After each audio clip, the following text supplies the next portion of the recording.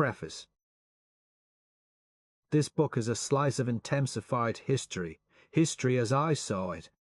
It does not pretend to be anything but a detailed account of the November Revolution, when the Bolsheviki, at the head of the workers and soldiers, seized the state power of Russia and placed it in the hands of the Soviets. Naturally, most of it deals with Red Petrograd, the capital and heart of the insurrection. But the reader must realize that what took place in Petrograd was almost exactly duplicated, with greater or lesser intensity, at different intervals of time, all over Russia. In this book, the first of several which I am writing, I must confine myself to a chronicle of those events which I myself observed and experienced, and those supported by reliable evidence, preceded by 2 chapters briefly outlining the background and causes of the November Revolution. I am aware that these 2 chapters make difficult reading, but they are essential to an understanding of what follows. Many questions will suggest themselves to the mind of the reader.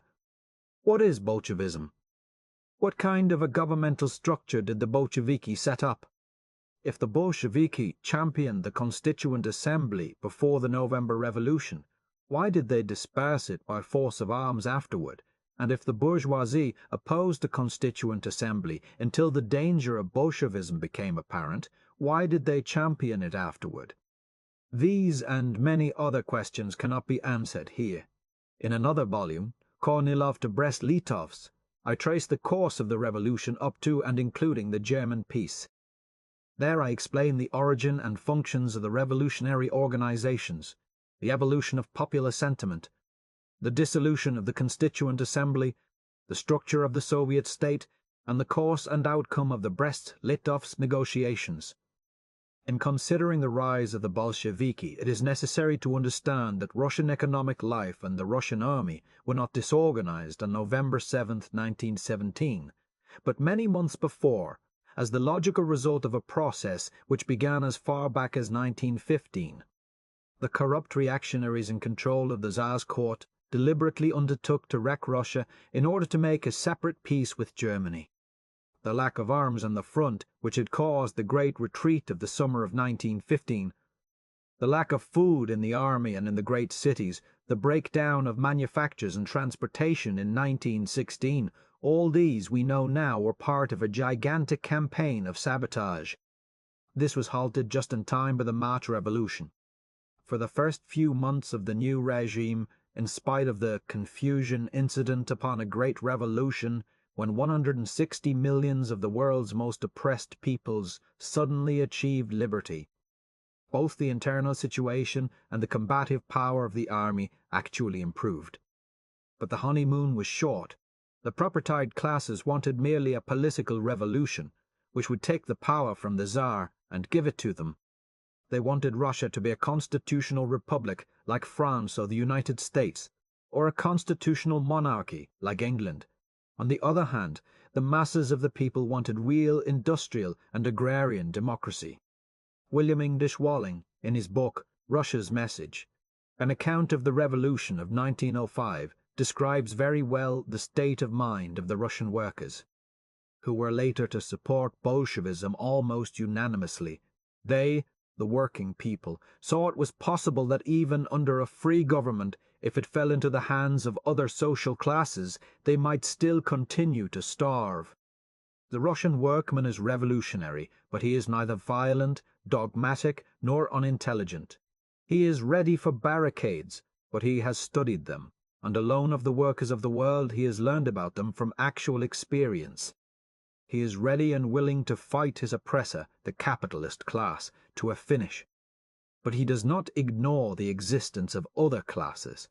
He merely asks that the other classes take one side or the other in the bitter conflict that draws near. They, the workers, were all agreed that our American political institutions were preferable to their own, but they were not very anxious to exchange one despot for another, i.e., the capitalist class. The working men of Russia did not have themselves shot down, executed by hundreds in Moscow, Riga and Odessa, imprisoned by thousands in every Russian jail, and exiled to the deserts and the Arctic regions. In exchange for the doubtful privileges of the working men of Goldfields and Cripple Creek, and so developed in Russia, in the midst of a foreign war, the social revolution on top of the political revolution, culminating in the triumph of Bolshevism. Mr. A.J. Sack, director in this country of the Russian Information Bureau, which opposes the Soviet government, has this to say in his book, The Birth of the Russian Democracy. The Bolsheviks organized their own cabinet, with Nicholas Lenin as premier and Leon Trotsky Minister of Foreign Affairs. The inevitability of their coming into power became evident almost immediately after the March Revolution. The history of the Bolsheviki after the Revolution is a history of their steady growth. Foreigners, and Americans especially, frequently emphasize the ignorance of the Russian workers. It is true they lacked the political experience of the peoples of the West, but they were very well trained in voluntary organization. In 1917 there were more than 12 million members of the Russian consumers' cooperative societies, and the Soviets themselves are a wonderful demonstration of their organizing genius. Moreover, there is probably not a people in the world so well educated in socialist theory and its practical application. William English Walling thus characterizes them: the Russian working people are for the most part able to read and write. For many years the country has been in such a disturbed condition that they have had the advantage of leadership, not only of intelligent individuals in their midst, but of a large part of the equally revolutionary educated class, who have turned to the working people with their ideas for the political and social regeneration of Russia. Many writers explain the hostility to the Soviet government by arguing that the last phase of the Russian Revolution was simply a struggle of the respectable elements against the brutal attacks of Bolshevism. However, it was the propertied classes who, when they realized the growth and power of the popular revolutionary organizations, undertook to destroy them and to halt the revolution. To this end, the propertied classes finally resorted to desperate measures. In order to wreck the Kerensky ministry and the Soviets, transportation was disorganized and internal troubles provoked. To crush the factory, shop committees, plants were shut down and fuel and raw materials diverted. To break the army committees at the front, capital punishment was restored and military defeat connived at. This was all excellent fuel for the Bolshevik fire. The Bolsheviki retorted by preaching the class war and by asserting the supremacy of the Soviets. Between these two extremes, with the other factions which wholeheartedly or half-heartedly supported them, were the so-called moderate socialists, the Mensheviki and socialist revolutionaries, and several smaller parties. These groups were also attacked by the propertied classes, but their power of resistance was crippled by their theories. Roughly, the Mensheviki and socialist revolutionaries believed that Russia was not economically ripe for a social revolution, that only a political revolution was possible. According to their interpretation, the Russian masses were not educated enough to take over the power. Any attempt to do so would inevitably bring on a reaction, by means of which some ruthless opportunist might restore the old regime. And so it followed that when the moderate socialists were forced to assume the power, they were afraid to use it. They believed that Russia must pass through the stages of political and economic development known to Western Europe and emerge at last, with the rest of the world, into full-fledged socialism. Naturally, therefore, they agreed with the propertied classes that Russia must first be a parliamentary state, though with some improvements on the Western democracies. As a consequence, they insisted upon the collaboration of the propertied classes in the government. From this, it was an easy step to supporting them. The moderate socialists needed the bourgeoisie, but the bourgeoisie did not need the moderate socialists. So it resulted in the socialist ministers being obliged to give way little by little on their entire program, while the propertied classes grew more and more insistent. And at the end, when the Bolsheviki upset the whole hollow compromise, the Mensheviki and socialist revolutionaries found themselves fighting on the side of the propertied classes. In almost every country in the world today, the same phenomenon is visible. Instead of being a destructive force, it seems to me that the Bolsheviki were the only party in Russia with a constructive program and the power to impose it on the country. If they had not succeeded to the government when they did, there is little doubt in my mind that the armies of Imperial Germany would have been in Petrograd and Moscow in December, and Russia would again be ridden by a Tsar. It is still fashionable, after a whole year of the Soviet government, to speak of the Bolshevik insurrection as an adventure. Adventure it was, and one of the most marvelous mankind ever embarked upon, sweeping into history at the head of the toiling masses, and staking everything on their vast and simple desires. Already the machinery had been set up by which the land of the great estates could be distributed among the peasants. The factory shop committees and the trade unions were there to put into operation workers' control of industry. In every village, town, city, district and province there were Soviets of workers, soldiers and peasants' deputies, prepared to assume the task of local administration. No matter what one thinks of Bolshevism, it is undeniable that the Russian Revolution is one of the great events of human history, and the rise of the Bolsheviki a phenomenon of worldwide importance. Just as historians search the records for the minutest details of the story of the Paris Commune, so they will want to know what happened in Petrograd in November 1917, the spirit which animated the people, and how the leaders looked, talked, and acted. It is with this in view that I have written this book. In the struggle my sympathies were not neutral, but in telling the story of those great days I have tried to see events with the eye of a conscientious reporter interested in setting down the truth. J.R. New York, January 1st, 1919. Notes and explanations. To the average reader, the multiplicity of Russian organizations, political groups, committees and central committees, Soviets, Duma and unions will prove extremely confusing. For this reason I am giving here a few brief definitions and explanations. Political parties. In the elections to the Constituent Assembly there were 17 tickets in Petrograd, and in some of the provincial towns as many as 40.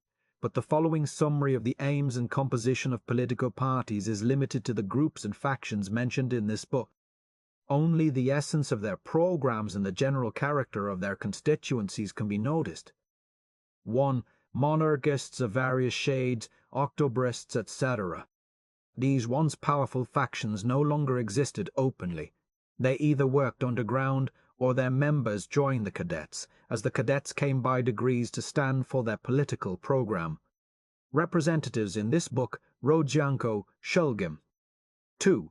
Cadets, so called from the initials of its name, Constitutional Democrats. Its official name is Party of the People's Freedom. Under the Tsar, composed of liberals from the propertied classes, the cadets were the great party of political reform, roughly corresponding to the Progressive Party in America. When the revolution broke out in March 1917, the cadets formed the first provisional government. The cadet ministry was overthrown in April because it declared itself in favor of Allied imperialistic aims, including the imperialistic aims of the Tsar's government. As the revolution became more and more a social-economic revolution, the cadets grew more and more conservative. Its representatives in this book are Milikov, Vinaiver, Shatsky. 2a. Group of public men. After the cadets had become unpopular through their relations with the Kornilov counter-revolution, the group of public men was formed in Moscow. Delegates from the group of public men were given portfolios in the last Kerensky cabinet. The group declared itself non-partisan, although its intellectual leaders were men like Rodzianko and Shulgin. It was composed of the more modern bankers, merchants and manufacturers who were intelligent enough to realize that the Soviets must be fought by their own weapon economic organization. Typical of the group, Leonozov, Konovalov. 3. Populist Socialists, or Trudoviki, Labor Group. Numerically a small party composed of cautious intellectuals, the leaders of the cooperative societies and conservative peasants. Professing to be socialists, the populists really supported the interests of the petty bourgeoisie clerks, shopkeepers, etc. By direct descent, inheritors of the compromising tradition of the labor group in the Fourth Imperial Duma, which was composed largely of peasant representatives. Kerensky was the leader of the Trudoviki in the Imperial Duma when the Revolution of March 1917 broke out. The populist socialists are a nationalistic party. Their representatives in this book are Bashikhanov, Tchaikovsky. 4. Russian Social Democratic Labour Party. originally Marxian socialists. At a party congress held in 1903, the party split on the question of tactics into two factions, the majority Bolshinstvo and the minority Menshinstvo. From this sprang the names Bolsheviki and Mensheviki, members of the majority and members of the minority. These two wings became two separate parties, both calling themselves Russian Social Democratic Labour Party, and both professing to be Marxians. Since the revolution of 1905, the Bolsheviki were really the minority, becoming again the majority in September 1917, a Mensheviki. This party includes all shades of socialists who believe that society must progress by natural evolution towards socialism, and that the working class must conquer political power first, also a nationalistic party. This was the party of the socialist intellectuals, which means all the means of education having been in the hands of the propertied classes, the intellectuals instinctively reacted to their training and took the side of the propertied classes. Among their representatives in this book are Dan, Lieber, Trishratelli, B. Mensheviki internationalists. The radical wing of the Mensheviki internationalists and opposed to all coalition with the propertied classes, yet unwilling to break loose from the conservative Mensheviki and opposed to the dictatorship of the working class advocated by the Bolsheviki. Trotsky was long a member of this group. Among their leaders, Martinov, now called themselves the Communist Party, in order to emphasize their complete separation from the tradition of moderate or parliamentary socialism, which dominates the Mensheviki and the so-called majority socialists in all countries. The Bolsheviki proposed immediate proletarian insurrection and seizure of the reins of government in order to hasten the coming of socialism by forcibly taking over industry, land, natural resources, and financial institutions. This party expresses the desires chiefly of the factory workers, but also of a large section of the poor peasants. The name Bolshevik cannot be translated by maximalist. The maximalists are a separate group. See paragraph 5b. Among the leaders, Lenin, Trotsky, Lunacharsky. D. United Social Democrats Internationalists, also called the Novaya Zhizn, New Life Group, from the name of the very influential newspaper which was its organ. A little group of intellectuals with a very small following among the working class, except the personal following of Maxim Gorky, its leader.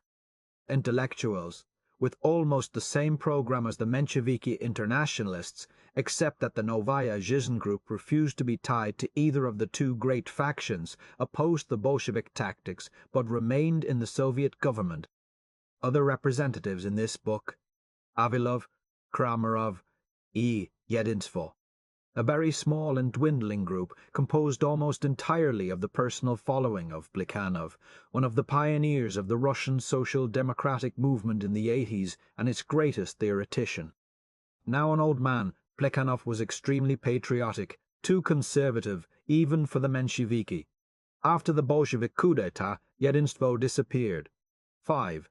Socialist Revolutionary Party, called SS from the initials of their name.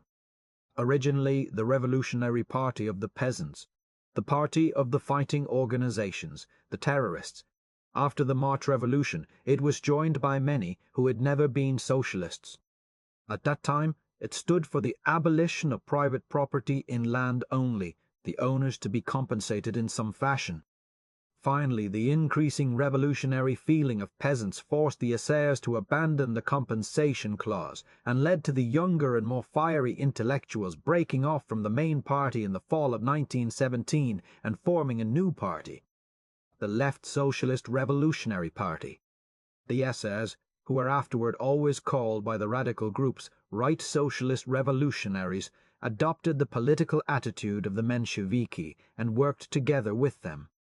They finally came to represent the wealthier peasants, the intellectuals, and the politically uneducated populations of remote rural districts.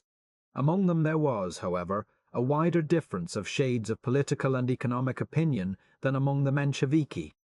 Among the leaders mentioned in these pages, Absentev, Gotz, Kerensky, Chernov, Babushka, Bryskovskaya.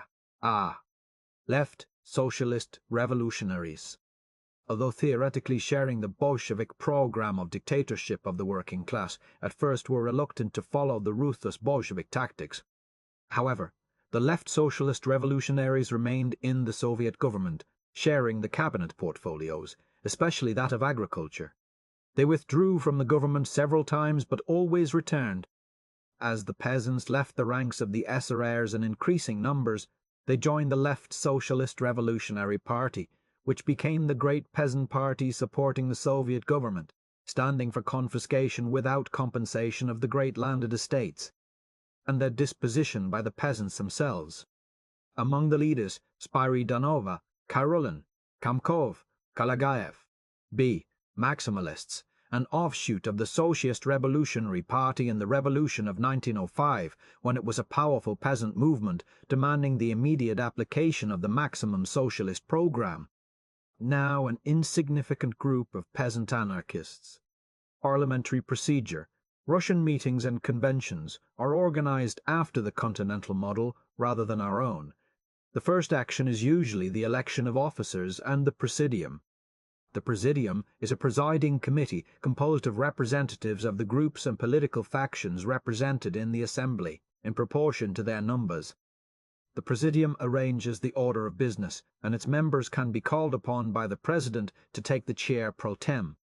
Each question, Bopros, is stated in a general way and then debated, and at the close of the debate resolutions are submitted by the different factions, and each one voted on separately. The order of business can be, and usually is, smashed to pieces in the first half hour. On the plea of emergency, which the crowd almost always grants, anybody from the floor can get up and say anything on any subject. The crowd controls the meeting, practically the only functions of the speaker being to keep order by ringing a little bell and to recognize speakers. Almost all the real work of the session is done in caucuses of the different groups and political factions, which almost always cast their votes in a body and are represented by floor leaders. The result is, however, that at every important new point, or vote, the session takes a recess to enable the different groups and political factions to hold a caucus. The crowd is extremely noisy, cheering or heckling speakers, overriding the plans of the Presidium. Among the customary cries are "Prosim, please, go on, pravilno," or "Eto vierno, that's true, right, do volo, enough, doloi, down with him, pozor, shame, and tishe." 1. Soviet. The word Soviet means council. Under the Tsar, the Imperial Council of State was called Gosudarstvenye Soviet. Since the revolution, however, the term Soviet has come to be associated with a certain type of parliament elected by members of working-class economic organizations, the Soviet of Workers, of Soldiers, or of Peasants' Deputies. I have therefore limited the word to these bodies, and wherever else it occurs, I have translated it council. Besides the local Soviets, elected in every city, town and village of Russia, and in large cities, also ward, Ryonu, Soviets, there are also the Oblastny or Gubiernsky, district or provincial, Soviets, and the Central Executive Committee of the All-Russian Soviets in the capital, called from its initials, SAEK. See below, Central Committees. Almost everywhere the Soviets of Workers and of Soldiers' Deputies combined very soon after the March Revolution. In special matters concerning their peculiar interests, however, the Workers' and the Soldiers' sections continued to meet separately. The Soviets of Peasants' Deputies did not join the other two until after the Bolshevik coup d'etat.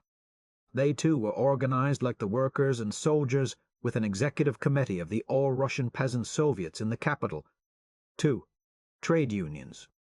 Although mostly industrial in form, the Russian labor unions were still called trade unions, and at the time of the Bolshevik Revolution had from 3 to 4 million members.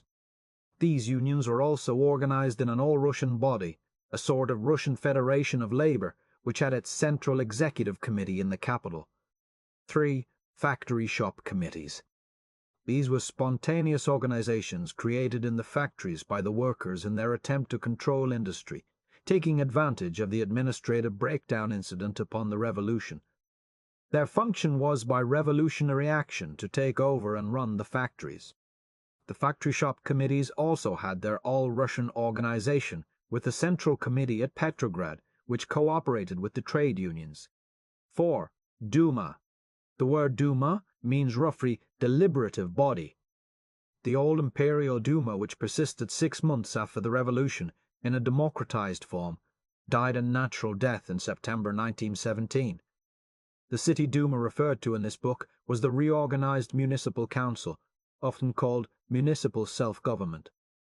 It was elected by direct and secret ballot, and its only reason for failure to hold the masses during the Bolshevik Revolution was the general decline in influence of all purely political representation in the fact of the growing power of organizations based on economic groups. 5. Zemstvos may be roughly translated county councils, under the Tsar semi-political, semi-social bodies with very little administrative power, developed and controlled largely by intellectual liberals among the landowning classes. Their most important function was education and social service among the peasants. During the war, the Zemstvos gradually took over the entire feeding and clothing of the Russian army, as well as the buying from foreign countries, and work among the soldiers generally corresponding to the work of the American YMSKA at the front.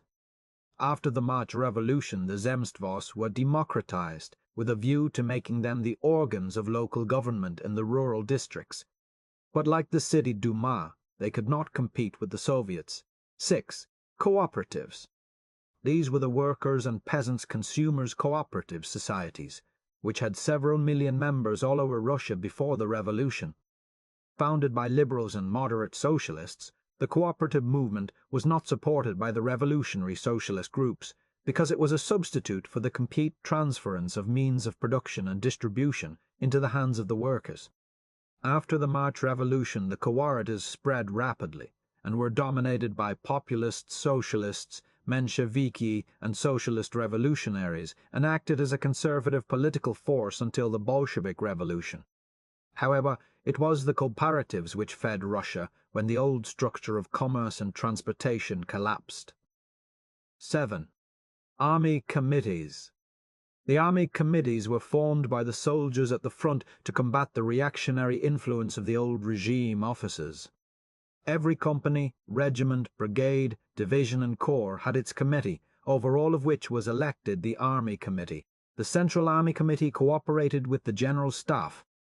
The administrative breakdown in the army incident upon the revolution threw upon the shoulders of the army committees most of the work of the quartermaster's department, and in some cases even the command of troops. 8. Fleet committees. The corresponding organizations in the Navy, central committees. In the spring and summer of 1917, all Russian conventions of every sort of organization were held at Petrograd. There were national congresses of workers, soldiers and peasant soviets, trade unions, factory shop committees, army and fleet committees, besides every branch of the military and naval service, cooperatives, nationalities, etc. Each of these conventions elected a central committee, or a central executive committee, to guard its particular interests at the seat of government. As the provisional government grew weaker, these central committees were forced to assume more and more administrative powers. The most important central committees mentioned in this book are unions. During the Revolution of 1905, Professor Milyakov and other liberals established unions of professional men, doctors, lawyers, physicians, etc. These were united under one central organization, the Union of Unions. In 1905, the Union of Unions acted with the revolutionary democracy. In 1917, however, the Union of Unions opposed the Bolshevik uprising and united the government employees who went on strike against the authority of the Soviets. TIK, All Russian Central Executive Committee of the Soviets of Workers' and Soldiers' Deputies, so called from the initials of its name. Centroflot, Center Fleet, the Central Fleet Committee. Vixel, All Russian Central Committee of the Railway Workers' Union, so called from the initials of its name. Other organizations. Red Guards, the armed factory workers of Russia. The Red Guards were first formed during the Revolution of 1905 and sprang into existence again in the days of March 1917, when a force was needed to keep order in the city. At that time they were armed, and all efforts of the Provisional Government to disarm them were more or less unsuccessful. At every great crisis in the Revolution, the Red Guards appeared on the streets, untrained and undisciplined, but full of revolutionary zeal. White Guards, bourgeois volunteers, who emerged in the last stages of the revolution to defend private property from the Bolshevik attempt to abolish it. A great many of them were university students. Techinsi, the so-called Savage Division in the army, made up of Mohammedan tribesmen from Central Asia and personally devoted to General Kornilov. The Techinsi were noted for their blind obedience and their savage cruelty in warfare. Death battalions, or shock battalions. The women's battalion is known to the world as the Death Battalion, but there were many death battalions composed of men. These were formed in the summer of 1917 by Kerensky for the purpose of strengthening the discipline and combative fire of the army by heroic example. The death battalions were composed mostly of intense young patriots. These came for the most part from among the sons of the propertied classes, Union of Officers, an organization formed among the reactionary officers in the army to combat politically the growing power of the army committees. Knights of St. George. The Cross of St. George was awarded for distinguished action in battle. Its holder automatically became a Knight of St. Robert. George. The predominant influence in the organization was that of the supporters of the military idea. Peasants' Union. In 1905, the Peasants' Union was a revolutionary peasants' organization. In 1917, however, it had become the political expression of the more prosperous peasants to fight the growing power and revolutionary aims of the Soviets of Peasants' Deputies. Chronology and spelling. I've adopted in this book our calendar throughout, instead of the former Russian calendar, which was 13 days earlier. In the spelling of Russian names and words, I have made no attempt to follow any scientific rules for transliteration, but have tried to give the spelling which would lead the English-speaking reader to the simplest approximation of their pronunciation. Sources. Much of the material in this book is from my own notes. I have also relied, however, upon a heterogeneous file of several hundred assorted Russian newspapers, covering almost every day of the time described, of files of the English paper, the Russian Daily News, and of the two French papers, Journal de Russie and Entente.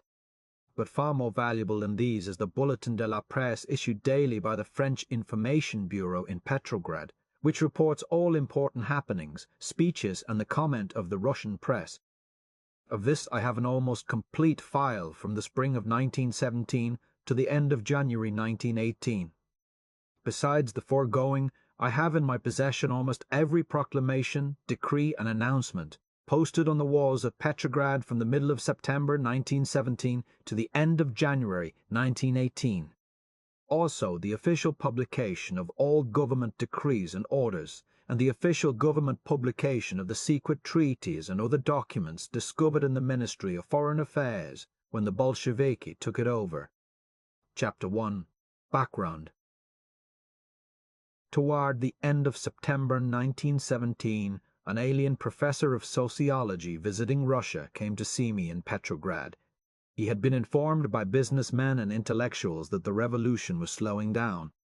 The professor wrote an article about it, and then traveled around the country, visiting factory towns and peasant communities where, to his astonishment, the revolution seemed to be speeding up. Among the wage earners and the land-working people, it was common to hear talk of all land to the peasants, all factories to the workers. If the professor had visited the front, he would have heard the whole army talking peace. The professor was puzzled, but he need not have been. Both observations were correct. The property-owning classes were becoming more conservative, the masses of the people more radical. There was a feeling among businessmen and the intelligentsia generally that the revolution had gone quite far enough and lasted too long, that things should settle down. This sentiment was shared by the dominant, moderate socialist groups, the Oboronsi, Si Ap, I, Sect. 1. Mensheviki and socialist revolutionaries who supported the Provisional Government of Kerensky. On October 14th, the official organ of the moderate socialists said, "The drama of revolution has two acts, the destruction of the old regime and the creation of the new one. The first act has lasted long enough. Now it is time to go on to the second, and to play it as rapidly as possible. As a great revolutionist put it, let us hasten, friends, to terminate the revolution. He who makes it last too long will not gather the fruits." Among the worker, soldier, and peasant masses, however, there was a stubborn feeling that the first act was not yet played out. On the front, the army committees were always running foul of officers who could not get used to treating their men like human beings.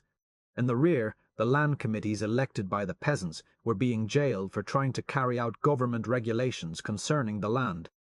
And the workmen, see App. I Sect 2, in the factories were fighting blacklists and lockouts. Nay, furthermore, returning political exiles were being excluded from the country as undesirable citizens, and in some cases men who returned from abroad to their villages were prosecuted and imprisoned for revolutionary acts committed in 1905. To the multiform discontent of the people, the moderate socialists had one answer: wait for the Constituent Assembly, which is to meet in December. But the masses were not satisfied with that. The Constituent Assembly was all well and good, but there were certain definite things for which the Russian Revolution had been made, and for which the revolutionary martyrs rotted in their stark brotherhood grave on Mars Field. That must be achieved, Constituent Assembly or no Constituent Assembly, peace, land, and workers' control of industry. The Constituent Assembly had been postponed and would probably be postponed again, until the people were calm enough, perhaps, to modify their demands. At any rate, here were 8 months of the revolution gone, and little enough to show for it. Meanwhile, the soldiers began to solve the peace question by simply deserting. The peasants burned manor houses and took over the great estates. The workers sabotaged and struck, of course, as was natural, the manufacturers. Landowners and army officers exerted all their influence against any democratic compromise. The policy of the Provisional Government alternated between ineffective reforms and stern repressive measures. An edict from the Socialist Minister of Labour ordered all the workers' committees henceforth to meet only after working hours.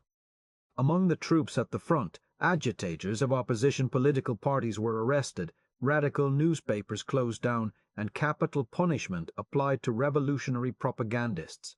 Attempts were made to disarm the Red Guard. Cossacks were sent to keep order in the provinces. These measures were supported by the moderate socialists and their leaders in the ministry, who considered it necessary to cooperate with the propartied classes. The people rapidly deserted them and went over to the Bolsheviki, who stood for peace, land, and workers' control of industry and a government of the working class. In September 1917, matters reached a crisis. Against the overwhelming sentiment of the country, Kerensky and the moderate socialists succeeded in establishing a government of coalition with the property classes, and as a result, the Mensheviki and socialist revolutionaries lost the confidence of the people forever. An article in Rabochi put, Workers' Way, about the middle of October, entitled "The Socialist Ministers," expressed the feeling of the masses of the people against the moderate socialists. Here is a list of their services. See App. I Sect. Tri Esratili disarmed the workmen with the assistance of General Polovtsev, checkmated the revolutionary soldiers, and approved of capital punishment in the army. Skobeliev commenced by trying to tax the capitalists 100% of their profits, and finished by an attempt to dissolve the workers' committees in the shops and factories. Absentiev put several hundred peasants in prison, members of the land committees, and suppressed dozens of workers' and soldiers' newspapers. Chernov signed the Imperial Manifest, ordering the dissolution of the Finnish Diet. Savinkov concluded an open alliance with General Kornilov.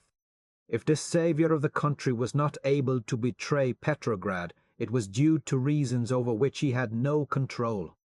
Zarudny, with the sanction of Alexinsky and Kerensky, put some of the best workers of the revolution, soldiers and sailors, in prison. Nikitin acted as a vulgar policeman against the railway workers. Kerensky, it is better not to say anything about him. The list of his services is too long. A Congress of Delegates of the Baltic Fleet at Helsingfors passed a resolution which began as follows: "We demand the immediate removal from the ranks of the Provisional Government of the Socialist, the political adventurer Kerensky, as one who is scandalizing and ruining the great revolution, and with it the revolutionary masses, by his shameless political blackmail on behalf of the bourgeoisie." The direct result of all this was the rise of the Bolsheviki. Since March 1917, when the roaring torrents of workmen and soldiers beating upon the Tauride palace compelled the reluctant Imperial Duma to assume the supreme power in Russia, it was the masses of the people, workers, soldiers and peasants, which forced every change in the course of the revolution. They hurled the Milyukov ministry down. It was their Soviet which proclaimed to the world the Russian peace terms, no annexations, no indemnities, and the right of self-determination of peoples. And again, in July, it was the spontaneous rising of the unorganized proletariat which once more stormed the Tauride Palace to demand that the Soviets take over the government of Russia. The Bolsheviki, then a small political sect, put themselves at the head of the movement. As a result of the disastrous failure of the rising, public opinion turned against them, and their leaderless hordes slunk back into the Vyborg quarter, which is Petrograd's Saint Antoine. Then followed a savage hunt of the Bolsheviki. Hundreds were imprisoned, among them Trotsky, Madame Kollontai and Kamenev. Lenin and Zinoviev went into hiding, fugitives from justice, the Bolshevik papers were suppressed. Provocators and reactionaries raised the cry that the Bolsheviki were German agents until people all over the world believed it. But the Provisional Government found itself unable to substantiate its accusations. The documents proving pro-German conspiracy were discovered to be forgeries and protas, and one by one the Bolsheviki were part of the famous Sisson documents released from prison without trial, on nominal or no bail, until only 6 remained. The impotence and indecision of the ever-changing Provisional Government was an argument nobody could refute. The Bolsheviki raised again the slogan, so dear to the masses, "All power to the Soviets!" And they were not merely self-seeking, for at that time the majority of the Soviets was moderate socialist, their bitter enemy. But more potent still, they took the crude, simple desires of the workers, soldiers and peasants, and from them built their immediate program. And so, while the Obronsi Mensheviki and socialist revolutionaries involved themselves in compromise with the bourgeoisie, the Bolsheviki rapidly captured the Russian masses. In July they were hunted and despised. By September, the metropolitan workmen, the sailors of the Baltic Fleet, and the soldiers had been won almost entirely to their cause. The September municipal elections in the large cities, see App. September 4 were significant. Only 18% of the returns were Menshevik and socialist revolutionary, against more than 70% in June. There remains a phenomenon which puzzled foreign observers: the fact that the Central Executive Committees of the Soviets, the Central Army and Fleet Committees, UMPIS, and the Central Committees of some of C Notes and Explanations, the unions, notably the post and telegraph workers and the railway workers, opposed the Bolsheviki with the utmost violence. These central committees had all been elected in the middle of the summer, or even before, when the Mensheviki and socialist revolutionaries had an enormous following, and they delayed or prevented any new elections. Thus, according to the Constitution of the Soviets of Workers' and Soldiers' Deputies, the All-Russian Congress should have been called in September, but the Tsay-ee-kah would not see notes and explanations, called the meeting on the ground that the Constituent Assembly was only 2 months away, at which time they hinted the Soviets would abdicate. Meanwhile, one by one, the Bolsheviki were winning in the local Soviets all over the country, in the union branches and the ranks of the soldiers and sailors. The peasant Soviets remained still conservative, because in the sluggish rural districts political consciousness developed slowly, and the Socialist Revolutionary Party had been for a generation the party which had agitated among the peasants. But even among the peasants a revolutionary wing was forming. It showed itself clearly in October, when the left wing of the Socialist Revolutionaries split off and formed a new political faction, the Left Socialist Revolutionaries. At the same time, there were signs everywhere that the forces of reaction were gaining confidence. See app. I sect. 5. At the Troitsky Farce Theatre in Petrograd, for example, a burlesque called Sons of the Tsar was interrupted by a group of monarchists who threatened to lynch the actors for insulting the emperor. Certain newspapers began to sigh for a Russian Napoleon. It was the usual thing among bourgeois intelligentsia to refer to the Soviets of Workers' Deputies, Rabotchik Deputatov, as Sabachik Deputavdos Dogudis. On October 15th, I had a conversation with a great Russian capitalist, Stepan Georgievich Lyanozov, known as the Russian Rockefeller, a cadet by political faith. Revolution, he said, is a sickness. Sooner or later, the foreign powers must intervene, here as one would intervene to cure a sick child and teach it how to walk. Of course it would be more or less improper, but the nations must realize the danger of Bolshevism in their own countries. Such contagious ideas as proletarian dictatorship and world social revolution. There is a chance that this intervention may not be necessary. Transportation is demoralized, the factories are closing down, and the Germans are advancing. Starvation and defeat may bring the Russian people to their senses. Mr. Lyanozov was emphatic in his opinion that whatever happened, it would be impossible for merchants and manufacturers to permit the existence of the workers' shop committees, or to allow the workers any share in the management of industry. As for the Bolsheviki, they will be done away with by one of two methods. The government can evacuate Petrograd, then a state of siege declared, and the military commander of the district can deal with these gentlemen without legal formalities, or if, for example, the Constituent Assembly manifests any utopian tendencies, it can be dispersed by force of arms.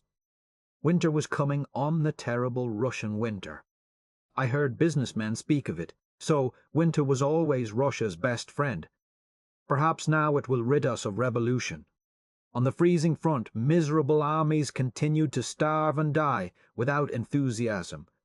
The railways were breaking down, food lessening, factories closing. The desperate masses cried out that the bourgeoisie was sabotaging the life of the people, causing defeat on the front. Riga had been surrendered just after General Kornilov said publicly, "Must we pay with Riga the price of bringing the country to a sense of its duty?" See Kornilov to Brest-Litovsk by John Reed. Bonny and Liverite en Yori dis 1919. To Americans it is incredible that the class war should develop to such a pitch, but I have personally met officers on the Northern Front who frankly preferred military disaster to cooperation with the soldiers' committees. The secretary of the Petrograd branch of the Cadet Party told me that the breakdown of the country's economic life was part of a campaign to discredit the revolution. An Allied diplomat, whose name I promised not to mention, confirmed this from his own knowledge. I know of certain coal mines near Kharkov which were fired and flooded by their owners, of textile factories at Moscow, whose engineers put the machinery out of order when they left, of railroad officials caught by the workers in the act of crippling locomotives. A large section of the propertied classes preferred the Germans to the revolution, even to the Provisional Government, and didn't hesitate to say so. In the Russian household where I lived, the subject of conversation at the dinner table was almost invariably the coming of the Germans, bringing law and order. One evening I spent at the house of a Moscow merchant. During tea we asked the 11 people at the table whether they preferred Wilhelm or the Bolsheviki. The vote was 10-1 for Wilhelm. The speculators took advantage of the universal disorganization to pile up fortunes and to spend them in fantastic revelry or the corruption of government officials. Foodstuffs and fuel were hoarded or secretly sent out of the country to Sweden. In the first 4 months of the revolution, for example, the reserve food supplies were almost openly looted from the great municipal warehouses of Petrograd, until the 2 years' provision of grain had fallen to less than enough to feed the city for 1 month. According to the official report of the last Minister of Supplies in the Provisional Government, coffee was bought wholesale in Vladivostok for 2 rubles a pound, and the consumer in Petrograd paid 13. In all the stores of the large cities were tons of food and clothing, but only the rich could buy them. In a provincial town I knew a merchant family turned speculator-maradier, bandit, ghoul the Russians call it. The 3 sons had bribed their way out of military service. One gambled in foodstuffs, another sold illegal gold from the Lena mines to mysterious parties in Finland. The third owned a controlling interest in a chocolate factory, which supplied the local cooperative societies on condition that the cooperatives furnished him everything he needed. And so, while the masses of the people got a quarter pound of black bread on their bread cards, he had an abundance of white bread, sugar, tea, candy, cake, and butter. Yet, when the soldiers at the front could no longer fight from cold, hunger, and exhaustion, how indignantly did this family scream cowards! How ashamed they were to be Russians! When finally the Bolsheviki found and requisitioned vast hoarded stores of provisions, what robbers they were! Beneath all this external rottenness moved the old-time dark forces, unchanged since the fall of Nicholas II, secret still and very active. The agents of the notorious Okhrana still functioned, for and against the Tsar, for and against Kerensky, whoever would pay. In the darkness, underground organizations of all sorts, such as the Black Hundreds, were busy attempting to restore reaction in some form or other. In this atmosphere of corruption, of monstrous half-truths, one clear note sounded day after day, the deepening chorus of the Bolsheviki: all power to the Soviets, all power to the direct representatives of millions on millions of common workers, soldiers, peasants. Land, bread, an end to the senseless war, an end to secret diplomacy, speculation, treachery.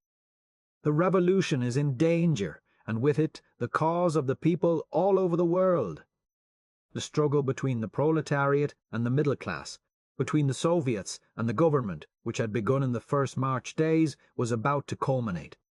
Having at one bound leaped from the Middle Ages into the 20th century, Russia showed the startled world 2 systems of revolution, the political and the social in mortal combat. What a revelation of the vitality of the Russian Revolution, after all these months of starvation and disillusionment! The bourgeoisie should have better known its Russia. Not for a long time in Russia will the sickness of revolution have run its course. Looking back, Russia before the November insurrection seems of another age, almost incredibly conservative. So quickly did we adapt ourselves to the newer, swifter life, just as Russian politics swung bodily to the left until the cadets were outlawed as enemies of the people.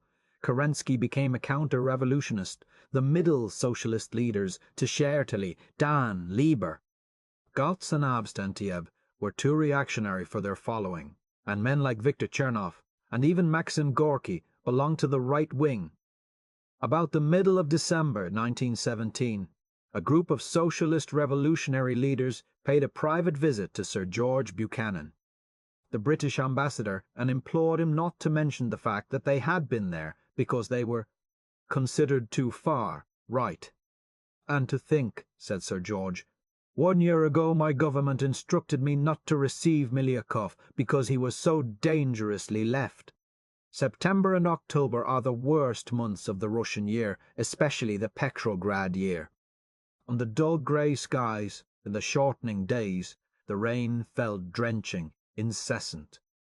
The mud underfoot was deep, slippery and clinging, tracked everywhere by heavy boots, and worse than usual because of the complete breakdown of the municipal administration. Bitter damp winds rushed in from the Gulf of Finland, and the chill fog rolled through the streets. At night, for motives of economy as well as fear of Zeppelins, the street lights were few and far between. In private dwellings and apartment houses, the electricity was turned on from 6 o'clock until midnight, with candles 40 cents apiece and little kerosene to be had. It was dark from 3 in the afternoon to 10 in the morning. Robberies and housebreakings increased. In apartment houses, the men took turns at all-night guard duty, armed with loaded rifles. This was under the Provisional Government. Week by week, food became scarcer. The daily allowance of bread fell from £1.50 to £1, then 3/4, half, and 1/4 pound. Toward the end, there was a week without any bread at all. Sugar one was entitled to at the rate of £2 a month, if one could get it at all, which was seldom. A bar of chocolate or a pound of tasteless candy cost anywhere from 7 to 10 rubles, at least $1. There was milk for about half the babies in the city. Most hotels and private houses never saw it for months. In the fruit season, apples and pears sold for a little less than a ruble apiece on the street corner. For milk and bread and sugar and tobacco, one had to stand in queue long hours in the chill rain. Coming home from an all-night meeting, I have seen the Kavost tail beginning to form before dawn. Mostly women, some with babies in their arms. Carlyle, in his French Revolution, has described the French people as distinguished above all others by their faculty of standing in queue. Russia had accustomed herself to the practice, begun in the reign of Nicholas the Blessed as long ago as 1915, and from then continued intermittently until the summer of 1915, when it settled down as the regular order of things. Think of the poorly clad people standing on the iron-white streets of Petrograd whole days in the Russian winter. I have listened in the bread lines, hearing the bitter, acrid note of discontent which from time to time burst up through the miraculous good nature of the Russian crowd. Of course, all the theatres were going every night, including Sundays. Karsavina appeared in a new ballet at the Mariinsky, all dance-loving Russia coming to see her. Shaliapin was singing. At the Alexandrinsky they were reviving Meyerhold's production of Tolstoy's Death of Ivan the Terrible, and at that performance I remember noticing a student of the Imperial School of Pages in his dress uniform, who stood up correctly between the acts and faced the empty imperial box with its eagles all erased. The Klavoye Zerkalo staged a sumptuous version of Schnitzler's Reigen. Although the Hermitage and other picture galleries had been evacuated to Moscow, there were weekly exhibitions of paintings. Hordes of the female intelligentsia went to hear lectures on art, literature, and easy philosophies. It was a particularly active season for theosophists, and the Salvation Army, admitted to Russia for the first time in history, plastered the walls with announcements of gospel meetings which amused and astounded Russian audiences. As in all such times, the petty conventional life of the city went on, ignoring the revolution as much as possible. The poets made verses, but not about the revolution. The realistic painters painted scenes from medieval Russian history, anything but the revolution. Young ladies from the provinces came up to the capital to learn French and cultivate their voices, and the gay young beautiful officers wore their gold-trimed crimson bashliki and their elaborate Caucasian swords around the hotel lobbies.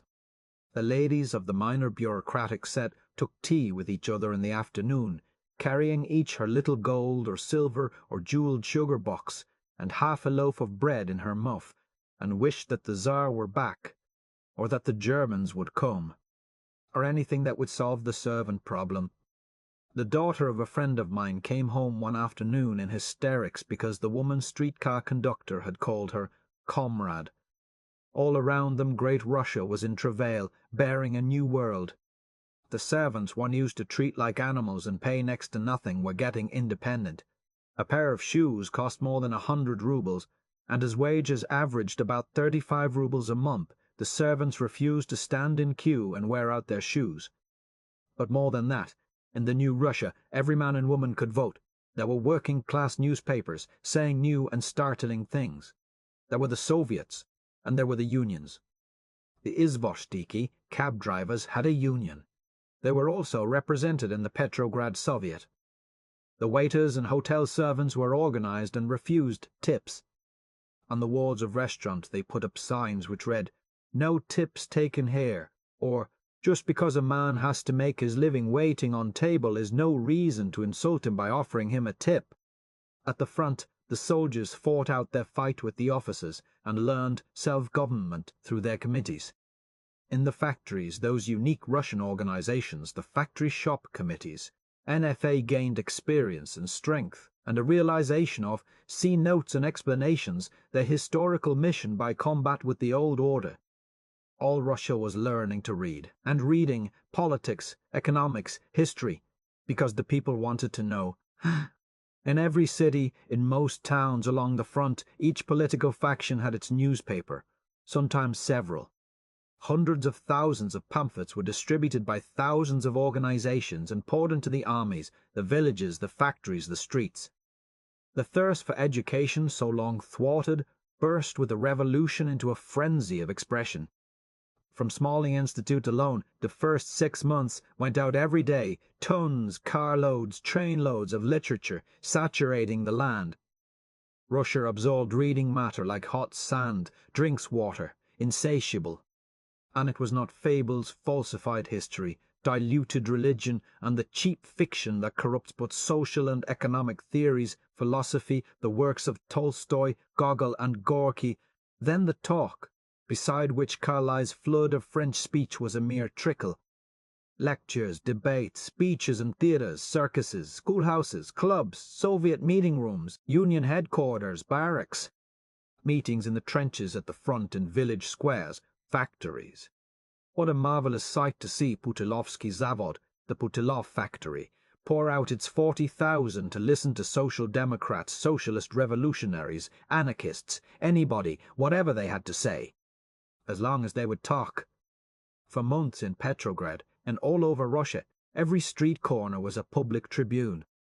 In railway trains, streetcars, always the spurting up of impromptu debate everywhere, and the all-Russian conferences and congresses, drawing together the men of 2 continents conventions of Soviets, of cooperativs, zemstvos, orativs, zemstvos, nationalities, priests, peasants, political parties, the C notes and explanations, Democratic Conference, the Moscow Conference, the Council of the Russian Republic.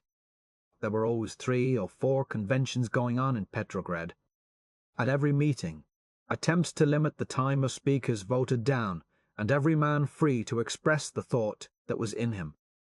We came down to the front of the 12th Army, back of Riga, where gaunt and bootless men sickened in the mud of desperate trenches, and when they saw us they started up, with their pinched faces and the flesh showing blue through their torn clothing, demanding eagerly, "Did you bring anything to read?"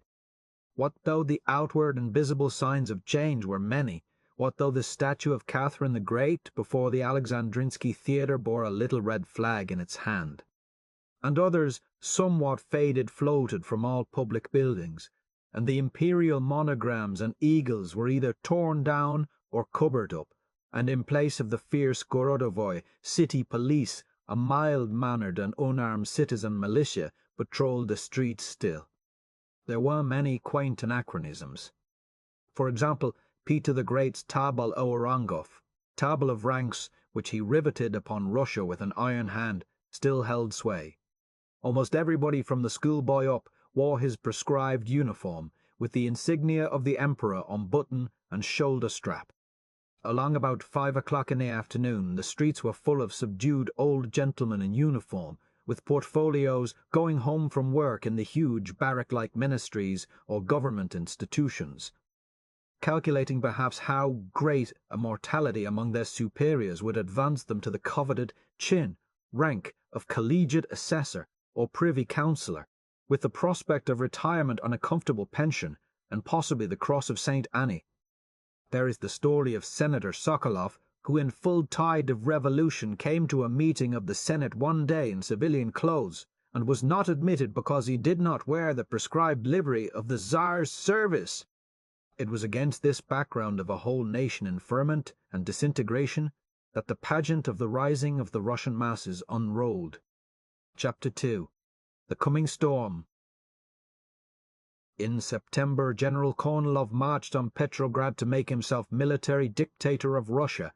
Behind him was suddenly revealed the mailed fist of the bourgeoisie, boldly attempting to crush the revolution. Some of the socialist ministers were implicated. Even Kerensky was under suspicion. See App Doster, Sect 1, Savinkov. Summoned to explain to the Central Committee of his party, the Socialist Revolutionaries, refused and was expelled. Kornilov was arrested by the Soldiers' Committees. Generals were dismissed, ministers suspended from their functions, and the cabinet fell. Kerensky tried to form a new government, including the cadets, party of the bourgeoisie. His party, the Socialist Revolutionaries, ordered him to exclude the cadets. Kerensky declined to obey and threatened to resign from the cabinet if the Socialists insisted. However, popular feeling ran so high that for the moment he did not dare oppose it, and a temporary directorate of 5 of the old ministers, with Kerensky at the head, assumed the power until the question should be settled. The Kornilov affair drew together all the socialist groups, moderates as well as revolutionists, in a passionate impulse of self-defense. There must be no more Kornilovs. A new government must be created, responsible to the elements supporting the revolution. So the Tsay ee Kah invited the popular organizations to send delegates to a democratic conference which should meet at Petrograd in September. In the Tsay ee Kah, 3 factions immediately appeared. The Bolsheviki demanded that the All-Russian Congress of Soviets be summoned and that they take over the power. The Center Socialist Revolutionaries, led by Cheremov, joined with the Left Socialist Revolutionaries, led by Kamkov and Spiridonova, the Mensheviki Internationalists under Martov, and the Center Mensheviki (APB), see notes and explanations, represented by Bogdanov and Skobeliev, in demanding a purely socialist government. Tseretelli, Dan and Lieber, at the head of the right-wing Mensheviki, and the right socialist revolutionaries under Avsentiev and Gotz, insisted that the propertied classes must be represented in the new government. Almost immediately the Bolsheviki won a majority in the Petrograd Soviet, and the Soviets of Moscow, Kiev, Odessa and other cities followed suit. Alarmed, the Mensheviki and socialist revolutionaries in control of the Tsay ee Kah decided that after all they feared the danger of Kornilov less than the danger of Lenin. They revised the plan of representation in the Democratic Conference, see App 2, Sect to Sect. 2. Admitting more delegates from the cooperative societies and other conservative bodies. Even this packed assembly at first voted for a coalition government without the cadets. Only Kerensky's open threat of resignation and the alarming cries of the moderate socialists that the Republic is in danger persuaded the conference by a small majority to declare in favour of the principle of coalition with the bourgeoisie, and to sanction the establishment of a sort of consultative parliament without any legislative power, called the Provisional Council of the Russian Republic. In the new ministry the propartied classes practically controlled, and in the Council of the Russian Republic they occupied a disproportionate number of seats. The fact is that the Tsay ee Kah no longer represented the rank and file of the Soviets, and had illegally refused to call another All-Russian Congress of Soviets due in September. It had no intention of calling this Congress or of allowing it to be called. Its official organ, Izviestia, News, began to hint that the function of the Soviets was nearly at an end, see App. 2. Sect. 3. And that they might soon be dissolved. At this time, too, the new government announced as part of its policy the liquidation of irresponsible organizations, i.e. the Soviets. The Bolsheviki responded by summoning the All-Russian Soviets to meet at Petrograd on November 2nd and take over the government of Russia. At the same time, they withdrew from the Council of the Russian Republic, stating that they would not participate in a government of treason to the people, see App. 2, Sect 4. The withdrawal of the Bolsheviki, however, did not bring tranquility to the ill-fated council. The proper-tied classes, now in a position of power, became arrogant. The cadets declared that the government had no legal right to declare Russia a republic. They demanded stern measures in the army and navy to destroy the soldiers' and sailors' committees and denounce the Soviets. On the other side of the chamber, the Mensheviki internationalists and the left socialist revolutionaries advocated immediate peace, land to the peasants, and workers' control of industry, practically the Bolshevik program. I heard Martov's speech in answer to the cadets. Stooped over the desk of the Tribune, like the mortally sick man he was, and speaking in a voice so hoarse it could hardly be heard.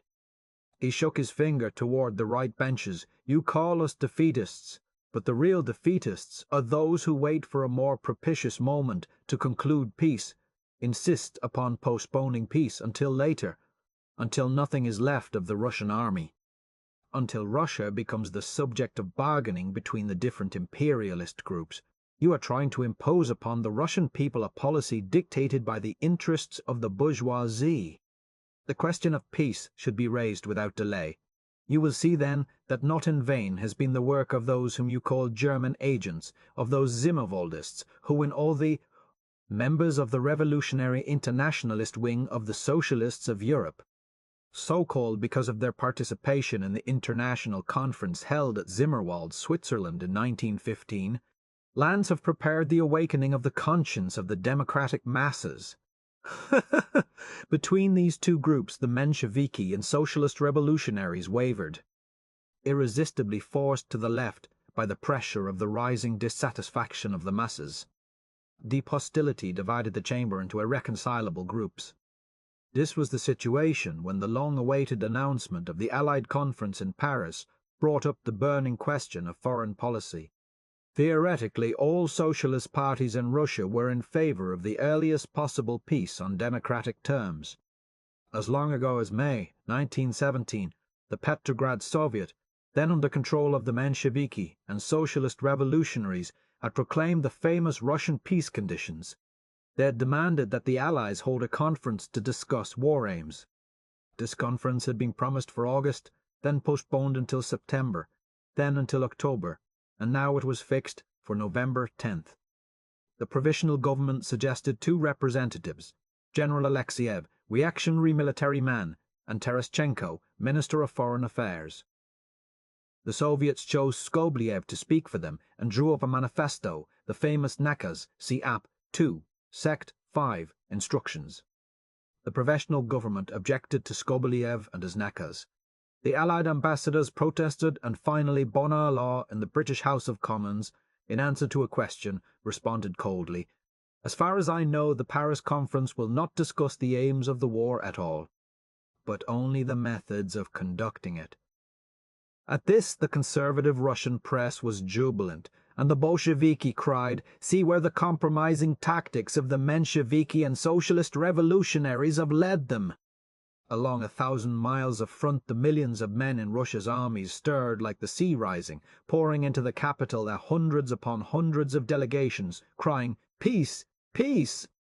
I went across the river to the Cirque Moderne, to one of the great popular meetings which occurred all over the city, more numerous night after night. The bare, gloomy amphitheatre, lit by 5 tiny lights hanging from a thin wire, was packed from the ring up the steep sweep of grimy benches to the very roof soldiers, sailors, workmen, women, all listening as if their lives depended upon it. A soldier was speaking from the 54148 division, wherever and whatever that was. "Comrades," he cried, and there was real anguish in his drawn face and despairing gestures. "The people at the top are always calling upon us to sacrifice more, while those who have everything are left unmolested. We are at war with Germany. Would we invite German generals to serve on our staff? Well, we're at war with the capitalists too, and yet we invite them into our government. The soldier says, 'Show me what I am fighting for. Is it Constantinople, or is it free Russia? Is it the democracy, or is it the gamocracy? Or is it the capitalist plunderers? If you can prove to me that I am defending the revolution, then I'll go out and fight without capital punishment to force me. When the land belongs to the peasants and the factories to the workers and the power to the Soviets, then we'll know we have something to fight for, and we'll fight for it.' In the barracks, the factories, on the street corners, endless soldier speakers all clamouring for an end to the war, declaring that if the government did not make an energetic effort to get peace, the army would leave the trenches and go home. The spokesman for the 8th Army, "We are weak, we have only a few men left in each company. They must give us food and boots and reinforcements, or soon there will be left only empty trenches. Peace or supplies. Either let the government end the war or support the army for the 46th Siberian Artillery. The officers will not work with our committees, they betray us to the enemy. They apply the death penalty to our agitators, and the counter-revolutionary government supports them. We thought that the revolution would bring peace. But now the government forbids us even to talk of such things, and at the same time doesn't give us enough food to live on, or enough ammunition to fight with. From Europe came rumors of peace at the expense of Russia. See App I2, Sect 6. News of the treatment of Russian troops in France added to the discontent. The 1st Brigade had tried to replace its officers with soldiers' committees, like their comrades at home, and had refused an order to go to Salonika, demanding to be sent to Russia.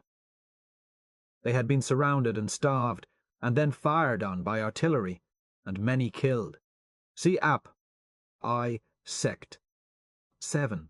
On October 29th, I went to the White Marble and Crimson Hall of the Mariinsky Palace, where the Council of the Republic sat, to hear Terestchenko's declaration of the government's foreign policy, awaited with such terrible anxiety by all the peace-thirsty and exhausted land.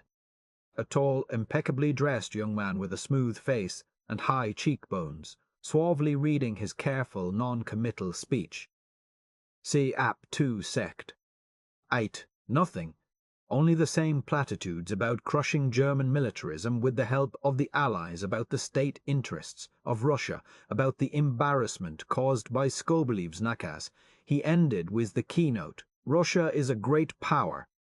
Russia will remain a great power, whatever happens. We must all defend her. We must show that we are defenders of a great ideal and children of a great power. Nobody was satisfied. The reactionaries wanted a strong imperialist policy. The democratic parties wanted an assurance that the government would press for peace.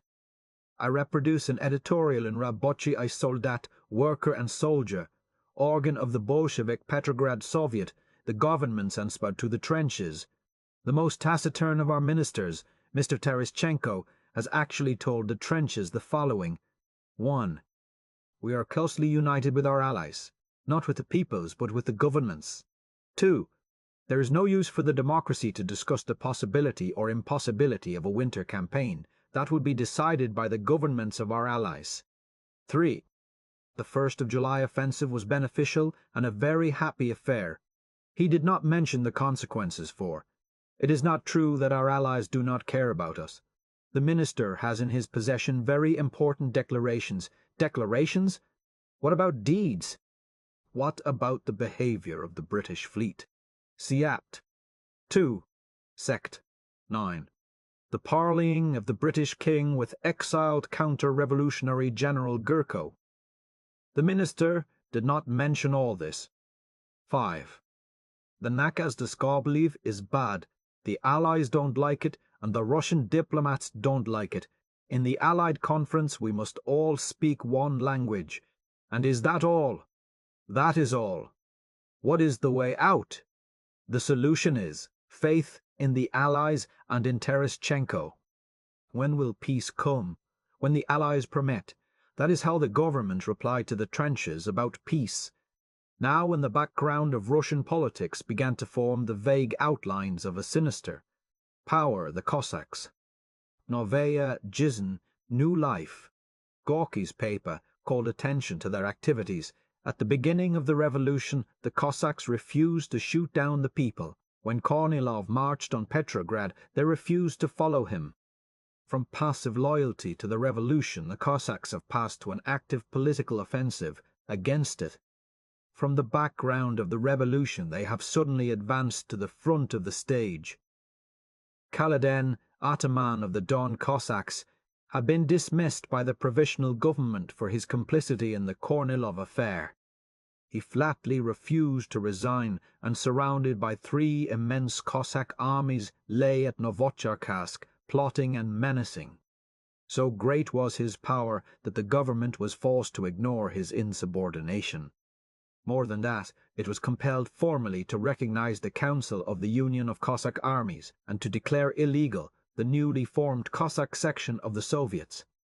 In the first part of October, a Cossack delegation called upon Kerensky, arrogantly insisting that the charges against Kaledin be dropped and reproaching the minister-president for yielding to the Soviets. Kerensky agreed to let Kaledin alone, and then is reported to have said, "In the eyes of the Soviet leaders I am a despot and a tyrant. As for the Provisional Government, not only does it not depend upon the Soviets, but it considers it regrettable that they exist at all." At the same time, another Cossack mission called upon the British ambassador, treating with him boldly as representatives of the free Cossack people. In the Don, something very like a Cossack republic had been established. The Kuban declared itself an independent Cossack state. The Soviets of Rostov-on-Don and Yekaterinburg were dispersed by armed Cossacks, and the headquarters of the Coal Miners' Union at Kharkov raided. In all its manifestations, the Cossack movement was anti-socialist and militaristic. Its leaders were nobles and great landowners like Kaledin, Kornilov, Generals Dutov, Karolov and Bardiche, and it was backed by the powerful merchants and bankers of Moscow. Old Russia was rapidly breaking up. In Ukraine, in Finland, Poland, White Russia, the nationalist movements gathered strength and became bolder. The local governments, controlled by the propartite classes, claimed autonomy, refusing to obey orders from Petrograd. At Helsingfors, the Finnish Senate declined to loan money to the Provisional Government, declared Finland autonomous, and demanded the withdrawal of Russian troops. The bourgeois Rada at Kiev extended the boundaries of Ukraine until they included all the richest agricultural lands of South Russia as far east as the Urals, and began the formation of a national army. Premier Vinichenko hinted at a separate peace with Germany, and the Provisional Government was helpless. Siberia, the Caucasus, demanded separate constituent assemblies. And in all these countries there was the beginning of a bitter struggle between the authorities and the local Soviets of workers' and soldiers' deputies. Conditions were daily more chaotic. Hundreds of thousands of soldiers were deserting the front and beginning to move in vast, aimless tides over the face of the land. The peasants of Tambov and Tver governments, tired of waiting for the land, exasperated by the repressive measures of the government, were burning manor houses and massacring landowners. Immense strikes and lockouts convulsed Moscow, Odessa, and the coal mines of the Don. Transportation was paralyzed, the army was starving, and in the big cities there was no bread. The government, torn between the democratic and reactionary factions, could do nothing. When forced to act, it always supported the interests of the propertied classes. Cossacks were sent to restore order among the peasants, to break the strikes. In Tashkent, government authorities suppressed the Soviet. In Petrograd, the Economic Council, established to rebuild the shattered economic life of the country, came to a deadlock between the opposing forces of capital and labor, and was dissolved by Kerensky. The old regime military men, backed by cadets, demanded that harsh measures be adopted to restore discipline in the army and the navy. In vain, Admiral Verdesky, the venerable Minister of Marine, and General Verkhovsky, Minister of War, insisted that only a new, voluntary, democratic discipline, based on cooperation with the soldiers and sailors' committees, could save the army and navy. Their recommendations were ignored. The reactionaries seemed determined to provoke popular anger. The trial of Kornilov was coming on. More and more openly the bourgeois press defended him, speaking of him as the great Russian patriot. Burtsev's paper, Aufstiegsdielo, Kamenkos, called for a dictatorship of Kornilov, Kaledin, and Kerensky. I had a talk with Burtsev one day in the press gallery of the Council of the Republic. A small, stooped figure with a wrinkled face, eyes nearsighted behind thick glasses, untidy hair and beard streaked with grey. Mark my words, young man, what Russia needs is a strong man. We should get our minds off the revolution now and concentrate on the Germans. Bunglas to defeat Kornilov, and back of the Bunglas are the German agents. Kornilov should have won, and the extreme right, the organs of the scarcely veiled monarchists, Purishkevich's Narodny Tribune, People's Tribune, Novaya Rus, New Russia, and Zhivoye Slovo, Living Word, openly advocated the extermination of the revolutionary democracy. On the 23rd of October occurred the naval battle with a German squadron in the Gulf of Riga. On the pretext that Petrograd was in danger, the Provisional Government drew up plans for evacuating the capital. First, the great munitions works were to go, distributed widely throughout Russia, and then the government itself was to move to Moscow. Instantly, the Bolsheviki began to cry out that the government was abandoning the Red Capital in order to weaken the revolution. Riga had been sold to the Germans. Now Petrograd was being betrayed. The bourgeois press was joyful. At Moscow, said the cadet Paperback speech, the government can pursue its work in a tranquil atmosphere without being interfered with by anarchists. Rodzianko, leader of the right wing of the cadet party, declared in Utro Rossii, the morning of Russia, that the taking of Petrograd by the Germans would be a blessing. Because it would destroy the Soviets and get rid of the revolutionary Baltic fleet, Petrograd is in danger, he wrote. I say to myself, let God take care of Petrograd. They fear that if Petrograd is lost, the central revolutionary organizations will be destroyed. To that I answer that I rejoice if all these organizations are destroyed, for they will bring nothing but disaster upon Russia. With the taking of Petrograd, the Baltic fleet will also be destroyed. But there will be nothing to regret. Most of the battleships are completely demoralized. In the face of a storm of popular disapproval, the plan of evacuation was repudiated. Meanwhile, the Congress of Soviets loomed over Russia like a thundercloud, shot through with lightnings. It was opposed not only by the government, but by all the moderate socialists. The Central Army and Fleet Committees, the Central Committees of some of the trade unions, the Peasants' Soviets, but most of all, the Sayika itself, spared no pains to prevent the meeting. Izvestia and Golos Soldata, Voice of the Soldier, newspapers founded by the Petrograd Soviet, but now in the hands of the Sayika, fiercely assailed it, as did the entire artillery of the Socialist Revolutionary Party press. Delo Naroda, People's Cause, and Volia Naroda, People's Will.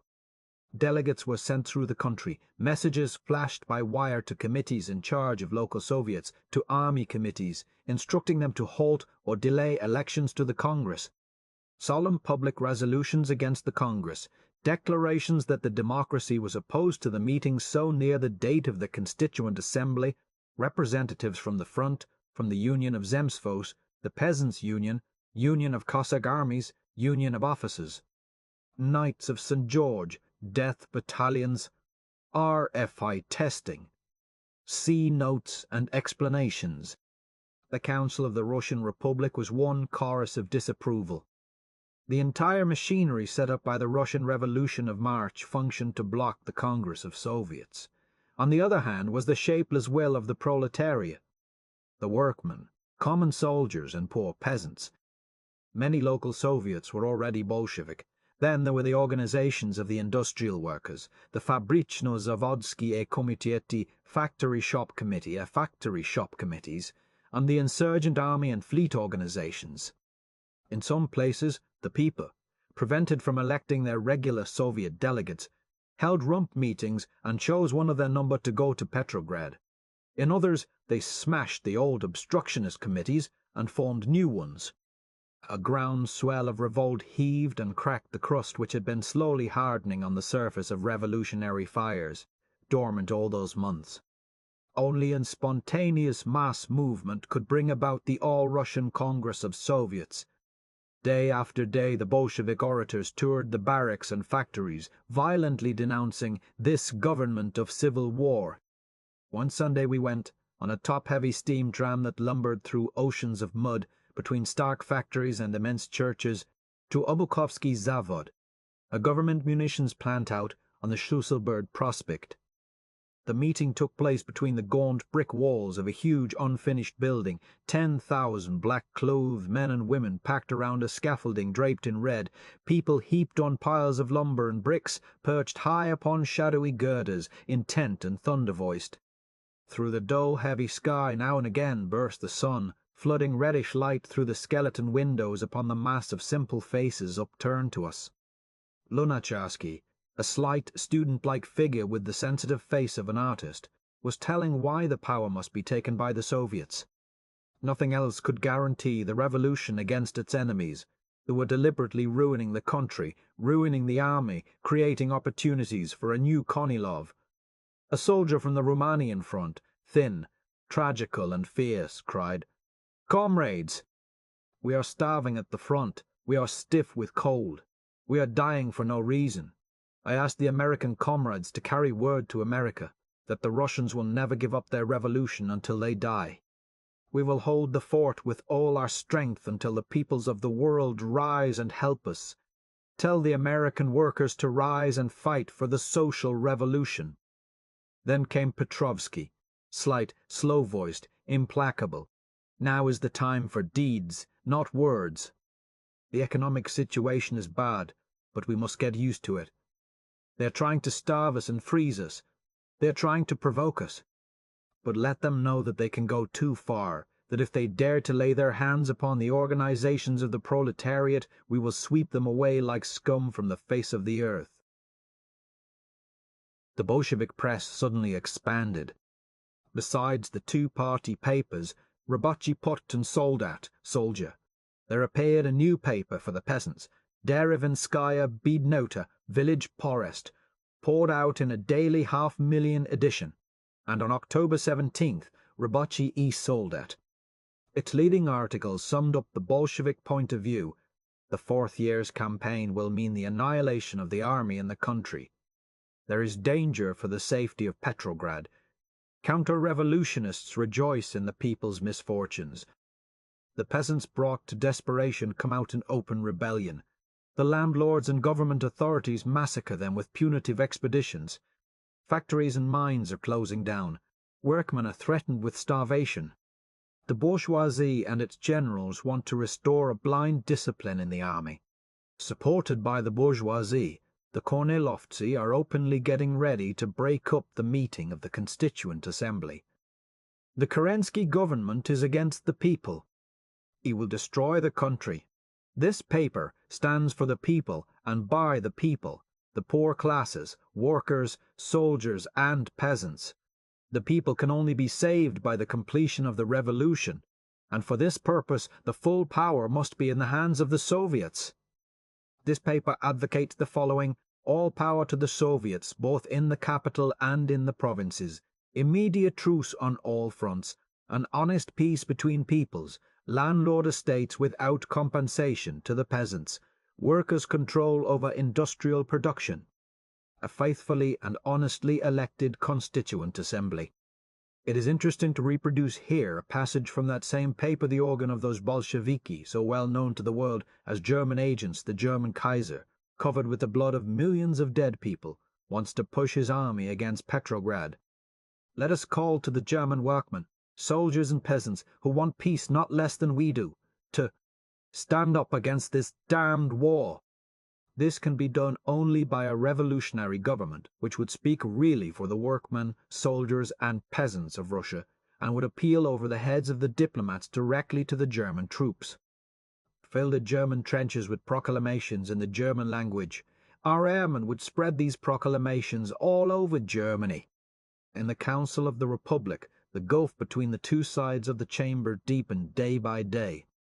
The propartied classes, cried Karelin, for the left socialist revolutionaries, want to exploit the revolutionary machine of the state to bind Russia to the war chariot of the Allies.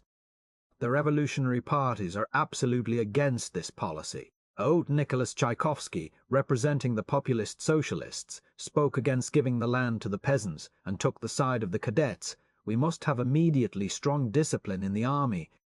Since the beginning of the war, I have not ceased to insist that it is a crime to undertake social and economic reforms in wartime. We are committing that crime, and yet I am not the enemy of these reforms, because I am a socialist. Cries from the left, we don't believe you.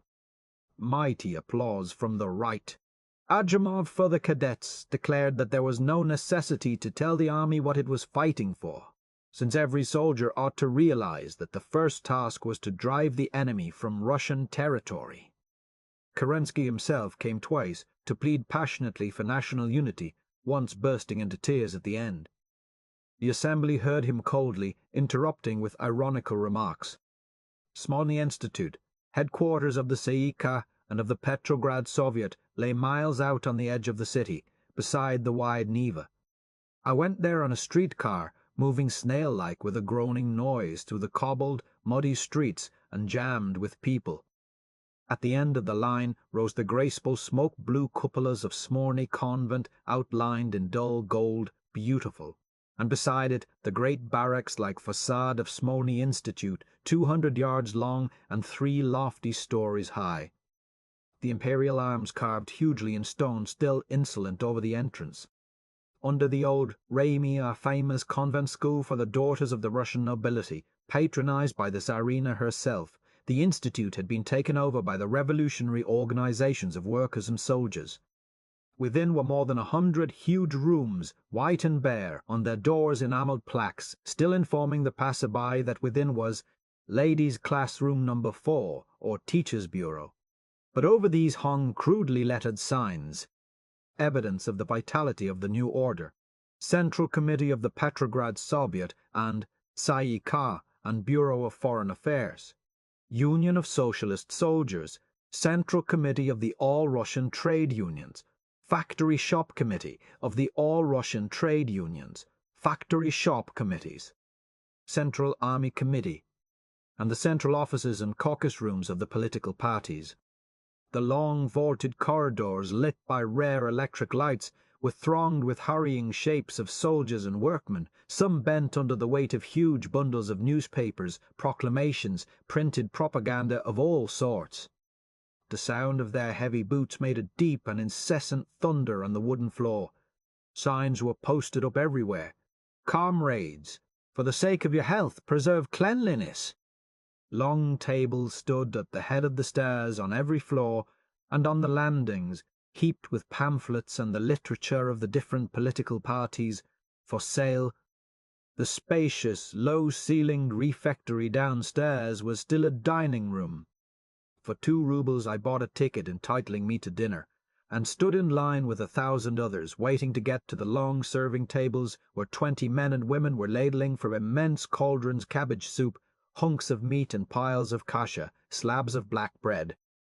5 kopecks paid for tea in a tin cup. From a basket one grabbed a greasy wooden spoon. The benches along the wooden tables were packed with hungry proletarians, wolfing their food, plotting, shouting rough jokes across the room. Comrades, for the sake of your health, preserve cleanlines. Upstairs was another eating place, reserved for the Tsay-ee-kah, though everyone went there. Here could be had bread thickly buttered and endless glasses of tea. In the south wing on the 2nd floor was the great hall of meetings, the former ballroom of the Institute. A lofty white room lighted by glazed white chandeliers holding hundreds of ornate electric bulbs, and divided by 2 rows of massive columns. At one end, a dais flanked with 2 tall, many-branched light standards and a gold frame behind, from which the imperial portrait had been cut. Here on festal occasions had been banked brilliant military and ecclesiastical uniforms, a setting for Grand Duchesses. Just across the hall outside was the office of the Credentials Committee for the Congress of Soviets. I stood there watching the new delegates come in, burly, bearded soldiers, workmen in black blouses, a few long-haired peasants. The girl in charge, a member of Plekhanov's Yedinstvo group, smiled contemptuously.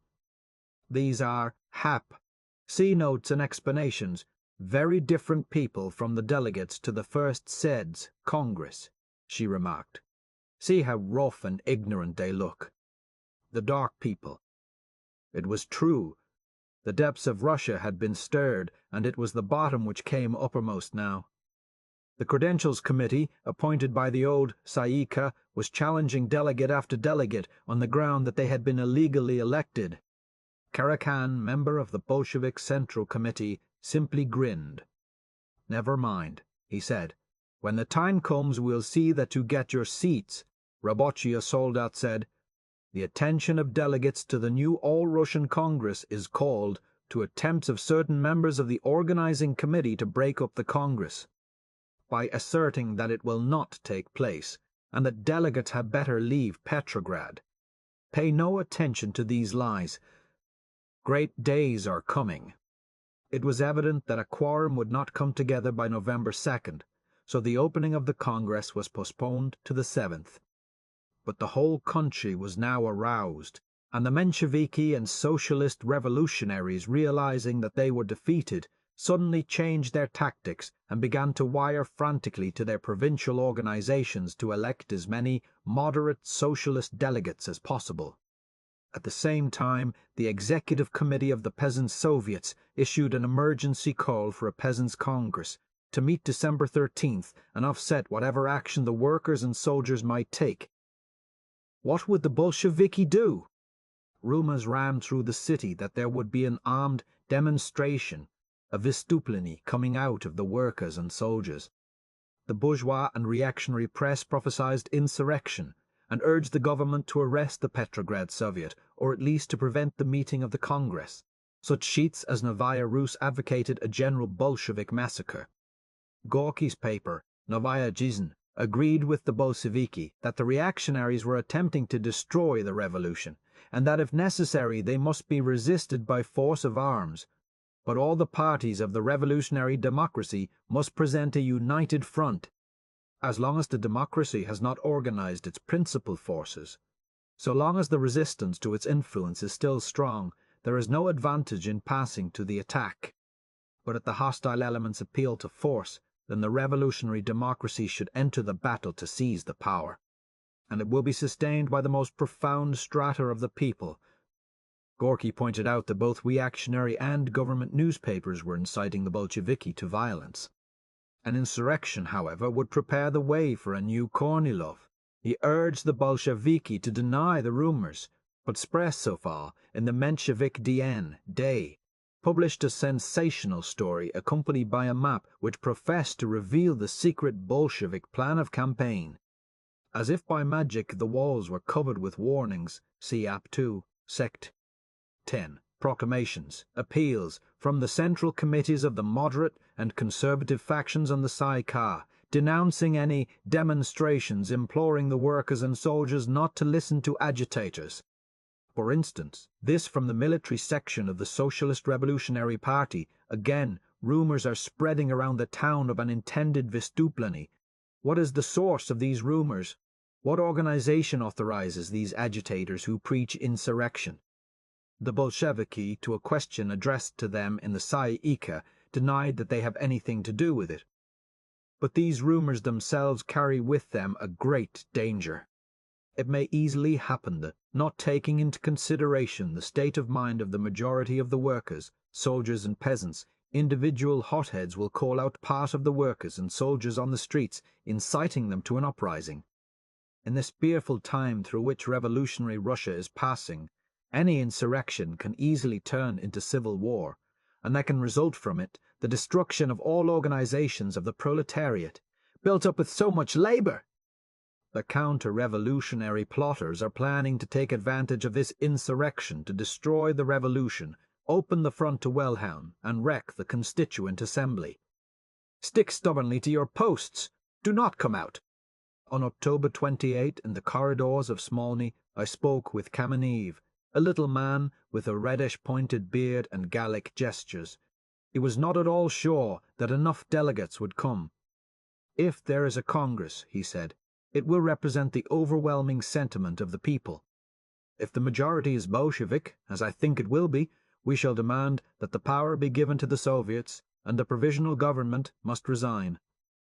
Volodarsky, a tall, pale youth with glasses and a bad complexion, was more definite. The Lieberdans and the other compromisers are sabotaging the Congress. If they succeed in preventing its meeting, well then we are realists enough not to depend on that. Under date of October 29th, I find entered in my notebook the following items, culled from the newspapers of the day. Mogilev, General Staff Headquarters. Concentration here of Loyal Guard regiments, the Savage Division, Cossacks and Death Battalions. The Yunkers of the officers' schools of Pavlovsk, Tsarskoye Selo and Peterhof, ordered by the government to be ready to come to Petrograd. Oranienbaum Junkers arrive in the city. Part of the armoured car division of the Petrograd garrison stationed in the Winter Palace, upon orders signed by Trotsky, several thousand rifles delivered by the government arms factory at Sastrorets, to delegates of the Petrograd workmen, at a meeting of the city militia of the Lower Lytany Quarter, a resolution demanding that all power be given to the Soviets. This is just a sample of the confused events of those feverish days when everybody knew that something was going to happen, but nobody knew just what. At a meeting of the Petrograd Soviet in Smolny, the night of October 30th, Trotsky branded the assertions of the bourgeois press that the Soviet contemplated armed insurrection as an attempt of the reactionaries to discredit and wreck the Congress of Soviets. The Petrograd Soviet, he declared, had not ordered any wystупления. If it is necessary, we shall do so, and we will be supported by the Petrograd garrison. They, the government, are preparing a counter-revolution, and we shall answer with an offensive which will be merciless and decisive. It is true that the Petrograd Soviet had not ordered a demonstration, but the Central Committee of the Bolshevik Party was considering the question of insurrection. All night long the 23-day met. There were present all the party intellectuals, the leaders and delegates of the Petrograd workers and garrison. Alone of the intellectuals, Lenin and Trotsky stood for insurrection. Even the military men opposed it. A vote was taken. Insurrection was defeated.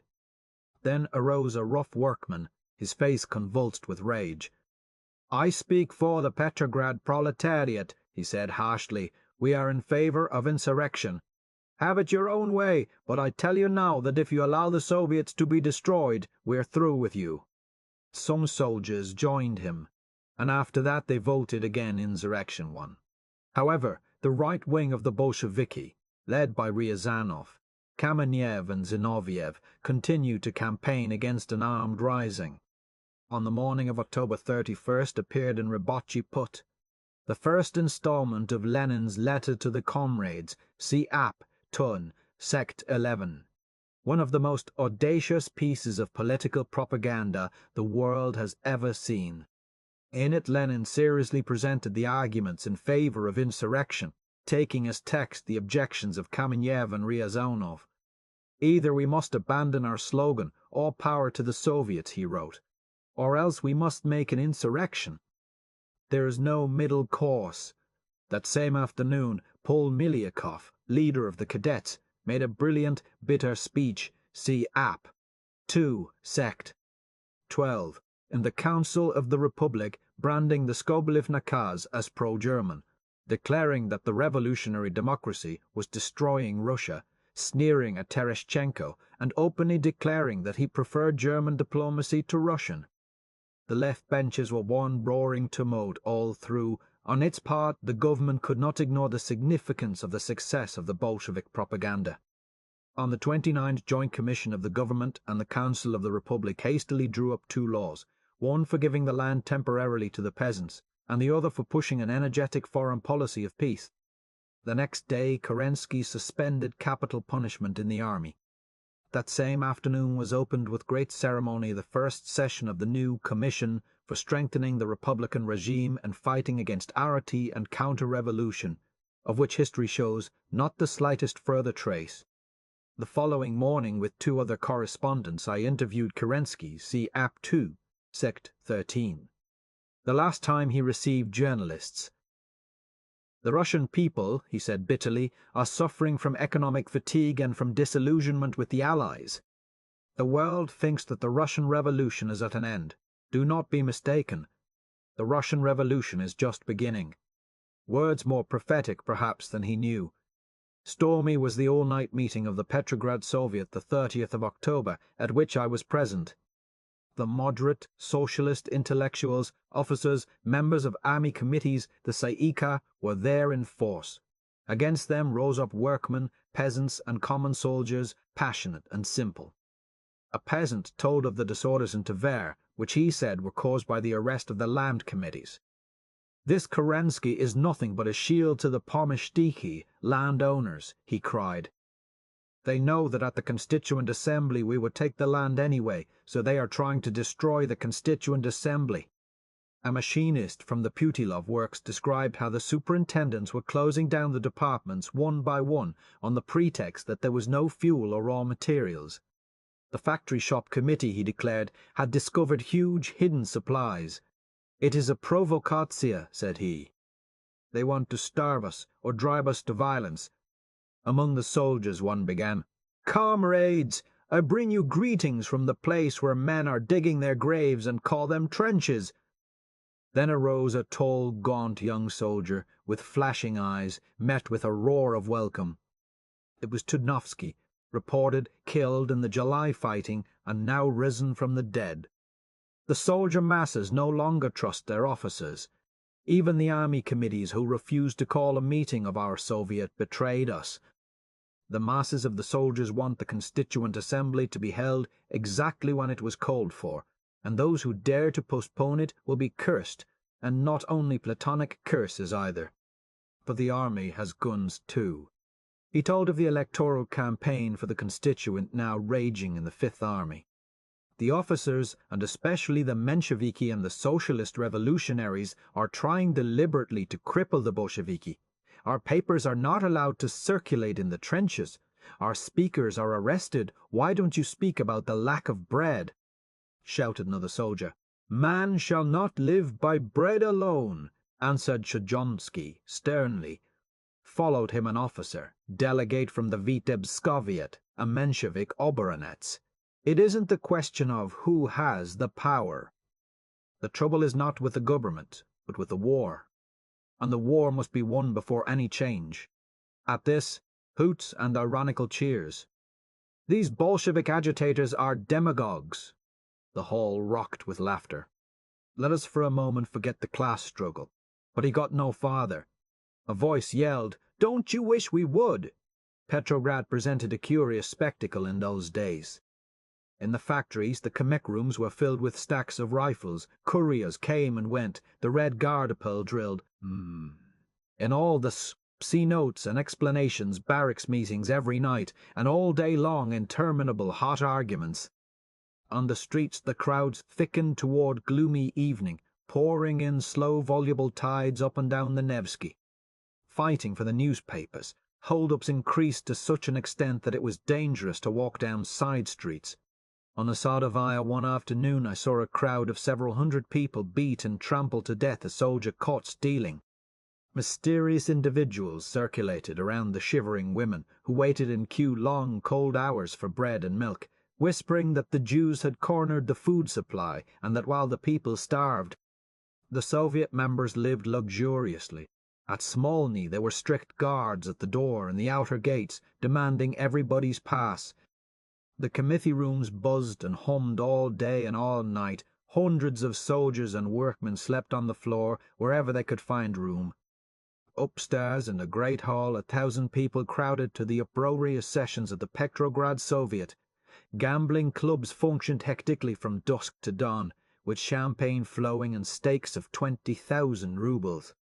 In the center of the city at night, prostitutes in jewels and expensive furs walked up and down, crowded the cafes. Monarchist plots, German spies, smugglers hatching schemes, and in the rain, the bitter chill. The great throbbing city under grey skies rushing faster and faster toward what? Chapter 3. On the Eve. In the relations of a weak government and a rebellious people there comes a time when every act of the authorities exasperates the masses, and every refusal to act excites their contempt.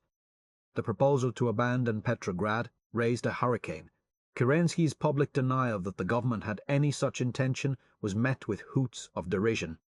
Pinned to the wall by the pressure of the revolution, cried Rabochi Put, the government of provisional bourgeois tries to get free by giving out lying assurances that it never thought of fleeing from Petrograd and that it didn't wish to surrender the capital. In Kharkov 30,000 coal miners organized, adopting the preamble of the IW Constitution. The working class and the employing class have nothing in common. Dispersed by Cossacks, some were locked out by the mine owners, and the rest declared a general strike. Minister of Commerce and Industry Konovalov appointed his assistant Orlov with plenary powers to settle the trouble. Orlov was hated by the miners, but the Sayaka not only supported his appointment, but refused to demand that the Cossacks be recalled from the Don Basin. This was followed by the dispersal of the Soviet as Kaluga. The Bolsheviki, having secured a majority in the Soviet, set free some political prisoners. With the sanction of the government commissar, the Municipal Duma called in troops from Minsk and bombarded the Soviet headquarters with artillery. The Bolsheviki yielded, but as they left the building, Cossacks attacked them, crying, "This is what we'll do to all the other Bolshevik Soviets, including those of Moscow and Petrograd." This incident sent a wave of panic rage throughout Russia. In Petrograd was ending a regional congress of Soviets of the North, presided over by the Bolshevik Krylenko. By an immense majority, it resolved that all power should be assumed by the All-Russian Congress, and concluded by greeting the Bolsheviki in prison, bidding them rejoice, for the hour of their liberation was at hand. At the same time, the first All-Russian Conference of Factory Shop Committees, see App 3, Sext. 1, declared emphatically for the Soviets, and continued significantly, after liberating themselves politically from Tsardom. The working class wants to see the democratic regime triumphant in the sphere of its productive activity.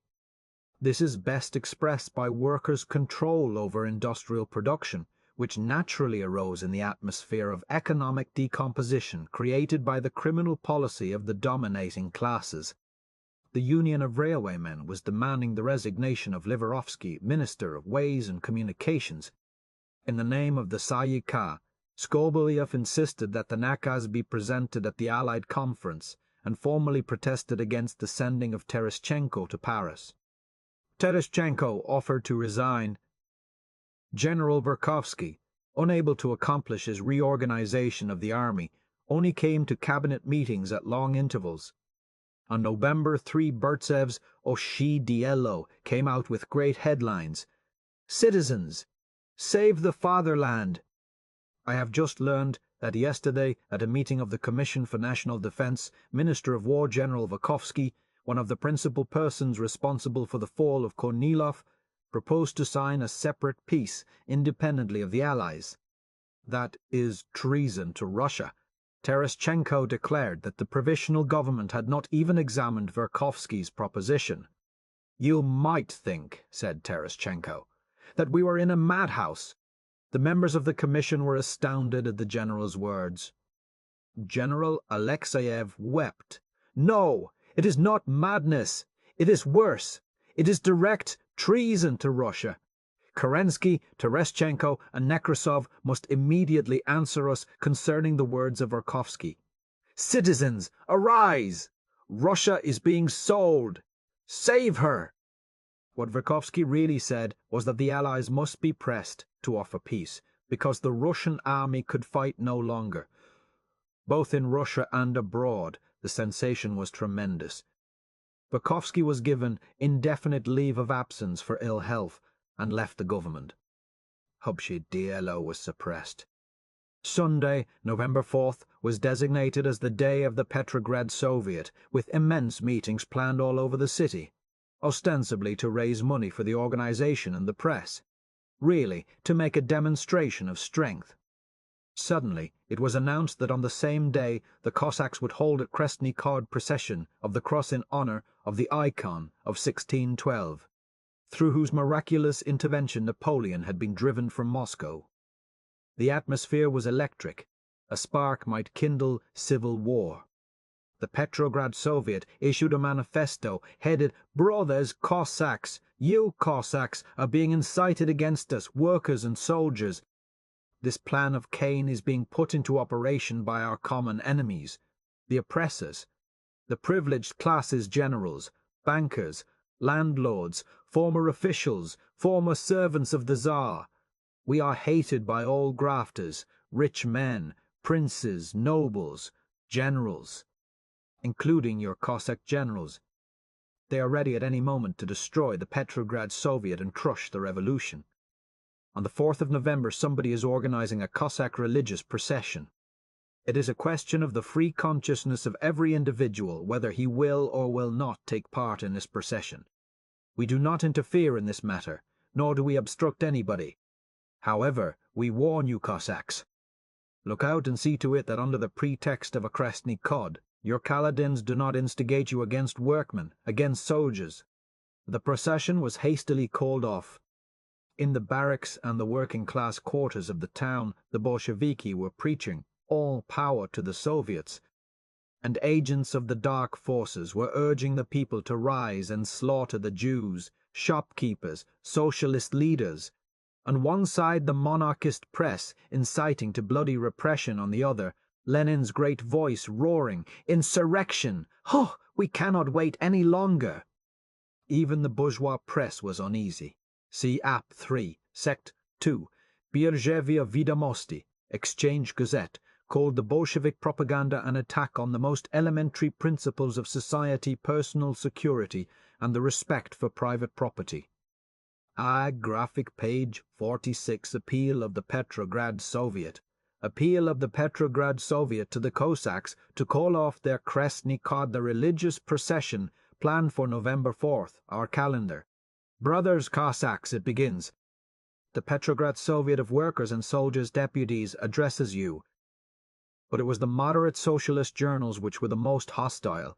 See App 3. The Bolsheviki are the most dangerous enemies of the revolution, declared Dialo Naroda. Said the Menshevik Dien, the government ought to defend itself and defend us. Plekhanov's paper, Jedinstvo, Unity. See App 3. Sect 4. Called the attention of the government to the fact that the Petrograd workers were being armed and demanded stern measures against the Bolsheviki. Daily the government seemed to become more helpless. Even the municipal administration broke down. The columns of the morning papers were filled with accounts of the most audacious robberies and murders, and the criminals were unmolested. On the other hand, armed workers patrolled the streets at night, doing battle with marauders and requisitioning arms wherever they found them. On the 1st of November, Colonel Polkovnikov, military commander of Petrograd, issued a proclamation. Despite the difficult days through which the country is passing, irresponsible appeals to armed demonstrations and massacres are still being spread around Petrograd, and from day to day robbery and disorder increase. This state of things is disorganizing the life of the citizens and hinders the systematic work of the government and the municipal institutions. In full consciousness of my responsibility and my duty before my country, I command 1. Every military unit, in accordance with special instructions and within the territory of its garrison, to afford every assistance to the municipality, to the commissars, and to the militia, in the guarding of government institutions. 2.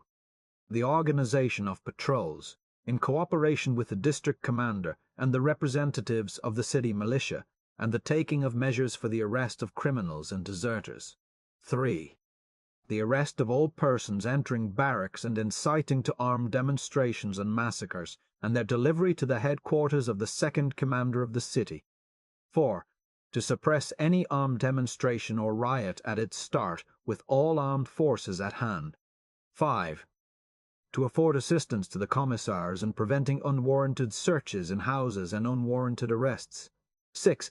To report immediately all that happens in the district under charge to the staff of the Petrograd Military District.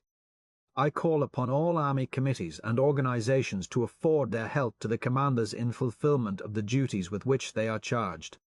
In the Council of the Republic, Kerensky declared that the government was fully aware of the Bolshevik preparations and had sufficient force to cope with any demonstration. See App 3. Sect 5. He accused Novaya Rus and Robochi Put of both doing the same kind of subversive work.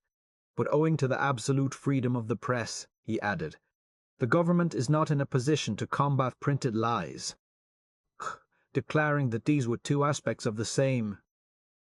Nest was not quite candid. The Provisional Government had suppressed Bolshevik papers before in July and was planning to do so again. Propaganda, which had for its object the counter-revolution, so ardently desired by the dark forces, he went on, I am a doomed man. It doesn't matter what happens to me.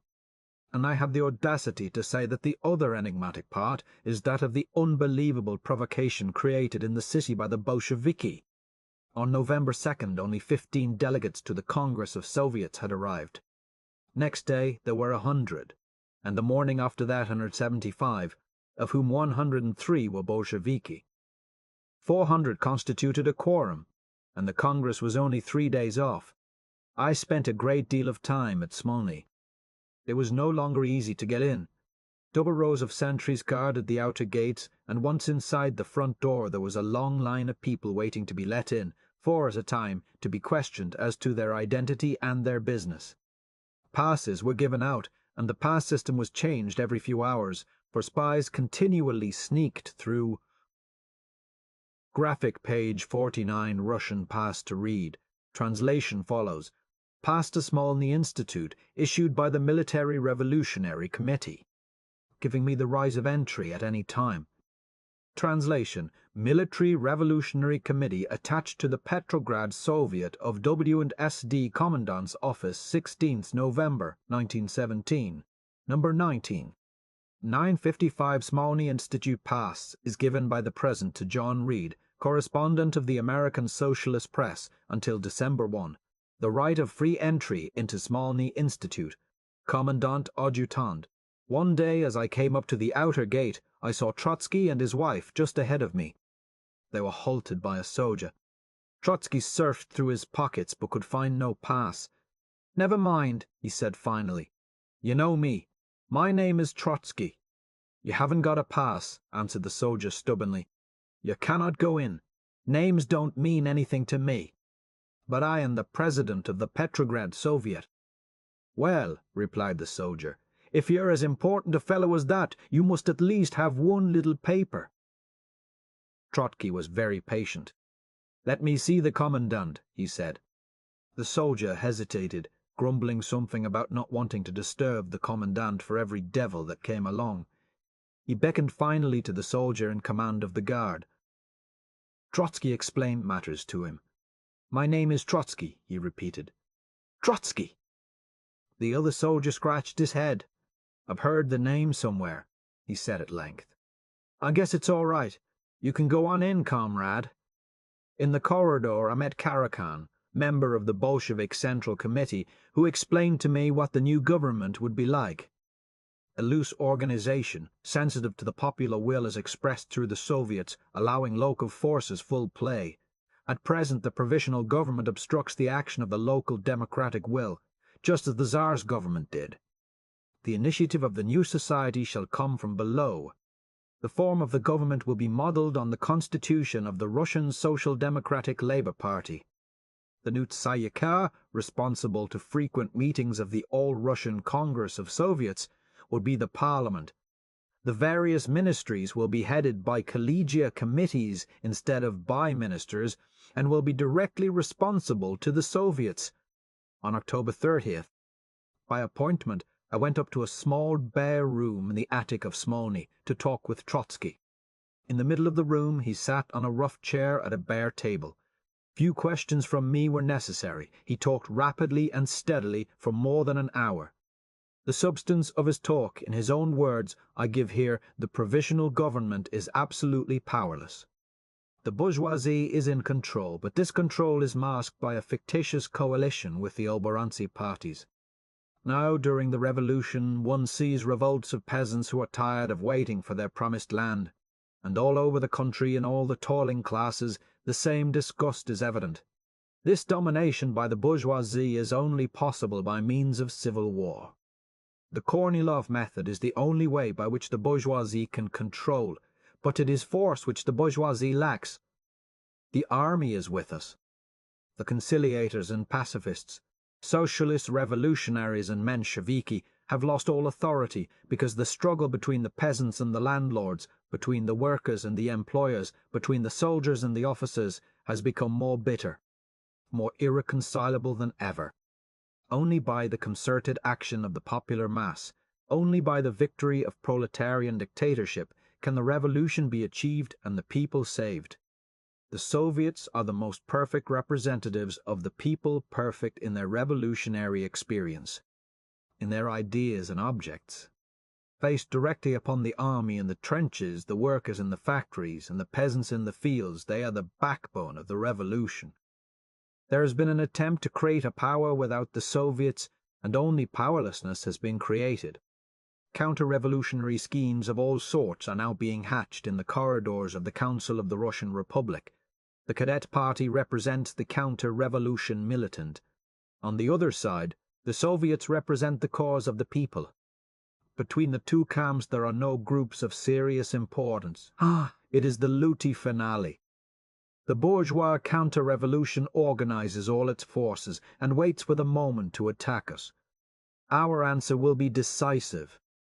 We will complete the work scarcely begun in March and advance during the Kornilov affair. He went on to speak of the new government's foreign policy.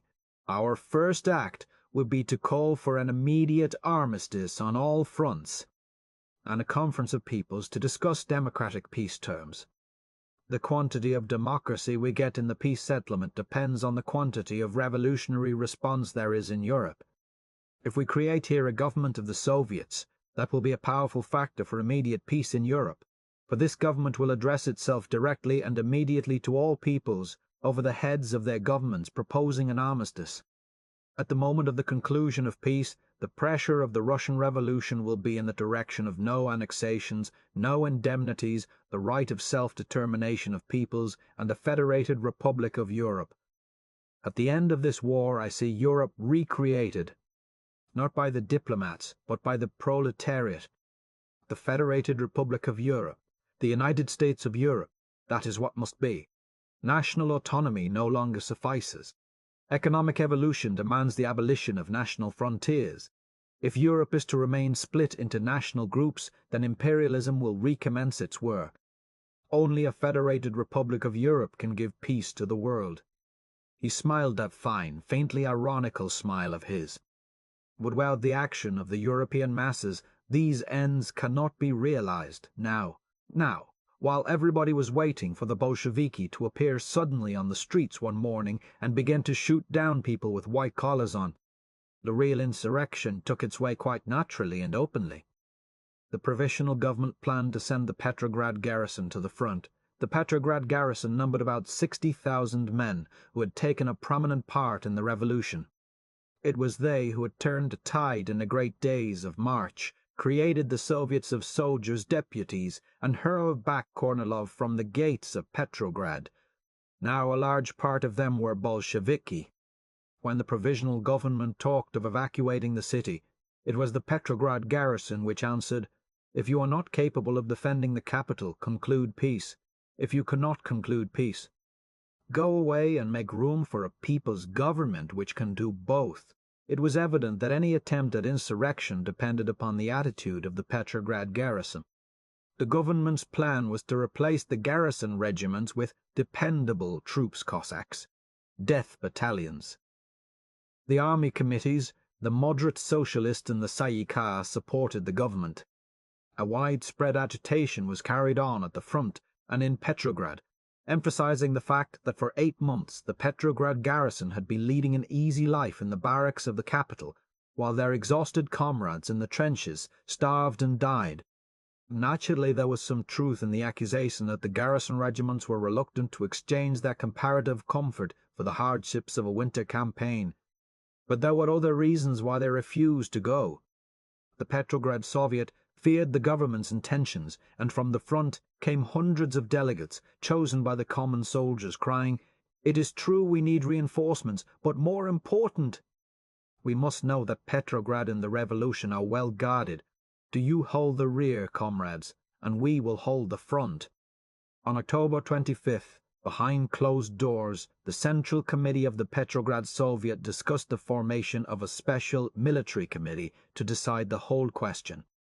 The next day, a meeting of the soldiers' section of the Petrograd Soviet elected a committee which immediately proclaimed a boycott of the bourgeois newspapers and condemned the Tsay-ee-kah for opposing the Congress of Soviets. On the 29th, in open session of the Petrograd Soviet, Trotsky proposed that the Soviet formally sanction the Military Revolutionary Committee. "We ought," he said, "to create our special organization to march to battle and, if necessary, to die." It was decided to send to the front 2 delegations, one from the Soviet and one from the garrison, to confer with the soldiers' committees and the General Staff. At Pskov, the Soviet delegates were met by General Chernyavsov, commander of the Northern Front, with a curt declaration that he had ordered the Petrograd garrison to the trenches, and that was all. The garrison committee was not allowed to leave Petrograd. A delegation of the soldiers' section of the Petrograd Soviet asked that a representative be admitted to the staff of the Petrograd district. Refused. The Petrograd Soviet demanded that no orders be issued without the approval of the soldiers' section. Refused. The delegates were roughly told, "We only recognize the Tsay-ee-kah. We do not recognize you. If you break any laws, we shall arrest you." On the 30th, the meeting of representatives of all the Petrograd regiments passed a resolution. The Petrograd garrison no longer recognizes the Provisional Government. The Petrograd Soviet is our government. We will obey only the orders of the Petrograd Soviet through the Military Revolutionary Committee. The local military units were ordered to wait for instructions from the soldiers' section of the Petrograd Soviet. Next day, the Tsay-ee-kah summoned its own meeting, composed largely of officers, formed a committee to cooperate with the staff, and detailed commissars in all quarters of the city. A great soldier meeting at Smolny on the 3rd resolved, saluting the creation of the Military Revolutionary Committee, the Petrograd garrison promises it complete support in all its actions to unite more closely the front and the rear in the interests of the revolution. The garrison moreover declares that with the revolutionary proletariat it assures the maintenance of revolutionary order in Petrograd. Every attempt at provocation on the part of the Kornilovtsi or the bourgeoisie will be met with merciless resistance. Now conscious of its power, the Military Revolutionary Committee peremptorily summoned the Petrograd staff to submit to its control. To all printing plants, it gave orders not to publish any appeals or proclamations without the committee's authorization. Armed commissars visited the Kronversk arsenal and seized great quantities of arms and ammunition, halting a shipment of 10,000 bayonets which was being sent to Novocherkassk, headquarters of Kaledin. Suddenly awake to the danger, the government offered immunity if the committee would disband. Too late. At midnight, November 5th, Kerensky himself sent Milevsky to offer the Petrograd Soviet representation on the staff. The Military Revolutionary Committee accepted. An hour later, General Manikovsky, acting Minister of War, countermanded the offer. Tuesday morning, November 6th, the city was thrown into excitement by the appearance of a placard signed, "Military Revolutionary Committee attached to the Petrograd Soviet of Workers' and Soldiers' Deputies. To the population of Petrograd. Citizens, counter-revolution has raised its criminal head. The Kornilovtsi are mobilizing their forces in order to crush the All-Russian Congress of Soviets and break the Constituent Assembly. At the same time, the pogromists may attempt to call upon the people of Petrograd for trouble and bloodshed. The Petrograd Soviet of Workers' and Soldiers' Deputies takes upon itself the guarding of revolutionary order in the city against counter-revolutionary order in the city against counter-revolutionary and pogrom attempts. The Petrograd garrison will not allow any violence or disorders. The population is invited to arrest hooligans and Black Hundred agitators and take them to the Soviet commissars at the nearest barracks. At the first attempt of the dark forces to make trouble on the streets of Petrograd, whether robbery or fighting, the criminals will be wiped off the face of the earth. Citizens, we call upon you to maintain complete quiet and self-possession. The cause of order and revolution is in strong hands. List of regiments where there are commissars of the Military Revolutionary Committee. On the 3rd, the leaders of the Bolsheviki had another historic meeting behind closed doors. Notified by Zalkind, I waited in the corridor outside the door, and Volodarsky as he came out told me what was going on. Lenin spoke. November 6th will be too early. We must have an all-Russian basis for the rising. And on the 6th all the delegates to the Congress will not have arrived. On the other hand, November 8th will be too late. By that time the Congress will be organized, and it is difficult for a large organized body of people to take swift, decisive action. We must act on the 7th, the day the Congress meets, so that we may say to it, "Here is the power. What are you going to do with it?" In a certain upstairs room sat a thin-faced, long-haired individual, once an officer in the armies of the Tsar, then revolutionist and exile, a certain Avicenko, called Antonov, mathematician and chess player, he was drawing careful plans for the seizure of the capital. On its side, the government was preparing. Inconspicuously certain of the most loyal regiments from widely separated divisions were ordered to Petrograd. The Junker artillery was drawn into the Winter Palace. Patrols of Cossacks made their appearance in the streets for the first time since the July days. Polkovnikov issued order after order, threatening to repress all insubordination with the utmost energy. Kishkin, Minister of Public Instruction, the worst hated member of the cabinet, was appointed special commissar to keep order in Petrograd. He named as assistants two men no less unpopular, Rutenberg and Polchinsky. Petrograd, Kronstadt and Finland were declared in a state of siege upon which the bourgeois Novoye Vremya New Times remarked ironically, "Why the state of siege? The government is no longer a power. It has no moral authority, and it does not possess the necessary apparatus to use force. In the most favorable circumstances, it can only negotiate with anyone who consents to parley. Its authority goes no farther. Monday morning, the 5th, I dropped in at the Marinsky Palace to see what was happening in the Council of the Russian Republic. Bitter debate on Tereshchenko's foreign policy. Echoes of the Burtsev-Verkovsky affair. All the diplomats present except the Italian ambassador, who everybody said was prostrated by the Caso disaster. As I came in, the left socialist revolutionary Karolin was reading aloud an editorial from the London Times which said, "The remedy for Bolshevism is bullets." Turning to the cadets, he cried, "That's what you think too." Voices from the right, "Yes, yes, yes, I know you think so," answered Karelin hotly, "but you haven't the courage to try it." Then Skobelev, looking like a matinee idol with his soft blonde beard and wavy yellow hair, rather apologetically defending the Soviet nakaz. Tereshchenko followed, assailed from the left by cries of "Resignation! Resignation!" He insisted that the delegates of the government and of the Tsay ee kah to Paris should have a common point of view, his own. A few words about the restoration of discipline in the army, about war to victory. Tumult, and over the stubborn opposition of the truculent left, the Council of the Republic passed to the simple order of the day. There stretched the rows of Bolshevik seats empty since that first day when they left the Council, carrying with them so much life. As I went down the stairs, it seemed to me that in spite of the bitter wrangling, no real voice from the rough world outside could penetrate this high, cold hole, and that the Provisional Government was wrecked on the same rock of war and peace that had wrecked the Milikov ministry. The doorman grumbled as he put on my coat. "I don't know what is becoming of poor Russia. All these Mensheviki and Bolsheviki and Trudoviki, this Ukraine and this Finland and the German imperialists and the English imperialists and the English imperialists. I am 45 years old, and in all my life I never heard so many words as in this place." In the corridor I met Professor Shatsky, a rat-faced individual in a dapper frock coat, very influential in the councils of the cadet party. I asked him what he thought of the much-talked-of Bolshevik vystupleny. He shrugged, sneering. "They are cattle canaille," he answered.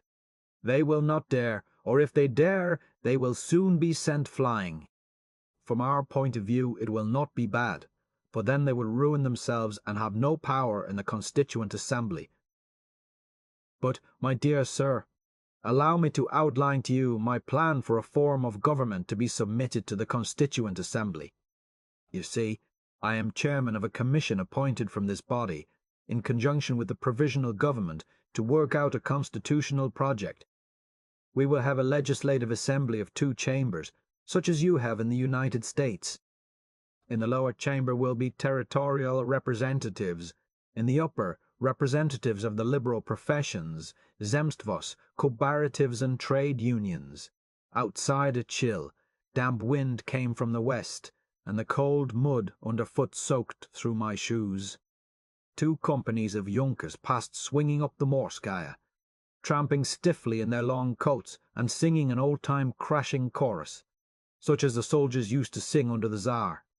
At the first cross street I noticed that the city militiamen were mounted, and armed with revolvers in bright new holsters. A little group of people stood silently staring at them. At the corner of the Nevsky I bought a pamphlet by Lenin, "Will the Bolsheviki be able to hold the power?" paying for it with one of the stamps which did duty for small change. The usual streetcars crawled past, citizens and soldiers clinging to the outside in a way to make Theodore Pichon's green with envy. Along the sidewalk, a row of deserters in uniform sold cigarettes and sunflower seeds. Up the Nevsky in the sour twilight, crowds were battling for the latest papers, and knots of people were trying to make out the multitudes of appeals. See app. 3. Sect. Sex. And proclamations pasted in every flat place. From the Tsay-ee-kah, the peasant soviets, the moderate socialist parties, the army committees threatening, cursing, beseeching the workers and soldiers to stay home, to support the government. An armoured automobile went slowly up and down, siren screaming. On every corner, in every open space, thick groups were clustered, arguing soldiers and students. Night came swiftly down. The wide-spaced streetlights flickered on. The tides of people flowed endlessly. It is always like that in Petrograd just before trouble. The city was nervous, starting at every sharp sound. But still no sign from the Bolsheviki. The soldiers stayed in the barracks, the workmen in the factories. We went to a moving picture show near the Kazan Cathedral, a bloody Italian film of passion and intrigue. Down front were some soldiers and sailors, staring at the screen in childlike wonder, totally unable to comprehend why there should be so much violent running about and so much homicide. From there I hurried to Smolny. In room 10 on the top floor, the Military Revolutionary Committee sat in continuous session under the chairmanship of a tow-headed 18-year-old boy named Lazimir. He stopped, as he passed, to shake hands rather bashfully. "Peter Paul Fortress has just come over to us," said he, with a pleased grin. "A minute ago we got word from a regiment that was ordered by the government to come to Petrograd. The men were suspicious, so they stopped the train at Gatchina and sent a delegation to us." "What's the matter?" they asked. "What have you got to say?" "We have just passed a resolution, all power to the Soviets. The Military Revolutionary Committee sent back word, 'Brothers, we greet you in the name of the revolution. Stay where you are until further instructions.' All telephones," he said, "were cut off, but communication with the factories and barracks was established by means of military telephonograph apparatus. A steady stream of couriers and commissars came and went. Outside the door waited a dozen volunteers, ready to carry word to the farthest quarters of the city. One of them, a gypsy-faced man in the uniform of a lieutenant, said in French, "Everything is ready to move at the push of a button. There!" Past Podvorsky, the thin, bearded civilian whose brain conceived the strategy of insurrection, Antonov, unshaven, his collar filthy. Drunk with loss of sleep, Krylenko, the squat, wide-faced soldier, always smiling, with his violent gestures and tumbling speech, and Dybenko, the giant bearded sailor with the placid face. These were the men of the hour and of other hours to come. Downstairs in the office of the factory shop committees sat Saratov, signing orders on the government arsenal for arms 150 rifles for each factory. Delegates waited in line. 40 of them. In the hall I ran into some of the minor Bolshevik leaders. One showed me a revolver. "The game is on," he said, and his face was pale. "Whether we move or not, the other side knows it must finish us or be finished." The Petrograd Soviet was meeting day and night. As I came into the great hall, Trotsky was just finishing. "We are asked," he said, "if we intend to have a vystupleny. I can give a clear answer to that question. The Petrograd Soviet feels that at last the moment has arrived when the power must fall into the hands of the Soviets. This transfer of government will be accomplished by the All-Russian Congress. Whether an armed demonstration is necessary will depend on those who wish to interfere with the All-Russian Congress. We feel that our government, entrusted to the personnel of the Provisional Cabinet, is a pitiful and helpless government. which only waits the sweep of the broom of history to give way to a really popular government. But we are trying to avoid a conflict even now, today. We hope that the All-Russian Congress will take into its hands that power and authority which rests upon the organized freedom of the people. If, however, the government wants to utilize the short period it is expected to live 24, 48, or 72 hours to attack us, then we shall answer with counterattacks, blow for blow, steel for iron. Amid cheers, he announced that the left socialist revolutionaries had agreed to send representatives into the Military Revolutionary Committee. As I left Smolny at 3 o'clock in the morning, I noticed that 2 rapid-firing guns had been mounted, one on each side of the door, and that strong patrols of soldiers guarded the gates and the nearby street corners. Bill's Shatov came bounding up the steps. Well, he, Hap, well known in the American labor movement, cried, "We're off!" Kerensky sent the Junkers to close down our papers Soldat and Rabochi Put. But our troops went down and smashed the government seals, and now we're sending detachments to seize the bourgeois newspaper offices. Exultantly he slapped me on the shoulder and ran in. On the morning of the 6th I had business with the censor, whose office was in the Ministry of Foreign Affairs. Everywhere, on all the walls, hysterical appeals to the people to remain calm. Polkovnikov emitted prikaz after prikaz. I order all military units and detachments to remain in their barracks until further orders from the staff of the military district. All officers who act without orders from their superiors will be court-martialed for mutiny. I forbid absolutely any execution by soldiers of instructions from other organizations. The morning papers announced that the government had suppressed the papers Novaya Rus, Zhivoye Slovo, Rabochi Put, and Soldat, and decreed the arrest of the leaders of the Petrograd Soviet and the members of the Military Revolutionary Committee. As I crossed the palace square, several batteries of Junker artillery came through the Red Arch at a jingling trot and drew up before the palace. The great red building of the General Staff was unusually animated. Several armoured automobiles ranked before the door, and motors full of officers were coming and going. The censor was very much excited, like a small boy at a circus. Kerensky, he said, had just gone to the Council of the Republic to offer his resignation. I hurried down to the Marinsky Palace, arriving at the end of that passionate and almost incoherent speech of Kerensky's, full of self-justification and bitter denunciation of his enemies. I will cite here the most characteristic passage from a whole series of articles published in Rabochi Put by Ulyanov Lenin, a state criminal who is in hiding and whom we are trying to find. This state criminal has invited the proletariat and the Petrograd garrison to repeat the experience of the 16–18th of July, and insists upon the immediate necessity for an armed rising. Moreover, other Bolshevik leaders have taken the floor in a series of meetings and also made an appeal to immediate insurrection. Particularly should be noticed the activity of the present president of the Petrograd Soviet, Bronstein Trotsky. I ought to bring to your notice that the expressions and the style of a whole series of articles in Rabochi Put and Soldat resemble absolutely those of Novaya Rus. We have to do not so much with the movement of such and such political party, as with the exploitation of the political ignorance and criminal instincts of a part of the population, a sort of organization whose object it is to provoke in Russia, cost what it may, an unconscient movement of destruction and pillage. For given the state of mind of the masses, any movement at Petrograd will be followed by the most terrible massacres, which will cover with eternal shame the name of free Russia. By the admission of Ulyanov Lenin himself, the situation of the extreme left wing of the Social Democrats in Russia is very favorable. Here Kerensky read the following quotation from Lenin's article. Think of it! The German comrades have only one Liebknecht, without newspapers, without freedom of meeting, without a Soviet.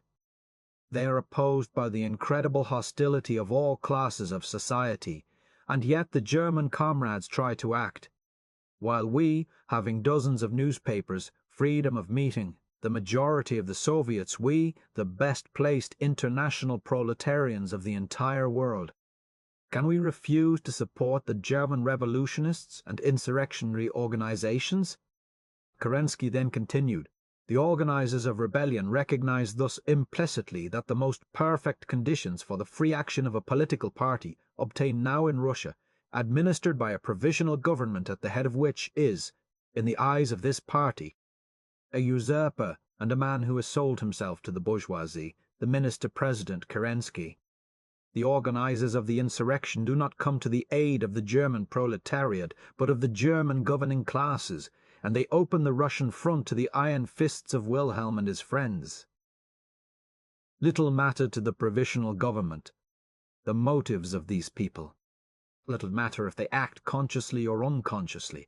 But in any case, from this tribune, in full consciousness of my responsibility, I quality such acts of a Russian political party as acts of treason to Russia. I place myself at the point of view of the right, and I propose immediately to proceed to an investigation and make the necessary arrests. Uproar from the left. Listen to me, he cried in a powerful voice. At the moment when the state is in danger because of conscious or unconscious treason, the provisional government, and myself among others, prefer to be killed rather than betray the life, the honor and the independence of Russia. At this moment a paper was handed to Kerensky. I have just received the proclamation which they are distributing to the regiments. Here is the contents. Reading, the Petrograd Soviet of Workers and Soldiers' Deputies is menaced. We order immediately the regiments to mobilize on a war footing and to await new orders. All delay or non-execution of this order will be considered as an act of treason to the revolution. The Military Revolutionary Committee. For the President, Podvesky. The Secretary, Antonov. In reality, this is an attempt to raise the populace against the existing order of things, to break the constituent and to open the front to the regiments of the iron fist of Wilhelm. I say populace intentionally, because the conscious democracy and its Tsarika, all the army organizations, all that free Russia glorifies, the good sense, the honor and the conscience of the great Russian democracy, protests against these things. I have not come here with a prayer, but to state my firm conviction that the provisional government, which defends at this moment our new liberty, that the new Russian state, destined to a brilliant future, will find unanimous support except among those who have never dared to face the truth. The provisional government has never violated the liberty of all citizens of the state to use their political rights. But now the provisional government declares in this moment those elements of the Russian nation, those groups and parties who have dared to lift their hands against the free will of the Russian people, at the same time threatening to open the front to Germany, must be liquidated with decision. Let the population of Petrograd understand that it will encounter a firm power, and perhaps at the last moment good sense, conscience, and honor will triumph in the hearts of those who still possess them. Ah! All through this speech, the hall rang with deafening clamor. When the minister-president had stepped down, pale-faced and wet with perspiration, and strode out with his suite of officers, speaker after speaker from the left and center attacked the right, all one angry roaring. Even the socialist revolutionaries threw guts. The policy of the Bolsheviki is demagogic and criminal in their exploitation of the popular discontent. But there is a whole series of popular demands which have received no satisfaction up to now.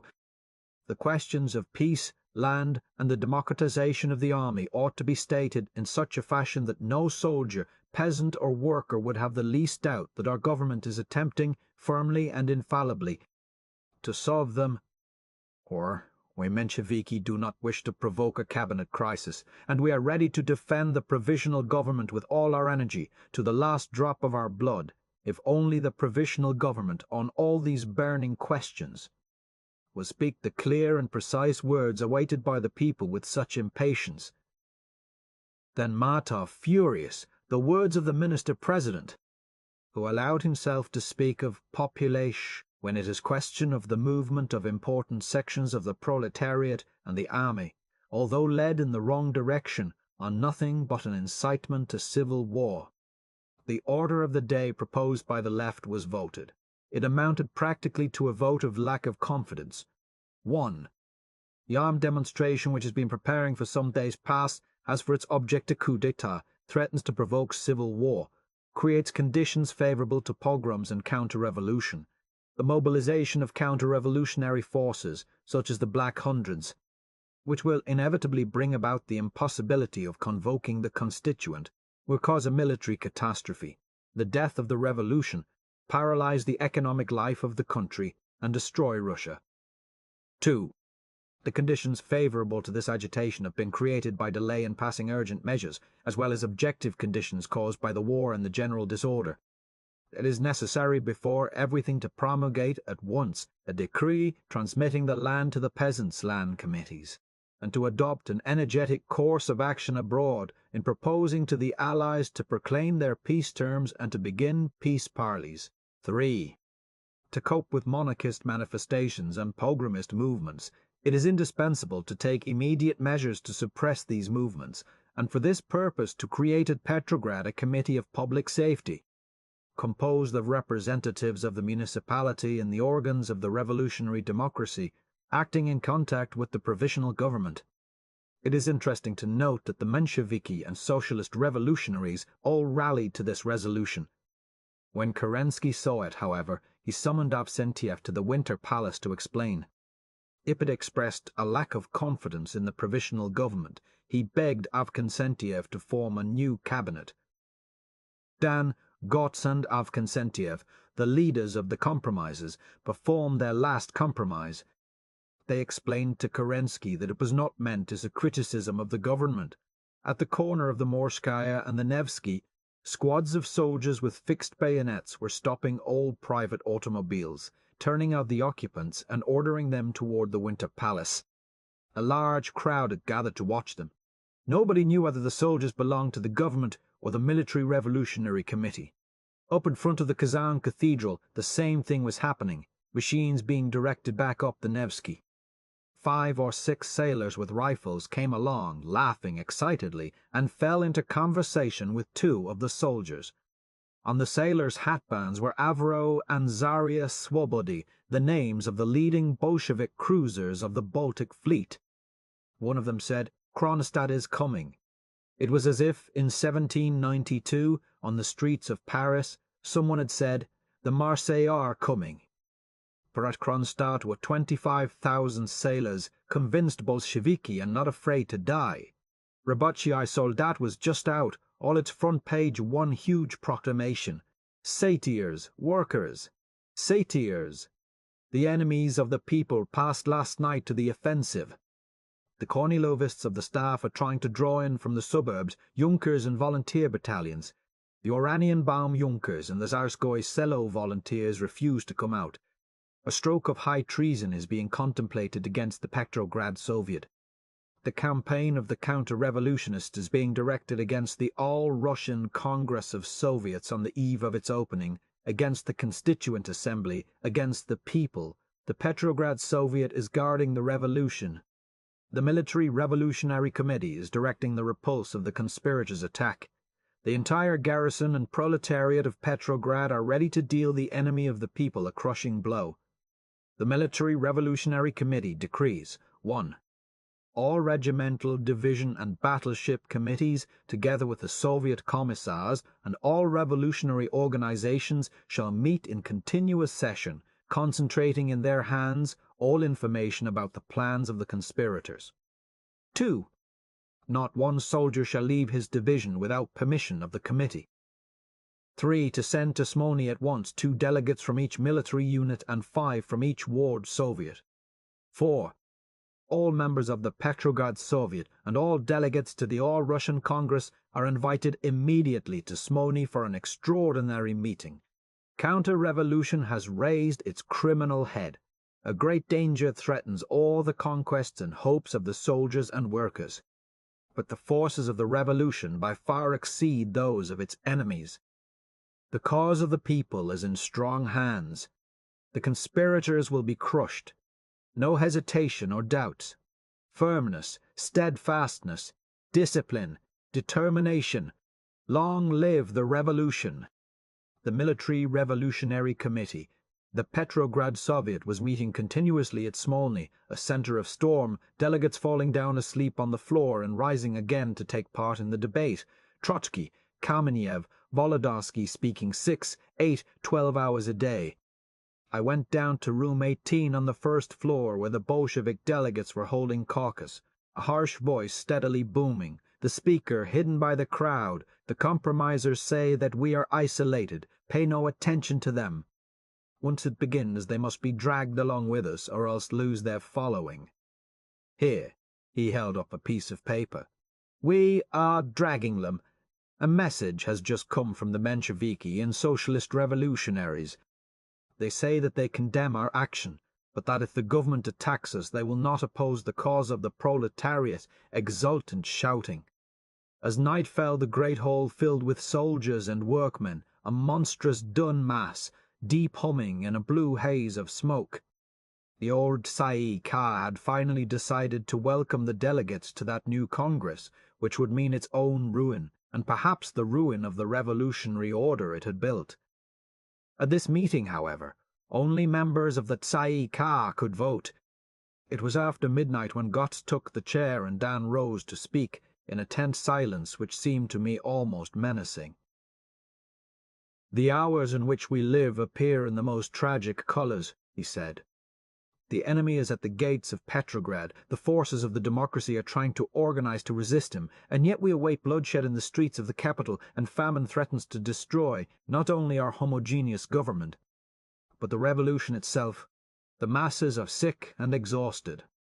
They have no interest in the revolution. If the Bolsheviki start anything, that will be the end of the revolution." Cries, "That's a lie. The counter-revolutionists are waiting with the Bolsheviki to begin riots and massacres. If there is any vystuplennie, there will be no constituent assembly." Cries, "Lie! Shame!" "It is inadmissible that in the zone of military operations the Petrograd garrison shall not submit to the orders of the staff. You must obey the orders of the staff and of the Tsai Ka elected by you.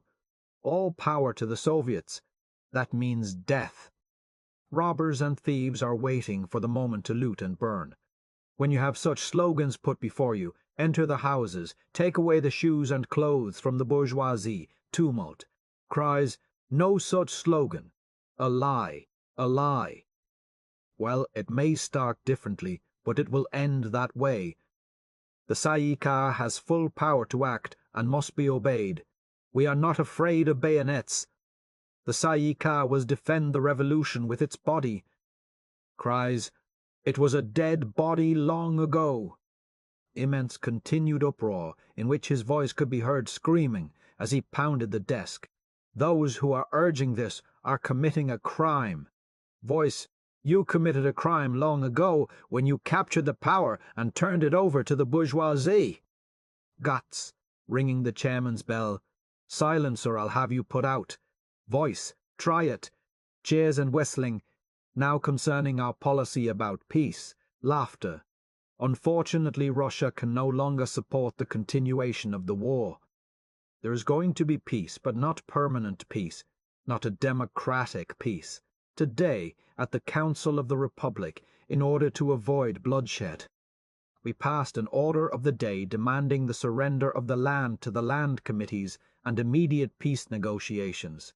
Laughter and cries, "Too late." Then, for the Bolsheviki, Trotsky mounted the tribune, borne on a wave of roaring applause that burst into cheers and a rising house. Thunderous, his thin, pointed face was positively Mephistophelian in its expression of malicious irony. Dan's tactics proved that the masses, the great, dull, indifferent masses, are absolutely with him. Titanic mirth. He turned toward the chairman, dramatically. "When we spoke of giving the land to the peasants, you were against it. We told the peasants, if they don't give it to you, take it yourselves, and the peasants followed our advice. And now you advocate what we did 6 months ago. I don't think Kerensky's order to suspend the death penalty in the army was dictated by his ideals. I think Kerensky was persuaded by the Petrograd garrison, which refused to obey him.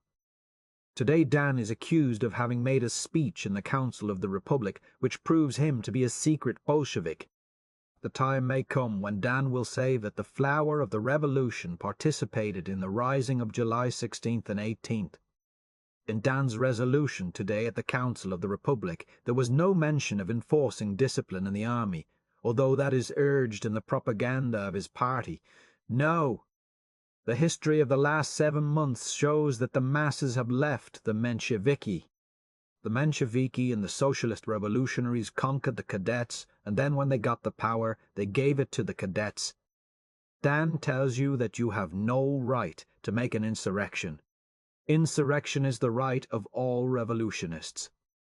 When the downtrodden masses revolt, it is their right. Then the long-faced, cruel-tongued Lieber, greeted with groans and laughter. Engels and Marx said that the proletariat had no right to take power until it was ready for it. In a bourgeois revolution like this, the seizure of power by the masses means the tragic end of the revolution. Trotsky, as a social democratic theorist, is himself opposed to what he is now advocating. Cries, "Enough! Down with him!" Martov constantly interrupted. The internationalists are not opposed to the transmission of power to the democracy, but they disapprove of the methods of the Bolsheviki. This is not the moment to seize the power.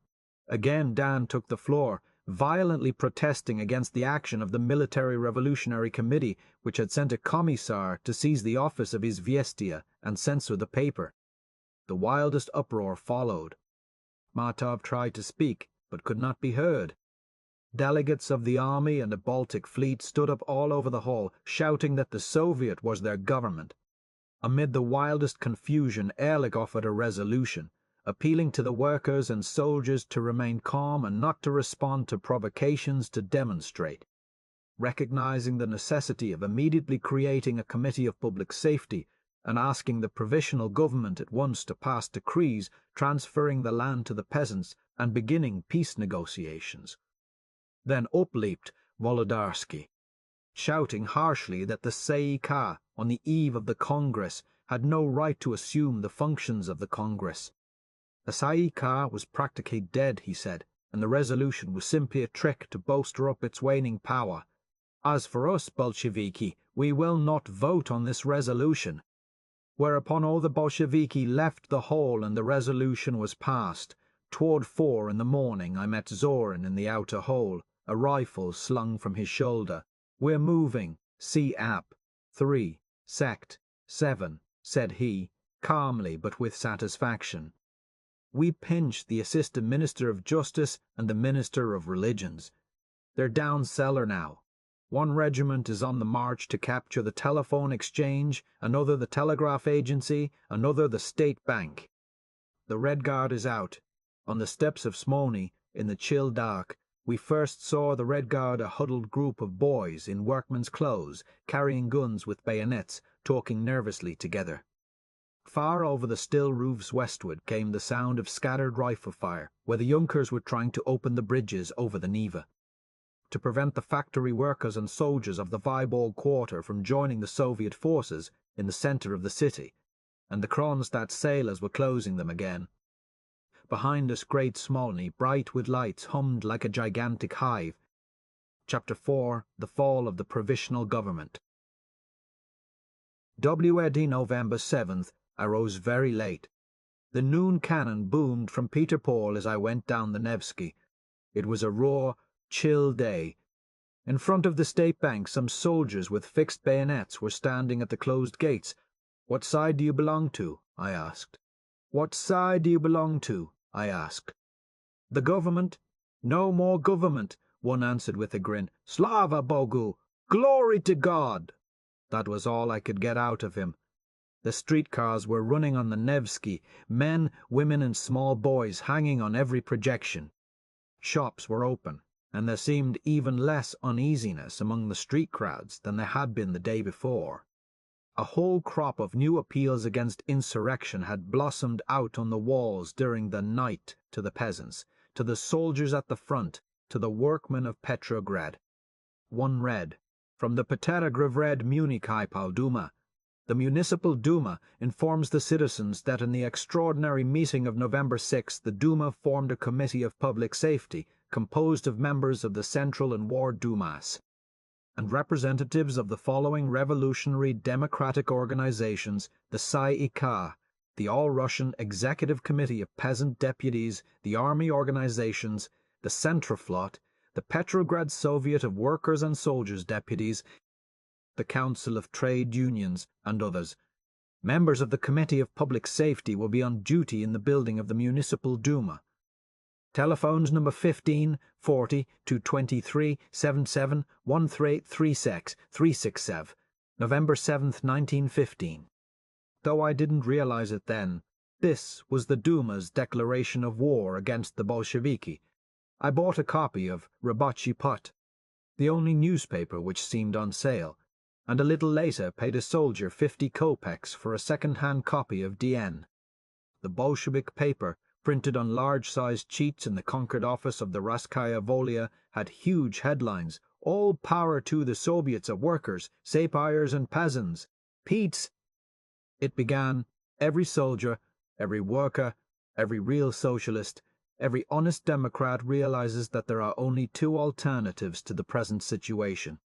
Either the power will remain in the hands of the bourgeois landlord crew, and this will mean every kind of repression for the workers, soldiers, and peasants, continuation of the war, inevitable hunger and death, or the power will be transferred to the hands of the revolutionary workers, soldiers, and peasants, and in that case it will mean a complete abolition of landlord tyranny, immediate check of the capitalists, immediate proposal of a just peace.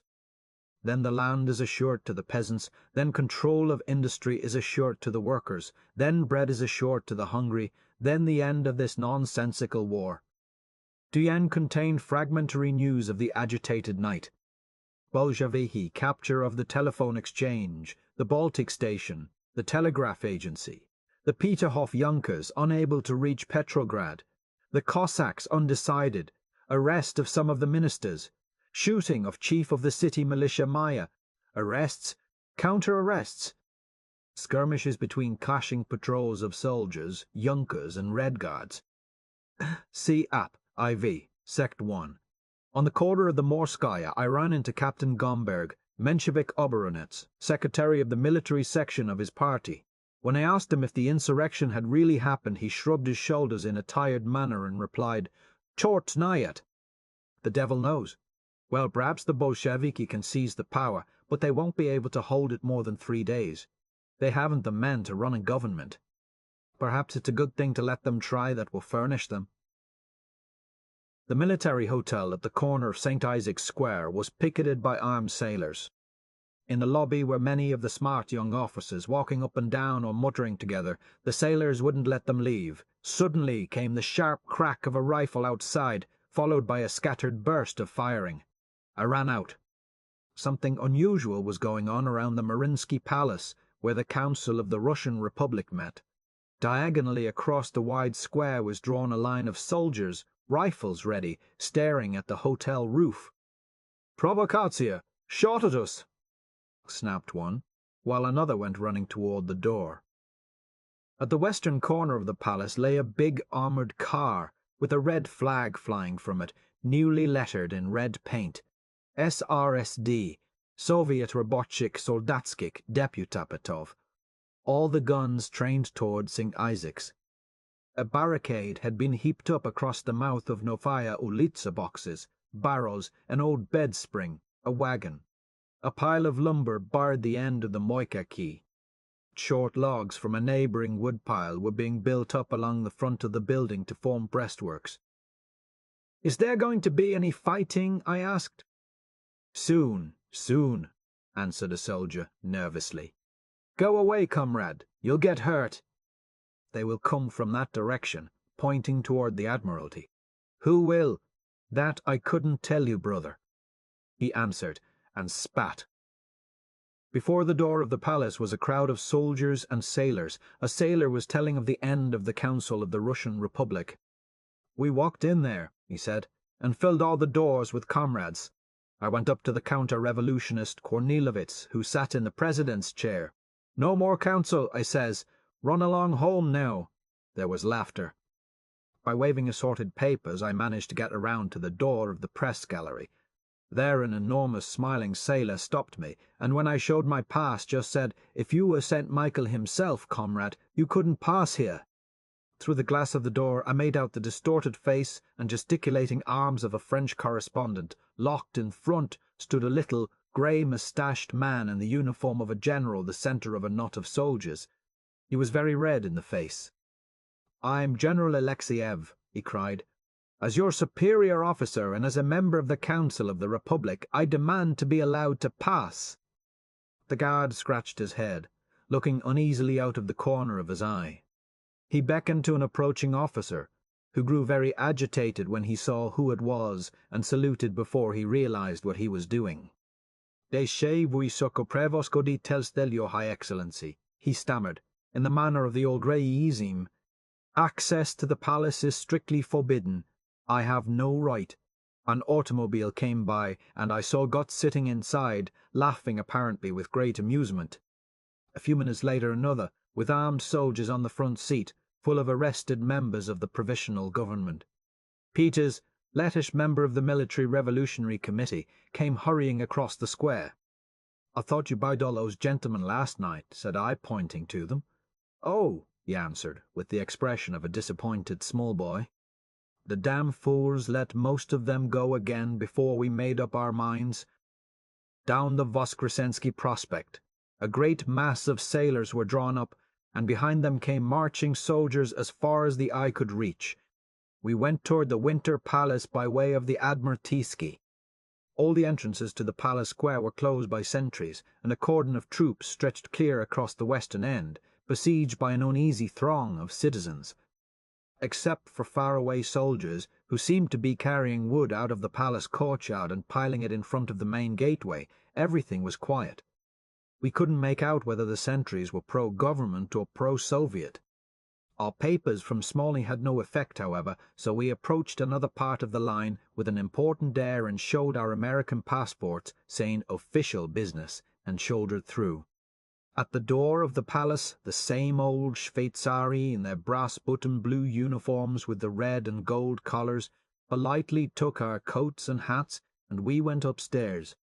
In the dark, gloomy corridor, stripped of its tapestries, a few old attendants were lounging about, and in front of Kerensky's door a young officer paced up and down, gnawing his moustache. We asked if we could interview the minister-president. He bowed and picked his heels. "No, I am sorry," he replied in French. "Alexander Fyodovitch is extremely occupied just now." He looked at us for a moment. "In fact, he is not here. Where is he? He has gone to the front.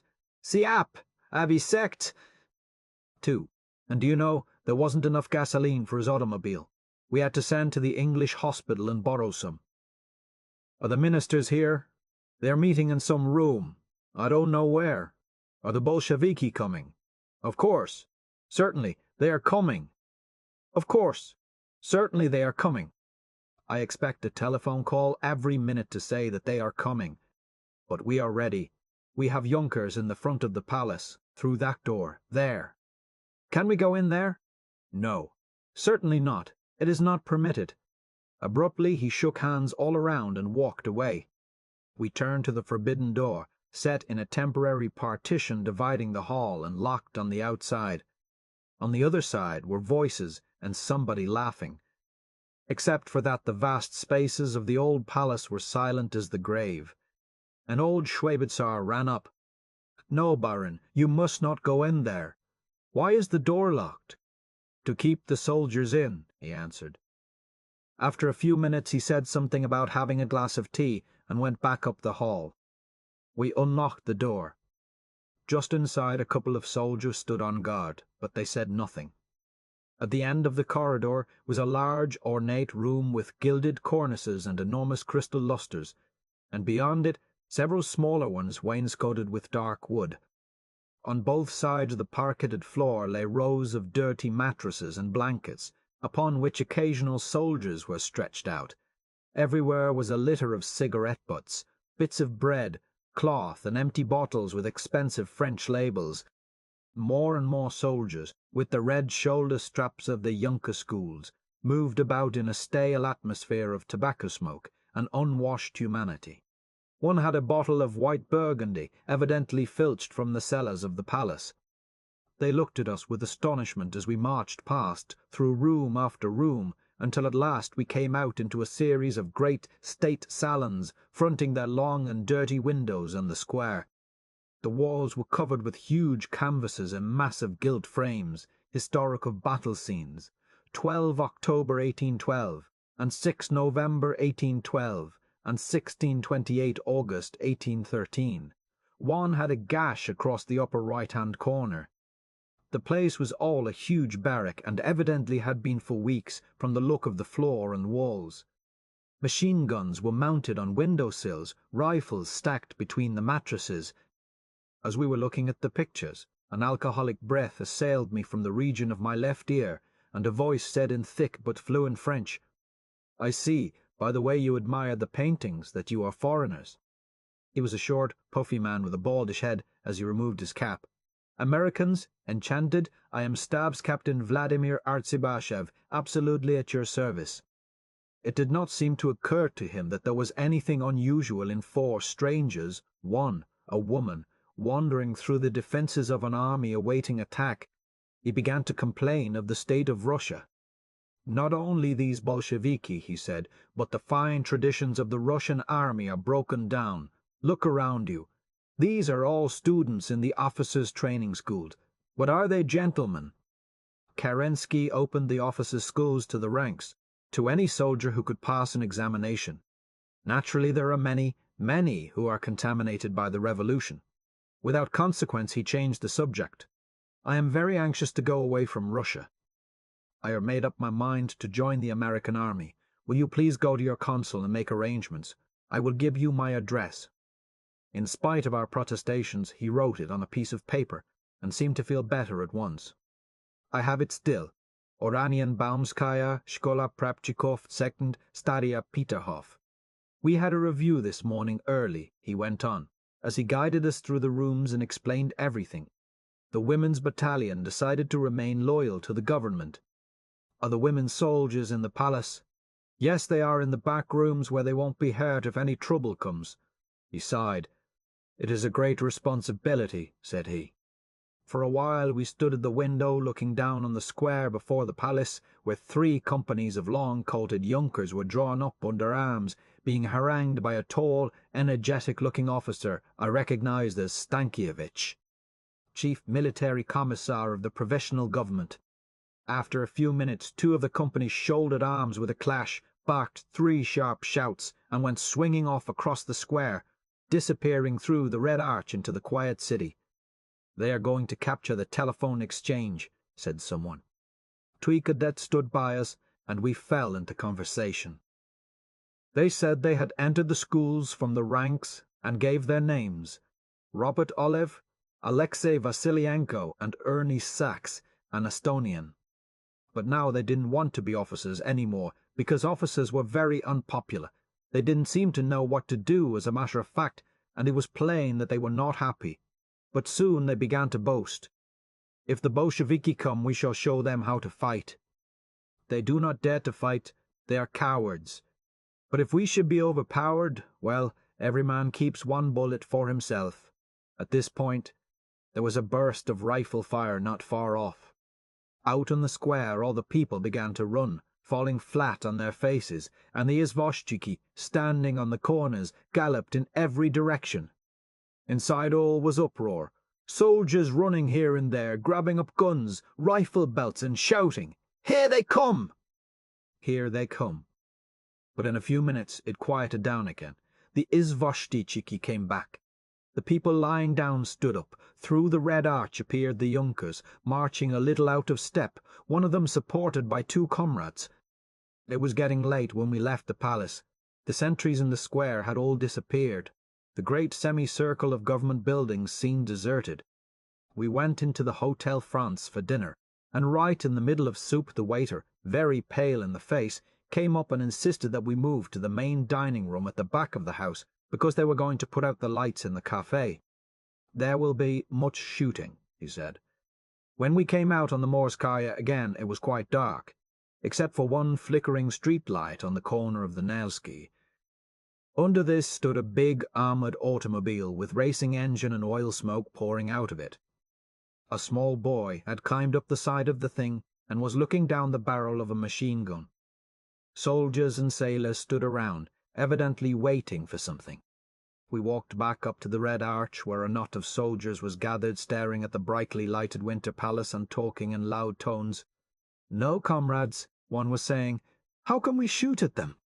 The women's battalion is in there. They will say we have fired on Russian women." As we reached the Nevsky again, another armoured car came around the corner, and a man poked his head out of the turret top. "Come on," he yelled. "Let's go on through and attack." The driver of the other car came over and shouted so as to be heard above the roaring engine. "The committee says to wait. They have got artillery behind the wood piles in there." Here the streetcars had stopped running. Few people passed, and there were no lights. But a few blocks away we could see the trams, the crowds. The lighted shop windows and the electric signs of the moving pictures shows life going on as usual. We had tickets to the ballet at the Mariinsky Theatre. All theatres were open, but it was too exciting out of doors. In the darkness we stumbled over lumber piles barricading the police bridge, and before the Stroganov Palace made out some soldiers wheeling into position a 3-inch field gun.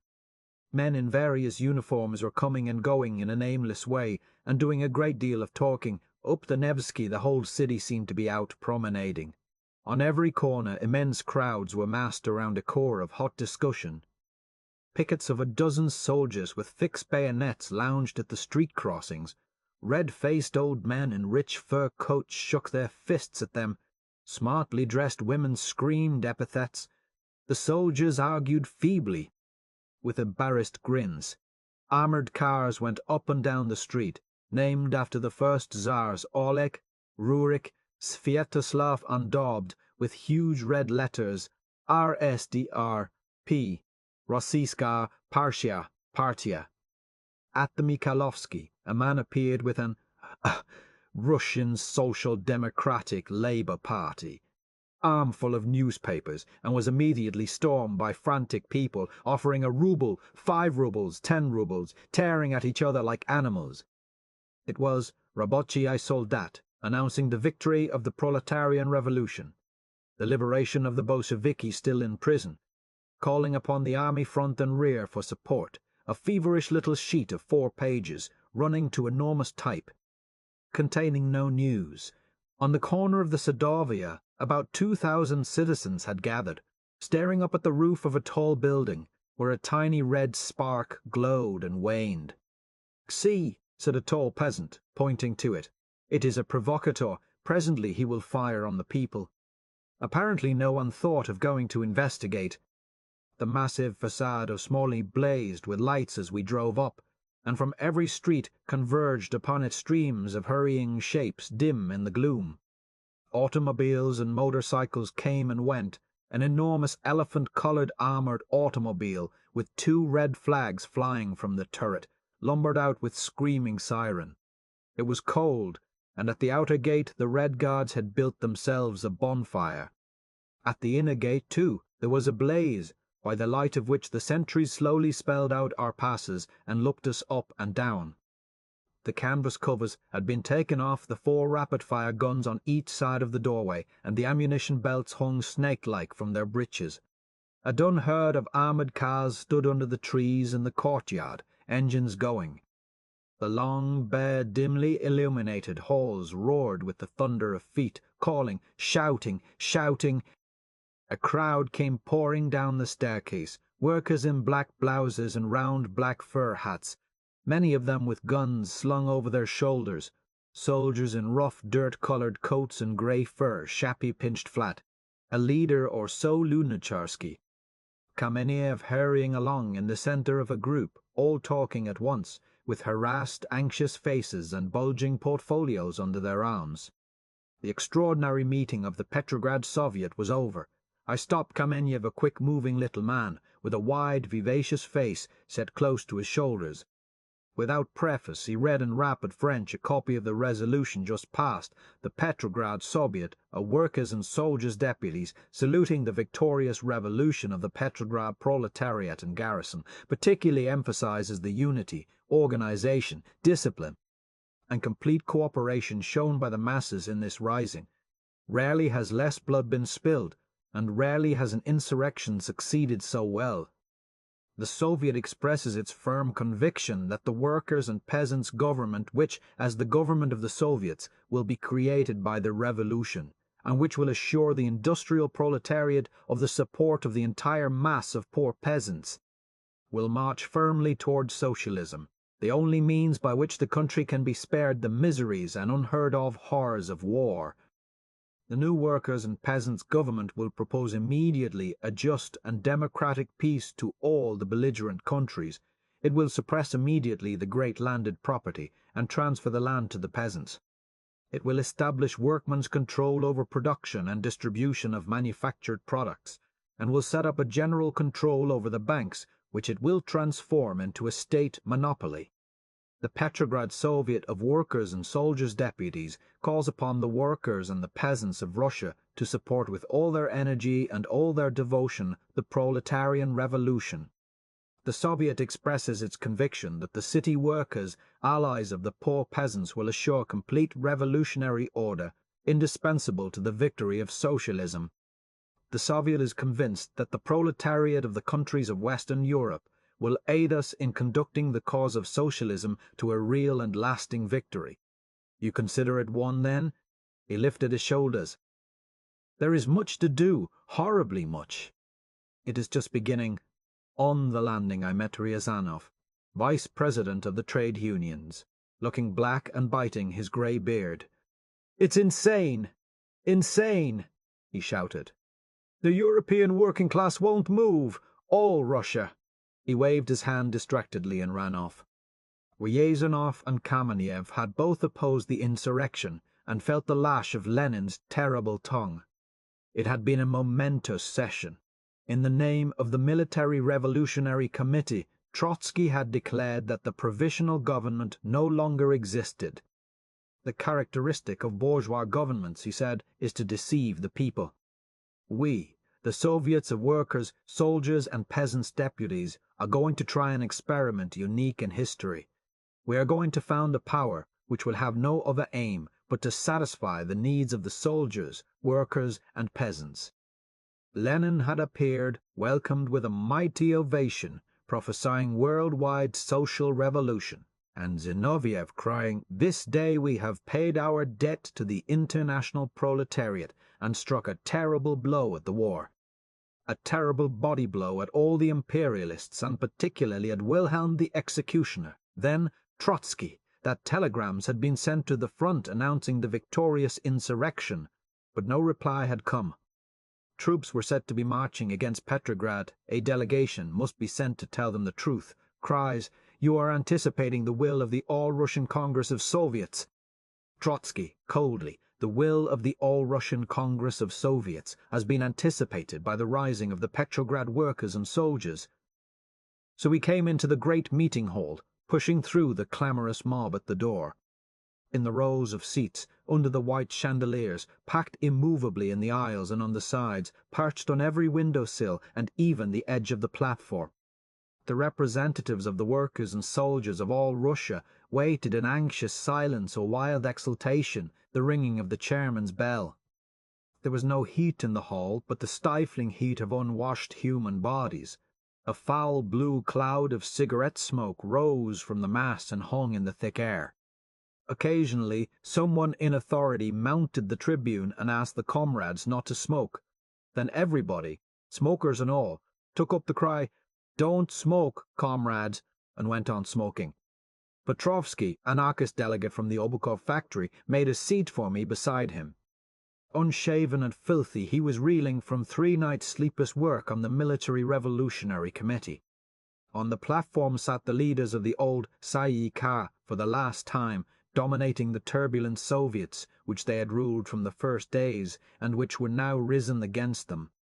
It was the end of the first period of the Russian Revolution. which these men had attempted to guide in careful ways. The three greatest of them were not there. Kerensky flying to the front through country towns, all doubtfully heaving up, Chaidze, the old eagle, who had contemptuously retired to his own Georgian mountains, there to sicken with consumption, and the high-souled Tshreteli, also mortally stricken, who, nevertheless, would return and pour out his beautiful eloquence for a lost cause. God sat there, Dan, Lieber, Bogdanov, Broido, Filipovsky, white-faced, hollow-eyed, and indignant. Below them, the second seized of the All-Russian Soviets boiled and swirled, and over their heads the Military Revolutionary Committee functioned white-hot, holding in its hands the threads of insurrection, and striking with a long arm. It was 10:40 p.m. Dan, a mild-faced, baldish figure in a shapeless military surgeon's uniform, was ringing the bell. Silence fell sharply, intense, broken by the scuffling and disputing of the people at the door. "We have the power in our hands," he began sadly, stopped for a moment, and then went on in a low voice. "Comrades! The Congress of Soviets, in meeting in such unusual circumstances and in such an extraordinary moment, that you will understand why the Tsay Ee-kah considers it unnecessary to address you with a political speech. This will become much clearer to you if you will recollect that I am a member of the Tsay Ee-kah, and that at this very moment our party comrades are in the Winter Palace under bombardment, sacrificing themselves to execute the duty put on them by the Tsay Ee-kah. Confused uproar. I declare the first session of the Second Congress of Soviets of Workers' and Soldiers' Deputies open. The election of the Presidium took place amid stir and moving about. Avanasov announced that by agreement of the Bolsheviki, left socialist revolutionaries and Mensheviki internationalists, it was decided to base the Presidium upon proportionality. Several Mensheviki leaped to their feet protesting. A bearded soldier shouted at them, "Remember what you did to us Bolsheviki when we were the minority." Result: 14 Bolsheviki, 7 socialist revolutionaries, 3 Mensheviki, and 1 internationalist, Gorky's group. Hendelman, for the right and centre socialist revolutionaries, said that they refused to take part in the Presidium. The same from Kinchuk, for the Mensheviki, and from the Mensheviki internationalists, that until the verification of certain circumstances, they too could not enter the Presidium. Scattering applause and hoots. One voice: "Renegades, you call yourselves socialists." A representative of the Ukrainian delegates demanded and received a place. Then the old Tsay Ee-kah stepped down, and in their places appeared Trotsky, Kamenev, Lunacharsky, Madame Kollontai, Nogin. The hall rose, thundering. How far they had soared, these Bolsheviki, from a despised and hunted sect less than 4 months ago, to this supreme place, the helm of great Russia, in full tide of insurrection. The order of the day, said Kamenev, was first, organization of power, second, war and peace, and third, the Constituent Assembly. Lozovsky, rising, announced that upon agreement of the Bureau of all factions, it was proposed to hear and discuss the report of the Petrograd Soviet, then to give the floor to members of the Tsay Ee-kah and the different parties, and finally to pass to the order of the day. But suddenly a new sound made itself heard, deeper than the tumult of the crowd, persistent, disquieting, the dull shock of guns. People looked anxiously toward the clouded windows, and a sort of fever came over them. Martov, demanding the floor, croaked hoarsely, "The civil war is beginning, comrades. The first question must be a peaceful settlement of the crisis. On principle, and from a political standpoint, we must urgently discuss a means of averting civil war. Our brothers are being shot down in the streets." At this moment, when before the opening of the Congress of Soviets, the question of power is being settled by means of a military plot organized by one of the revolutionary parties, for a moment he could not make himself heard above the noise. All of the revolutionary parties must face the fact. The first Vopro's question. Before the Congress is the question of power, and this question is already being settled by force of arms in the streets. We must create a power which will be recognized by the whole democracy.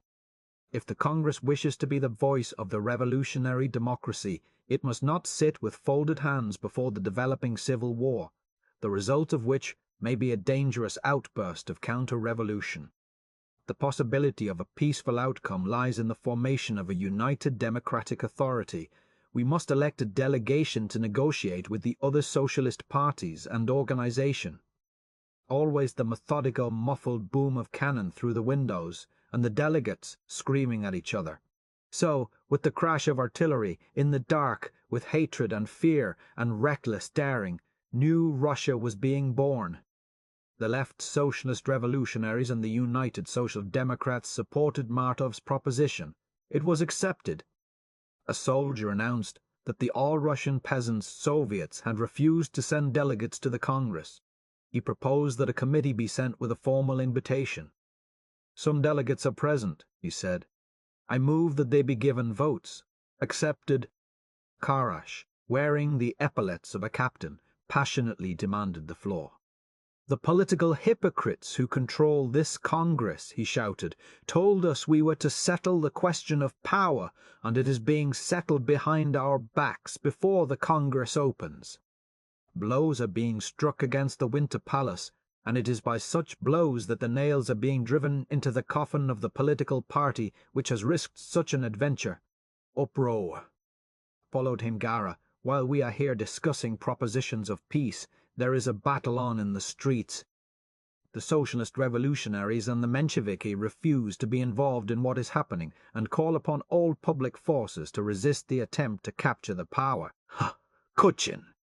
"Delegate of the 12th Army and representative of the Traudoviki, I was sent here only for information, and I am returning at once to the front, where all the army committees consider that the taking of power by the Soviets, only 3 weeks before the Constituent Assembly, is a stab in the back of the army and a crime against the people." Shouts of "Lie, you lie," when he could be heard again. "Let's make an end of this adventure in Petrograd. I call upon all delegates to leave this hall in order to save the country and the revolution." As he went down the aisle in the midst of a deafening noise, people surged in upon him, threatening. Then Kinchuk, an officer with a long brown goatee, speaking suavely and persuasively, "I speak for the delegates from the front. The army is imperfectly represented in this Congress, and furthermore, the army does not consider the Congress of Soviets necessary at this time, only 3 weeks before the opening of the Constituent." Shouts and stamping, always growing more violent. "The army does not consider that the Congress of Soviets has the necessary authority." Soldiers began to stand up all over the hall. "Who are you speaking for? What do you represent?" they cried. "The Central Executive Committee of the Soviet of the 5th Army, the 2nd F Regiment, the 1st N Regiment, the 3rd S Rifles. When were you elected? You represent the officers, not the soldiers. What do the soldiers say about it?" Jeers and hoots. "We, the front group, disclaim all responsibility for what has happened and is happening, and we consider it necessary to mobilize all self-conscious revolutionary forces for the salvation of the revolution. The front group will leave the Congress. The place to fight is out on the streets." Immense bawling outcry. "You speak for the staff, not for the army. I appeal to all reasonable soldiers to leave this Congress."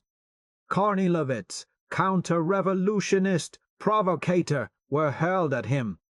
On behalf of the Mensheviki, Kinchuk then announced that the only possibility of a peaceful solution was to begin negotiations with the Provisional Government for the formation of a new cabinet which would find support in all strata of society. He could not proceed for several minutes. Raising his voice to a shout, he read the Menshevik declaration. "Because the Bolsheviki have made a military conspiracy with the aid of the Petrograd Soviet without consulting the other factions and parties, we find it impossible to remain in the Congress and therefore withdraw, inviting the other groups to follow us and to meet for discussion of the situation." Deserter! At intervals in the almost continuous disturbance, Hendelman, for the Socialist Revolutionaries, could be heard protesting against the bombardment of the Winter Palace. "We are opposed to this kind of anarchy." Scarcely had he stepped down than a young, lean-faced soldier, with flashing eyes, leaped to the platform and dramatically lifted his hand. "Comrades!" he cried, and there was a hush. My familia, name, is Peterson. I speak for the 2nd Lettish Rifles. You have heard the statements of 2 representatives of the army committees. These statements would have some value if their authors had been representatives of the army. Wild applause.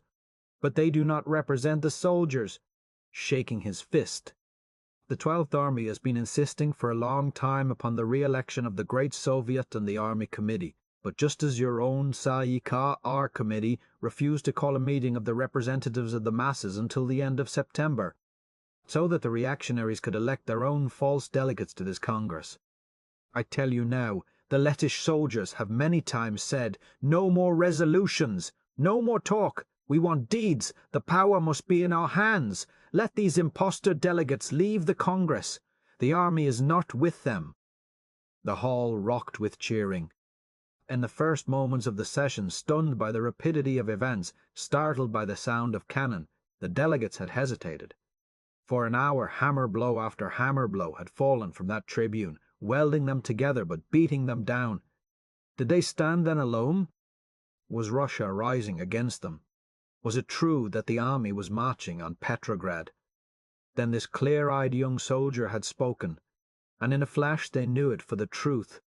This was the voice of the soldiers, the stirring millions of uniformed workers and peasants, were men like them, and their thoughts and feelings were the same. More soldiers, Jelshak, for the front delegates, announcing that they had only decided to leave the Congress by a small majority and that the Bolshevik members had not even taken part in the vote, as they stood for division according to political parties and not groups.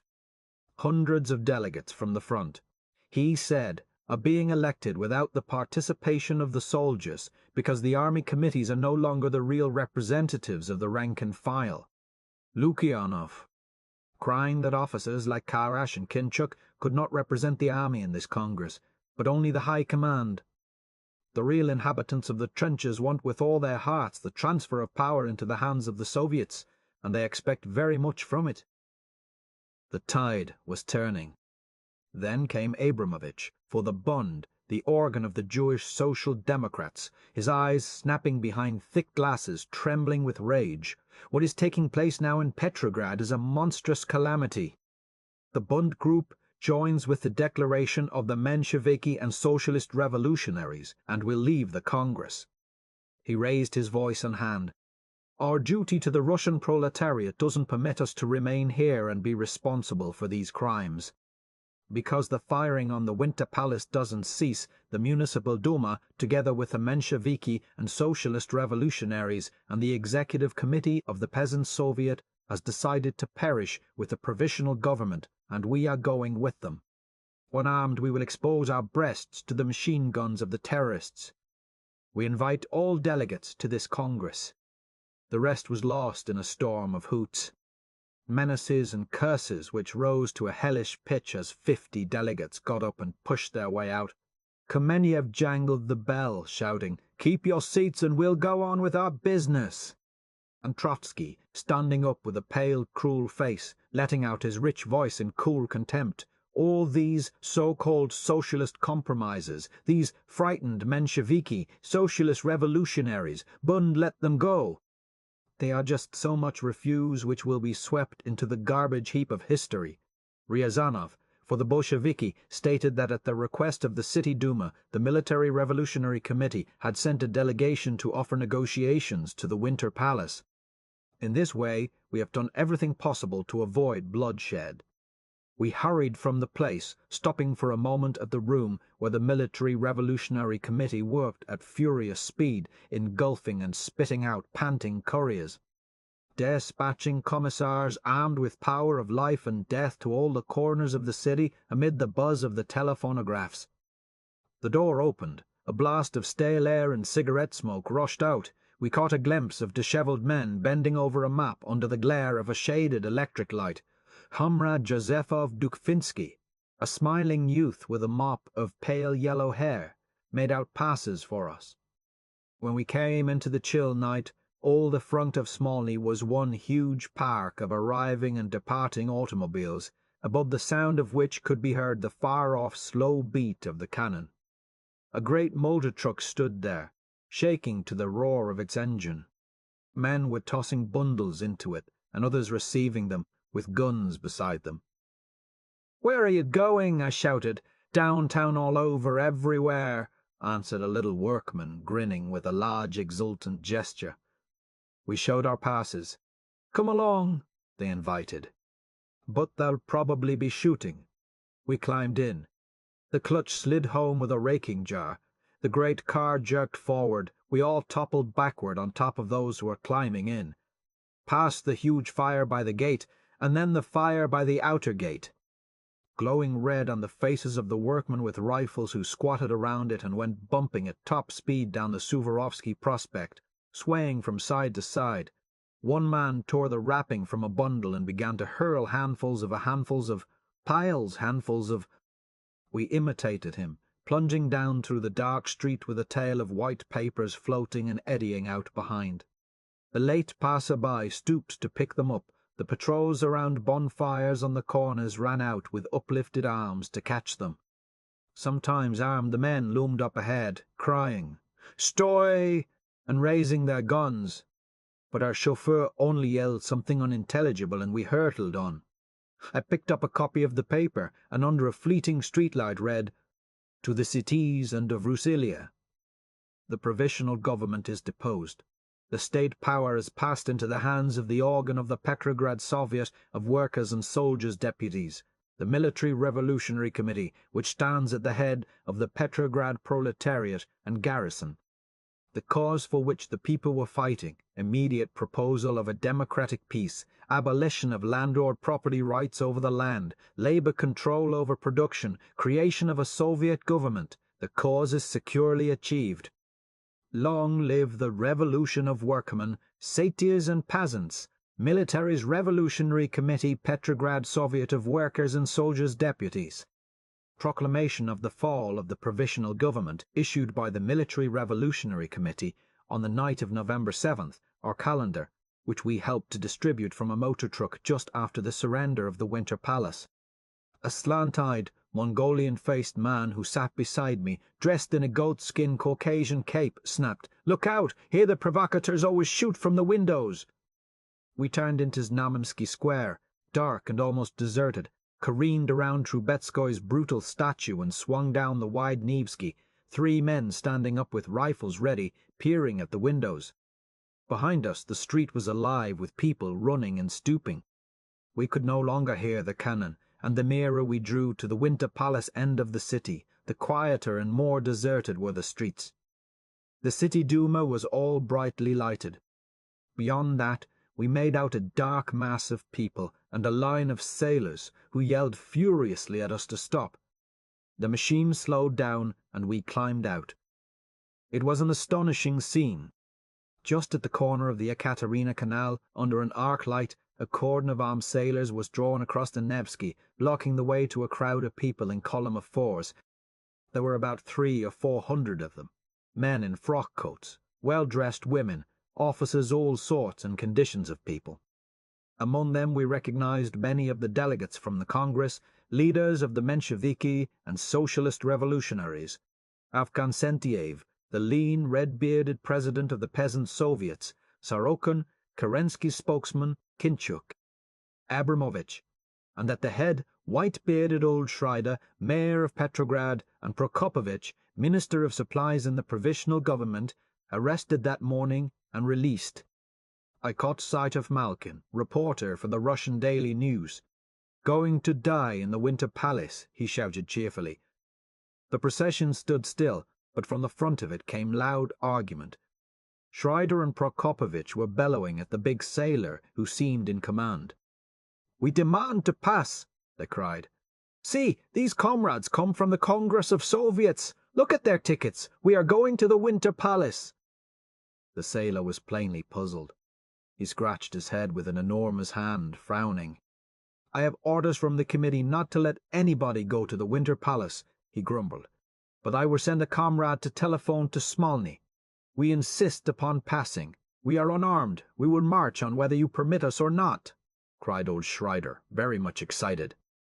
"I have orders," repeated the sailor sullenly. "Shoot us if you want to. We will pass. Forward! came from all sides. "We are ready to die if you have the heart to fire on Russians and comrades. We bare our breasts to your guns."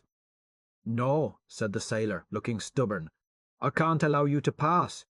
"What will you do if we go forward? Will you shoot?" "No, I'm not going to shoot people who haven't any guns. We won't shoot unarmed Russian people. We will go forward. What can you do?" "We will do something," replied the sailor, evidently at a loss. "We can't let you pass. We will do something." "What will you do? What will you do?" Another sailor came up, very much irritated. "We will spank you," he cried, energetically. "And if necessary we will shoot you too. Go home now and leave us in peace." At this there was a great clamour of anger and resentment. Prokopovitch had mounted some sort of box, and waving his umbrella, he made a speech. "Comrades and citizens," he said, "force is being used against us. We cannot have our innocent blood upon the hands of these ignorant men. It is beneath our dignity to be shot down here in the street by switchmen. What he meant by switchmen I never discovered.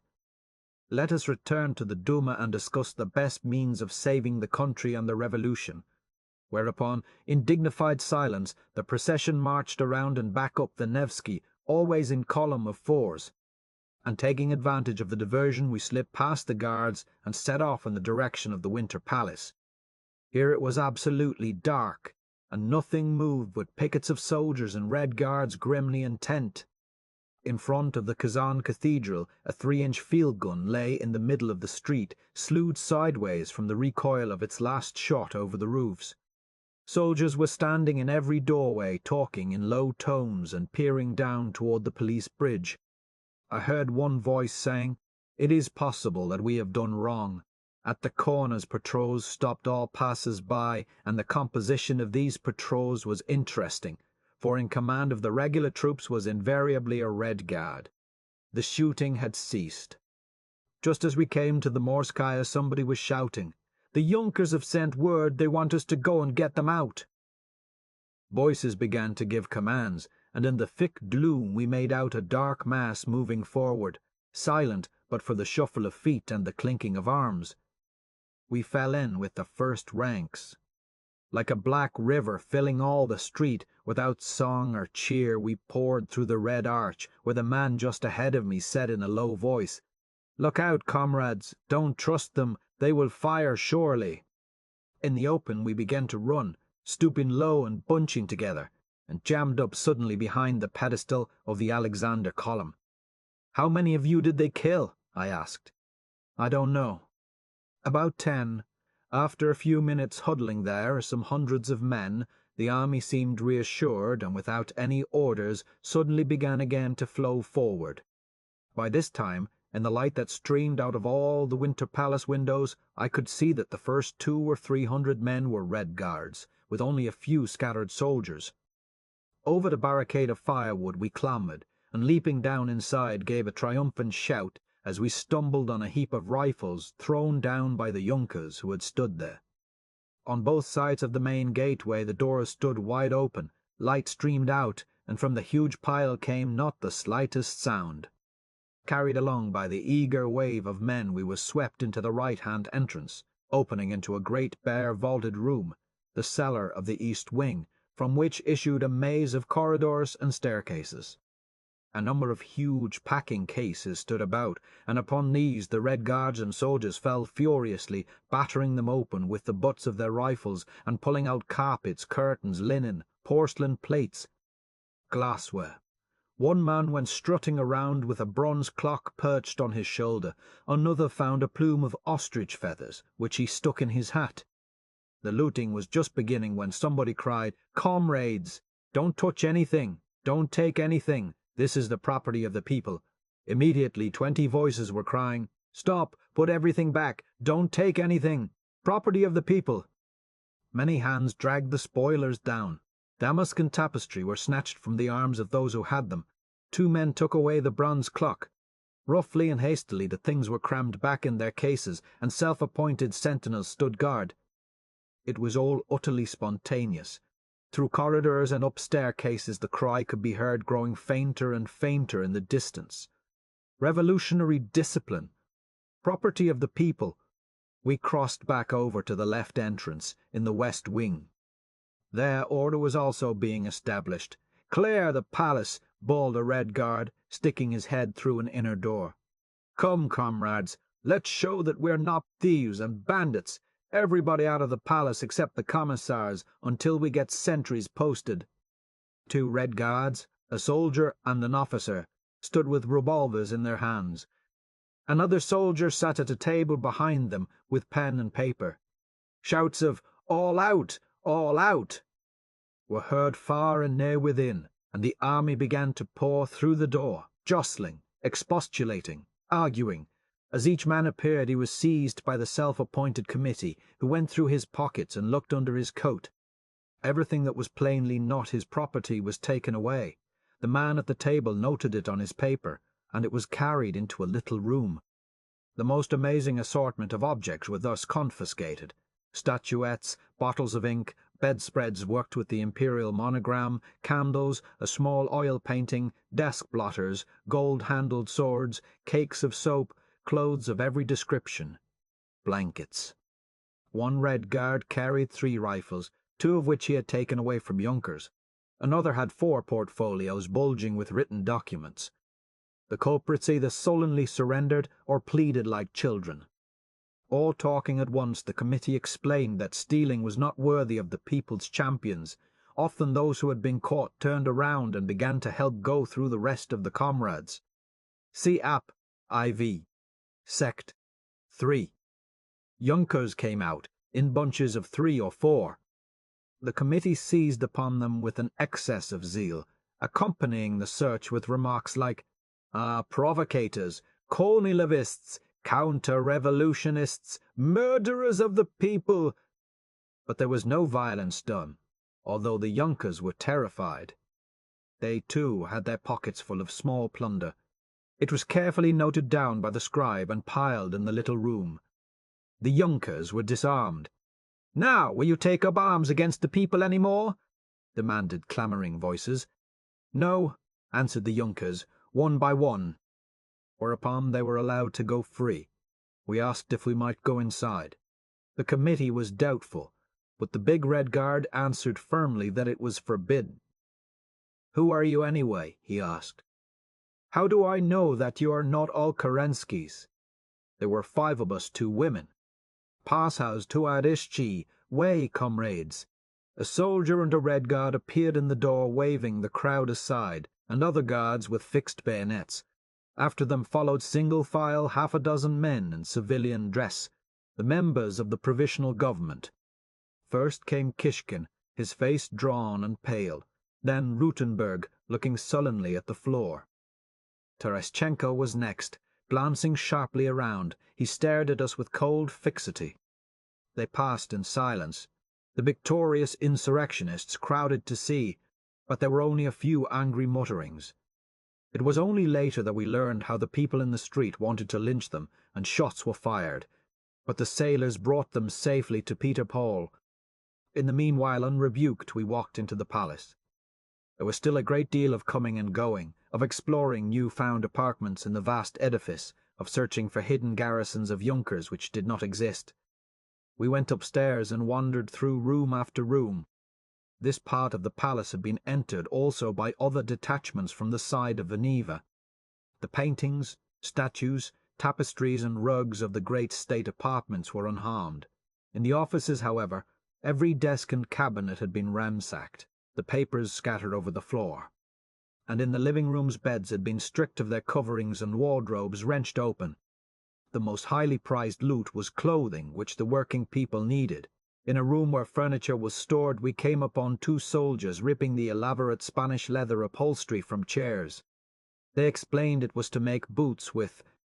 The old palace servants in their blue and red and gold uniforms stood nervously about, from force of habit repeating, "You can't go in there, Baron." "It is forbidden." We penetrated at length to the gold and malachite chamber with crimson brocade hangings, where the ministers had been in session all that day and night, and where the Shrivitsari had betrayed them to the Red Guards. The long table covered with green baize was just as they had left it, under arrest, Before each empty seat was pen and ink and paper. The papers were scribbled over with beginnings of plans of action, rough drafts of proclamations and manifestos. Most of these were scratched out as their futility became evident, and the rest of the sheet covered with absent-minded geometrical designs, as the writers sat despondently listening while minister after minister proposed chimerical schemes. I took one of these scribbled pages in the handwriting of Konovalov, which read, "The Provisional Government appeals to all classes to support the Provisional Government. All this time it must be remembered, although the Winter Palace was surrounded." The government was in constant communication with the front and with provincial Russia. The Bolsheviki had captured the Ministry of War early in the morning, but they did not know of the military telegraph office in the attic, nor of the private telephone line connecting it with the Winter Palace. In that attic a young officer sat all day, pouring out over the country a flood of appeals and proclamations, and when he heard that the palace had fallen, put on his hat and walked calmly out of the building. Interested as we were, for a considerable time we didn't notice a change in the attitude of the soldiers and Red Guards around us. As we strolled from room to room, a small group followed us, until by the time we reached the great picture gallery where we had spent the afternoon with the Junkers, about 100 men surged in after us. One giant of a soldier stood in our path, his face dark with sullen suspicion. Graphic, page 104, doodling by Konovalov. Title follows, facsimile of the beginning of a proclamation, written in pencil by AI. Konovalov, Minister of Commerce and Industry in the Provisional Government, and then scratched out as the hopelessness of the situation became more and more evident. The geometrical figure beneath was probably idly drawn while the ministers were waiting for the end. "Who are you?" he growled. "What are you doing here?" The others massed slowly around, staring and beginning to mutter. "Provocatory," I heard somebody say. "Looters." I produced our passes from the Military Revolutionary Committee. The soldier took them gingerly, turned them upside down and looked at them without comprehension. Evidently he could not read. He handed them back and spat on the floor. "Bumagi, papers," said he with contempt. The mass slowly began to close in like wild cattle around a cowpuncher on foot. Over their heads I caught sight of an officer, looking helpless, and shouted to him. He made for us, shouldering his way through. "I'm the commissar," he said to me. "Who are you? What is it?" The others held back, waiting. I produced the papers. "You are foreigners?" he rapidly asked in French. "It is very dangerous." Then he turned to the mob, holding up our documents. "Comrades," he cried, "these people are foreign comrades from America. They have come here to be able to tell their countrymen about the bravery and the revolutionary discipline of the proletarian army." "How do you know that?" replied the big soldier. "I tell you they are provocators. They say they came here to observe the revolutionary discipline of the proletarian army, but they have been wandering freely through the palace, and how do we know they haven't got their pockets full of loot?" "Pravelno," snarled the others, pressing forward. "Comrades," appealed the officer, sweat standing out on his forehead. "I am Commissar of the Military Revolutionary Committee. Do you trust me? Well, I tell you that these passes are signed with the same names that are signed to my pass." He led us down through the palace and out through a door opening onto the Neva quay, before which stood the usual committee going through pockets. "You have narrowly escaped," he kept muttering, wiping his face. "What happened to the women's battalion?" we asked. "Oh, the women!" he laughed. "They were all huddled up in a back room.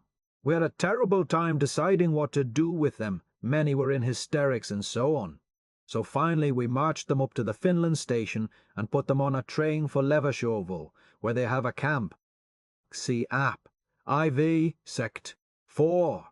We came out into the cold, nervous night, murmurs with obscure armies on the move, electric with patrols. From across the river, where loomed the darker mass of Peter Paul, came a hoarse shout. Underfoot, the sidewalk was littered with broken stucco. From the cornice of the palace where 2 shells from the battleship Aurora had struck, that was the only damage done by the bombardment. It was now after 3 in the morning. On the Nevsky all the street lights were again shining, the cannon gone, and the only signs of war were Red Guards and soldiers squatting around fires. The city was quiet, probably never so quiet in its history. On that night not a single hold-up occurred, not a single robbery, but the City Duma building was all illuminated. We mounted to the galleried Alexander Hall, hung with its great, gold-framed, red-shroud imperial portraits. About 100 people were grouped around the platform, where Skobelev was speaking. He urged that the Committee of Public Safety be expanded, so as to unite all the anti-Bolshevik elements in one huge organization, to be called the Committee for Salvation of Country and Revolution. And as we looked on, the Committee for Salvation was formed, that committee which was to develop into the most powerful enemy of the Bolsheviki, appearing in the next week sometimes under its own partisan name, and sometimes as the strictly non-partisan Committee of Public Safety. Dan, Gotz, Avkentiev were there, some of the insurgent Soviet delegates, members of the Executive Committee of the Peasant Soviets, old Prokopovich, and even members of the Council of the Republic, among whom Vinover and other cadets. Liebe cried that the Convention of Soviets was not a legal convention, that the old Tsay Ee-kah was still in office. An appeal to the country was drafted. We hailed a cab. Where to? But when we said Smolny, the izvoshchik shook his head. "Neat," said he. "There are devils." It was only after weary wandering that we found a driver willing to take us, and he wanted 30 rubles, and stopped 2 blocks away. The windows of Smolny were still ablaze, motors came and went, and around the still leaping fires the sentries huddled close, eagerly asking everybody the latest news. The corridors were full of hurrying men, hollow-eyed and dirty. In some of the committee rooms people lay sleeping on the floor, their guns beside them. In spite of the seceding delegates, the hall of meetings was crowded with people, roaring like the sea. As we came in, Kamenev was reading the list of arrested ministers. The name of Terestchenko was greeted with thunderous applause, shouts of satisfaction, laughter. Rutenberg came in for less, and at the mention of Palchinsky, a storm of hoots, angry cries, cheers burst forth. It was announced that Chudovsky had been appointed commissar of the Winter Palace. Now occurred a dramatic interruption. A big peasant, his bearded face convulsed with rage, mounted the platform and pounded with his fist on the presidium table. "We, socialist revolutionaries, insist upon the immediate release of the socialist ministers arrested in the Winter Palace. Comrades, do you know that 4 comrades who risked their lives and their freedom fighting against tyranny of the Tsar have been flung into Peterpol prison, the historical tomb of liberty?" In the uproar he pounded and yelled. Another delegate climbed up beside him and pointed at the presidium. "Are the representatives of the revolutionary masses going to sit quietly here while the Okarna of the Bolsheviki tortures their leaders?" Trotsky was gesturing for silence. These comrades were now caught plotting the crushing of the Soviets with the adventurer Kerenskius. There any reason to handle them with gloves? After July 16th and 18th, they didn't use much ceremony with us. With a triumphant ring in his voice he cried, "Now that the oborontsi and the faint-hearted have gone, and the whole task of defending and saving the revolution rests on our shoulders, it is particularly necessary to work. We have decided to die rather than give up." Followed him a commissar from Tsarskoye Selo, panting and covered with the mud of his ride. "The garrison of Tsarskoye Selo is on guard at the gates of Petrograd, ready to defend the Soviets and the Military Revolutionary Committee." Wild cheers. "The cycle corps sent from the front has arrived at Tsarskoye, and the soldiers are now with us. They recognize the power of the Soviets, the necessity of immediate transfer of land to the peasants and industrial control to the workers. The 5th Battalion of Cyclists, stationed at Tsarskoye, is ours." Then the delegate of the 3rd Cycle Battalion. In the midst of delirious enthusiasm, he told how the Cycle Corps had been ordered 3 days before from the southwest front to the defense of Petrograd. They suspected, however, the meaning of the order, and at the station of Peredozh were met by representatives of the 5th Battalion from Tsarskoye. A joint meeting was held, and it was discovered that among the cyclists not a single man was found willing to shed the blood of his brothers, or to support a government of bourgeois and land-owners.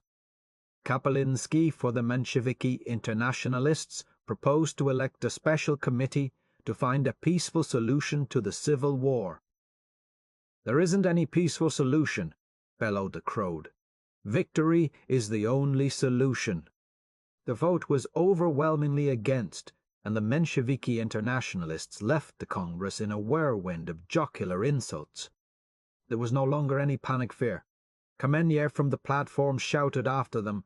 The Mensheviki internationalists claimed emergency for the question of a peaceful solution, but they always voted for suspension of the order of the day in favor of declarations of factions which wanted to leave the Congress. "It is evident," finished Kamenev, "that the withdrawal of all these renegades was decided upon beforehand.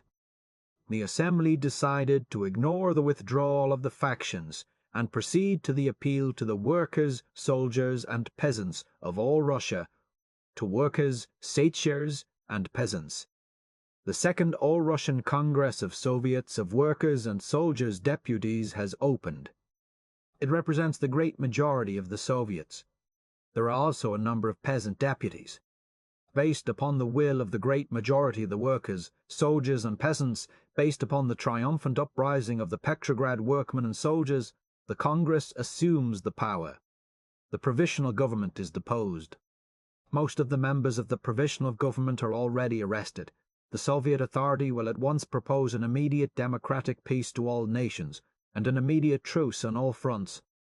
It will assure the free transfer of landlord, crown, and monastery lands to the land committees, defend the soldiers' rights, enforcing a complete democratization of the army, establish workers' control over production, ensure the convocation of the Constituent Assembly at the proper date, take means to supply bread to the cities and articles of first necessity to the villages, and secure to all nationalities living in Russia a real right to independent existence. The Congress resolves that all local power shall be transferred to the Soviets of Workers, Soldiers, and Peasants' Deputies, which must enforce revolutionary order. The Congress calls upon the soldiers in the trenches to be watchful and steadfast. The Congress of Soviets is sure that the revolutionary army will know how to defend the revolution against all attacks of imperialism, until the new government shall have brought about the conclusion of the democratic peace which it will directly propose to all nations. The new government will take all necessary steps to secure everything needful to the revolutionary army by means of a determined policy of requisition and taxation of the property classes, and also to improve the situation of soldiers' families. The Kornilovitz, Kerensky, Kaledin, and others are endeavoring to lead troops against Petrograd.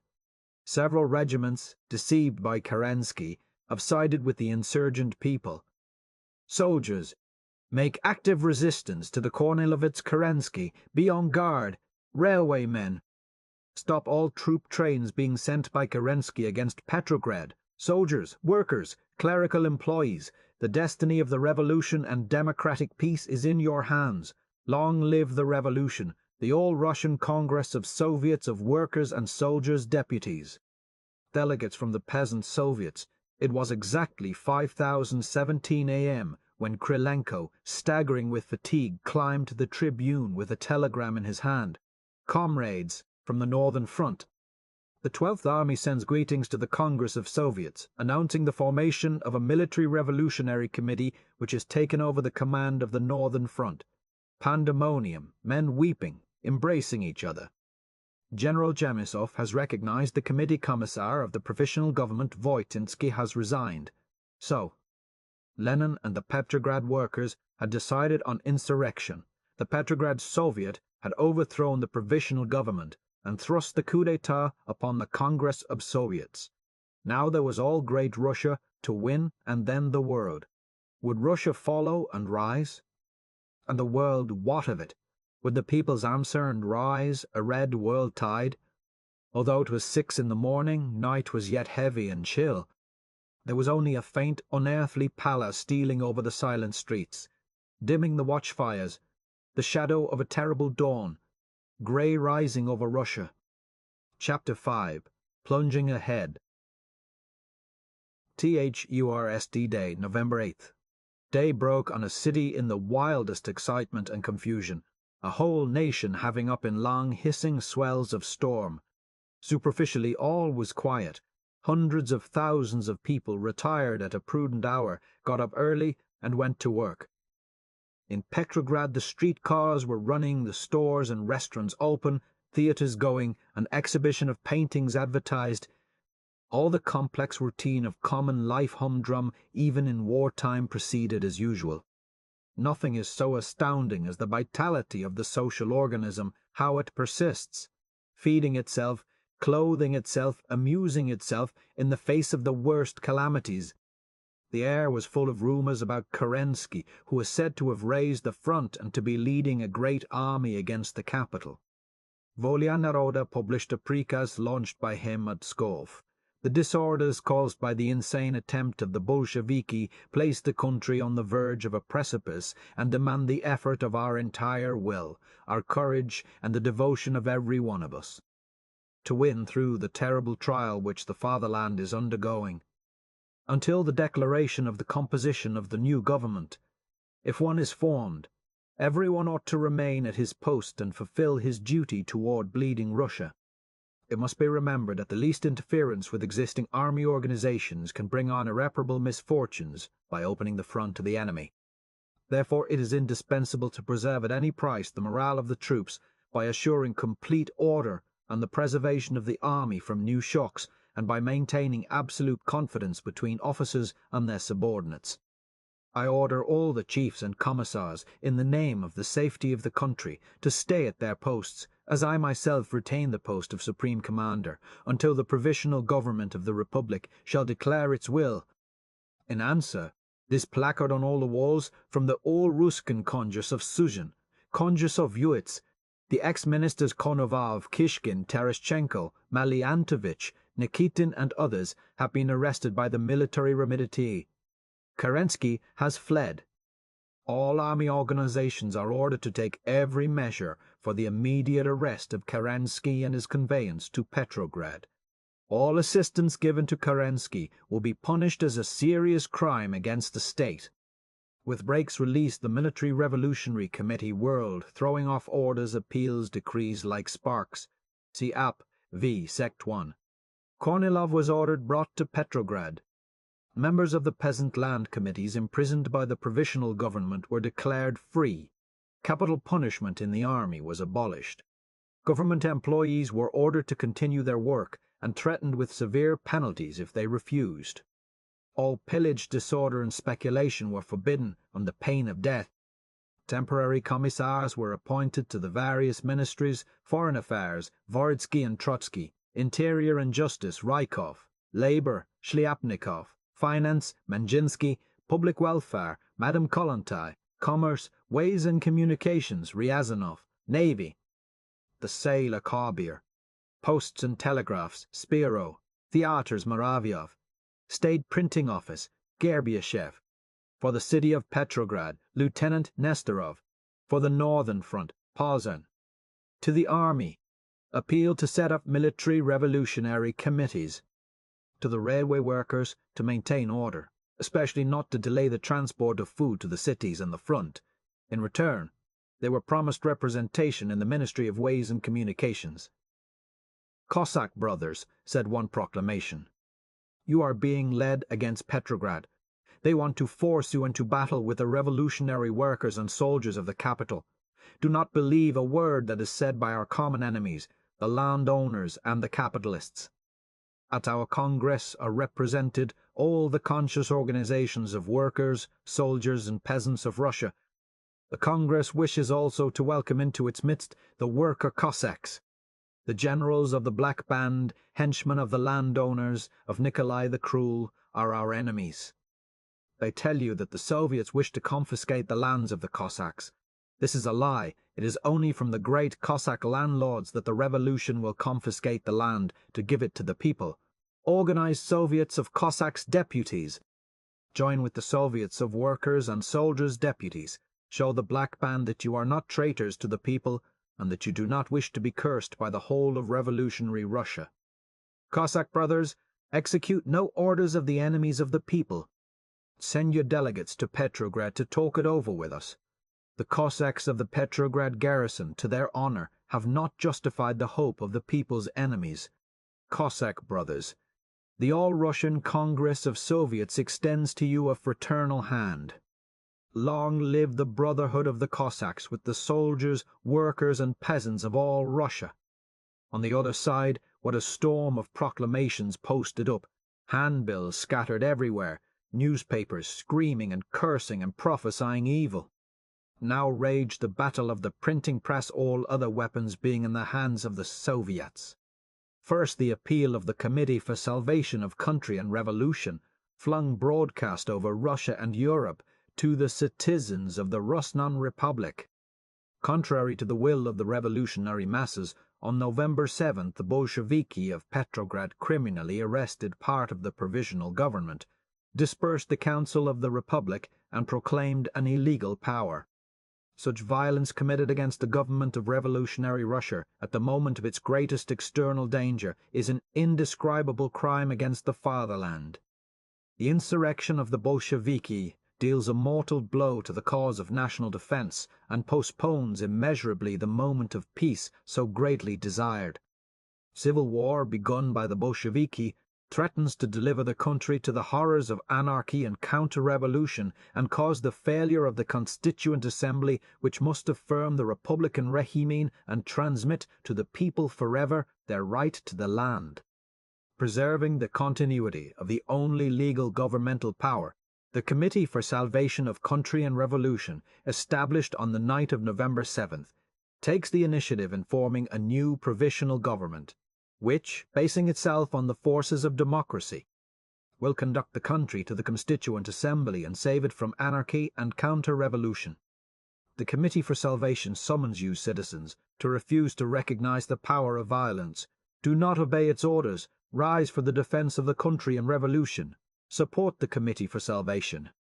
Signed by the Council of the Russian Republic, the Municipal Duma of Petrograd, the Sayaka First Congress, the Executive Committee of the Peasant Soviets, and from the Congress itself, the front group, the factions of Socialist Revolutionaries, Mensheviki, Populist Socialists, Unified Social Democrats, and the group Jedinstvo.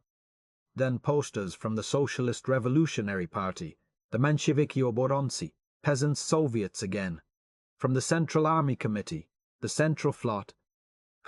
Famine will crush Petrograd, they cried. They cried, the German armies will trample on our liberty. Back 100 pogroms will spread over Russia if we all conscious workers, soldiers, citizens do not unite. Do not trust the promises of the Bolsheviki. The promise of immediate peace is a lie. The promise of bread a hoax. The promise of land a fairy tale.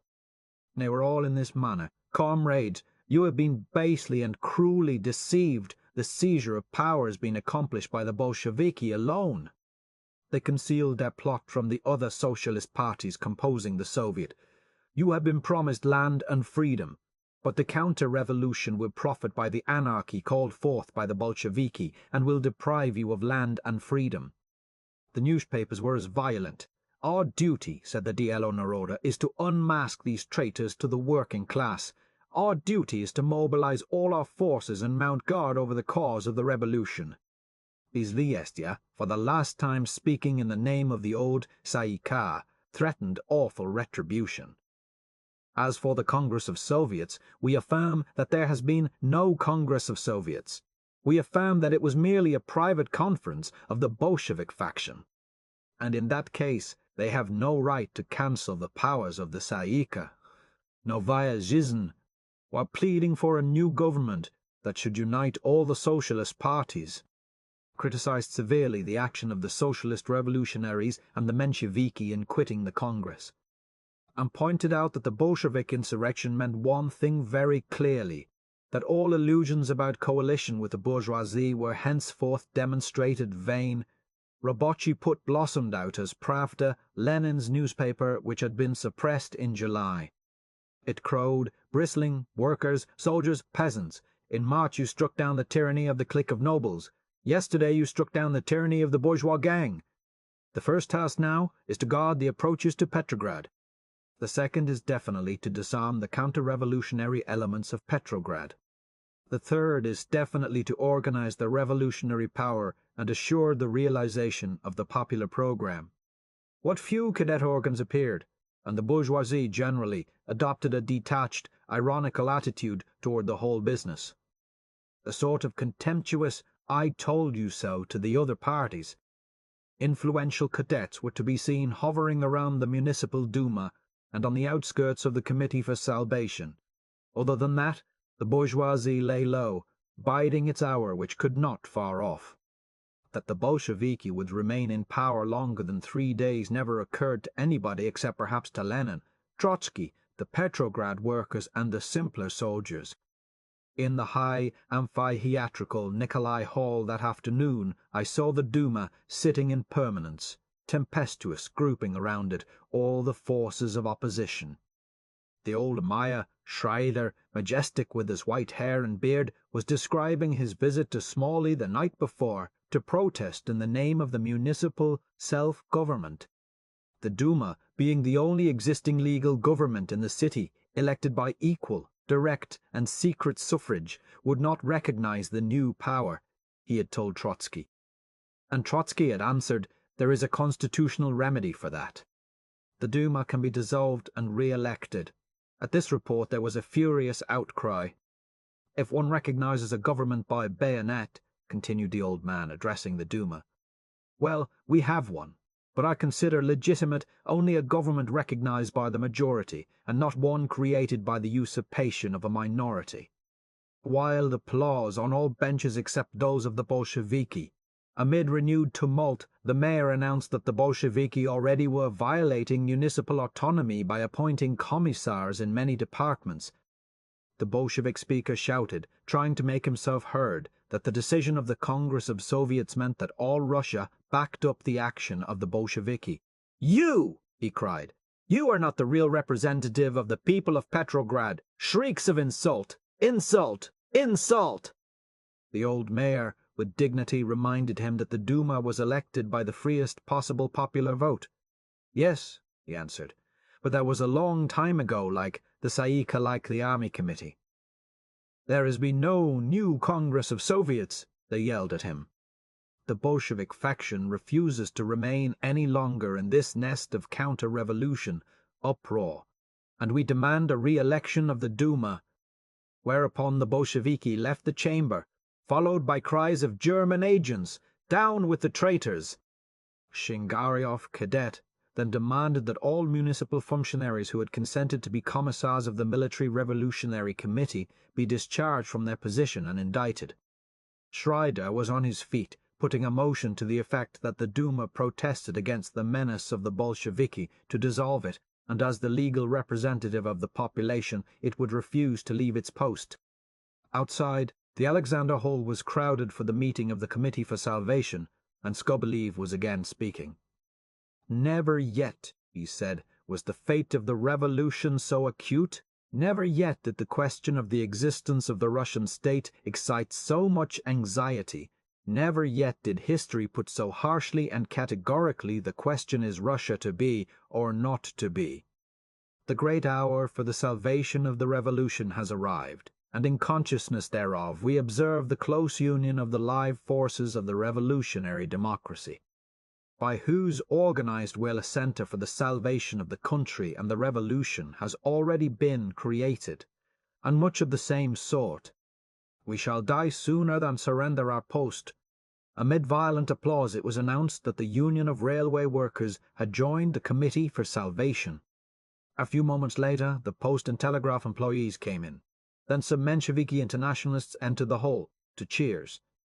The railway men said they did not recognize the Bolsheviki and had taken the entire railroad apparatus into their own hands, refusing to entrust it to any usurpatory power. The telegraphist delegate declared that the operators had flatly refused to work their instruments as long as the Bolshevik commissar was in the office. The postman would not deliver or accept mail at Smolny. All the Smolny telephones were cut off. With great glee it was reported how Uritsky had gone to the Ministry of Foreign Affairs to demand the secret treaties, and how Neratov had put him out. The government employees were all stopping work. It was war deliberately planned, Russian fashion. War by strike and sabotage. As we sat there, the chairman read a list of names and assignments. So-and-so was to make the round of the ministries. Another was to visit the banks. Some 10 or 12 were to work the barracks and persuade the soldiers to remain neutral, Russian soldiers. Do not shed the blood of your brothers. A committee was to go and confer with Kerensky. Still others were dispatched to provincial cities to form branches of the Committee for Salvation and link together the anti-Bolshevik elements. The crowd was in high spirits. These Bolsheviki will try to dictate to the intelligentsia. We'll show them. Nothing could be more striking than the contrast between this assemblage and the Congress of Soviets. There, great masses of shabby soldiers, grimy workmen, peasants' poor men, bent and scarred in the brute struggle for existence. Here the Menshevik and social revolutionary leaders, Avsentievs, Dans, Liebers, the former socialist ministers, Skoblevs, Janovs, rubbed shoulders with cadets like Oily-Shatsky, Sleek, Vinever, with journalists, students, intellectuals of almost all camps. This Duma crowd was well fed, well dressed. I did not see more than 3 proletarians among them all. News came. Kornilov's faithful Tekintsiap had slaughtered his notes and explanations, guards at Baikov, and he had escaped. Kaledin was marching north. The Soviet of Moscow had set up a military revolutionary committee and was negotiating with the commandant of the city for possession of the arsenal so that the workers might be armed. With these facts was mixed an astounding jumble of rumors, distortions, and plain lies. For instance, an intelligent young cadet, formerly private secretary to Milikov and then to Tereshchenko, drew us aside and told us all about the taking of the Winter Palace. The Bolsheviki were led by German and Austrian officers, he affirmed. Is that so? We replied politely. How do you know? A friend of mine was there and saw them. How could he tell they were German officers? Oh, because they wore German uniforms. There were hundreds of such absurd tales, and they were not only solemnly published by the anti-Bolshevik press, but believed by the most unlikely persons, socialist revolutionaries and Mensheviki, who had always been distinguished by their sober devotion to facts. But more serious were the stories of Bolshevik violence and terrorism. For example, it was said printed that the Red Guards had not only thoroughly looted the Winter Palace, but that they had massacred the Junkers after disarming them, had killed some of the ministers in cold blood, and as for the women soldiers, most of them had been violated, and many had committed suicide because of the tortures they had gone through. All these stories were swallowed whole by the crowd in the Duma. And worse still, the mothers and fathers of the students and of the women read these frightful details, often accompanied by lists of names, and toward nightfall the Duma began to be besieged by frantic citizens. A typical case is that of Prince Tumanov, whose body, it was announced in many newspapers, had been found floating in the Moika Canal. A few hours later this was denied by the prince's family, who added that the prince was under arrest, so the press identified the dead man as General Denisov. The general having also come to life, we investigated, and could find no trace of any body found whatever. As we left the Duma building, 2 Boy Scouts were distributing handbills, see App, V, Sect.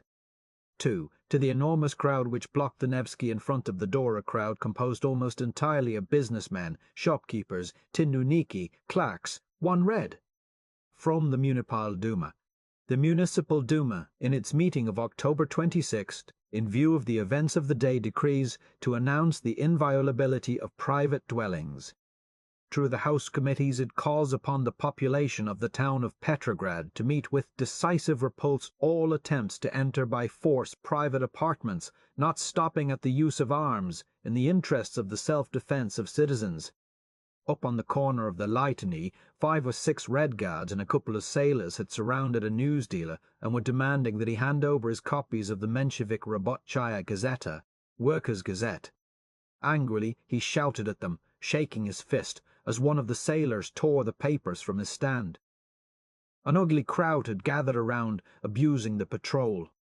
One little workman kept explaining doggedly to the people and the news dealer, over and over again, "It has Kerensky's proclamation in it. It says we killed Russian people. It will make bloodshed." Smolny was tenser than ever, if that were possible. The same running men in the dark corridors, squads of workers with rifles, leaders with bulging portfolios, arguing, explaining, giving orders as they hurried anxiously along, surrounded by friends and lieutenants. Men literally out of themselves, living prodigies of sleeplessness, and workmen, unshaven, filthy, with burning eyes, who drove upon their fixed purpose full speed on engines of exultation. So much they had to do, so much. Take over the government, organize a city, keep the garrison loyal, fight the Duma and a committee for salvation, keep out the Germans, prepare to do battle with Kerensky, inform the provinces what had happened. Propagandize from Archangel to Vladivostok. Government and municipal employees refusing to obey their commissars, post and telegraph refusing them communication, railroads roads stonily ignoring their appeals for trains, Kerensky coming. The garrison not altogether to be trusted, the Cossacks waiting to come out. Against them not only the organized bourgeoisie, but all the other socialist parties except the left socialist revolutionaries, a few Mensheviki internationalists, and the Social Democrat internationalists, and even they undecided whether to stand by or not. With them, it is true, the workers and the soldier masses, the peasants, an unknown quantity, but after all the Bolsheviki were a political faction, not rich in trained and educated men. Reznov was coming up the front steps, explaining in a sort of humorous panic that he, Commissar of Commerce, knew nothing whatever of business.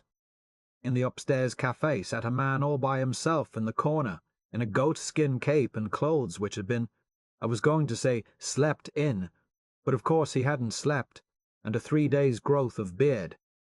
He was anxiously figuring on a dirty envelope, and biting his pencil meanwhile. This was Menjinsky, Commissar of Finance, whose qualifications were that he had once been clerk in a French bank, and these four half running down the hall from the office of the Military Revolutionary Committee. And scribbling on bits of paper as they Rumleys were commissars dispatched to the four corners of Russia to carry the news, argue, or fight with whatever arguments or weapons came to hand. The Congress was to meet at 1 o'clock, and long since the great meeting hall had filled, but by 7 there was yet no sign of the Presidium. The Bolshevik and left social revolutionary factions were in session in their own rooms. All the livelong afternoon Lenin and Trotsky had fought against compromise. A considerable part of the Bolsheviki were in favor of giving way so far as to create a joint all-socialist government. "We can't hold on," they cried. "Too much is against us. We haven't got the men. We will be isolated, and the whole thing will fall. So Kamenev, Ryazanov, and others." But Lenin, with Trotsky beside him, stood firm as a rock. "Let the compromisers accept our program, and they can come in. We won't give way an inch. If there are comrades here who haven't the courage and the will to dare what we dare, let them leave with the rest of the cowards and conciliators. Backed by the workers and soldiers we shall go on." At 5 minutes past 7 came word from the left socialist revolutionaries to say that they would remain in the Military Revolutionary Committee. "See," said Lenin, "they are following." A little later, as we sat at the press table in the big hall, an anarchist, who was writing for the bourgeois papers, proposed to me that we go and find out what had become of the Presidium. There was nobody in the Taikar office, nor in the bureau of the Petrograd Soviet. From room to room we wandered, through vast Smolny. Nobody seemed to have the slightest idea where to find the governing body of the Congress. As we went, my companion described his ancient revolutionary activities, his long and pleasant exile in France. As for the Bolsheviki, he confided to me that they were common, rude, ignorant persons without aesthetic sensibilities. He was a real specimen of the Russian intelligentsia, So he came at last to room 17, office of the Military Revolutionary Committee, and stood there in the midst of all the furious coming and going. The door opened, and out shot a squat, flat-faced man in a uniform without insignia, who seemed to be smiling. Which smile? After a minute, one saw to be the fixed grin of extreme fatigue. It was Krylenko. My friend, who was a dapper, civilized-looking young man, gave a cry of pleasure and stepped forward. "Nikolai Vasilievich," he said, holding out his hand. "Don't you remember me, comrade? We were in prison together." Krylenko made an effort and concentrated his mind and sight. "Why, yes," he answered finally, looking the other up and down with an expression of great friendliness. "You are Mightis Zdravstvuyye." They kissed. "What are you doing in all this?" He waved his arm around. "Oh, I am just looking on." "You seem very successful."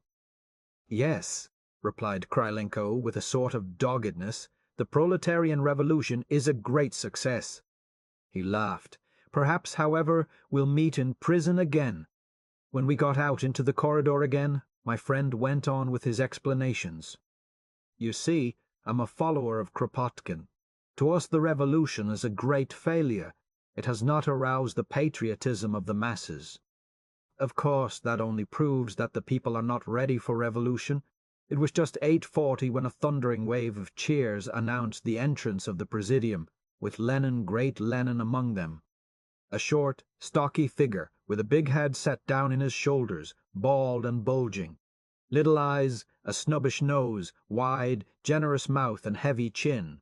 Clean-shaven now, but already beginning to bristle with the well-known beard of his past and future. Dressed in shabby clothes, his trousers much too long for him. Unimpressive, to be the idol of a mob. Loved and revered as perhaps few leaders in history have been.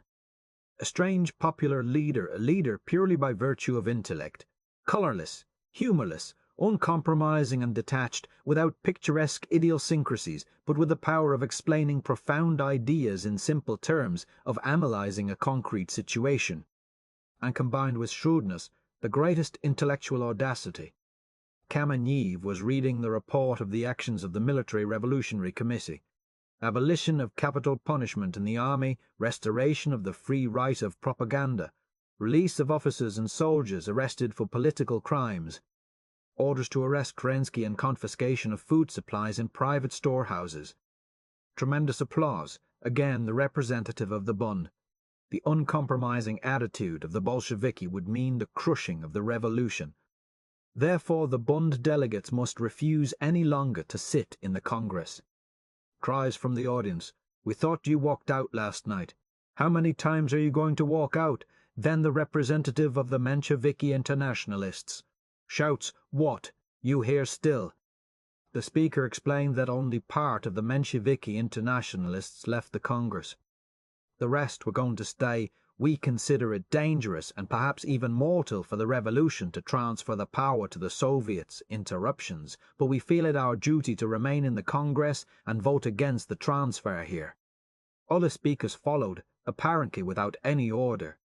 A delegate of the coal miners of the Don Basin called upon the Congress to take measures against Kaledin, who might cut off coal and food from the capital.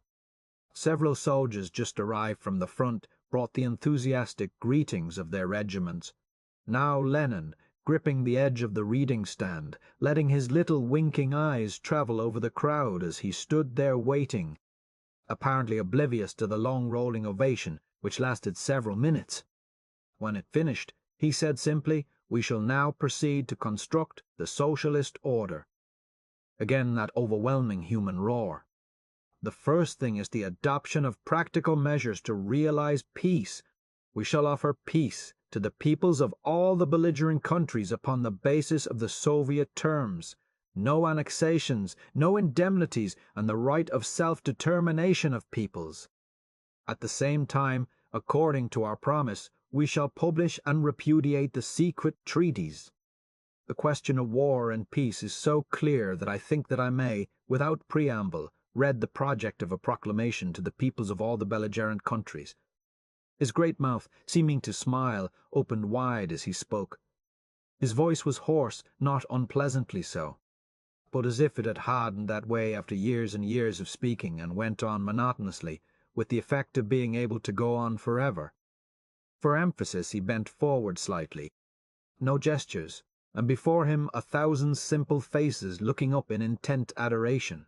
Proclamation to the peoples and governments of all the Belgian nations. The workers' and peasants' government created by the revolution of November 6th and 7th and based on the Soviets of workers, soldiers and peasants' deputies, proposes to all the belligerent peoples and to their governments to begin immediately negotiations for a just and democratic peace. A government means by a just and democratic peace, which is desired by the immense majority of the workers and the labouring classes, exhausted and depleted by the war, that peace which the Russian workers and peasants, after having struck down the Tsarist monarchy, have not ceased to demand categorically immediate peace without annexations, that is to say, without conquest of foreign territory, without forcible annexation of other nationalities, and without indemnities. The government of Russia proposes to all the belligerent peoples immediately to conclude such a peace, by showing themselves willing to enter upon the decisive steps of negotiations aiming at such a peace, at once, without the slightest delay. Before the definitive ratification of all the conditions of such a peace by the authorized assemblies of the people of all countries and of all nationalities. By annexation or conquest of foreign territory, the government means conformably to the conception of democratic rights in general and the rights of the working class in particular, all union to a great and strong state of a small or weak nationality without the voluntary, clear and precise expression of its consent and desire, whatever be the moment when such an annexation by force was accomplished, whatever be the degree civilization of the nation annexed by force or maintained outside the frontiers of another state, no matter if that nation be in Europe or in the far countries across the sea. If any nation is retained by force within the limits of another state, if, in spite of the desire expressed by it, it matters little if that desire be expressed by the press, by popular meetings, decisions of political parties, or by disorders and riots against national oppression, that nation is not given the right of deciding by free vote without the slightest constraint. After the complete departure of the armed forces of the nation which has annexed it, or wishes to annex it, or is stronger in general the form of its national and political organization, such a union constitutes an annexation, that is to say, conquest and an act of violence. To continue this war in order to permit the strong and rich nations to divide among themselves the weak and conquered nationalities is considered by the government the greatest possible crime against humanity, and the government solemnly proclaims its decision to sign a treaty of peace which will put an end to this war upon the above conditions, equally fair for all nationalities without exception.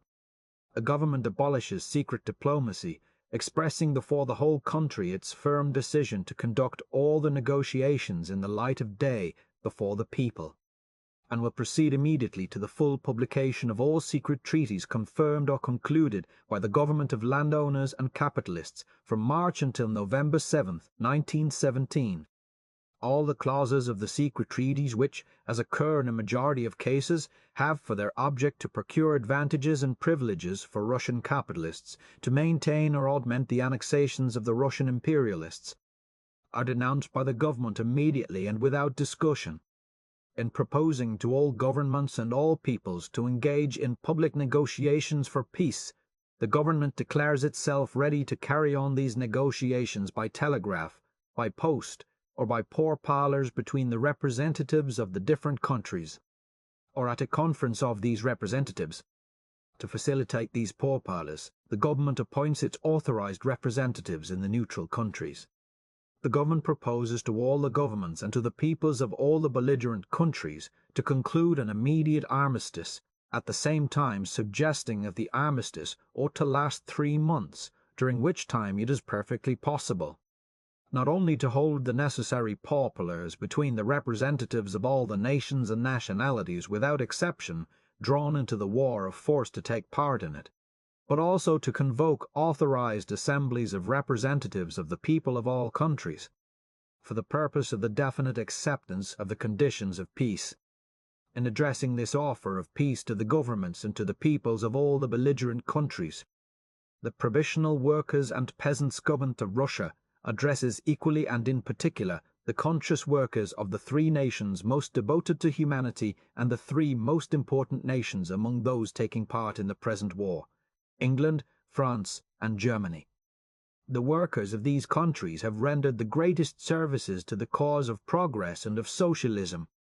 The splendid examples of the Chartist movement in England, the series of revolutions of world-wide historical significance accomplished by the French proletariat, and finally, in Germany, the historic struggle against the laws of exception, an example for the workers of the whole world of prolonged and stubborn action, and the creation of the formidable organizations of German proletarians, all these models of proletarian heroism, these monuments of history, are for us a sure guarantee that the workers of these countries will understand the duty imposed upon them to liberate humanity from the horrors and consequences of war, and that these workers, by decisive, energetic, and continued action, will help us to bring to a successful conclusion the cause of peace, and at the same time the cause of the liberation of the exploited working masses from all slavery and all exploitation. When the grave thunder of applause had died away, Lenin spoke again. We propose to the Congress to ratify this declaration. We address ourselves to the governments as well as to the peoples, for a declaration which would be addressed only to the peoples of the belligerent countries might delay the conclusion of peace. The conditions of peace, drawn up during the armistice, will be ratified by the Constituent Assembly. In fixing the duration of the armistice at 3 months, we desire to give to the peoples as long a rest as possible after this bloody extermination, and ample time for them to elect their representatives. This proposal of peace will meet with resistance on the part of the imperialist governments. We don't fool ourselves on that score. But we hope that revolution will soon break out in all the belligerent countries. That is why we address ourselves especially to the workers of France, England, and Germany. The revolution of November 6th and 7th, he ended, has opened the era of the social revolution. The labor movement, in the name of peace and socialism, shall win and fulfill its destiny. There was something quiet and powerful in all this, which stirred the souls of men. It was understandable why people believed when Lenin spoke. By crowd vote, it was quickly decided that only representatives of political factions should be allowed to speak on the motion, and that speakers should be limited to 15 minutes. First, Carlin for the left socialist revolutionaries. Our faction had no opportunity to propose amendments to the text of the proclamation. It is a private document of the Bolsheviki. But we will vote for it because we agree with its spirit. For the Social Democrats internationalists Kramarov, long, stoop-shouldered, and near-sighted, destined to achieve some notoriety as the clown of the opposition. Only a government composed of all the socialist parties, he said, could possess the authority to take such important action. If a socialist coalition were formed, his faction would support the entire program, if not, only part of it. As for the proclamation, the internationalists were in thorough accord with its main points. Then one after another, amid rising enthusiasm, Ukrainian social democracy, support Lithuanian social democracy, support populist socialists, support Polish social democracy. Support Polish socialists, support, but would prefer a socialist coalition. Lettish social democracy, support. Something was kindled in these men. One spoke of the coming world revolution, of which we are the advance guard. Another of the new age of brotherhood, when all the peoples will become one great family. An individual member claimed the floor. There is contradiction here, he said. First you offer peace without annexations and indemnities, and then you say you will consider all peace offers. To consider means to accept. Lenin was on his feet. We want a just peace, but we are not afraid of a revolutionary war. Probably the imperialist governments will not answer our appeal, but we shall not issue an ultimatum to which it will be easy to say no. If the German proletariat realizes that we are ready to consider all offers of peace, that will perhaps be the last drop which overflows the Bull Revolution will break out in Germany. We consent to examine all conditions of peace, but that doesn't mean that we shall accept them. For some of our terms we shall fight to the end, but possibly for others we'll find it impossible to continue the war. Above all, we want to finish the war. It was exactly 10:35 when Kameniev asked all in favor of the proclamation to hold up their cards. One delegate dared to raise his hand against, but the sudden sharp outburst around him brought it swiftly down. Unanimous. Suddenly, by common impulse, we found ourselves on our feet, mumbling together into the smooth, lifting unison of the Internationale. A grizzled old soldier was sobbing like a child. Alexandra Kollontai rapidly winked the tears back. The immense sound rolled through the hall, burst windows and doors, and seared into the quiet sky. "The war is ended! The war is ended!" said a young workman near me, his face shining. And when it was over, as we stood there in a kind of awkward hush, someone in the back of the room shouted, "Comrades, let us remember those who have died for liberty." So we began to sing the funeral march, that slow, melancholy, and yet triumphant chant, so Russian and so moving. The Internationale is an alien air after all. The funeral march seemed the very soul of those dark masses whose delegates sat in this hall, building from their obscure visions a new Russia, and perhaps more. You fell in the fatal fight for the liberty of the people, for the honor of the people. You gave up your lives and everything dear to you. You suffered in horrible prisons. You went to exile in chains. Without a word you carried your chains because you could not ignore your suffering brothers, because you believed that justice is stronger than the sword. The time will come when your surrendered life will count. That time is near. When tyranny falls, the people will rise, great and free. Farewell, brothers. You chose a noble path. You are followed by the new and fresh army, ready to die and to suffer. Farewell, brothers. You chose a noble path. At your grave we swear to fight, to work for freedom and the people's happiness. For this did they lie there, the martyrs of March, in their cold brotherhood grave on Mars Field. For this thousands and tens of thousands had died in the prisons, in exile, in Siberian mines. It did not come as they expected it would come, nor as the intelligentsia desired it, but it had come rough, strong, impatient of formulas, contemptuous of sentimentalism, real. Lenin was reading the Decree on Land 1. All private ownership of land is abolished immediately without compensation.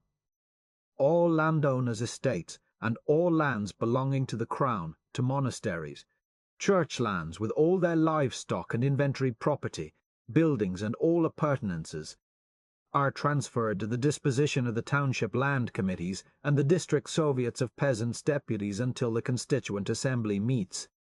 3. Any damage whatever done to the confiscated property, which from now on belongs to the whole people, is regarded as a serious crime, punishable by the revolutionary tribunals. The district soviets of peasants' deputies shall take all necessary measures for the observance of the strictest order during the taking over of the landowners' estates, for the determination of the dimensions of the plots of land, and which of them are subject to confiscation, for the drawing up of an inventory of the entire confiscated property, and for the strictest revolutionary protection of all the farming property on the land, with all buildings, implements, cattle, supplies of products, etc., passing into the hands of the people. 4. For guidance during the realization of the great land reforms until their final resolution by the Constituent Assembly shall serve the following peasant nakaz, see app. V. Sect. 3. Instructions, drawn up on the basis of 242 local peasant nakazi by the editorial board of the Izviestia of the All-Russian Soviet of Peasants' Deputies, and published in number 88 of said Izviestia, Petrograd, number 88, August 19th, 1917. The lands of peasants and of Cossacks serving in the army shall not be confiscated. This is not, explained Lenin, the project of former Minister Chernov, who spoke of erecting a framework and tried to realize reforms from above. From below, on the spot, will be decided the questions of division of the land. The amount of land received by each peasant will vary according to the locality. Under the Provisional Government, the Pomeshtiki flatly refused to obey the orders of the land committees, those land committees projected by Lvov, brought into existence by Shingaryov, and administered by Kerensky. Before the debates could begin, a man forced his way violently through the crowd in the aisle and climbed upon the platform. It was Pianik, member of the Executive Committee of the Peasants' Soviets, and he was mad clean through. The Executive Committee of the All-Russian Soviets of Peasants' Deputies protests against the arrest of our comrades, the ministers Salaskin and Maslov. He flung harshly in the faces of the crowd. We demand their instant release. They are now in Peter Paul Fortress. We must have immediate action. There is not a moment to lose. Another followed him, a soldier with disordered beard and flaming eyes. You sit here and talk about giving the land to the peasants, and you commit an act of tyrants and usurpers against the peasants' chosen representatives. I tell you. He raised his fist. If one hair of their heads is harmed, you'll have a revolt on your hands. The crowd stirred confusedly, then uprose Trotsky, calm and venomous, conscious of power, greeted with a roar. Yesterday, the Military Revolutionary Committee decided to release the Socialist Revolutionary and Menshevik ministers, Maslov, Salaskin, Gvostov and Malyantovich on principle. That they are still in Peter Paul is only because we have had so much to do. They will, however, be detained at their homes under arrest until we have investigated their complicity in the treacherous acts of Kerensky during the Kornilov affair. Never, shouted Pianik, in any revolution have such things been seen as go on here. You are mistaken, responded Trotsky. Such things have been seen even in this revolution. Hundreds of our comrades were arrested in the July days. When Comrade Kollontai was released from prison by the doctor's orders, Avsantev placed at her door 2 former agents of the Tsar's secret police.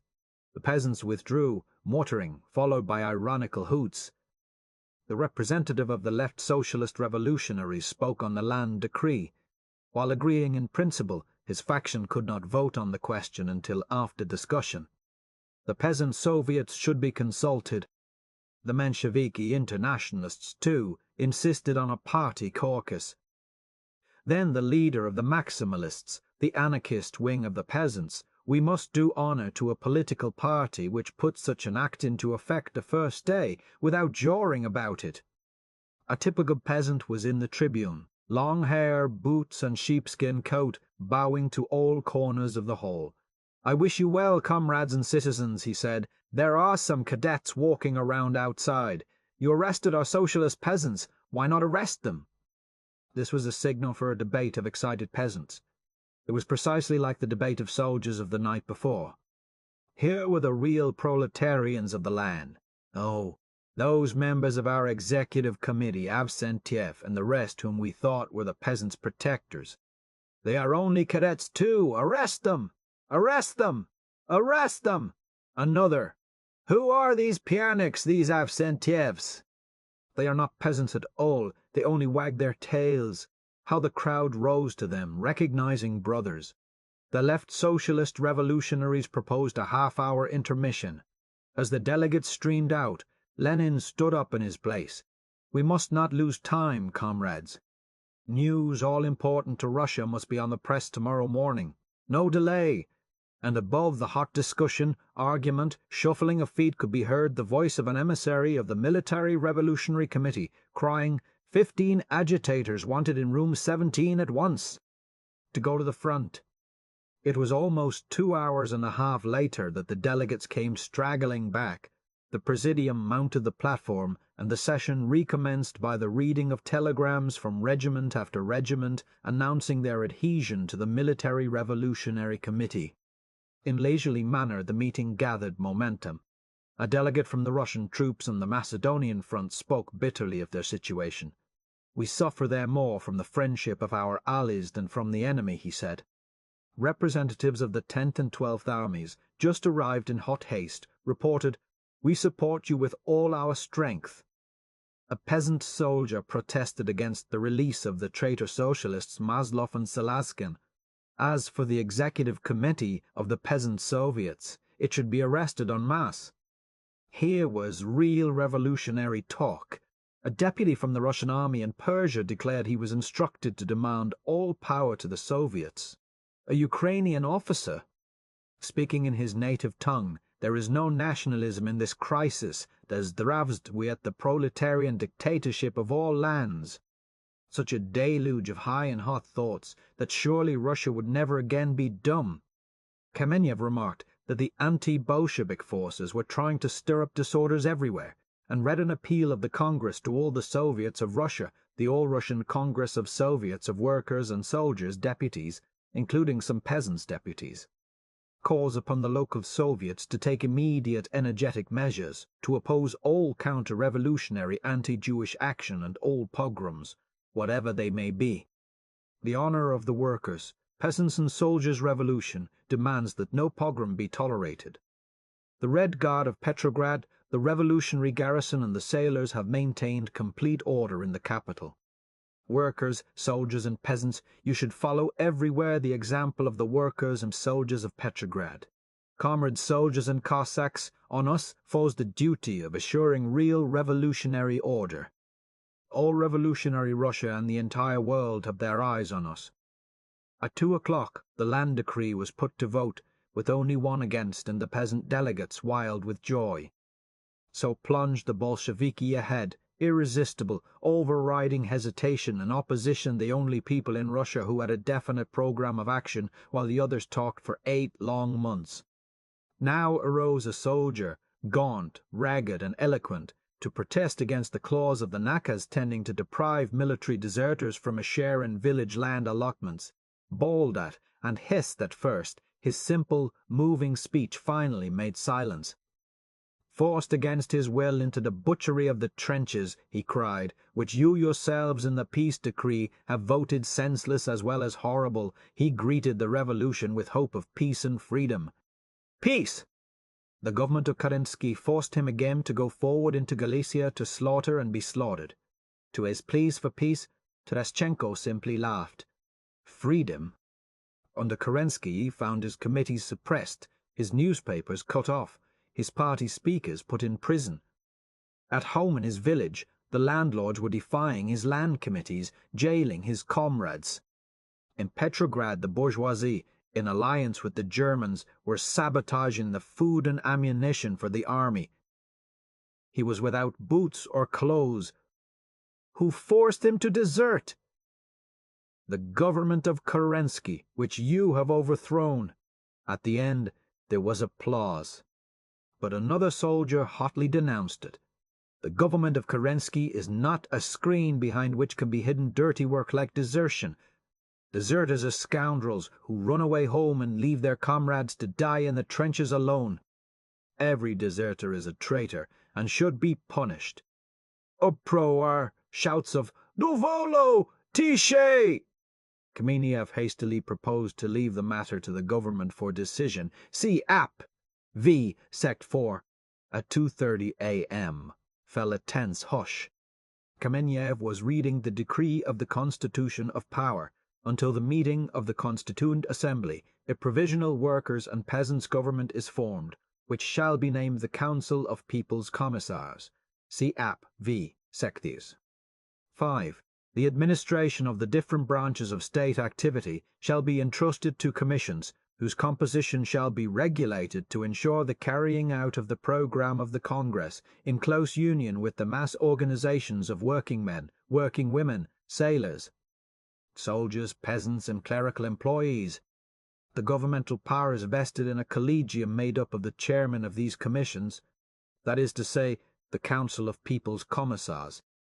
Control over the activities of the People's Commissars, and the right to replace them, shall belong to the All-Russian Congress of Soviets of Workers, Peasants and Soldiers Deputies, and its Central Executive Committee. Still silence as he read the list of commissars, bursts of applause after each name, Lenin's and Trotsky's especially. President of the Council, Vladimir Ulyanov, Lenin, Interior, A.E. Rykov, Agriculture, V.P. Milutin, Labor, A.G. Shliapnikov, Military and Naval Affairs. A committee composed of V.A. Avsyenko, Antonov, N.V. Krylenko, and Antonov, N.V. Krylenko and F.M. Dibenko. Commerce and Industry, V.P. Nugin Popular Education, A.V. Lunacharsky Finance, E.E. Skovortsov, Stepanov Foreign Affairs, L.D. Bronstein, Trotsky Justice, G.E. Upakov, L. Lomov Supplies, E.A. Teodorovich Post and Telegraph. N.P. Avilov, Gibov, Chairman for Nationalities, I.V. Jugashvili, Stalin, Railroads, to be filled later. There were bayonets at the edges of the room, bayonets pricking up among the delegates. The Military Revolutionary Committee was arming everybody. Bolshevism was arming for the decisive battle with Kerensky, the sound of whose trumpets came up the southwest wind. In the meanwhile, nobody went home. On the contrary, hundreds of newcomers filtered in, filling the great room solid with stern-faced soldiers and workmen who stood for hours and hours, indefatigably intent. The air was thick with cigarette smoke and human breathing and the smell of coarse clothes and sweat. Avilov, of the staff of Novaya Zhizn, was speaking in the name of the Social Democrat Internationalists and the remnant of the Mensheviki Internationalists. Avilov, with his young, intelligent face, looking out of place in his smart frock coat. We must ask ourselves where we are going. The ease with which the coalition government was upset cannot be explained by the strength of the left wing of the democracy, but only by the incapacity of the government to give the people peace and bread. And the left wing cannot maintain itself in power unless it can solve these questions. Can it give bread to the people? Grain is scarce. The majority of the peasants will not be with you, for you cannot give them the machinery they need. Fuel and other primary necessities are almost impossible to procure. As for peace, that will be even more difficult. The Allies refuse to talk with Skobeliev. They will never accept the proposition of a peace conference from you. You will not be recognized either in London and Paris or in Berlin. You cannot count on the effective help of the proletariat of the Allied countries, because in most countries it is very far from the revolutionary struggle. Remember, the Allied democracy was unable even to convoke the Stockholm Conference. Concerning the German Social Democrats, I have just talked with Comrade Goldenberg, one of our delegates to Stockholm. He was told by the representatives of the extreme left that revolution in Germany was impossible during the war. Here interruptions began to come thick and fast, but Avilov kept on. The isolation of Russia will fatally result either in the defeat of the Russian army by the Germans and the patching up of a peace between the Austro-German coalition and the Franco-British coalition at the expense of Russia, or in a separate peace with Germany. I have just learned that the Allied ambassadors are preparing to leave and that committees for salvation of country and revolution are forming in all the cities of Russia. No one party can conquer these enormous difficulties. The majority of the people, supporting a government of socialist coalition, can alone accomplish the revolution. He then read the resolution of the two factions, recognizing that for the salvation of the conquests of the revolution it is indispensable immediately to constitute a government based on the revolutionary democracy organized in the Soviets of workers, soldiers and peasants' deputies, recognizing, moreover, that the task of this government is the quickest possible attainment of peace. The transfer of the land into the hands of the agrarian committees, the organization of control over industrial production, and the convocation of the Constituent Assembly on the date decided. The Congress appoints an executive committee to constitute such a government after an agreement with the groups of the democracy which are taking part in the Congress. In spite of the revolutionary exultation of the triumphant crowd, Avilov's cool, tolerant reasoning had shaken them. Toward the end, the cries and hisses died away, and when he finished there was even some clapping. Carlin followed him, also young, fearless, whose sincerity no one doubted, for the left socialist revolutionaries, the party of Maria Spiridonova, the party which almost alone followed the Bolsheviki and which represented the revolutionary peasants. Our party has refused to enter the Council of People's Commissars because we do not wish forever to separate ourselves from the part of the revolutionary army which left the Congress. A separation which would make it impossible for us to serve as intermediaries between the Bolsheviki and the other groups of democracy. and that is our principal duty at this moment. We cannot sustain any government except a government of socialist coalition. We protest, moreover, against the tyrannical conduct of the Bolsheviki. Our commissars have been driven from their posts. Our only organ, Znamia Truda, banner of labour, was forbidden to appear yesterday. The Central Duma is forming a powerful committee for salvation of country and revolution to fight you. Already you are isolated, and your government is without the support of a single other democratic group. And now Trotsky stood upon the raised tribune, confident and dominating, with that sarcastic expression about his mouth which was almost a sneer. He spoke in a ringing voice, and the great crowd rose to him. These considerations on the dangers of isolation of our party are not new. On the eve of insurrection our fatal defeat was also predicted. Everybody was against us. Only a faction of the socialist revolutionaries of the left was with us in the Military Revolutionary Committee. How is it that we were able to overturn the government almost without bloodshed? That fact is the most striking proof that we were not isolated. In reality, the Provisional Government was isolated. The democratic parties which march against us were isolated and forever cut off from the proletariat. They speak of the necessity for a coalition. There is only one coalition possible, the coalition of the workers, soldiers, and poorest peasants, and it is our party's honour to have realised that coalition. What sort of coalition did Avilov mean? A coalition with those who supported the government of treason to the people? Coalition doesn't always add to strength.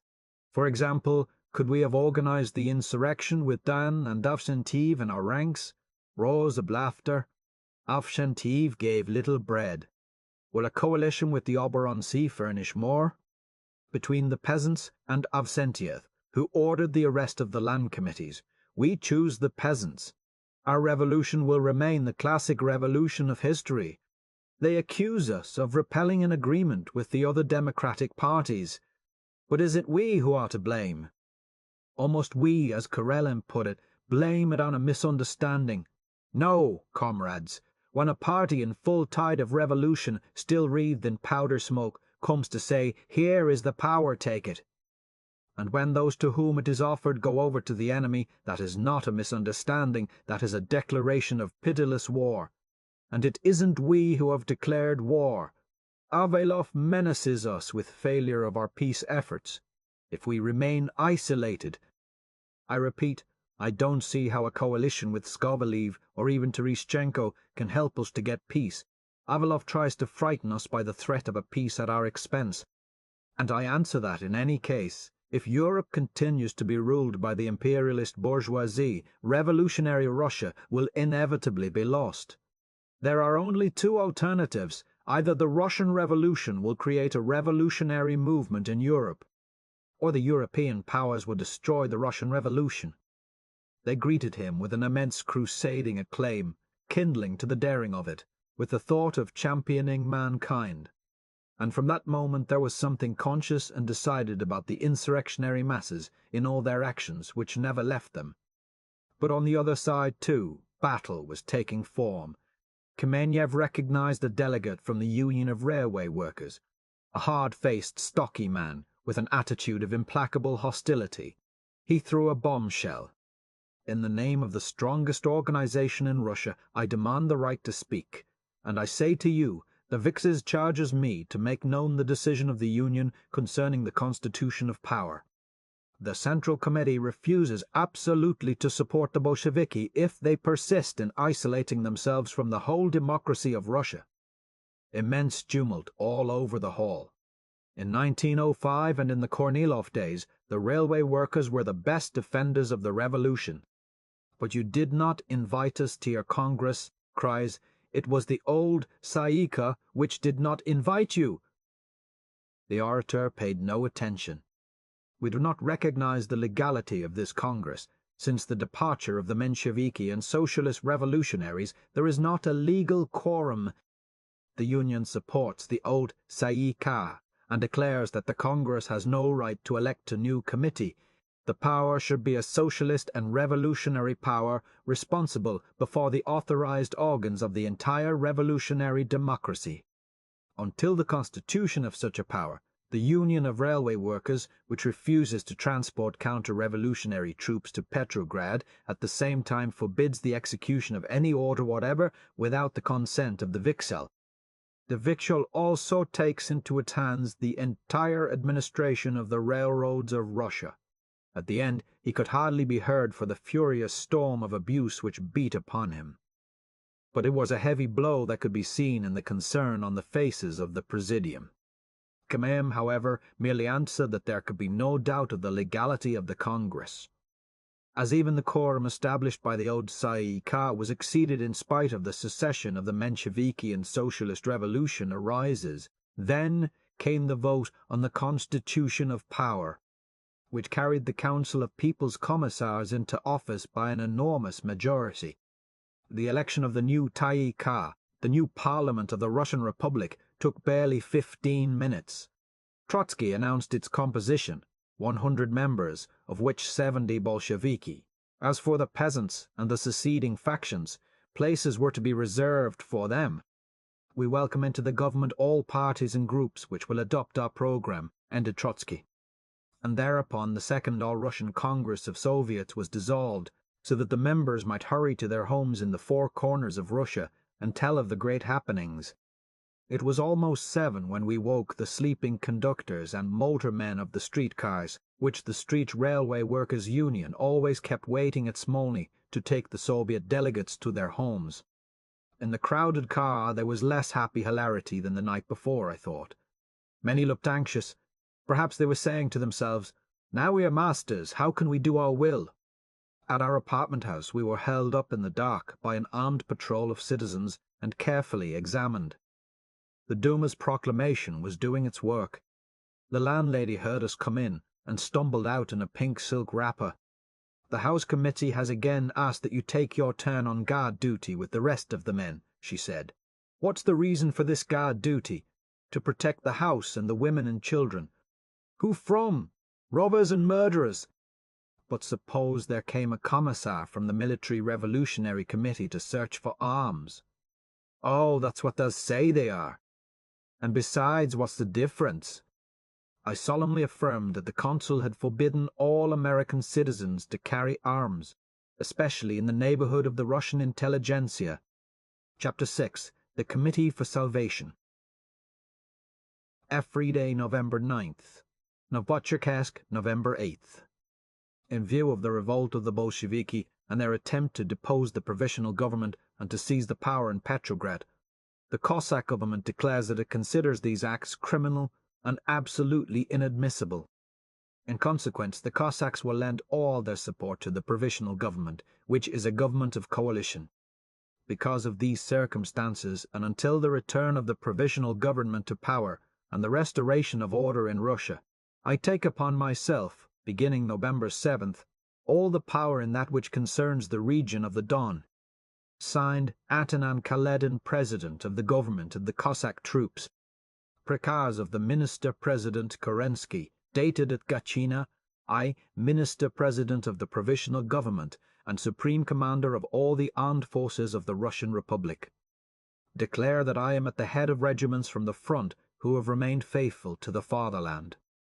I order all the troops of the military district of Petrograd, who through mistake or folly have answered the appeal of the traitors to the country and the revolution, to return to their duty without delay.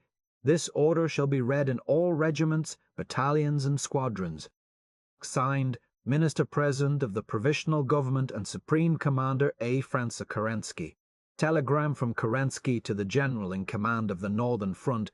The town of Gatchina has been taken by the loyal regiments without bloodshed.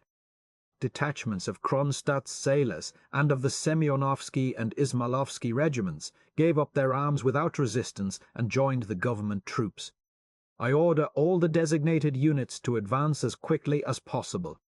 The Military Revolutionary Committee has ordered its troops to retreat. Gatchina, about 30 kilometers southwest, had fallen during the night.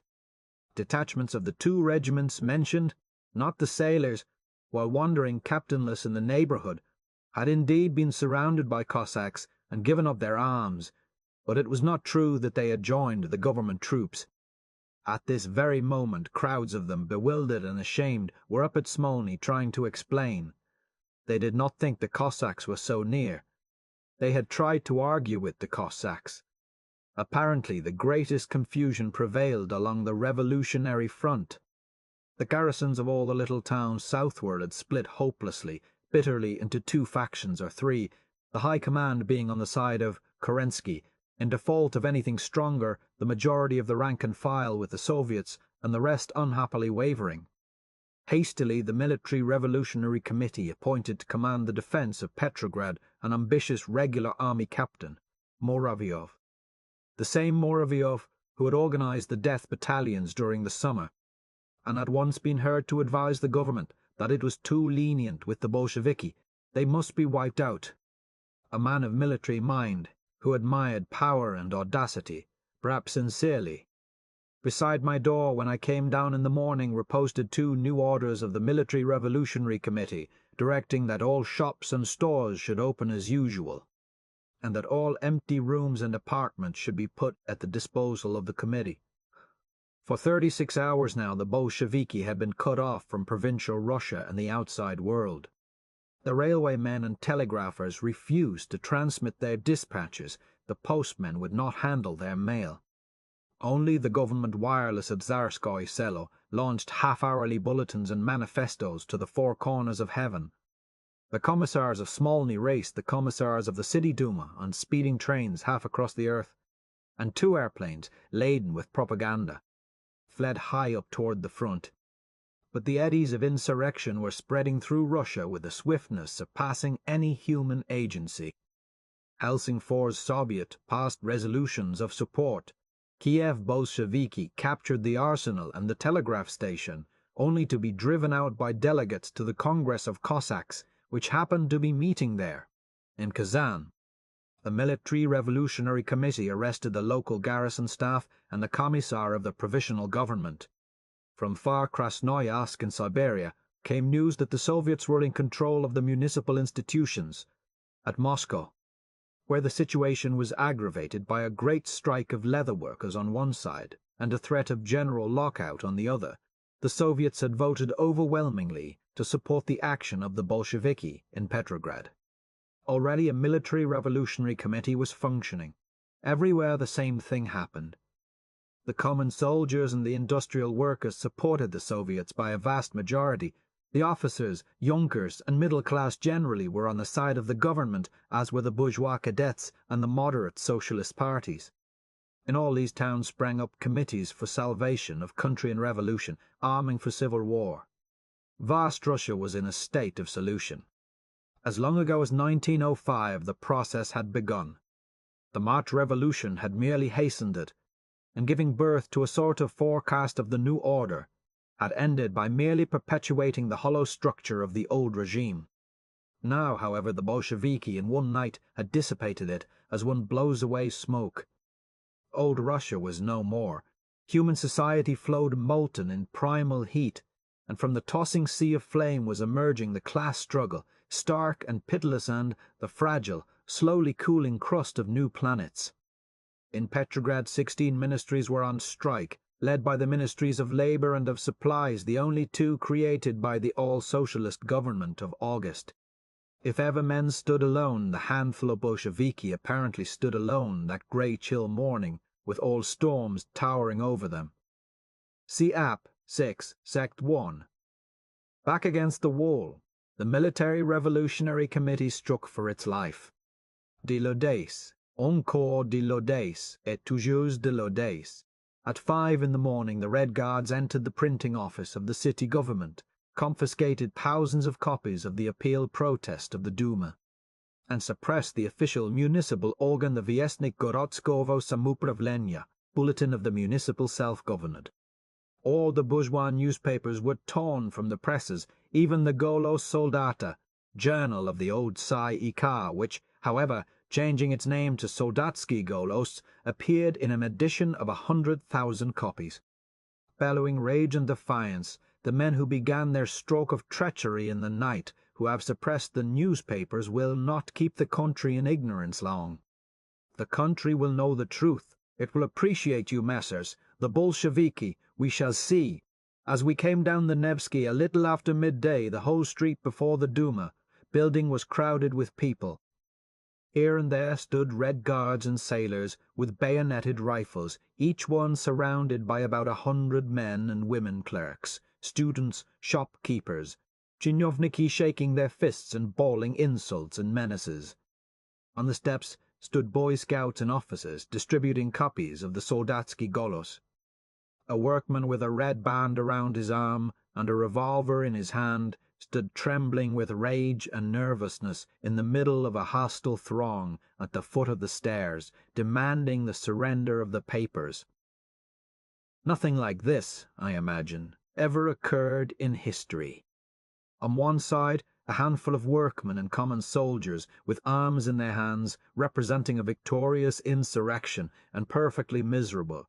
On the other, a frantic mob made up of the kind of people that crowd the sidewalks of Fifth Avenue at noontime, sneering, abusing, shouting. Traitors, provocators, opritniki, stab, savage bodyguards, if ye in the terrible 17th century. The doors were guarded by students and officers with white armbands lettered in red. Militia of the Committee of Public Safety, and half a dozen Boy Scouts came and went. Upstairs the place was all commotion.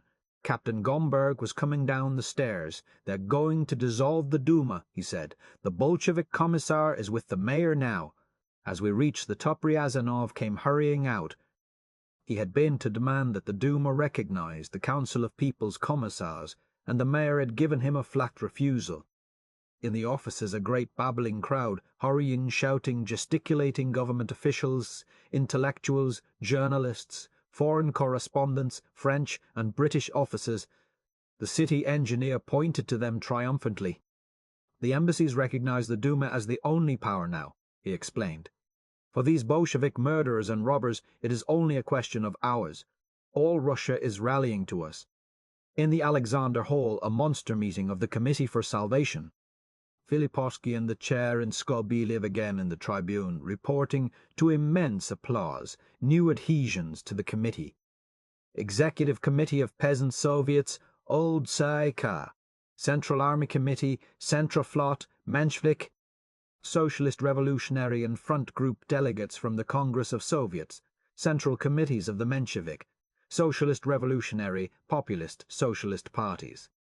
Yedinsvo Group, Peasants' Union, Cooperatives, Zemstvos, Municipalities, Post and Telegraph Unions, Bikshel, Council of the Russian Republic, Union of Unions, MESATHES, Merchants and Manufacturers Association. See notes and explanations. The power of the Soviets is not democratic power, but a dictatorship, and not the dictatorship of the proletariat, but against the proletariat. All those who have felt or know how to feel revolutionary enthusiasm must join now for the defense of the revolution. The problem of the day is not only to render harmless irresponsible demagogues, but to fight against the counter-revolution. If rumors are true that certain generals in the provinces are attempting to profit by events in order to march on Petrograd with other designs, it is only one more proof that we must establish a solid base of democratic government. Otherwise, troubles with the right will follow troubles from the left. The garrison of Petrograd cannot remain indifferent when citizens buying the Golo Soldata and newsboys selling the Rabotchaya Gazeta are arrested in the streets. The hour of resolutions has passed. Let those who have no longer faith in the revolution retire. To establish a united power, we must again restore the prestige of the revolution. Let us swear that either the revolution shall be saved or we shall perish. The hall rose, cheering, with kindling eyes. There was not a single proletarian anywhere in sight. And Weinstein, we must remain calm and not act until public opinion is firmly grouped in support of the Committee for Salvation. Then we can pass from the defensive to action. The Fiksha representative announced that his organization was taking the initiative in forming the new government, and its delegates were now discussing the matter with Smolny. Followed a hot discussion. Were the Bolsheviki to be admitted to the new government? Martov pleaded for their admission. After all, he said, they represented an important political party. Opinions were very much divided upon this, the right-wing Mensheviki and socialist revolutionaries, as well as the populist socialists, the cooperatives and the bourgeois elements being bitterly against. They have betrayed Russia, one speaker said. They have started civil war and opened the front to the Germans. The Bolsheviki must be mercilessly crushed. Skobeliev was in favor of excluding both the Bolsheviki and the cadets. We got into conversation with a young socialist revolutionary who had walked out of the Democratic Conference to gather with the Bolsheviki that night when Tseretelli and the compromisers forced coalition upon the democracy of Russia. "You hear?" I asked him. His eyes flashed fire. "Yes," he cried. "I left the Congress with my party Wednesday night. I have not risked my life for 20 years and more to submit now to the tyranny of the dark people. Their methods are intolerable, but they have not counted on the peasants. When the peasants begin to act, then it is a question of minutes before they are done for. But the peasants, will they act? Doesn't the land decree settle the peasants? What more do they want?" "Ah, the land decree," he said furiously. "Yes, do you know what that land decree is?"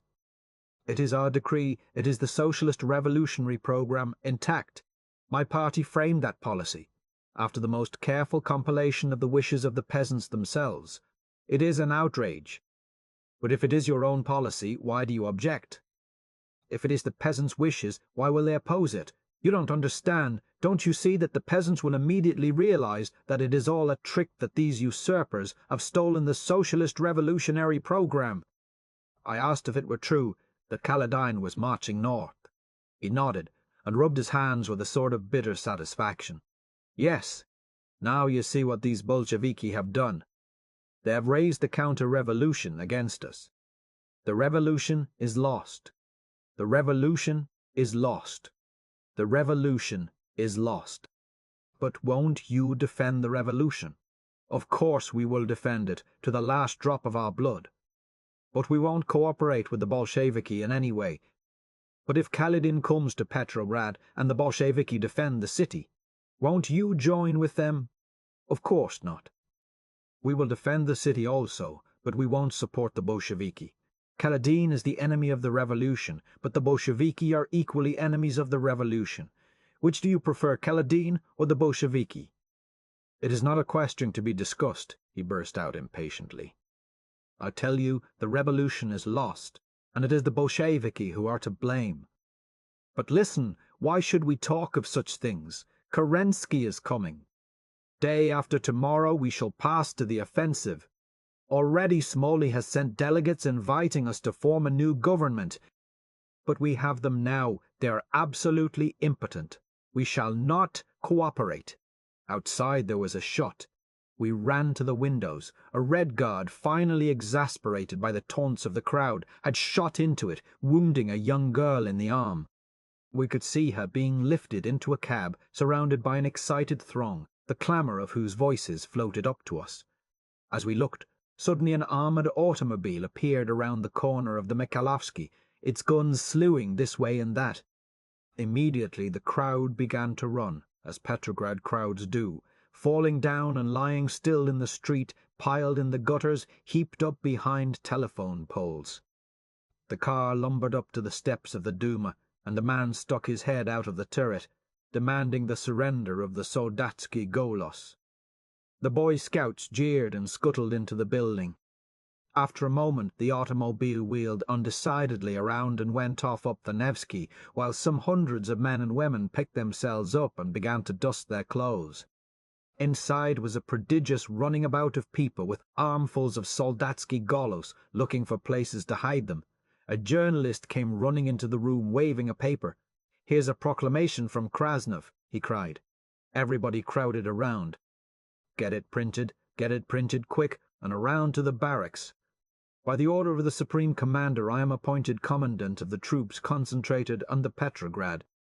Citizens, soldiers, valorous Cossacks of the Don, of the Kuban, of the Transbaikal, of the Amur, of the Yenisei. To all you who have remained faithful to your oath, I appeal. To you who have sworn to God inviolable your oath of Cossack, I call upon you to save Petrograd from anarchy, from famine, from tyranny, and to save Russia from the indelible shame to which a handful of ignorant men, bought by the gold of Wilhelm, are trying to submit her. The Provisional Government, to which you swore fidelity in the great days of March, is not overthrown, but by violence expelled from the edifice in which it held its meetings.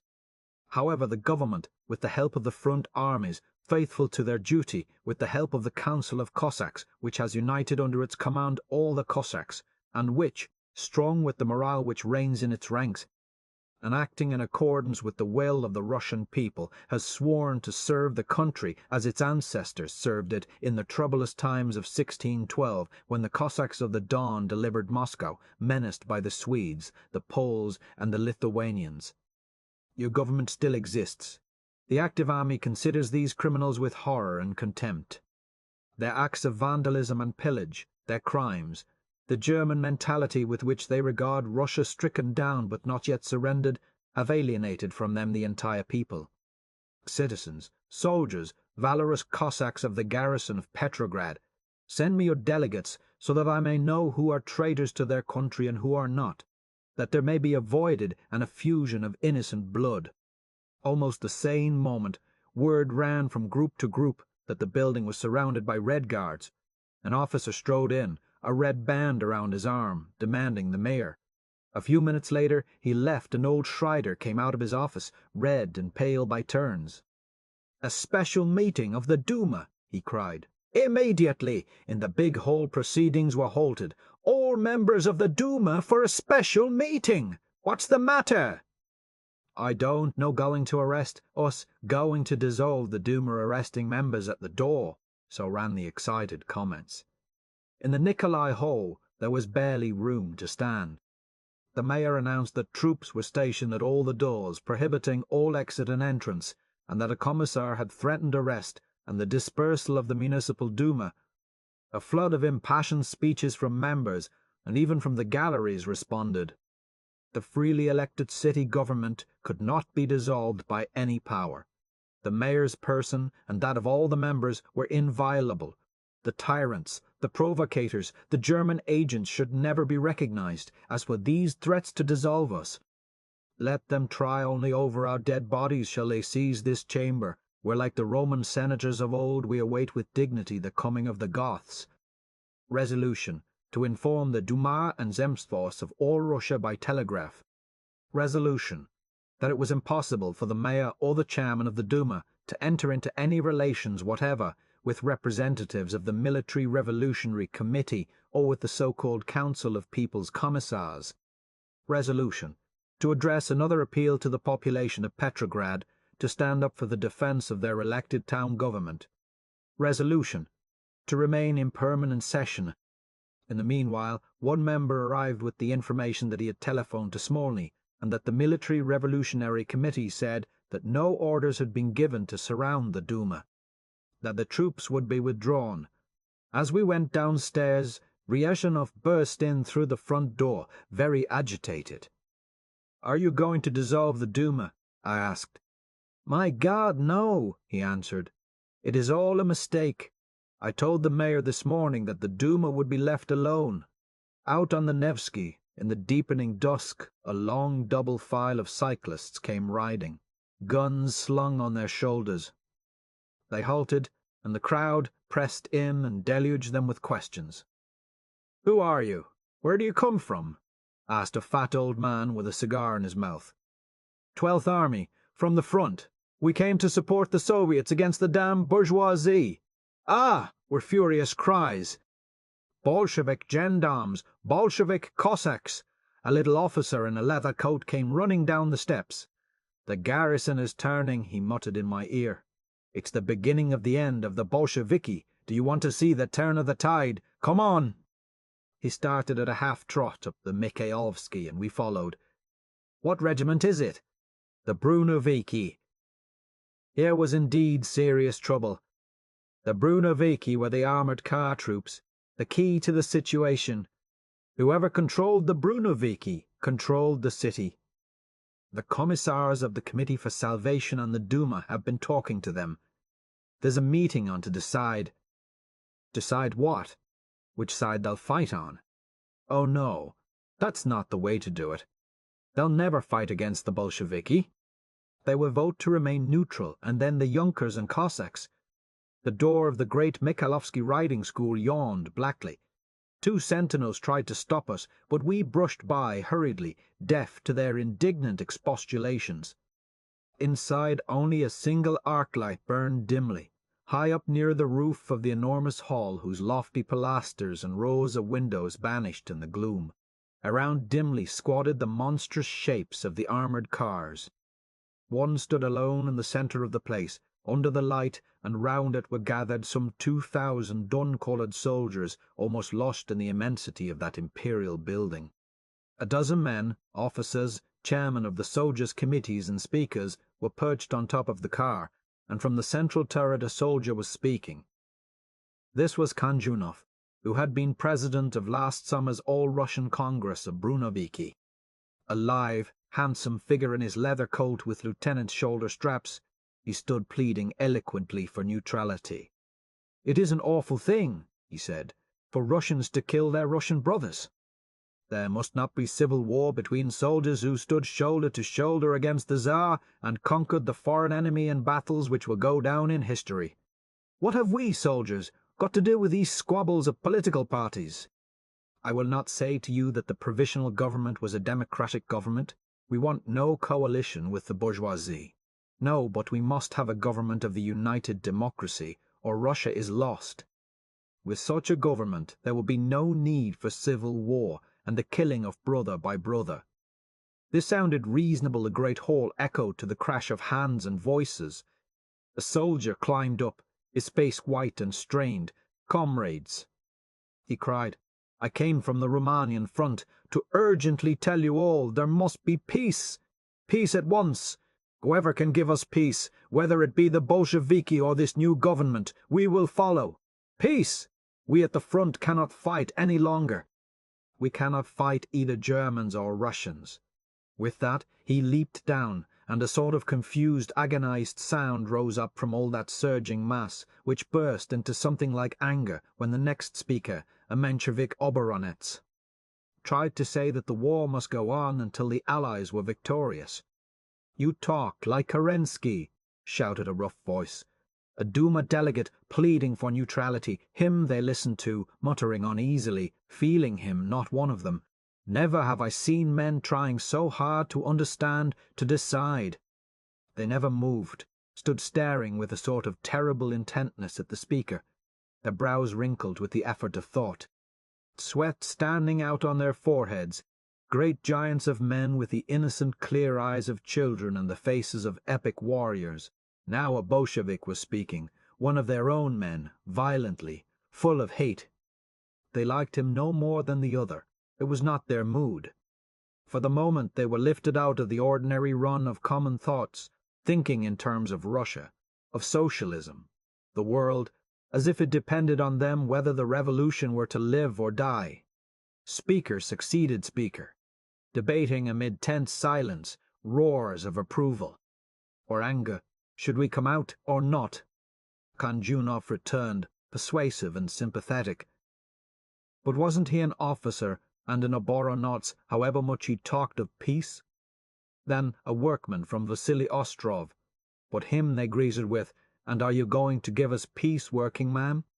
Near us some men, many of them officers, formed a sort of claque to cheer the advocates of neutrality. They kept shouting, "Kanjunov, Kanjunov," and whistled insultingly when the Bolsheviki tried to speak.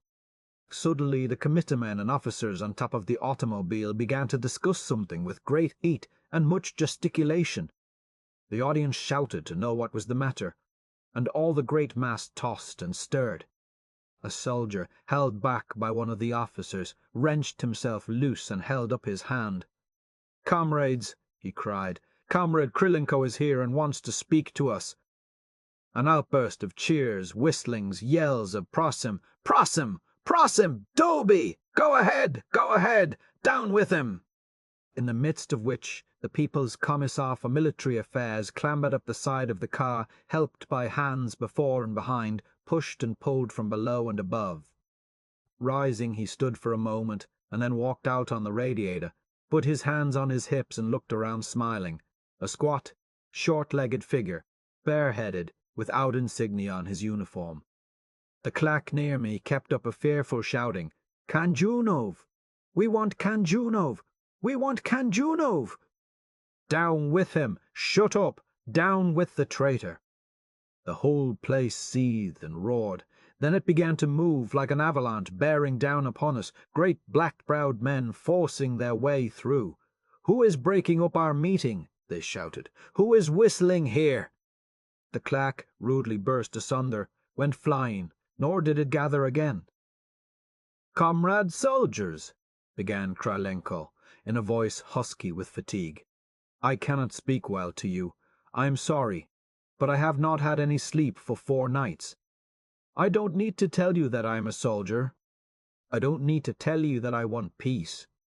What I must say is that the Bolshevik Party, successful in the workers' and soldiers' revolution, by the help of you and of all the rest of the brave comrades who have of you, and of all the rest of the brave comrades who have hurled down forever the power of the bloodthirsty bourgeoisie, promised to offer peace to all the peoples. And that has already been done today." Tumultuous applause. "You are asked to remain neutral while the Junkers and the death battalions, who are never neutral, shoot us down in the streets and bring back to Petrograd Kerensky, or perhaps some other of the gang. Kaledin is marching from the Don.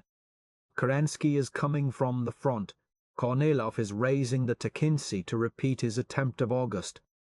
All these Mensheviki and socialist revolutionaries who call upon you now to prevent civil war, how have they retained the power except by civil war? That civil war which has endured ever since last July, and in which they constantly stood on the side of the bourgeoisie. As they do now? How can I persuade you if you are made up your minds? The question is very plain. On one side are Kerensky, Kaledin, Kornilov, the Mensheviki, socialist revolutionaries, cadets, Dumas, officers. They tell us that their objects are good. On the other side are the workers, the soldiers and sailors, the poorest peasants. The government is in your hands. You are the masters. Great Russia belongs to you. Would you give it back?" While he spoke, he kept himself up by sheer evident effort of will, and as he went on, the deep sincere feeling back of his words broke through the tired voice. At the end he tottered, almost falling. 100 hands reached up to help him down, and the great dim spaces of the hall gave back the surf of sound that beat upon him. Kanjunov tried to speak again, but vote, vote, vote. At length giving in, he read the resolution that the Brunoviki withdraw their representative from the Military Revolutionary Committee and declare their neutrality in the present civil war. All those in favour should go to the right, those opposed to the left. There was a moment of hesitation, a still expectancy, and then the crowd began to surge faster and faster, stumbling over one another, to the left. Hundreds of big soldiers in a solid mass rushing across the dirt floor in the faint light. Near us about 50 men were left stranded, stubbornly in favour, and even as the high roof shook under the shock of victorious roaring, they turned and rapidly walked out of the building, and some of them out of the revolution. Imagine the struggle being repeated in every barracks of the city, the district, the whole front, all Russia. Imagine the sleepless Krylenkos watching the regiments, hurrying from place to place, arguing, threatening, entreating. And then imaging the same in all the locals of every labour union, in the factories, the villages, on the battleships of the far-flung Russian fleets. Think of the hundreds of thousands of Russian men staring up at speakers all over the vast country, workmen, peasants, soldiers, sailors, trying so hard to understand and to choose, thinking so intensely and deciding so unanimously at the end. So was the Russian Revolution. Up at Smolny, the new Council of People's Commissars was not idle. Already the first decree was on the presses, to be circulated in thousands through the city streets that night, and shipped in bales by every train southward and east, in the name of the government of the Russian Republic. Chosen by the All-Russian Congress of Soviets of Workers' and Soldiers' Deputies, with participation of peasant deputies, the Council of People's Commissars decrees 1. The elections for the Constituent Assembly shall take place at the date determined upon November 12th. All electoral commissions, organs of local self-government, Soviets of workers, soldiers and peasants' deputies, and soldiers' organizations on the front should make every effort to assure free and regular elections at the date determined upon. In the name of the government of the Russian Republic, the President of the Council of People's Commissars, Vladimir Ulyanov.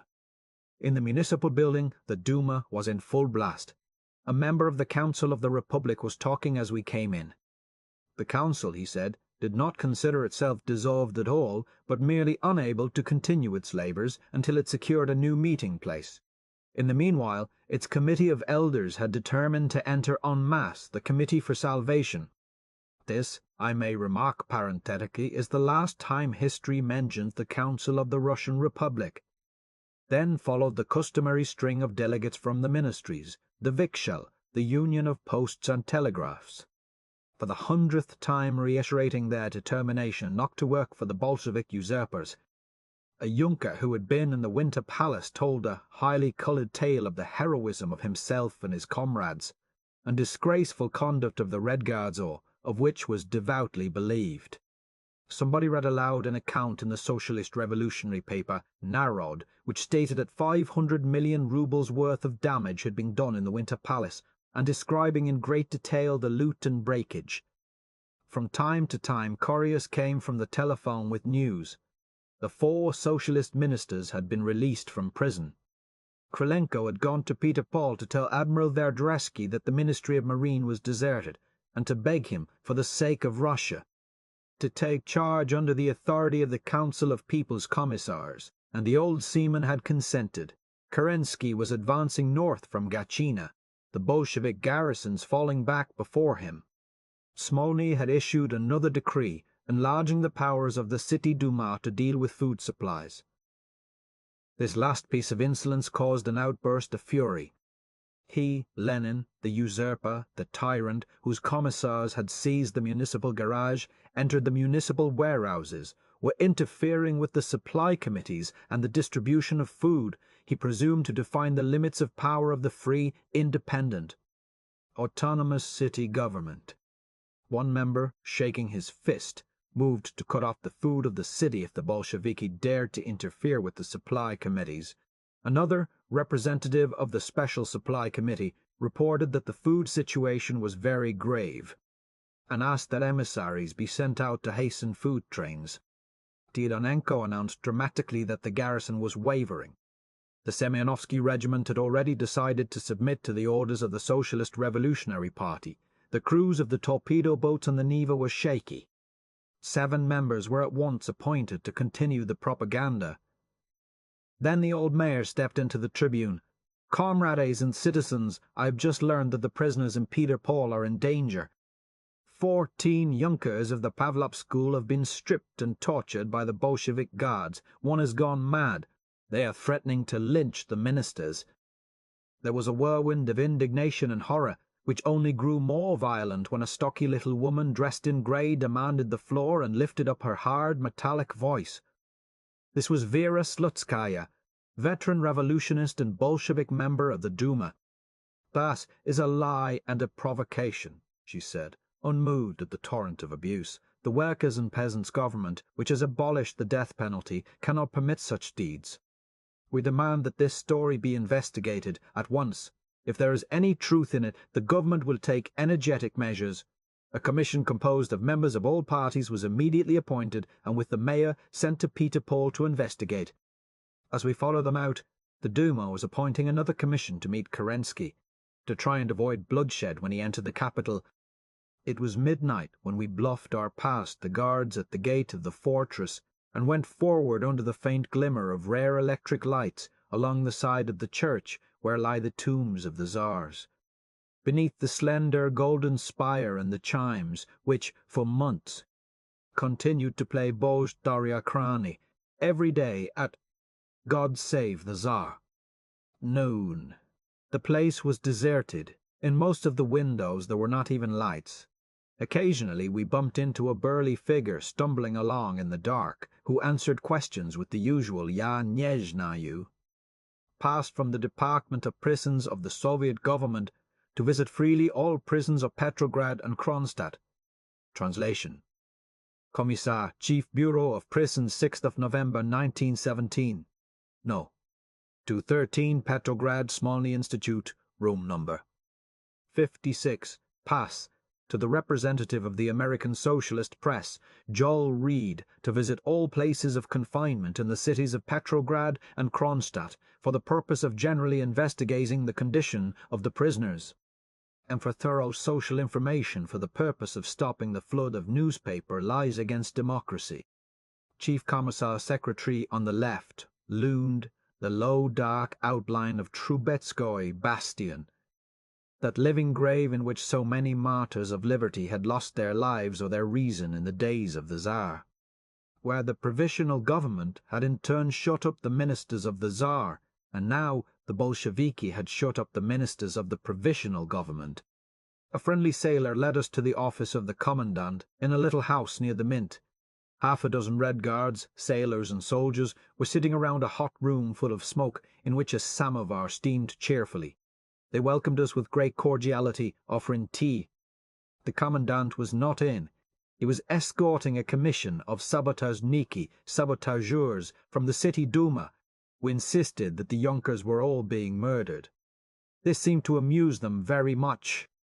At one side of the room sat a bald-headed, dissipated-looking little man in a frock-coat and a rich fur coat, biting his moustache and staring around him like a cornered rat. He had just been arrested. Somebody said, glancing carelessly at him, that he was a minister or something.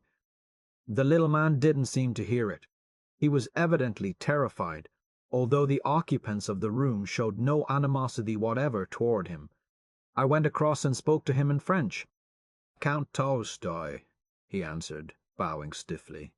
"I do not understand why I was arrested. I was crossing the Troitsky Bridge on my way home when two of these persons held me up. I was a commissar of the Provisional Government attached to the General Staff, but in no sense a member of the government." "Let him go," said a sailor. "He's harmless." "No," responded the soldier who had brought the prisoner. "We must ask the commandant." "Oh, the commandant," sneered the sailor. "What did you make a revolution for? To go on obeying officers? A praposhchik of the Pavlovsky regiment was telling us how the insurrection started. The Polk regiment was on duty at the General Staff the night of the 6th. Some of my comrades and I were standing guard, Ivan Pavlovitch and another man.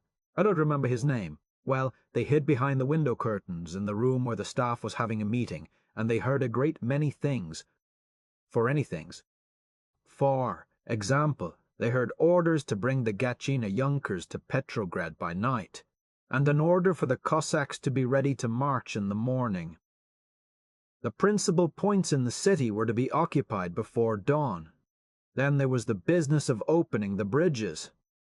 But when they began to talk about surrounding Smolny, then Ivan Pavlovitch couldn't stand it any longer. That minute there was a good deal of coming and going, so he slipped out and came down to the guardroom, leaving the other comrade to pick up what he could. I was already suspicious that something was going on. Automobiles full of officers kept coming, and all the ministers were there. Ivan Pavlovitch told me what he had heard. It was 2:30 in the morning. The secretary of the regimental committee was there, so we told him and asked what to do. "Arrest everybody coming and going, Dobber," he says. So we began to do it. In an hour we had some officers and a couple of ministers whom we sent up to Smolny right away. But the Military Revolutionary Committee wasn't ready. They didn't know what to do, and pretty soon back came the order to let everybody go and not arrest anybody else. Well, we ran all the way to Smolny, and I guess we talked for an hour before they finally saw that it was war. It was 5 o'clock when we got back to the staff, and by that time most of them were gone. But we got a few, and the garrison was all on the march. A Red Guard from Vasily Ostrov described in great detail what had happened in his district on the great day of the rising. We didn't have any machine guns over there, he said, laughing, and we couldn't get any from Smolny. Comrade Zolking, who was a member of the Uprava, Central Bureau of the War Duma, remembered all at once that there was lying in the meeting room of the Uprava a machine gun which had been captured from the Germans. So he and I and another comrade went there. The Mensheviki and Socialist revolutionaries were having a meeting. Well, we opened the door and walked right in on them, as they sat around the table, 12 or 15 of them, 3 of us. When they saw us, they stopped talking and just stared. We walked right across the room, uncoupled the machine gun. Comrade Zalkin picked up one part, I the other. We put them on our shoulders and walked out, and not a single man said a word. Do you know how the Winter Palace was captured? Asked a third man, a sailor. Along about 11 o'clock, we found out there weren't any more Junkers on the Nevis side.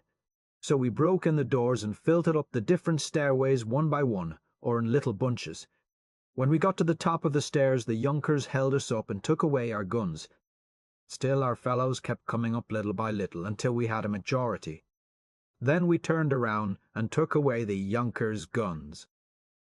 Just then the commandant entered, a merry-looking young non-commissioned officer with his arm in a sling and deep circles of sleeplessness under his eyes. His eye fell first on the prisoner, who at once began to explain. "Oh yes," interrupted the other. "You were one of the committee who refused to surrender the staff Wednesday afternoon. However, we don't want you, citizen. Apologies." He opened the door and waved his arm for Count Tolstoy to leave. Several of the others, especially the Red Guards, grumbled protests, and the sailor remarked triumphantly, "Vot? There! Didn't I say so?" 2 soldiers now engaged his attention. They had been elected a committee of the fortress garrison to protest. The prisoners, they said, were getting the same food as the guards, when there wasn't even enough to keep a man from being hungry. Why should the counter-revolutionists be treated so well? "We are revolutionists, comrades, not bandits," answered the commandant. He turned to us. We explained that rumours were going about that the Junkers were being tortured and the lives of the Minsters threatened. Could we perhaps see the prisoners so as to be able to prove to the world? "No," said the young soldier irritably. "I am not going to disturb the prisoners again. I have just been compelled to wake them up. They were sure we were going to massacre them. Most of the Junkers have been released anyway, and the rest will go out tomorrow." He turned abruptly away. "Could we talk to the Duma Commission, then?" The commandant, who was pouring himself a glass of tea, nodded. "They're still out in the hall," he said carelessly. Indeed, they stood there just outside the door in the feeble light of an oil lamp, grouped around the mayor and talking excitedly. "Mr. Mayor," I said, "we are American correspondents. Will you please tell us officially the result of your investigations?" He turned to us, his face a venerable dignity. "There is no truth in the reports," he said slowly, "except for the incidents which occurred as the ministers were being brought here. They have been treated with every consideration. As for the Junkers, not one has received the slightest injury. Up the Nevsky, in the empty after-midnight gloom, an interminable column of soldiers shuffled in silence to battle with Kerensky. In dim back streets, automobiles without lights flitted to and fro, and there was furtive activity in Fontanka 6, headquarters of the Peasant Soviet, in a certain apartment of a huge building on the Nevsky, and in the Ingenierny Zamok School of Engineers. The Duma was illuminated. In Smolny Institute, the Military Revolutionary Committee flashed baleful fire, pounding like an overloaded dynamo. Chapter 7. The Revolutionary Front. Saturday, November 10th. Citizens! The Military Revolutionary Committee declares that it will not tolerate any violation of revolutionary order. Theft, brigandage, assaults, and attempts at massacre will be severely punished. Following the example of the Paris Commune, the committee will destroy without mercy any looter or instigator of disorder. Quiet lay the city. Not a hold-up, not a robbery, not even a drunken fight. By night armed patrols went through the silent streets, and on the corners soldiers and Red Guards squatted around little fires laughing and singing.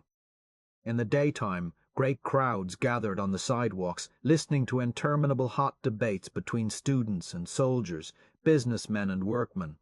Citizens stopped each other on the street. "The Cossacks are coming?" "No." "What's the latest?" "I don't know anything." "Where's Kerensky?" "They say only 8 versts from Petrograd." "Is it true that the Bolsheviki have fled to the battleship Aurora?" "They say so. Only the walls screamed and the few newspapers, denunciation, appeal." Decree. An enormous poster carried the hysterical manifesto of the Executive Committee of the Peasant Soviets. They, the Bolsheviki, dare to say that they are supported by the Soviets of Peasants' Deputies, and that they are speaking on behalf of the Soviets of Peasants' Deputies. Let all working-class Russia know that this is a LIE, and that all the working peasants in the person of the Executive Committee of the All Russian Soviets of Peasants' Deputies refutes with indignation all participation of the organized peasantry in this criminal violation of the will of the working classes. Strom, the soldier section of the Socialist Revolutionary Party, the insane attempt of the Bolsheviki is on the eve of collapse. The garrison is divided. The ministries are on strike and bread is getting scarcer. All factions except the few Bolsheviki have left the Congress. The Bolsheviki are alone. We call upon all sane elements to group themselves around the Committee for Salvation of Country and Revolution, and to prepare themselves seriously to be ready at the first call of the Central Committee. In a handbill, the Council of the Republic recited its wrongs. Ceding to the force of bayonets, the Council of the Republic has been obliged to separate and temporarily to interrupt its meetings. The usurpers, with the words liberty and socialism on their lips, have set up a rule of arbitrary violence. They have arrested the members of the Provisional Government, closed the newspapers, seized the printing shops. This power must be considered the enemy of the people and the revolution. It is necessary to do battle with it and to pull it down. The Council of the Republic, until the resumption of its labors, invites the citizens of the Russian Republic to group themselves around the local committees for salvation of country and revolution, which are organizing the overthrow of the Bolsheviki and the creation of a government capable of leading the country to the Constituent Assembly. Tilo Naroda said, "A revolution is a rising of all the people." But here what have we? Nothing but a handful of poor fools deceived by Lenin and Trotsky. Their decrees and their appeals will simply add to the museum of historical curiosities. And Narodnoy Slovo, people's word populist socialist, workers' and peasants' government, that is only a pipe dream. Nobody either in Russia or in the countries of our allies will recognize this government, or even in the enemy countries. The bourgeois press had temporarily disappeared. Pravda had an account of the first meeting of the new Tsayka, now the Parliament of the Russian Soviet Republic. Militin, Commissar of Agriculture, remarked that the Peasants' Executive Committee had called an all-Russian Peasant Congress for December 13. "But we cannot wait," he said. "We must have the backing of the peasants. I propose that we call the Congress of Peasants, and do it immediately." The left socialist revolutionaries agreed. An appeal to the peasants of Russia was hastily drafted, and a committee of 5 elected to carry out the project. The question of detailed plans for distributing the land and the question of workers' control of industry were postponed until the experts working on them should submit a report. 3 decrees, Siap, 7, Sect. 1, were read and approved. First, Lenin's General Rules for the Press, ordering the suppression of all newspapers inciting to resistance and disobedience to the new government, inciting to criminal acts, or deliberately perverting the news, the decree of moratorium for house rents, and the decree establishing a workers' militia. Also orders, one giving the Municipal Duma power to requisition empty apartments and houses, the other directing the unloading of freight cars in the railroad terminals, to hasten the distribution of necessities and to free the badly needed rolling stock. 2 hours later, the Executive Committee of the Peasant Soviets was sending broadcast over Russia the following telegram: "The arbitrary organization of the Bolsheviki, which is called Bureau of Organization for the National Congress of Peasants, is inviting all the peasant Soviets to send delegates to the Congress at Petrograd. The Executive Committee of the Soviets of Peasants' Deputies declares that it considers, now as well as before, that it would be dangerous to take away from the provinces at this moment the forces necessary to prepare for elections to the Constituent Assembly, which is the only salvation of the working class in the country. We confirm the date of the Congress of Peasants, December 13th. At the Duma all was excitement, officers coming and going, the mayor in conference with the leaders of the Committee for Salvation. A councillor ran in with a copy of Kerensky's proclamation, dropped by hundreds from an airplane low-flying down the Nevsky, which threatened terrible vengeance on all who did not submit, and ordered soldiers to lay down their arms and assemble immediately in Mars Field. The minister-president had taken Tsarskoye Selo, we were told, and was already in the Petrograd Campania 5 miles away. He would enter the city tomorrow in a few hours. The Soviet troops in contact with his Cossacks were said to be going over to the Provisional Government. Chanov was somewhere in between, trying to organize the neutral troops into a force to halt the civil war. In the city, the garrison regiments were leaving the Bolsheviki, they said. Smolny was already abandoned. All the governmental machinery had stopped functioning. The employees of the State Bank had refused to work under commissars from Smolny, refused to pay out money to them. All the private banks were closed. The ministries were on strike. Even now a committee from the Duma was making the rounds of business houses, collecting a fund to pay the salaries of the strikers. Trotsky had gone to the Ministry of Foreign Affairs and ordered the clerks to translate the decree on peace into foreign languages. 600 functionaries had hurled their resignations in his face. Shliapnikov, Commissar of Labour, had commanded all the employees of his ministry to return to their places within 24 hours or lose their places and their pension rights. Only the door servants had responded. Some of the branches of the Special Food Supply Committee had suspended work rather than submit to the Bolsheviki. In spite of lavish promises of high wages and better conditions, the operators at the telephone exchange would not connect Soviet headquarters. The Socialist Revolutionary Party had voted to expel all members who had remained in the Congress of Soviets and all who were taking part in the insurrection. News from the provinces. Mogilev had declared against the Bolsheviki. At Kiev, the Cossacks had overthrown the Soviets and arrested all the insurrectionary leaders. The Soviet garrison of Lugay, 30,000 strong, affirmed its loyalty to the Provisional Government and appealed to all Russia to rally around it. Kaledin had dispersed all Soviets and unions in the Don Basin, and his forces were moving north. Said a representative of the railway workers, "Yesterday we sent a telegram all over Russia demanding that war between the political parties cease at once, and insisting on the formation of a coalition socialist government. Otherwise we shall call a strike tomorrow night. In the morning there will be a meeting of all factions to consider the question. The Bolsheviki seem anxious for an agreement. If they last that long," laughed the city engineer, a stout, ruddy man. "As we came up to Smolny, not abandoned but busier than ever, throngs of workers and soldiers running in and out, and doubled guards everywhere, we met the reporters for the bourgeois and moderate socialist papers. Threw us out," cried one from Volia Naroda. "Bunch Bruvich came down to the press bureau and told us to leave, said we were spies." They all began to talk at once. "Insult! Outrage! Freedom of the press!" In the lobby were great tables heaped with stacks of appeals, proclamations and orders of the Military Revolutionary Committee. Workmen and soldiers staggered past, carrying them to waiting automobiles. One began, "To the pillory." In this tragic moment through which the Russian masses are living, the Mensheviki and their followers, and the right socialist revolutionaries have betrayed the working class.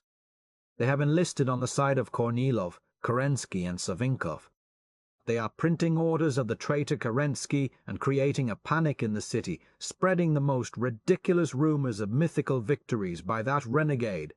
Citizens, don't believe these false rumors. No power can defeat the people's revolution. Premier Kerensky and his followers await speedy and well-deserved punishment. We are putting them in the pillory. We are abandoning them to the enmity of all workers, soldiers, sailors, and peasants, on whom they are trying to rivet the ancient chains. They will never be able to wash from their bodies the stain of the people's hatred and contempt. Shame and curses to the traitors of the people. The Military Revolutionary Committee have moved into larger quarters, room 17 on the top floor. Red Guards were at the door. Inside, the narrow space in front of the railing was crowded with well-dressed persons, outwardly respectful, but inwardly full of murder bourgeois who wanted permits for their automobiles or passports to leave the city. Among them many foreigners. Bolsheviks and Peters were on duty. They suspended all other business to read us the latest bulletins. The 179th Reserve Regiment offers its unanimous support. 5,000 stevedores at the Putilov wharves greet the new government. Central Committee of the Trade Unions enthusiastic support. The garrison and squadron at Revel elect military revolutionary committees to cooperate and dispatch troops. Military revolutionary committees control in Pskov and Minsk. Greetings from the Soviets of Tsaritsyn, Revensky-on-Don, Chernogorsk, Sevastopol. The Finland Division, the new committees of the 5th and 12th Armies offer allegiance. From Moscow the news is uncertain. Troops of the Military Revolutionary Committee occupy the strategic points of the city. 2 companies on duty in the Kremlin have gone over to the Soviets, but the arsenal is in the hands of Colonel Dyabtsev and his yunkers. The Revolutionary Committee demanded arms for the workers, and Ryabtsev parleyed with them until this morning, when suddenly he sent an ultimatum to the committee, ordering Soviet troops to surrender and the committee to disband. Fighting has begun. In Petrograd the staff submitted to Smolny's commissars at once. The Centroflot, refusing, was stormed by Dybenko and a company of Kronstadt sailors, and a new Centroflot set up, supported by the Baltic and the Black Sea battleships. But beneath all the breezy assurance there was a chill premonition, a feeling of uneasiness in the air. Kerensky's Cossacks were coming fast. They had artillery. Skripnik, secretary of the factory shop committees, his face drawn and yellow, assured me that there was a whole army corps of them, but he added fiercely, "They'll never take us alive." Petrovsky laughed weariedly. "Tomorrow maybe we'll get a sleep-along one." Lazovsky, with his emaciated, red-bearded face, said, "What chance have we? All alone. A mob against trained soldiers!" South and southwest the Soviets had fled before Kerensky, and the garrisons of Gatchina, Pavlovsk, Tsarskoye Selo were divided, half voting to remain neutral. The rest, without officers, falling back on the capital in the wildest disorder. In the halls they were pasting up bulletins. From Krasnoye Selo, November 10th, 8 a.m. To be communicated to all commanders of staffs, commanders-in-chief, commanders-in-chief, everywhere, and to all. The ex-minister Kerensky has sent a deliberately false telegram to everyone, everywhere, to the effect that the troops of revolutionary Petrograd have voluntarily surrendered their arms and joined the armies of the former government, the government of treason, and that the soldiers have been ordered by the Military Revolutionary Committee to retreat. The troops of a free people do not retreat, nor do they surrender. Our troops have left Gatchina in order to avoid bloodshed between themselves and their mistaken brother Cossacks, and in order to take a more convenient position, which is at present so strong that if Kerensky and his companions in arms should even increase their forces 10 times, still there would be no cause for anxiety. The spirit of our troops is excellent. In Petrograd all is quiet.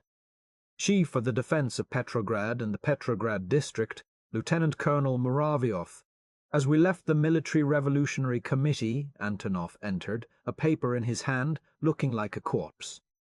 "Send this," said he, "to all distorted Soviets of workers' deputies and factory shop committee. The Kornilovist bands of Kerensky are threatening the approaches to the capital. All the necessary orders have been given to crush mercilessly the counter-revolutionary attempt against the people and its conquests. The army and the Red Guard of the Revolution are in need of the immediate support of the workers. We order the ward Soviets and factory shop commits. 1. To move out the greatest possible number of workers for the digging of trenches, the erection of barricades, and reinforcing of wire entanglements. 2. Wherever it shall be necessary for this purpose to stop work at the factories, this shall be done immediately. 3. All common and barbed wire available must be assembled, and also all implements for the digging of trenches and the erection of barricades. 4. All available arms must be taken. 5. The Starren Stick line is to be observed, and every one must be ready to support the army of the revolution by all means. Chairman of the Petrograd Soviet of Workers and Soldiers Deputies, People's Commissar Leon Trotsky. Chairman of the Military Revolutionary Committee, Commander-in-Chief Podvorsky. As we came out into the dark and gloomy day, all around the grey horizon factory whistles were blowing, a hoarse and nervous sound, full of foreboding. By tens of thousands the working people poured out, men and women. By tens of thousands the humming slums belched out their dun and miserable hordes. Red Petrograd was in danger. Cossacks! South and southwest they poured through the shabby streets toward the Moskovsky Gate. Men, women, and children, with rifles, picks, spades, rolls of wire, cartridge belts over their working clothes. Such an immense, spontaneous outpouring of a city never was seen. They rolled along torrent-like, companies of soldiers borne with them, guns, motor trucks, wagons, the revolutionary proletariat defending with its breast the capital of the workers' and peasants' republic. Before the door of Smolny was an automobile. A slight man with thick glasses magnifying his red-rimmed eyes, his speech a painful effort, stood leaning against a mudguard with his hands in the pockets of his shabby raglan.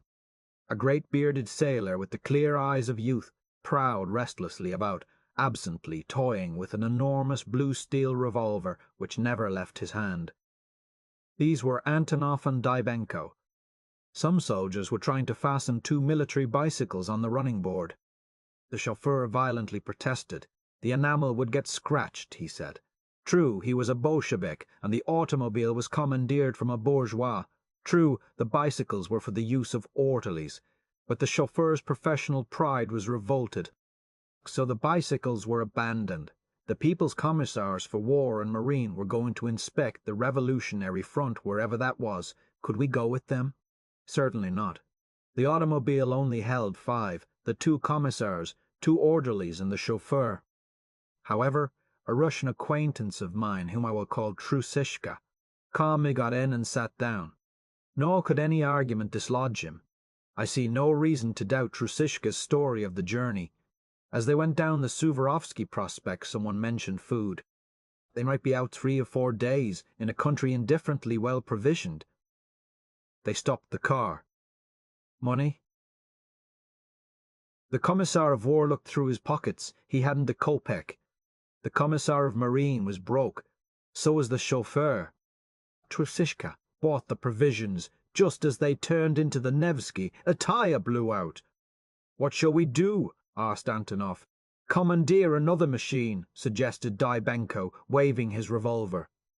Antonov stood in the middle of the street and signaled a passing machine, driven by a soldier. "I want that machine," said Antonov. "You won't get it," responded the soldier. "Do you know who I am?" Antonov produced a paper upon which was written that he had been appointed commander-in-chief of all the armies of the Russian Republic, and that everyone should obey him without question. "I don't care if you are the devil himself," said the soldier hotly. "This machine belongs to the 1st Machine Gun Regiment, and we're carrying ammunition in it, and you can't have it." The difficulty, however, was solved by the appearance of an old battered taxicab flying the Italian flag. Iron of trouble private cars were registered in the name of foreign consulates, so as to be safe from requisition. From the interior of this was dislodged a fat citizen in an expensive fur coat, and the party continued on its way. Arrived at Narpskaya Zastava, about 10 miles out, Antonov called for the commandant of the Red Guard. He was led to the edge of the town, where some few hundred workmen had dug trenches and were waiting for the Cossacks. "Everything all right here, comrade?" asked Antonov. "Everything perfect, comrade," answered the commandant. "The troops are in excellent spirits. Only one thing, we have no ammunition. In Smolny there are 2 billion rounds," Antonov told him. "I will give you an order." He felt in his pockets. Has anyone a piece of paper? Dybenko had none, the couriers. Trusishka had to offer his notebook. "Devil, I have no pencil," cried Antonov. "Who's got a pencil?" Needless to say, Trusishka had the only pencil in the crowd. We who were left behind made for the Tsarskoye Selo station. Up the Nevsky, as we passed, Red Guards were marching, all armed, some with bayonets and some without. The early twilight of winter was falling. Heads up, they tramped in the chill mud, irregular lines of 4, without music, without drums. A red flag crudely lettered in gold, "Peace, land," floated over them. They were very young. The expression on their faces was that of who know they are going to die. Half fearful, half contemptuous, the crowds on the sidewalk watched them pass in hateful silence. This pass was issued upon the recommendation of Trotsky 3 days after the Bolshevik Revolution. It gives me the right of free travel to the Northern Front, and an added note on the back extends the permission to all fronts. It will be noticed that this speaks of the Petersburg instead of the Petrograd Soviet. It was the fashion among thoroughgoing internationalists to abolish all names which smacked of patriotism. But at the same time, it would not do to restore the saint. Translation: Executive Committee, Petrograd Soviet of Workers' and Soldiers' Deputies, Military Section 28th, October 1917, number 1435. Certificate is given to the representative of the American Social Democracy, the Internationalist Comrade Joel Reed.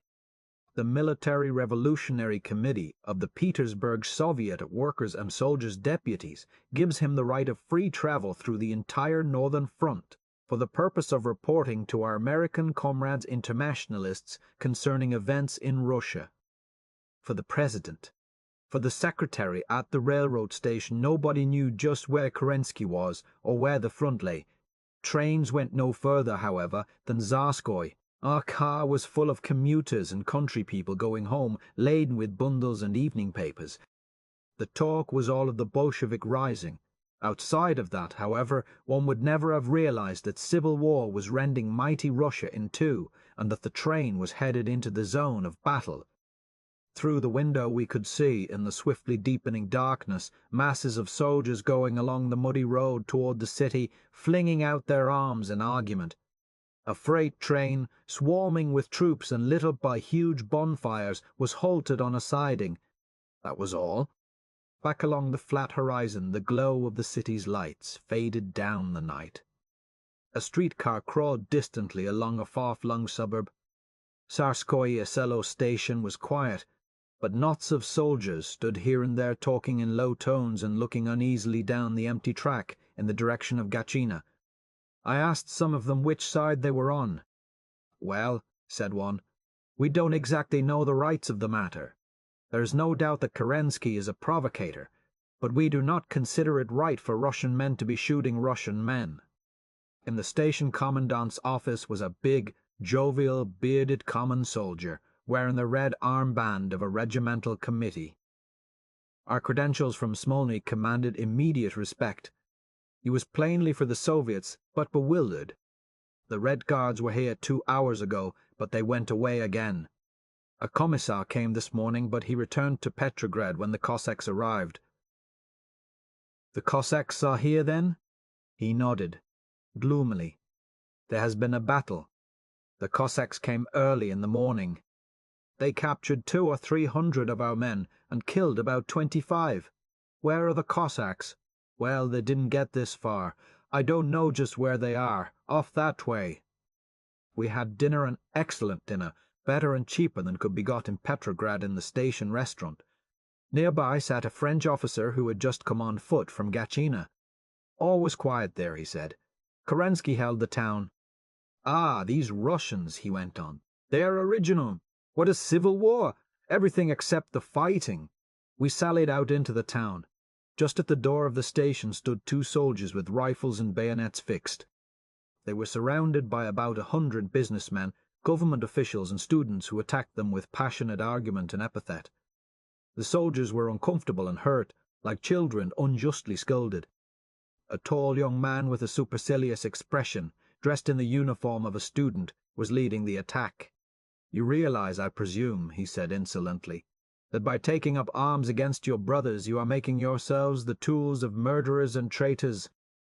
"Now, brother," answered the soldier earnestly, "you don't understand. There are 2 classes, don't you see, the proletariat and the bourgeoisie. Oh, I know that's silly talk," broke in the student rudely.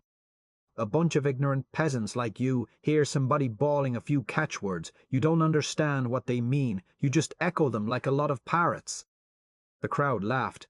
"I'm a Marxian student, and I tell you that this isn't socialism you are fighting for. It's just plain pro-German anarchy." "Oh, yes, I know," answered the soldier with sweat dripping from his brow. "You are an educated man. That is easy to see, and I am only a simple man. But it seems to me—" "I suppose," interrupted the other contemptuously, "that you believe Lenin is a real friend of the proletariat." "Yes, I do," answered the soldier, suffering. "Well, my friend, do you know that Lenin was sent through Germany in a closed car? Do you know that Lenin took money from the Germans?" "Well, I don't know much about that," answered the soldier stubbornly, "but it seems to me that what he says is what I want to hear, and all the simple men like me. Now there are 2 classes, the bourgeoisie and the proletariat. You are a fool. Why, my friend, I spent 2 years in Schlusselburg for revolutionary activity, when he was still shooting down revolutionists and singing God Save the Tsar. My name is Vasily Georgievich Panyin. Didn't you ever hear of me?" "I'm sorry to say I never did," answered the soldier with humility. "But then, I am not an educated man.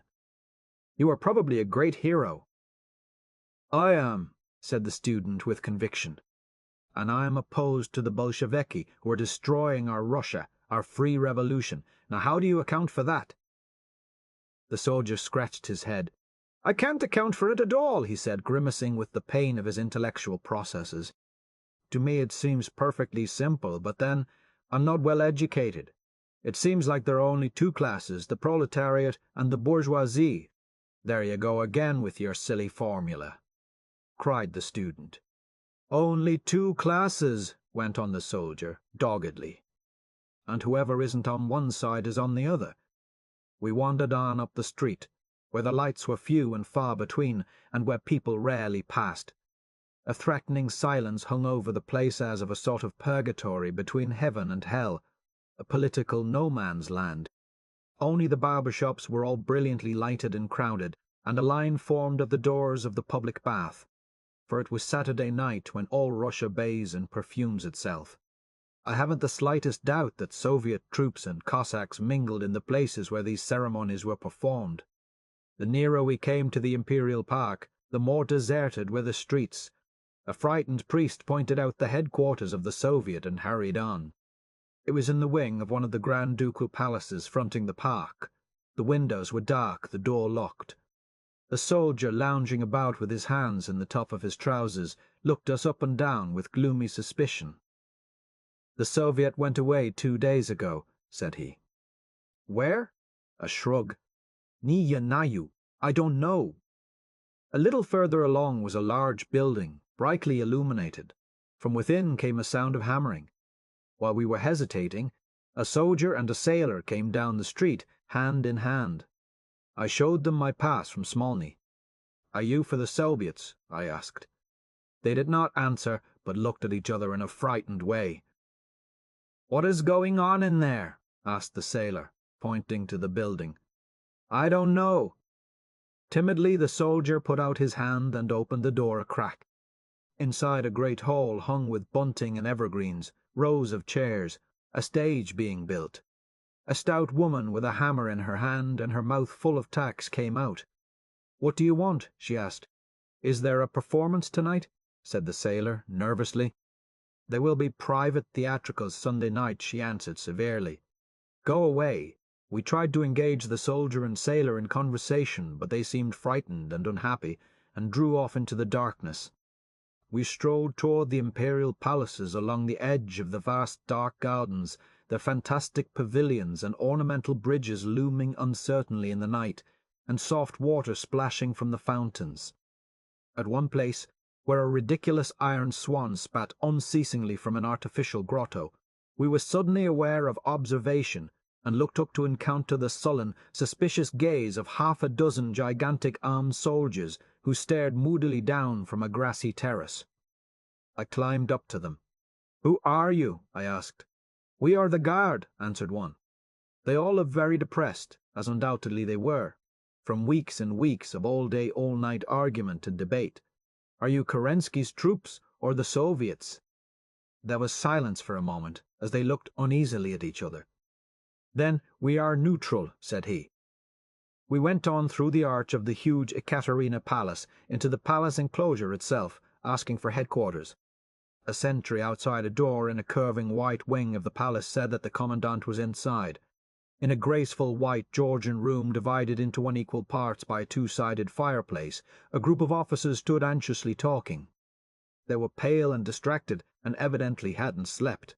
To one, an oldish man with a white beard, his uniform studded with decorations, who was pointed out as the colonel, we showed our Bolshevik papers.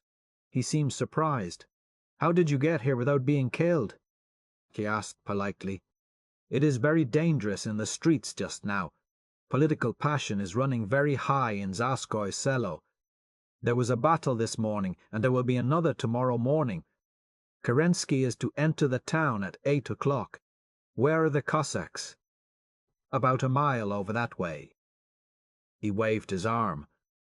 "And you will defend the city against them?" "Oh dear, no." He smiled. "We are holding the city for Kerensky." Our hearts sank, for our passes stated that we were revolutionary to the core. The colonel cleared his throat. "About those passes of yours," he went on. "Your lives will be in danger if you are captured.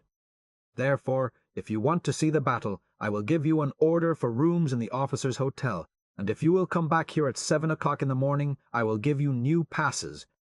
"So you are for Kerensky?" we said. "Well, not exactly for Kerensky," we said. "Well, not exactly for Kerensky." The colonel hesitated. "You see, most of the soldiers in the garrison are Bolsheviki, and today, after the battle, they all went away in the direction of Petrograd, taking the artillery with them. You might say that none of the soldiers are for Kerensky, but some of them just don't want to fight at all. The officers have almost all gone over to Kerensky's forces, or simply gone away. We are in a most difficult position, as you see.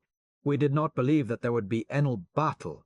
The colonel courteously sent his orderly to escort us to the railroad station. He was from the south, born of French immigrant parents in Bessarabia. "Ah," he kept saying, "it is not the danger or the hardships I mind, but being so long, 3 years, away from my mother." Looking out of the window of the train as we sped through the cold dark toward Petrograd, I caught glimpses of clumps of soldiers gesticulating in the light of fires, and of clusters of armoured cars halted together at crossroads, the chauffeurs hanging out of the turrets and shouting to each other.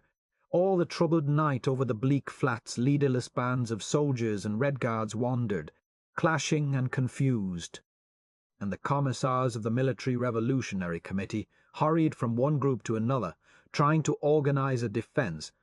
Back in town, excited throngs were moving in tides up and down the Nevsky. Something was in the air. From the Warsaw railway station could be heard far-off cannonade. In the Junker schools there was feverish activity. Duma members went from barracks to barracks, arguing and pleading, narrating fearful stories of Bolshevik violence, massacre of the Junkers in the Winter Palace, rape of the women soldiers, the shooting of the girl before the Duma, the murder of Prince Tumanov, in the Alexander Hall of the Duma building. The Committee for Salvation was in special session. Commissars came and went, running. All the journalists expelled from Smolny were there, in high spirits. They did not believe our report of conditions in Zarskoy. Why, everybody knew that Tsarskoye was in Kerensky's hands and that the Cossacks were now at Pulkovo. A committee was being elected to meet Kerensky at the railway station in the morning. One confided to me, in strictest secrecy, that the counter-revolution would begin at midnight. He showed me 2 proclamations, one signed by Gotz and Polkovnikov, ordering the Yunker schools, soldier convalescents in the hospitals, and the Knights of St. George to mobilize on a war footing and wait for orders from the Committee for Salvation. The other from the Committee for Salvation itself, which read as follows: To the population of Petrograd. Comrades, workers, soldiers, and citizens of revolutionary Petrograd, Nary Petrograd, Nary Petrograd. The Bolsheviki, while appealing for peace at the front, are inciting to civil war in the rear. Do not dig their provocatory appeals. Do not dig trenches. Down with the traitorous barricades. Lay down your arms. Soldiers, return to your barracks. The war begun in Petrograd is the death of the revolution. In the name of liberty, land and peace, unite around the Committee for Salvation of Country and Revolution. As we left the Duma, a company of Red Guards, stern-faced and desperate, came marching down the dark, deserted street with a dozen prisoners members of the local branch of the Council of Cossacks, caught red-handed plotting counter-revolution in their headquarters. A soldier, accompanied by a small boy with a pail of paste, was sticking up great flaring notices. By virtue of the present, the city of Petrograd and its suburbs are declared in a state of siege. All assemblies or meetings in the streets, and generally in the open air, are forbidden until further orders.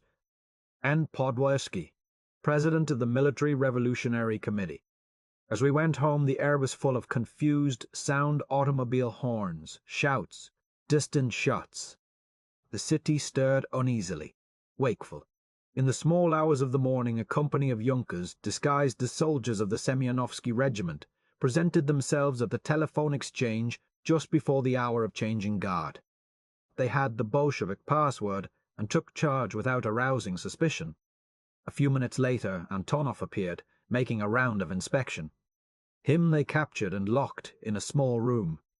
When the relief came, it was met by a blast of rifle fire, several being killed. Counter-revolution had begun. Chapter 8. Counter-revolution. Angst morning. Sunday the 11th, the Cossacks entered Tsarskoye Selo, Kerensky, C. Ap. 8, Sect 1, himself riding a white horse and all the church bells clamouring.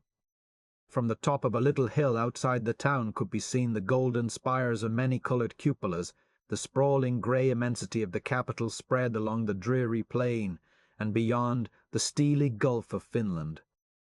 There was no battle, but Kerensky made a fatal blunder. At 7 in the morning he sent word to the 2nd Tsarskoye Selo Rifles to lay down their arms. The soldiers replied that they would remain neutral, but would not disarm. Kerensky gave them 10 minutes in which to obey. This angered the soldiers. For 8 months they had been governing themselves by committee, and this smacked of the old regime. A few minutes later, Cossack artillery opened fire on the barracks, killing 8 men. From that moment there were no more neutral soldiers in Tsarskoye.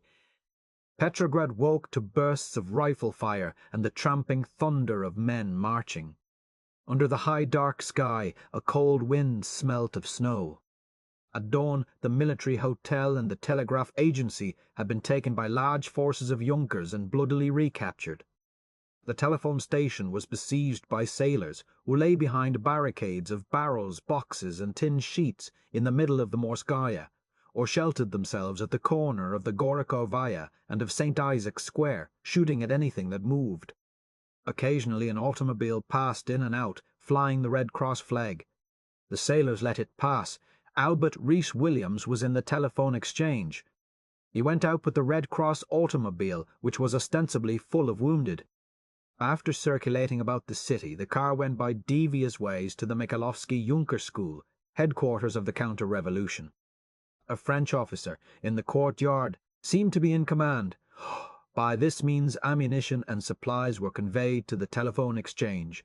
Scores of these pretended ambulances acted as couriers and ammunition trains for the Junkers. 5 or 6 armoured cars belonging to the disbanded British Armoured Car Division were in their hands. As Louise Bryant was going along St. Isaac's Square, one came rolling up from the Admiralty on its way to the telephone exchange. At the corner of the Gogolia right in front of her, the engine stalled. Some sailors ambushed behind woodpiles began shooting. The machine gun in the turret of the thing slewed around and spat a hail of bullets indiscriminately into the woodpiles and the crowd. In the archway where Miss Bryant stood, 7 people were shot dead, among them 2 little boys. Suddenly, with a shout, the sailors leaped up and rushed into the flaming open. Closing around the monster, they thrust their bayonets into the loopholes, again and again yelling. The chauffeur pretended to be wounded, and they let him go free to run to the Duma and swell the tale of Bolshevik atrocities. Among the dead was a British officer. Later the newspapers told of another French officer, captured in a Junker armoured car and sent to Peter Paul. The French embassy promptly denied this, but one of the city councillors told me that he himself had procured the officer's release from prison. Whatever the official attitude of the Allied embassies, individual French and British officers were active these days, even to the extent of giving advice at executive sessions of the Committee for Salvation. All day long in every quarter of the city there were skirmishes between Junkers and Red Guards, battles between armoured cars. Volleys, single shots, and the shrill chatter of machine guns could be heard, far and near. The iron shutters of the shops were drawn, but business still went on. Even the moving picture shows, all outside lights dark, played to crowded houses. The street cars ran. The telephones were all working. When you called Central, shooting could be plainly heard over the wire. Smolny was cut off, but the Duma and the Committee for Salvation were in constant communication with all the Junker schools and with Kerensky at Tsarskoye. At 7 in the morning, the Vladimir Junker school was visited by a patrol of soldiers, sailors and Red Guards who gave the Junkers 20 minutes to lay down their arms. The ultimatum was rejected. An hour later the Junkers got ready to march, but were driven back by a violent fusillade from the corner of the Gribetskaya and the Bolshoi Prospect. Soviet troops surrounded the building and opened fire, 2 armoured cars cruising back and forth with machine guns raking it. The Junkers telephoned for help. The Cossacks replied that they dare not come because a large body of sailors with 2 cannon commanded their barracks. The Pavlov school was surrounded. Most of the Mikhailov Junkers were fighting in the streets. At 11:30, 3 field pieces arrived. Another demand to surrender was met by the Junkers shooting down 2 of the Soviet delegates under the white flag. Now began a real bombardment. Great holes were torn in the walls of the school. The Junkers defended themselves desperately, shouting waves of Red Guards, assaulting crumpled under the withering blast. Kerensky telephoned from Tsarskoye to refuse old parley with the Military Revolutionary Committee. Frenzied by defeat and their heaps of dead, the Soviet troops opened a tornado of steel and flame against the battered building. Their own officers could not stop the terrible bombardment. A commissar from Smolny named Kirilov tried to halt it. He was threatened with lynching. The Red Guards' blood was up. At 2:30, the Junkers hoisted a white flag. They would surrender if they would guarantee protection. This was promised. With a rush and a shout, thousands of soldiers and Red Guards poured through windows, doors, and holes in the wall. Before it could be stopped, 5 Junkers were beaten and stabbed to death. The rest, about 200, were taken to Peter Paul under escort, in small groups so as to avoid notice. On the way, a mob set upon one party, killing 8 more Junkers. More than 100 Red Guards and soldiers had fallen. 2 hours later, the Duma got a telephone message that the victors were marching toward the Ingenierny Zamok, the engineers' school. A dozen members immediately set out to distribute among them armfuls of the latest proclamation of the Committee for Salvation. Several did not come back. All the other schools surrendered without resistance, and the Junkers were sent unharmed to Peter Paul and Kronstadt. The telephone exchange held out until afternoon, when a Bolshevik armoured car appeared and the sailors stormed the place. Shrieking, the frightened telephone girls ran to and fro. The Junkers tore from their uniforms all distinguishing marks and one offered Williams anything for the loan of his overcoat as a disguise. "They will massacre us! They will massacre us!" they cried, for many of them had given their word at the Winter Palace not to take up arms against the people. Williams offered to mediate if Antonov were released. This was immediately done. Antonov and Williams made speeches to the victorious sailors, inflamed by their many dead, and once more the Junkers went free. Oh, but a few who in their panic tried to flee over the roofs or to hide in the attic, and were found and hurled into the street. Tired, bloody, triumphant, the sailors and workers swarmed into the switchboard room, and finding so many pretty girls, fell back in an embarrassed way and fumbled with awkward feet. Not a girl was injured, not one insulted. Frightened, they huddled in the corners, and then, finding themselves safe, gave vent to their spite. "Ugh, the dirty, ignorant people, the fools!" The sailors and Red Guards were embarrassed. "Brutes, pigs," shrilled the girls, indignantly putting on their coats and hats. Romantic had been their experience passing up cartridges and dressing the wounds of their dashing young defenders, the Junkers, many of them members of noble families, fighting to restore their beloved Tsar. These were just common workmen, peasants, dark people. The Commissar of the Military Revolutionary Committee, little Vishniak, tried to persuade the girls to remain. He was effusively polite. "You have been badly treated," he said. "The telephone system is controlled by the Municipal Duma. You are paid 60 rubles a month and have to work 10 hours and more. From now on, all that will be changed. The government intends to put the telephones under control of the Ministry of Posts and Telegraphs. Your wages will be immediately raised to 150 rubles and your working hours reduced. As members of the working class, you should be happy." Members of the working class, indeed. Did he mean to infer that there was anything in common between these animals and us? Remain? Not if they offered 1,000 rubles. Haughty and spiteful, the girls left the place. The employees of the building, the linemen and laborers, they stayed. But the switchboards must be operated. The telephone was vital. Only half a dozen trained operators were available. Volunteers were called for. 100 responded. Sailors, soldiers, workers. The 6 girls scurried backward and forward, instructing, helping, scolding. So crippled, halting but going, the wires slowly began to hum. The first thing was to connect Smalley with the barracks and the factories. The second, to cut off the Duma and the Junker schools. Late in the afternoon, word of it spread through the city, and hundreds of bourgeois called up to scream, "Fools! Devils!" How long do you think he will last? Wait till the Cossacks come. Dusk was already falling. On the almost deserted Nevsky, swept by a bitter wind, a crowd had gathered before the Kazan Cathedral, continuing the endless debate. A few workmen, some soldiers, and the rest shopkeepers, clerks, and the like. "But Lenin won't get Germany to make peace," cried one. A violent young soldier replied, "And whose fault is it? Your damn Kerensky, dirty bourgeois. To hell with Kerensky. We don't want him. We want Lenin." Outside the Duma, an officer with a white armband was tearing down posters from the wall, swearing loudly. One read, "To the population of Petrograd."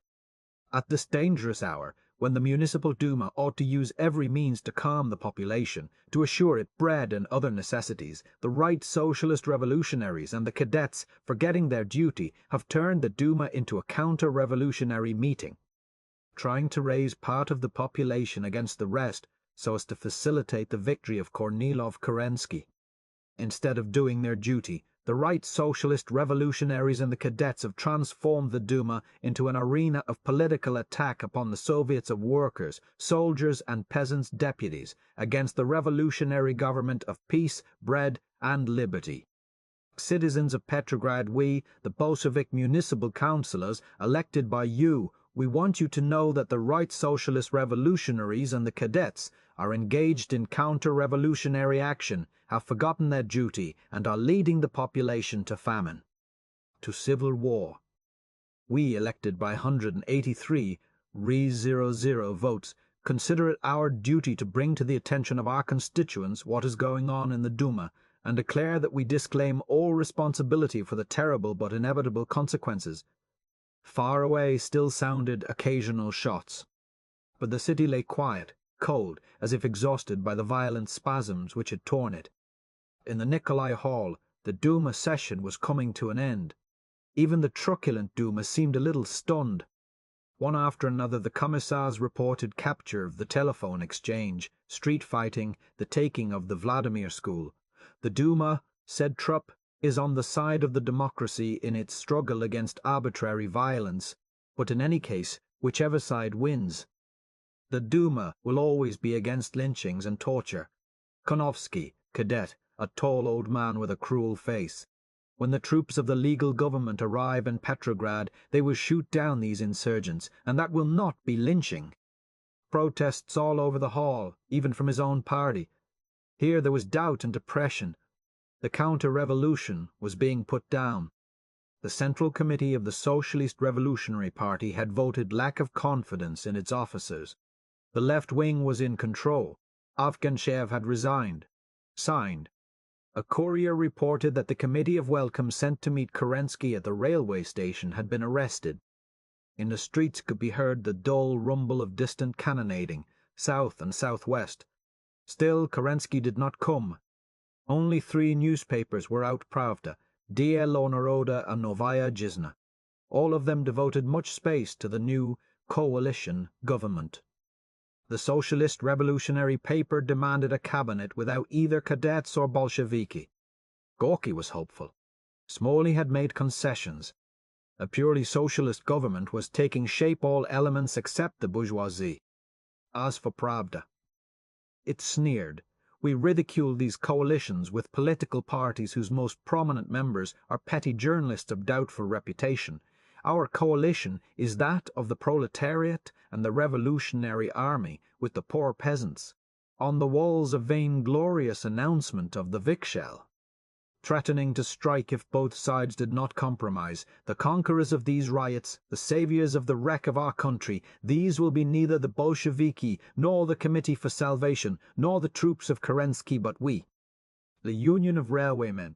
Red Guards are incapable of handling a complicated business like the railways. As for the Provisional Government, it has shown itself incapable of holding the power. We refuse to lend our services to any party which does not act by authority of a government based on the confidence of all the democracy. Smolny thrilled with the boundless vitality of inexhaustible humanity in action. In trade union headquarters, Lazovsky introduced me to a delegate of the railway workers of the Nikolai line, who said that the men were holding huge mass meetings condemning the action of their leaders. All power to the Soviets, he cried, pounding on the table. Teoborantsy and the Central Committee are playing Kornilov's game. They tried to send a mission to the Stavka, but we arrested them at Minsk. Our branch has demanded an all-Russian convention, and they refuse to call it. The same situation as in the Soviets, the army committees. One after another the various democratic organizations all over Russia were cracking and changing. The Koparev were torn by internal struggles. The meetings of the Peasants' Executive broke up in stormy wrangling. Even among the Cossacks there was trouble. On the top floor, the Military Revolutionary Committee was in full blast, striking and slacking not. Men went in, fresh and vigorous. Night and day and night and day they threw themselves into the terrible machine, and came out limp, blind with fatigue, hoarse and filthy, to fall on the floor and sleep. The Committee for Salvation had been outlawed. Great piles of new proclamations, see App 8 Sect 2, littered the floor. The conspirators who have no support among the garrison or the working class, above all counted on the suddenness of their attack. Their plan was discovered in time by Sub-Lieutenant Blagonavov, thanks to the revolutionary vigilance of a soldier of the Red Guard, whose name shall be made public. At the center of the plot was the Committee for Salvation. Colonel Polkovnikov was in command of their forces, and the orders were signed by Gotz, former member of the Provisional Government, allowed at liberty on his word of honor. Bringing these facts to the attention of the Petrograd population, The Military Revolutionary Committee orders the arrest of all concerned in the conspiracy, who shall be tried before the Revolutionary Tribunal. From Moscow, word that the Yunkers and Cossacks had surrounded the Kremlin and ordered the Soviet troops to lay down their arms. The Soviet forces complied, and as they were leaving the Kremlin, were sat upon and shot down. Small forces of Bolsheviki had been driven from the telephone and telegraph offices. The Junkers now held the center of the city, but all around them the Soviet troops were mustering. Street fighting was slowly gathering way. All attempts at compromise had failed. On the side of the Soviet, 10,000 garrison soldiers and a few Red Guards. On the side of the government, 6,000 Junkers, 2,500 Cossacks and 2,000 White Guards. The Petrograd Soviet was meeting, and next door the Nusa AEK acting on the decrees and orders. See Apt. 8. Sect. 3, which came down in a steady stream from the Council of People's Commissars in session upstairs, on the order in which laws are to be ratified and published, establishing an 8-hour days for workers and Lunacharsky's basis for a system of popular education. Only a few hundred people were present at the two meetings, most of them armed. Smolny was almost deserted, except for the guards, who were busy at the hall windows, setting up machine guns to command the flanks of the building. In the Saika, a delegate of the Viksul was speaking. "We refuse to transport the troops of either party. We have sent a committee to Kerensky to say that if he continues to march on Petrograd, we will break his lines of communication." He made the usual plea for a conference of all the socialist parties to form a new government. Kamenev answered discreetly. The Bolsheviki would be very glad to attend the conference. The center of gravity, however, lay not in composition of such a government, but in its acceptance of the program of the Congress of Soviets. The Tsay-ee-kah had deliberated on the declaration made by the left socialist revolutionaries and the Social Democrats internationalists, and had accepted the proposition of proportional representation at the conference, even including delegates from the army committees and the peasant soviets. In the great hall, Trotsky recounted the events of the day. "We offered the Vladimir Yunkers a chance to surrender," he said. "We wanted to settle matters without bloodshed. But now that blood has been spilled, there is only one way: pitiless struggle. It would be childish to think we can win by any other means. The moment is decisive. Everybody must cooperate with the Military Revolutionary Committee, report where there are stores of barbed wire, benzine, guns. We've won the power. Now we must keep it." The Menshevik Yoffe tried to read his party's declaration, but Trotsky refused to allow a debate about principle. "Our debates are now in the streets," he cried. "The decisive step has been taken. We all, and I in particular, take the responsibility for what is happening. Soldiers from the front, from Gatchina, told their stories. One from the Death Battalion, 481st Artillery. When the trenches hear of this, they will cry, 'This is our government.'" A Junker from Peterhof said that he and 2 others had refused to march against the Soviets, and when his comrades had returned from the defense of the Winter Palace, they appointed him their commissar, to go to Smolny and offer their services to the real revolution. Then Trotsky again, fiery, indefatigable, giving orders, answering questions.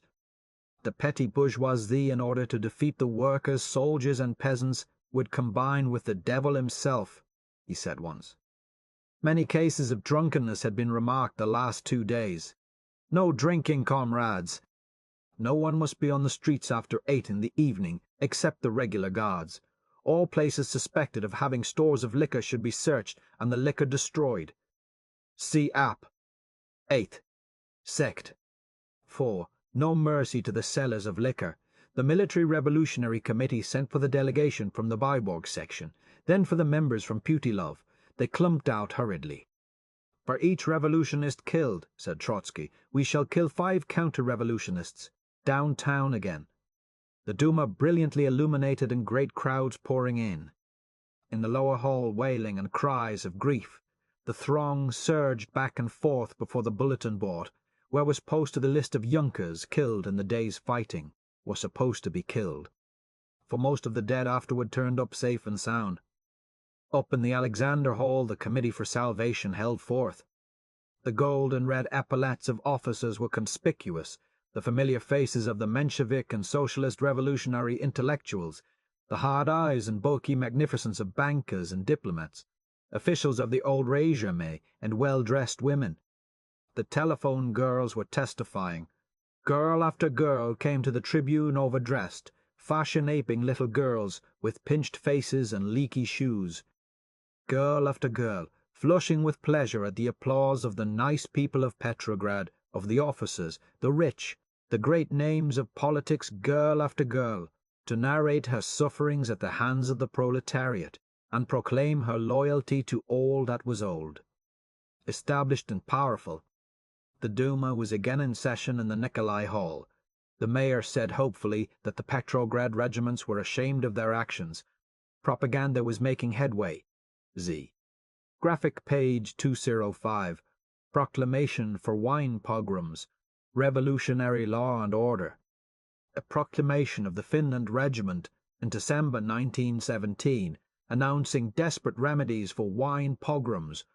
For translation, see Appendix 5.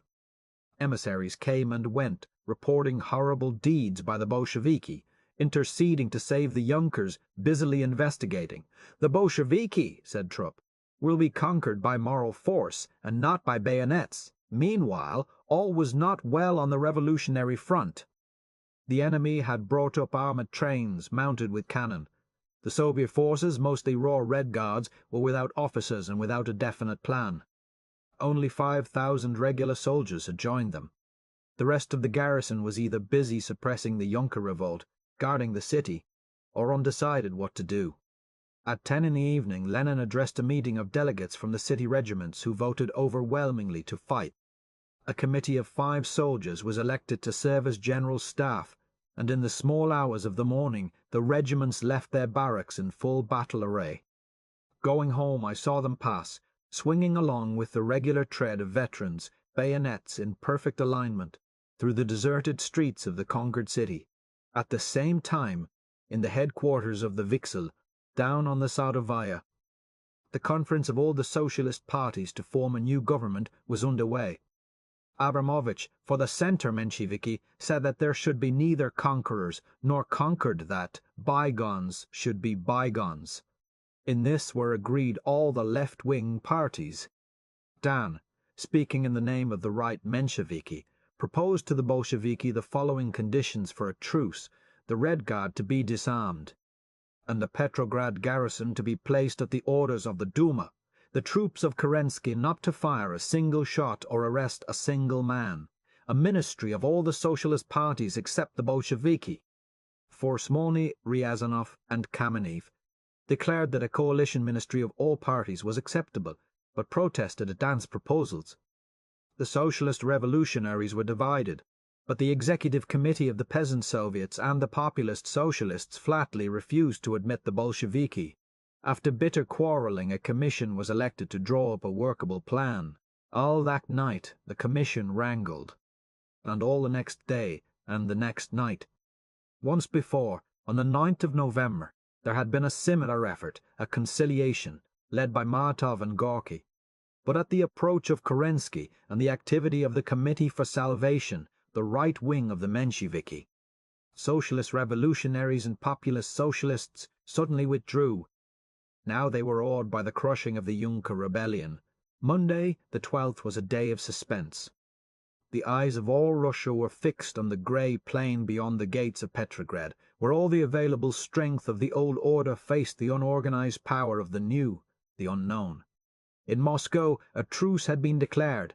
Both sides parleyed, awaiting the result in the capital. Now the delegates to the Congress of Soviets, hurrying on speeding trains to the farthest reaches of Asia, were coming to their homes, carrying the fiery cross. In wide-spreading ripples news of the miracle spread over the face of the land, and in its wake towns, cities, and far villages stirred and broke, Soviets and military revolutionary committees against Dumas, Zemstvos and government commissars' Red Guards against White Street fighting and passionate speech. The result waited on the word from Petrograd.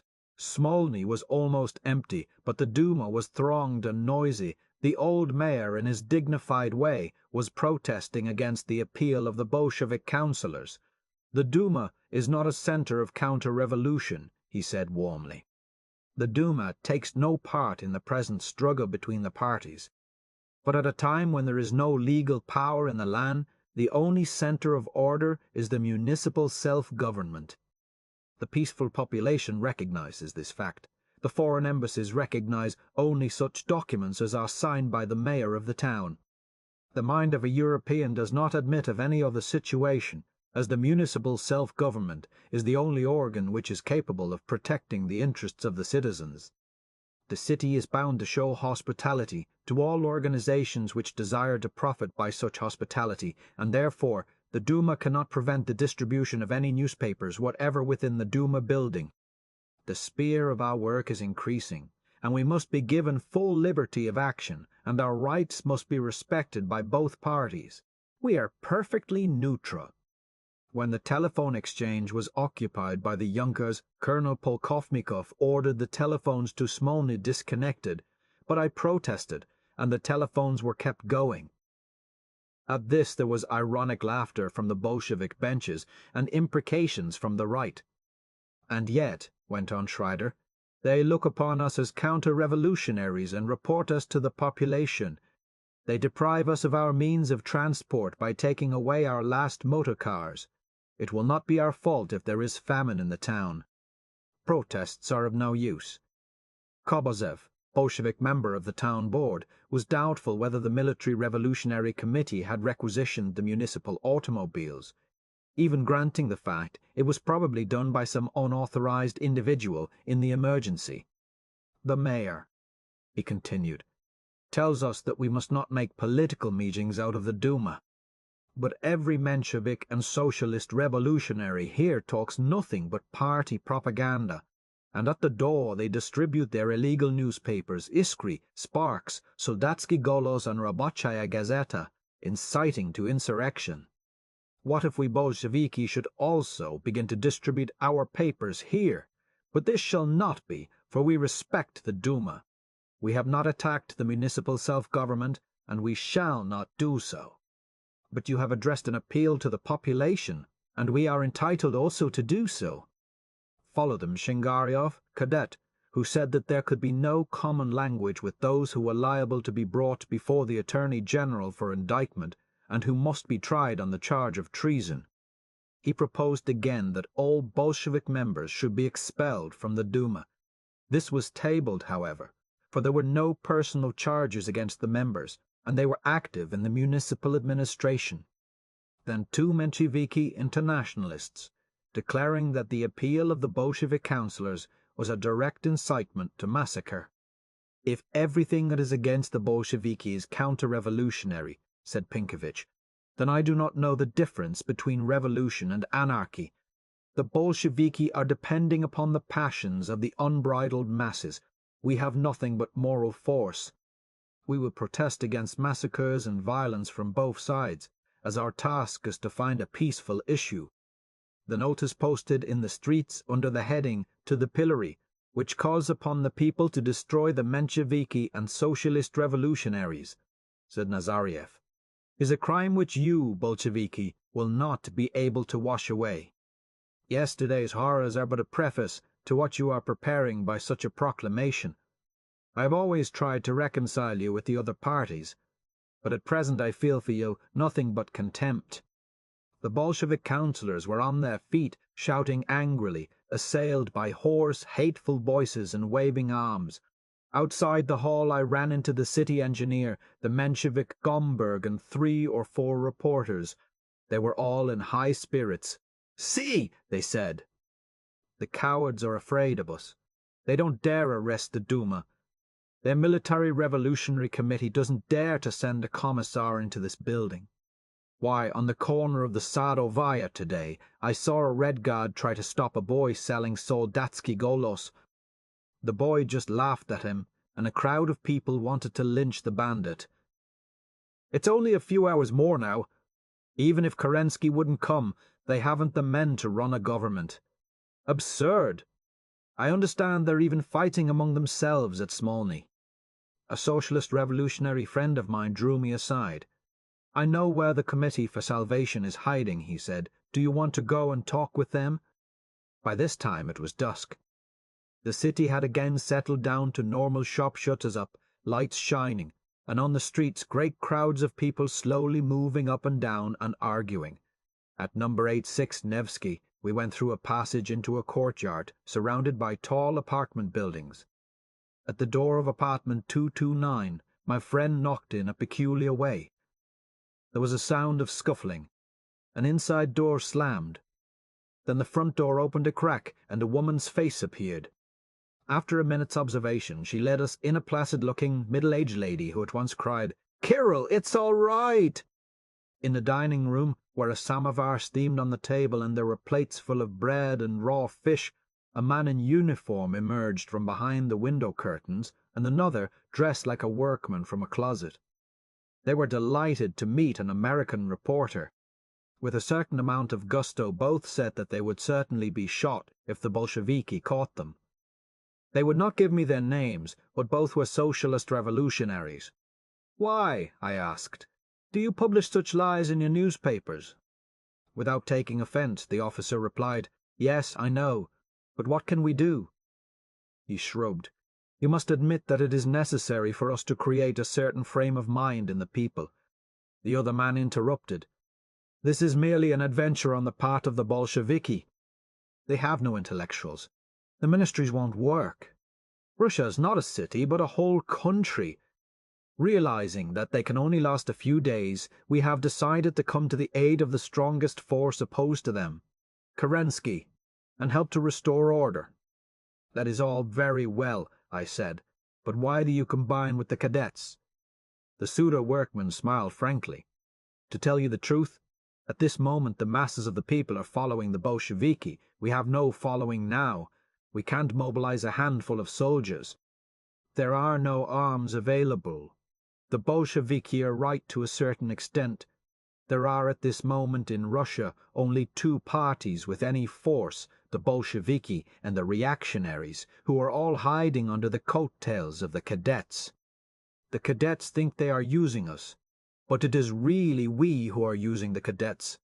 When we smash the Bolsheviki, we shall turn against the cadets. Will the Bolsheviki be admitted into the new government?" He scratched his head.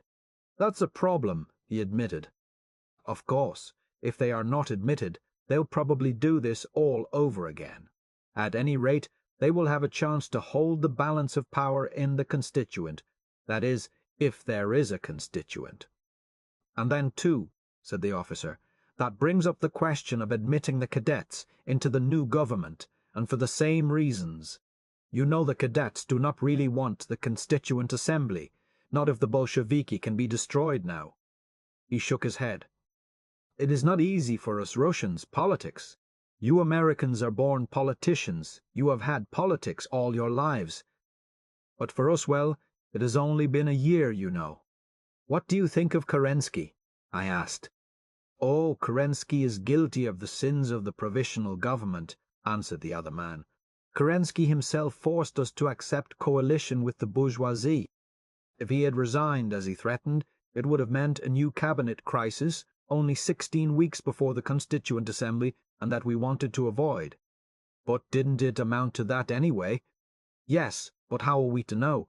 They tricked us, the Kerenskys and absentees." Gats is a little more radical. "I stand with Chernov, who is a real revolutionist. Why, only today Lenin sent word that he would not object to Chernov entering the government. We wanted to get rid of the Kerensky government too, but we thought it better to wait for the constituent. At the beginning of this affair I was with the Bolsheviki, but the Central Committee of my party voted unanimously against it, and what could I do? It was a matter of party discipline. In a week the Bolshevik government will go to pieces. If the socialist revolutionaries could only stand aside and wait, the government would fall into their hands. But if we wait a week, the country will be so disorganized that the German imperialists will be victorious. That is why we began our revolt with only 2 regiments of soldiers promising to support us, and they turned against us. That left only the Junkers. How about the Cossacks?" The officers sighed. They did not move. At first they said they would come out if they had infantry support. They said, moreover, that they had their men with Kerensky, and that they were doing their part. Then, too, they said that the Cossacks were always accused of being the hereditary enemies of democracy. And finally, the Bolsheviki promised that they will not take away our land. There is no danger to us. We remain neutral. During this talk, people were constantly entering and leaving, most of them officers, their shoulder straps torn off. We could see them in the hall and hear their low, vehement voices. Occasionally, through the half-drawn portieres, we caught a glimpse of a door opening into a bathroom, where a heavily built officer in a colonel's uniform sat on the toilet, writing something on a pad held in his lap. I recognized Colonel Polkovnikov, former commandant of Petrograd, for whose arrest the Military Revolutionary Committee would have paid a fortune. "Our program," said the officer. "This is it. Land to be turned over to the land committees. Workmen to have full representation in the control of industry. An energetic peace program, but not an ultimatum to the world such as the Bolsheviki issued. The Bolsheviki cannot keep their promises to the masses, even in the country itself. We won't let them. They stole our land program in order to get the support of the peasants. That is dishonest. If they had waited for the Constituent Assembly—" "It doesn't matter about the Constituent Assembly," broke in the officer. "If the Bolsheviki want to establish a socialist state here, we cannot work with them in any event. Kerensky made the great mistake. He let the Bolsheviki know what he was going to do by announcing in the Council of the Republic that he had ordered their arrest." "But what," I said, "do you intend to do now?" The two men looked at one another. "You will see in a few days.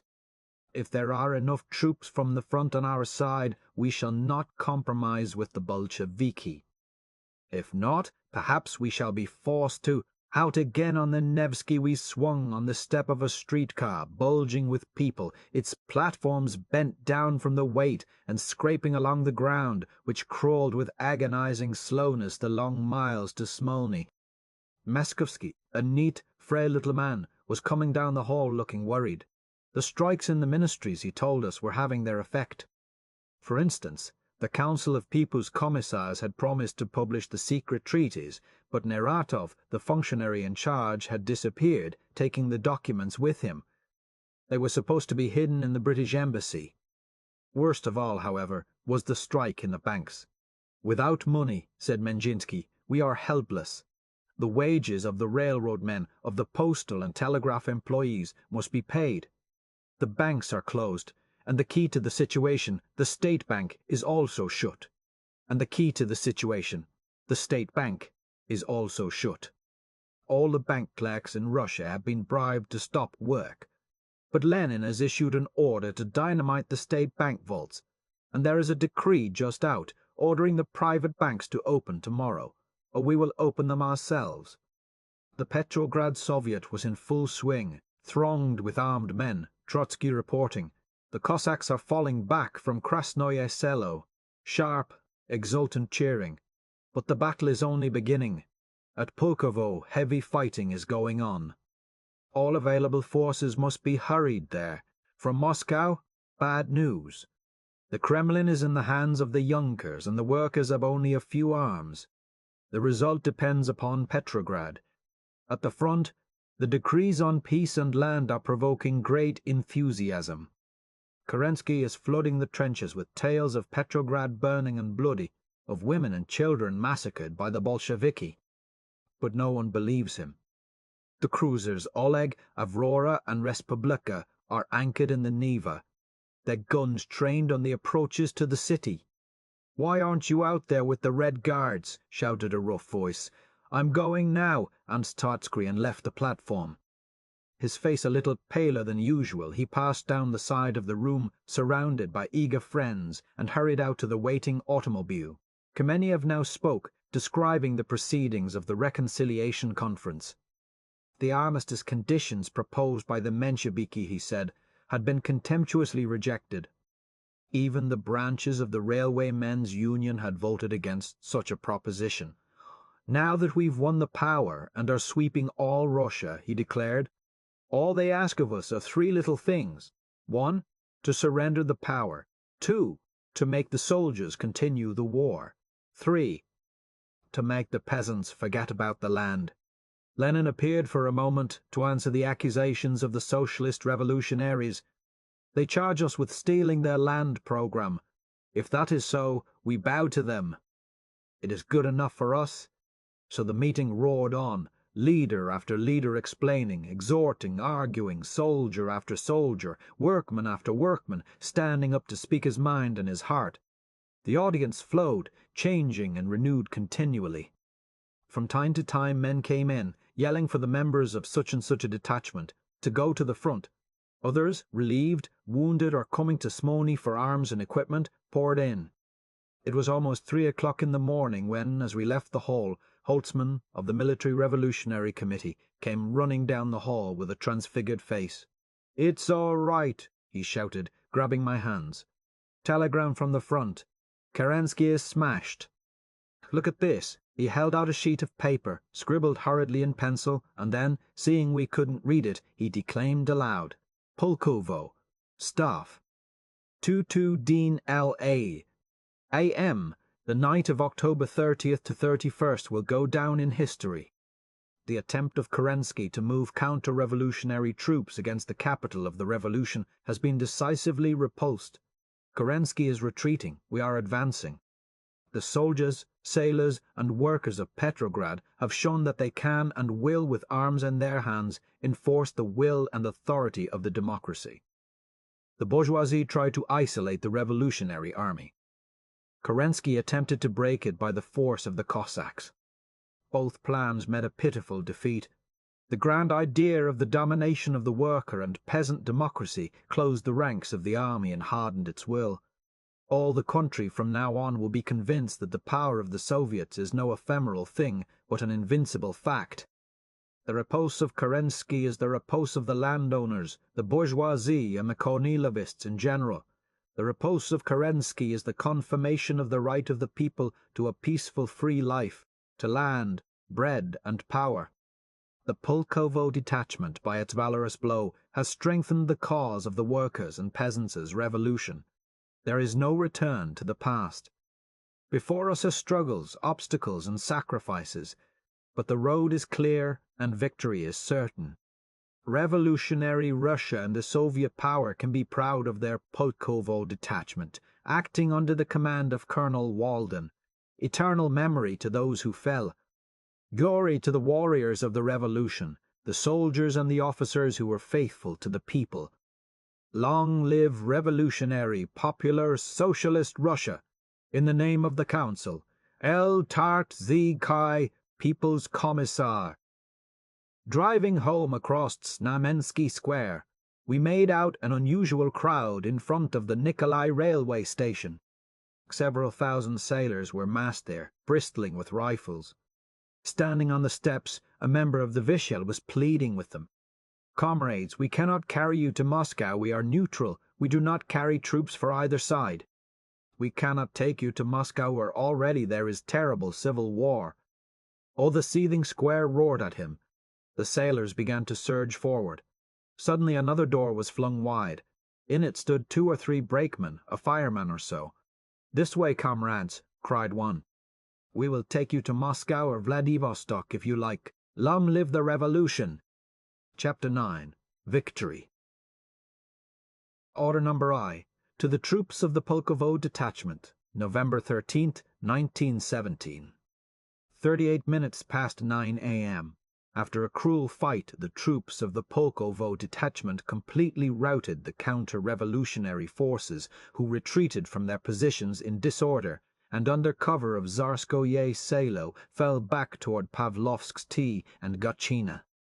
Our advanced units occupied the northeastern extremity of Tsarskoye Selo and the station Alexandrovskaya. The Kolpino detachment was on our left, the Krasnoye Selo detachment to our right. I ordered the Pulkovo forces to occupy Tsarskoye Selo, to fortify its approaches, especially on the side of Gatchina, also to pass and occupy Pavlovskoye, fortifying its southern side, and to take up the railroad as far as Don. The troops must take all measures to strengthen the positions occupied by them, arranging trenches and other defensive works. They must enter into close liaison with the detachments of Kolpino and Krasnoye Selo, and also with the staff of the Commander-in-Chief for the defense of Petrograd. Signed, Commander-in-Chief of all forces acting against the counter-revolutionary troops of Kerensky, Lieutenant Colonel M. Urivi, Tuesday morning. But how is this? Only 2 days ago the Petrograd Campagna was full of leaderless bands, wandering aimlessly, without food, without artillery, without a plan.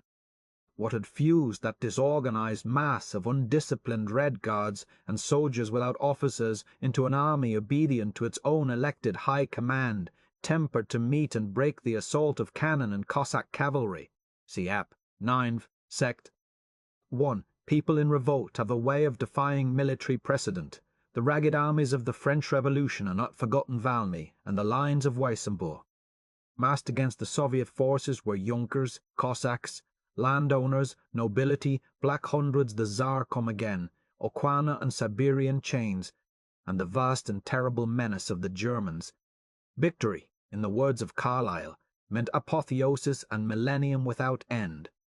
Sunday night, the commissars of the Military Revolutionary Committee returning desperately from the field, the garrison of Petrograd elected its committee of 5, its battle staff, 3 soldiers and 2 officers, all certified free from counter-revolutionary taint. Colonel Muravyov, expatriate, was in command an efficient man, but to be carefully watched. At Kolpino, at Tobukovo, at Pulkovo and Krasnoye Selo were formed provisional detachments, increased in size as the stragglers came in from the surrounding country, mixed soldiers, sailors and Red Guards, parts of regiments, infantry, cavalry and artillery, all together, and a few armoured cars. Day broke, and the pickets of Kerensky's Cossacks came in touch. Scattered rifle fire summons to surrender. Over the bleak plain on the cold, quiet air spread the sound of battle, falling upon the ears of roving bands as they gathered about their little fires, waiting. So it was beginning. They made toward the battle, and the worker hordes pouring out along the straight roads quickened their pace. Thus, upon all the points of attack automatically converged. Angry human swarms to be met by commissars and assigned positions, or work to do. This was their battle for their world. The officers in command were elected by them. For the moment that incoherent multiple will was one will. Those who participated in the fighting described to me how the sailors fought until they ran out of cartridges, and then stormed. How the untrained workmen rushed the charging Cossacks and tore them from their horses, how the anonymous hordes of the people gathering in the darkness around the battle rose like a tide and poured over the enemy. Before midnight of Monday the Cossacks broke and were fleeing, leaving their artillery behind them, and the army of the proletariat on a long ragged front moved forward and rode into Zarskoy.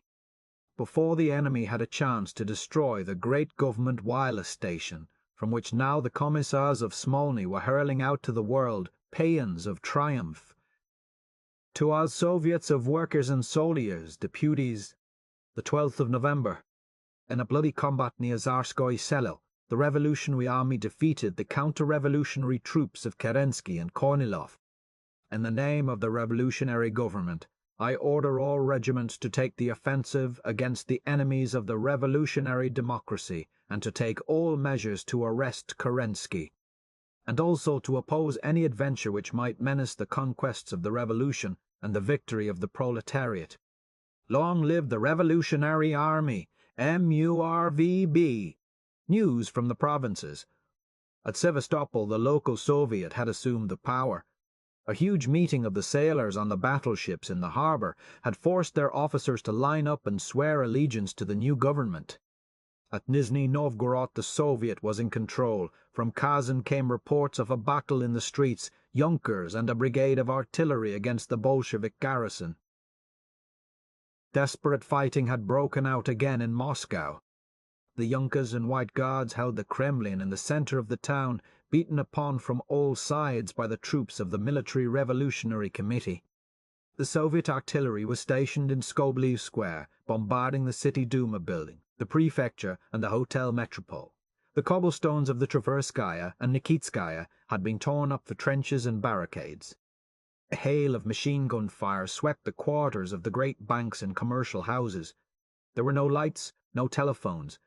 The bourgeois population lived in the cellars.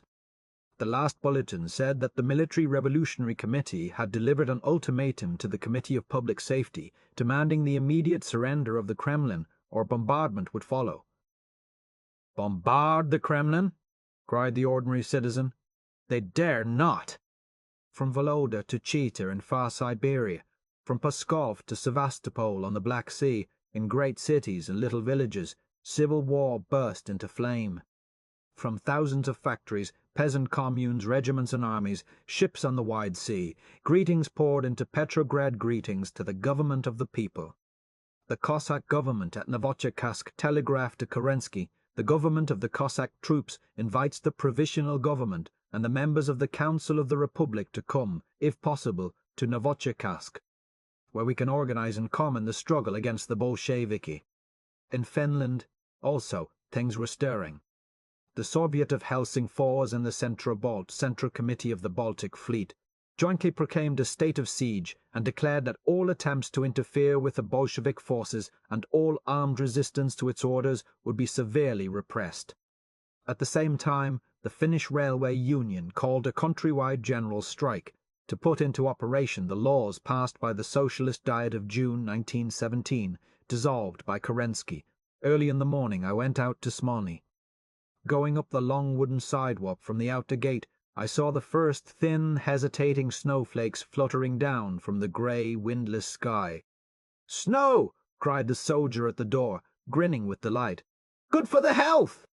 Inside, the long, gloomy halls and bleak rooms seemed deserted.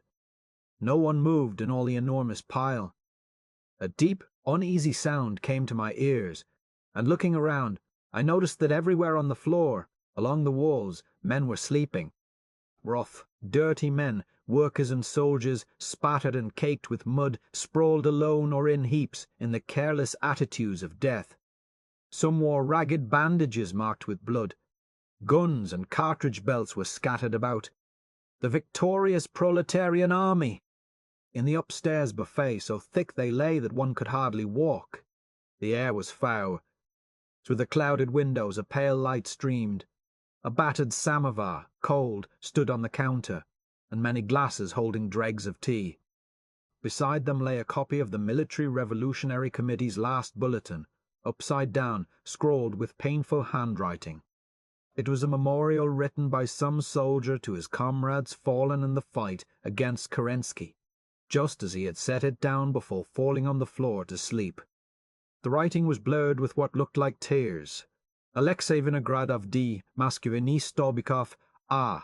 Voskresensky D. Leonsky D. Preobrashensky Leyansky D. Preobrashensky-Vidansky Ledansky M. Berchikov. These men were drafted into the army on November 15, 1916. Only 3 are left of the above. Mikhail Berchikov. Alexei Voskresensky, Dmitry Leonsky. Sleep. Warrior eagles, sleep with peaceful soul. You have deserved, our own ones, happiness and eternal peace. Under the earth of the grave, you have straitly closed your ranks. Sleep, citizens. Only the Military Revolutionary Committee still functioned, unsleeping. Skripnik, emerging from the inner room, said that Gotz had been arrested, but had flatly denied signing the proclamation of the Committee for Salvation, as had Avsentiev, and the Committee for Salvation itself had repudiated the appeal to the garrison. There was still disaffection among the city regiments, Skripnik reported. The Volhinsky regiment had refused to fight against Kerensky. Several detachments of neutral troops with the Chernov at their head were at Gatchina, trying to persuade Kerensky to halt his attack on Petrograd. Skripnik laughed. "There can be no neutrals now," he said. "We've won!" His sharp, bearded face glowed with an almost religious exultation. More than 60 delegates have arrived from the front, with assurances of support by all the armies except the troops on the Romanian front, who have not been heard from. The army committees have suppressed all news from Petrograd, but we now have a regular system of couriers. Graphic page 224 certificate approving telegram transmission. Order given me at staff headquarters by command of the Council of People's Commissars. To transmit the first dispatch out of Petrograd after the November Revolution over the government wires to America. Translation. Staff Military Revolutionary Committees SOF. WNSD to November 1917. No. 18/6 certificate is given by the present to the journalist of the New York Socialist Press, Joel Reed, that the text of the telegram herewith has been examined by the government of People's Commissars, and there is no objection to its transmission. And also it is recommended that all cooperate in every way to transmit same to its destination. For the Commander-in-Chief, Antonov, V. Chief of Staff, Vlad. Bonch Bruv each down in the front hall. Kameniev was just entering, worn out by the all-night session of the conference to form a new government, but happy. Already the socialist revolutionaries are inclined to admit us into the new government, he told me. The right-wing groups are frightened by the revolutionary tribunals. They demand, in a sort of panic, that we dissolve them before going any further. We have accepted the proposition of the Viksu to form a homogeneous socialist ministry, and they're working on that now. You see, it all springs from our victory. When we were down, they wouldn't have us at any price. Not everybody's in favor of some agreement with the Soviets. What we need is a really decisive victory. Kerensky wants an armistice, but he'll have to surrender. See app, IX. Sect. 2. How was the temper of the Bolshevik leaders?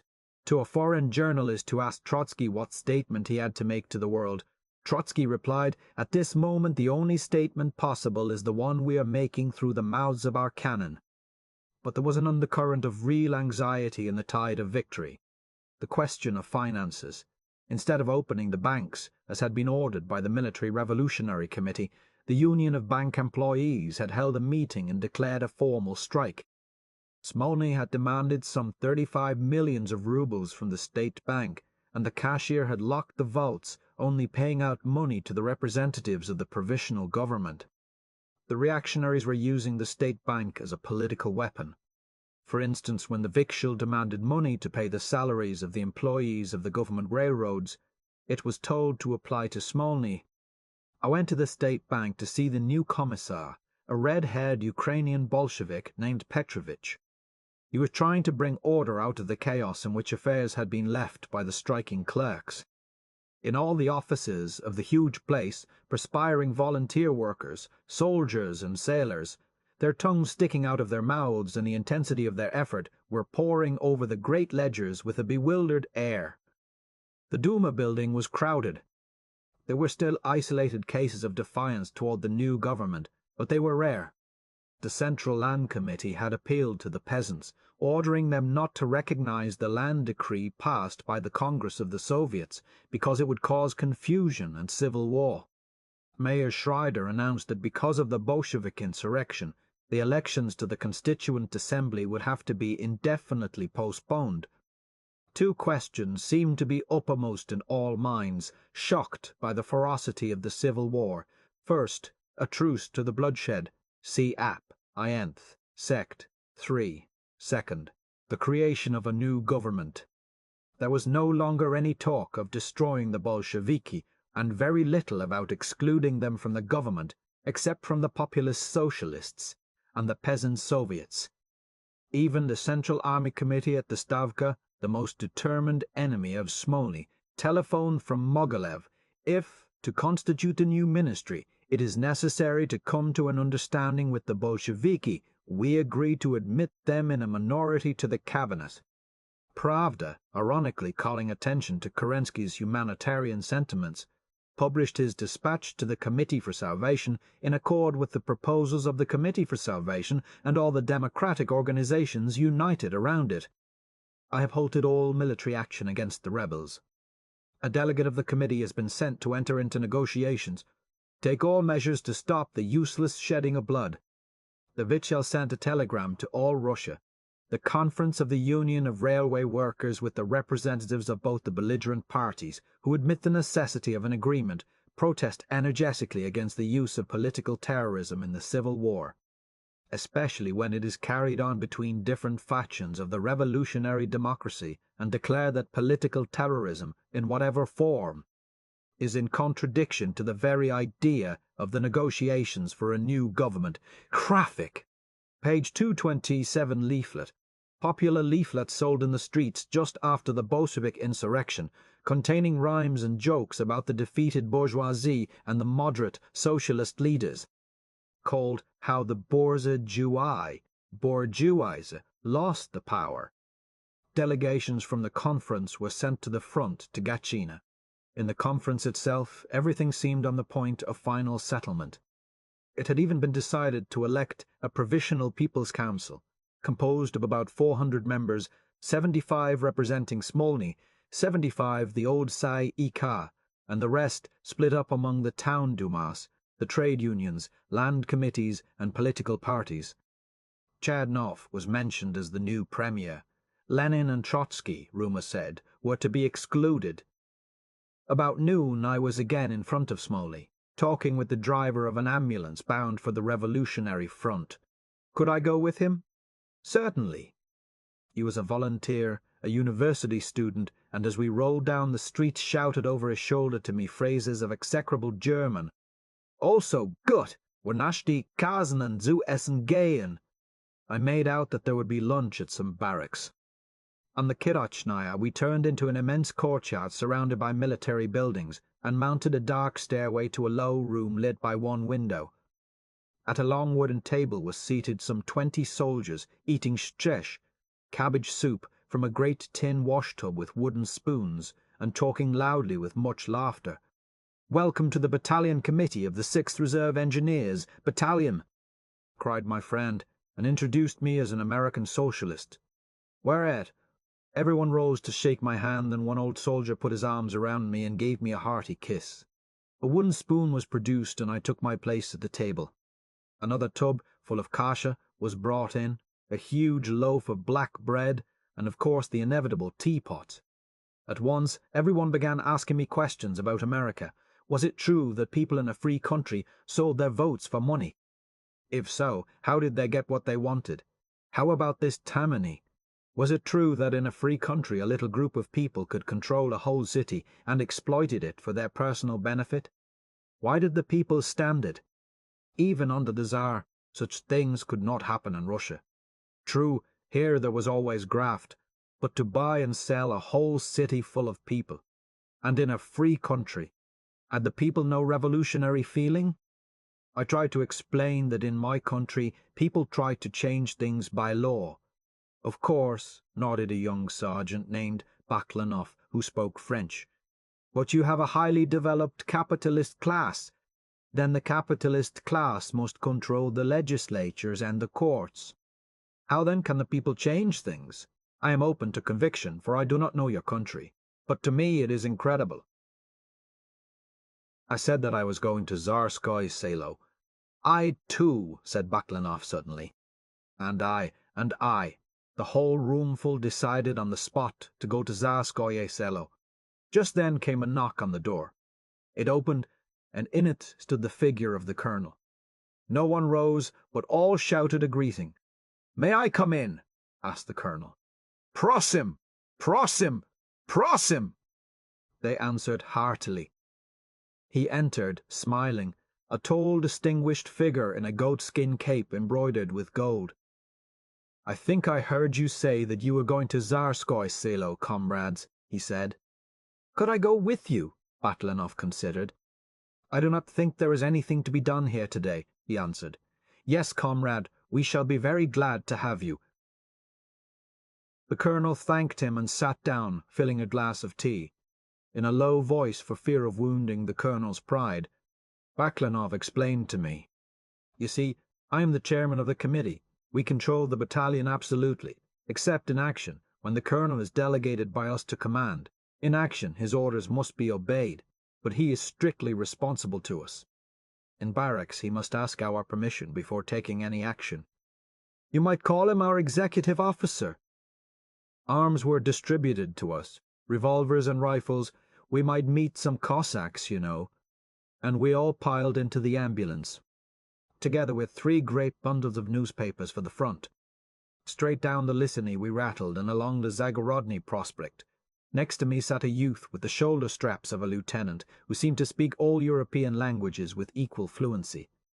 He was a member of the battalion committee. "I am not a Bolshevik," he assured me emphatically. "My family is a very ancient and noble one.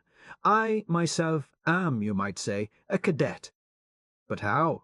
I began, bewildered. "Oh, yes, I am a member of the committee. I make no secret of my political opinions, but the others do not mind, because they know I do not believe in opposing the will of the majority. I have refused to take any action in the present civil war, however, for I do not believe in taking up arms against my brother Russians." "Provocateur! Kornilovitz!" the others cried at him gaily, slapping him on the shoulder. Passing under the huge grey stone archway of the Moskovsky Gate, covered with golden hieroglyphics, ponderous imperial eagles and the names of Tsars, we sped out on the wide straight highway, grey with the first light fall of snow. It was thronged with Red Guards, stumbling along on foot toward the revolutionary front, shouting and singing, and others, grey-faced and muddy, coming back. Most of them seemed to be mere boys. Women with spades, some with rifles and bandoliers, others wearing the Red Cross on their armbands, the bold, toil-worn women of the slums. Squads of soldiers marching out of step with an affectionate jeer for the Red Guards, sailors grim-looking, children with bundles of food for their fathers and mothers, all these coming and going. Trudged through the whitened mud that covered the cobbles of the highway inches deep. We passed cannon jingling southward with their caissons, trucks bound both ways, bristling with armed men, ambulances full of wounded from the direction of the battle, and once a peasant cart creaking slowly along, in which sat a white-faced boy bent over his shattered stomach and screaming monotonously. In the fields on either side women and old men were digging trenches and stringing barbed wire entanglements. Back northward the clouds rolled away dramatically, and the pale sun came out. Across the flat, marshy plain, Petrograd glittered. To the right, white and gilded and coloured bulbs and pinnacles. To the left, tall chimneys, some pouring out black smoke, and beyond, a lowering sky over Finland. On each side of us were churches, monasteries. Occasionally a monk was visible, silently watching the pulse of the proletarian army throbbing on the road. At Pulkovo the road divided, and there we halted in the midst of a great crowd, where the human streams poured from 3 directions, friends meeting, excited and congratulatory, describing the battle to one another. A row of houses facing the crossroads was marked with bullets, and the earth was trampled into mud half a mile around. The fighting had been furious here. In the near distance riderless Cossack horses circled hungrily, for the grass of the plain had died long ago. Right in front of us an awkward Red Guard was trying to ride one, falling off again and again, to the childlike delight of 1,000 rough men. The left road, along which the remnants of the Cossacks had retreated, led up a little hill to a hamlet where there was a glorious view of the immense plain, grey as a windless sea, tumultuous clouds towering over, and the imperial city disgorging its thousands along all the roads. Far over to the left lay the little hill of Krasnoye Selo, the parade ground of the Imperial Guard's summer camp and the Imperial Dairy. In the middle distance nothing broke the flat monotony but a few walled monasteries and convents, some isolated factories, and several large buildings with unkempt grounds that were asylums and orphanages. "Here," said the driver, as we went on over a barren hill. Here was where Vereslitskaya died. Yes, the Bolshevik member of the Duma. It happened early this morning. She was in an automobile with Zalkind and another man. There was a truce, and they started for the front trenches. They were talking and laughing when all of a sudden, from the armoured train in which Kerensky himself was riding, somebody saw the automobile and fired a cannon. The shell struck Vereslitskaya and killed her, and so we came into Tsarskoye, all bustling with the swaggering heroes of the proletarian horde. Now the palace where the Soviet had met was a busy place. Red Guards and sailors filled the courtyard, sentries stood at the doors, and a stream of couriers and commissars pushed in and out. In the Soviet room a samovar had been set up, and 50 or more workers, soldiers, sailors and officers stood around, drinking tea and talking at the top of their voices. In one corner, 2 clumsy-handed workingmen were trying to make a multi-graphing machine go. At the center table, the huge Dybenko bent over a map, marking out positions for the troops with red and blue pencils. In his free hand he carried, as always, the enormous blue steel revolver. Anon he sat himself down at a typewriter and pounded away with one finger. Every little while he would pause, pick up the revolver, and lovingly spin the chamber. A couch lay along the wall, and on this was stretched a young workman. 2 Red Guards were bending over him, but the rest of the company did not pay any attention. In his breast was a hole. Through his clothes fresh blood came welling up with every heartbeat. His eyes were closed, and his young, bearded face was greenish-white. Faintly and slowly he still breathed, with every breath, sighing, "Mir Budet, Mir Budet, peace is coming, peace is coming." Dybenko looked up as we came in. "Ah," he said to Baklanov, "comrade, will you go up to the commandant's headquarters and take charge?" "Wait, I will write you credentials." He went to the typewriter and slowly picked out the letters. The new commandant of Tsarskoye Selo and I went toward the Ekaterina Palace.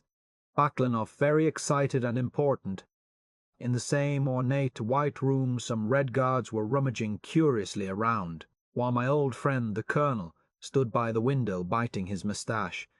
He greeted me like a long-lost brother.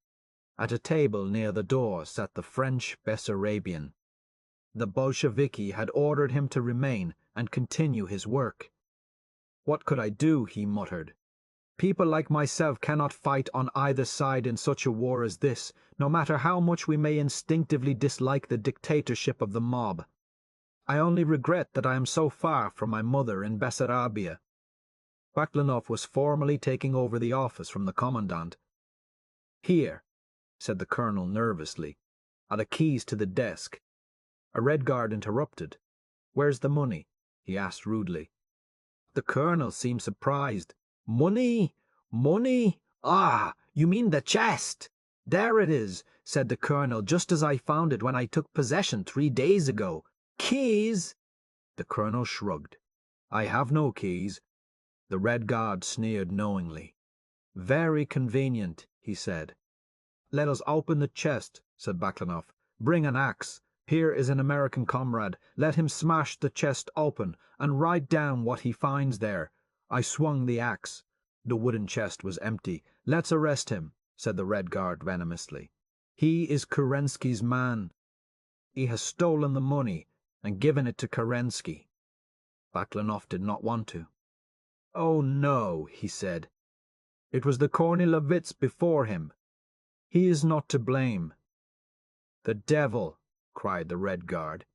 "He is Kerensky's man, I tell you. If you won't arrest him, then we will, and we'll take him to Petrograd and put him in Peter Paul, where he belongs." At this the other Red Guards growled assent. With a piteous glance at us, the colonel was led away. Down in front of the Soviet palace an auto truck was going to the front.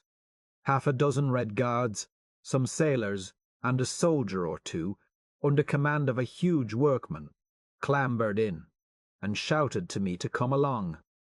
Red Guards issued from headquarters, each of them staggering under an armload of small, corrugated iron bombs filled with grubetis, which, they say, is 10 times as strong and 5 times as sensitive as dynamite. These they threw into the truck. A 3-inch cannon was loaded and then tied onto the tail of the truck with bits of rope and wire. We started with a shout, at top speed of course, the heavy truck swaying from side to side.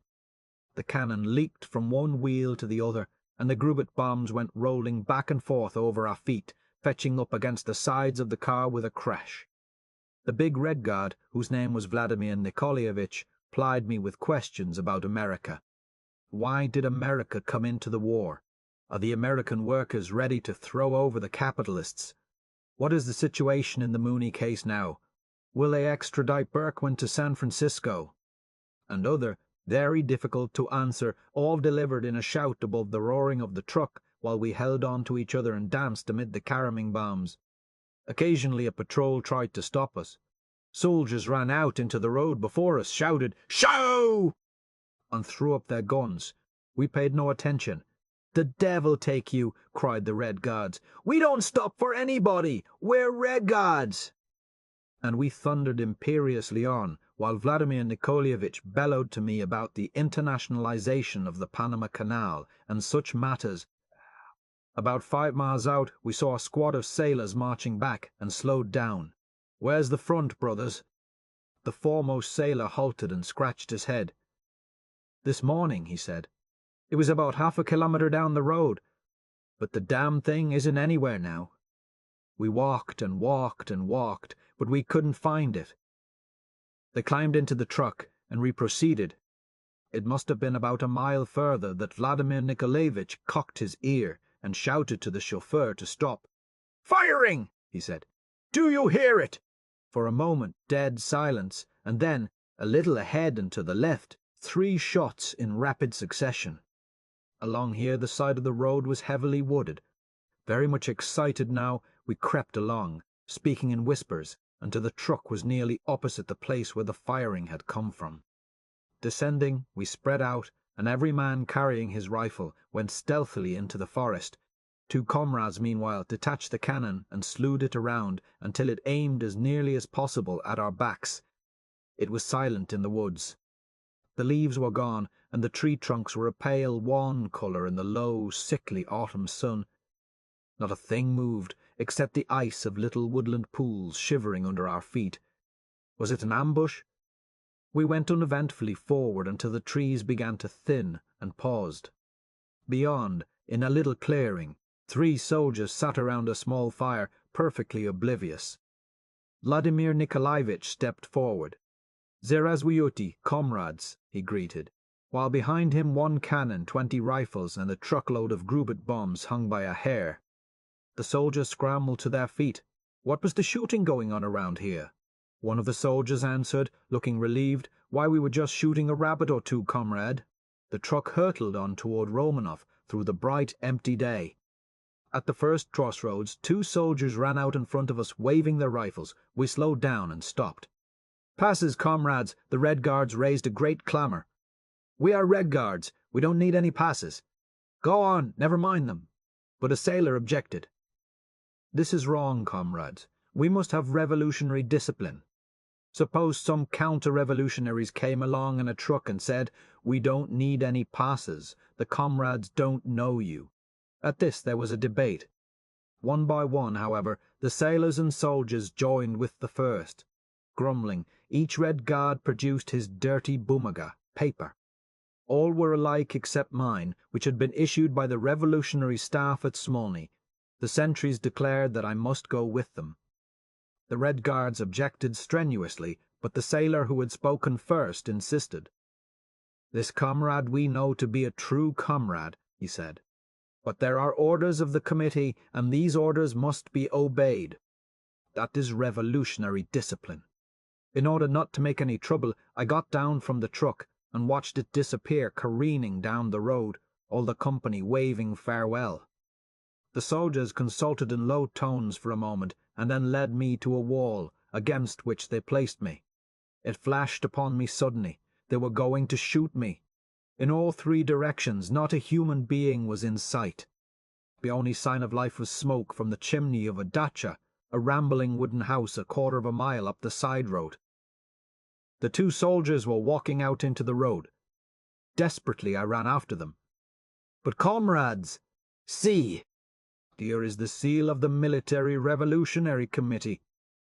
They stared stupidly at my pass, then at each other. "It is different from the others," said one sullenly. "We cannot read, brother." I took him by the arm. "Come," I said, "let's go to the house. Someone there can surely read." They hesitated. "No," said one. The other looked me over. "Why not?" he muttered. "After all, it is a serious crime to kill an innocent man."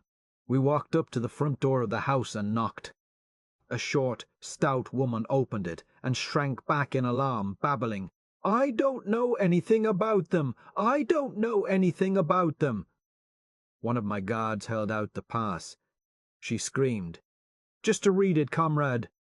Hesitatingly, she took the paper and read aloud, swiftly, "The bearer of this pass, John Reed, is a representative of the American Social Democracy, an internationalist." Out on the road again, the two soldiers held another consultation. "We must take you to the regimental committee," they said. In the fast deepening twilight we trudged along the muddy road. Occasionally we met squads of soldiers who stopped and surrounded me with looks of menace, handling my pass around and arguing violently as to whether or not I should be killed. It was dark when we came to the barracks of the 2nd Tsarskoye Selo Rifles, low sprawling buildings huddled along the post road. A number of soldiers slouching at the entrance asked eager questions. A spy? A provocator? We mounted a winding stair and emerged into a great bare room with a huge stove in the centre and rows of cots on the floor, where about 1,000 soldiers were playing cards, talking, singing, and asleep. In the roof was a jagged hole made by Kerensky's cannon. I stood in the doorway, and a sudden silence ran among the groups, who turned and stared at me. Of a sudden they began to move, slowly, and then with a rush, thundering, with faces full of hate. "Comrades! Comrades! Comrades!" yelled one of my guards. "Comrades!" yelled one of my guards. "Committee!" The throng halted, banked around me, muttering. Out of them shouldered a lean youth wearing a red armband. "Who is this?" he asked roughly. The guards explained. "Give me the paper." He read it carefully, glancing at me with keen eyes. Then he smiled and handed me the pass. "Comrades, this is an American comrade. I am chairman of the committee, and I welcome you to the regiment." A sudden general buzz grew into a roar of greeting, and they pressed forward to shake my hand. "You have not dined. Here we have had our dinner. You shall go to the officers' club, where there are some who speak your language." He led me across the courtyard to the door of another building. An aristocratic-looking youth, with the shoulder straps of a lieutenant, was entering. The chairman presented me, and shaking hands went back. "I am Stepan Georgievich Morovsky, at your service," said the lieutenant in perfect French. From the ornate entrance hall a ceremonial staircase led upward, lighted by glittering lustres. On the 2nd floor billiard rooms, card rooms, a library opened from the hall. We entered the dining room, at a long table in the centre of which sat about 20 officers in full uniform, wearing their gold and silver-handled swords, the ribbons and crosses of imperial decorations. All rose politely as I entered, and made a place for me beside the colonel, a large, impressive man with a grizzled beard. Orderlies were deftly serving dinner. The atmosphere was that of any officers' mess in Europe. Where was the revolution? "You are not Bolsheviki?" I asked Morovsky. A smile went around the table, but I caught one or two glancing furtively at the orderly. "No," answered my friend. "There is only one Bolshevik officer in this regiment. He is in Petrograd tonight. The colonel is a Menshevik. Captain Karlov there is a cadet. I myself am a socialist revolutionary of the right wing. I should say that most of the officers in the army are not Bolsheviki, but like me they believe in democracy. They believe that they must follow the soldier masses."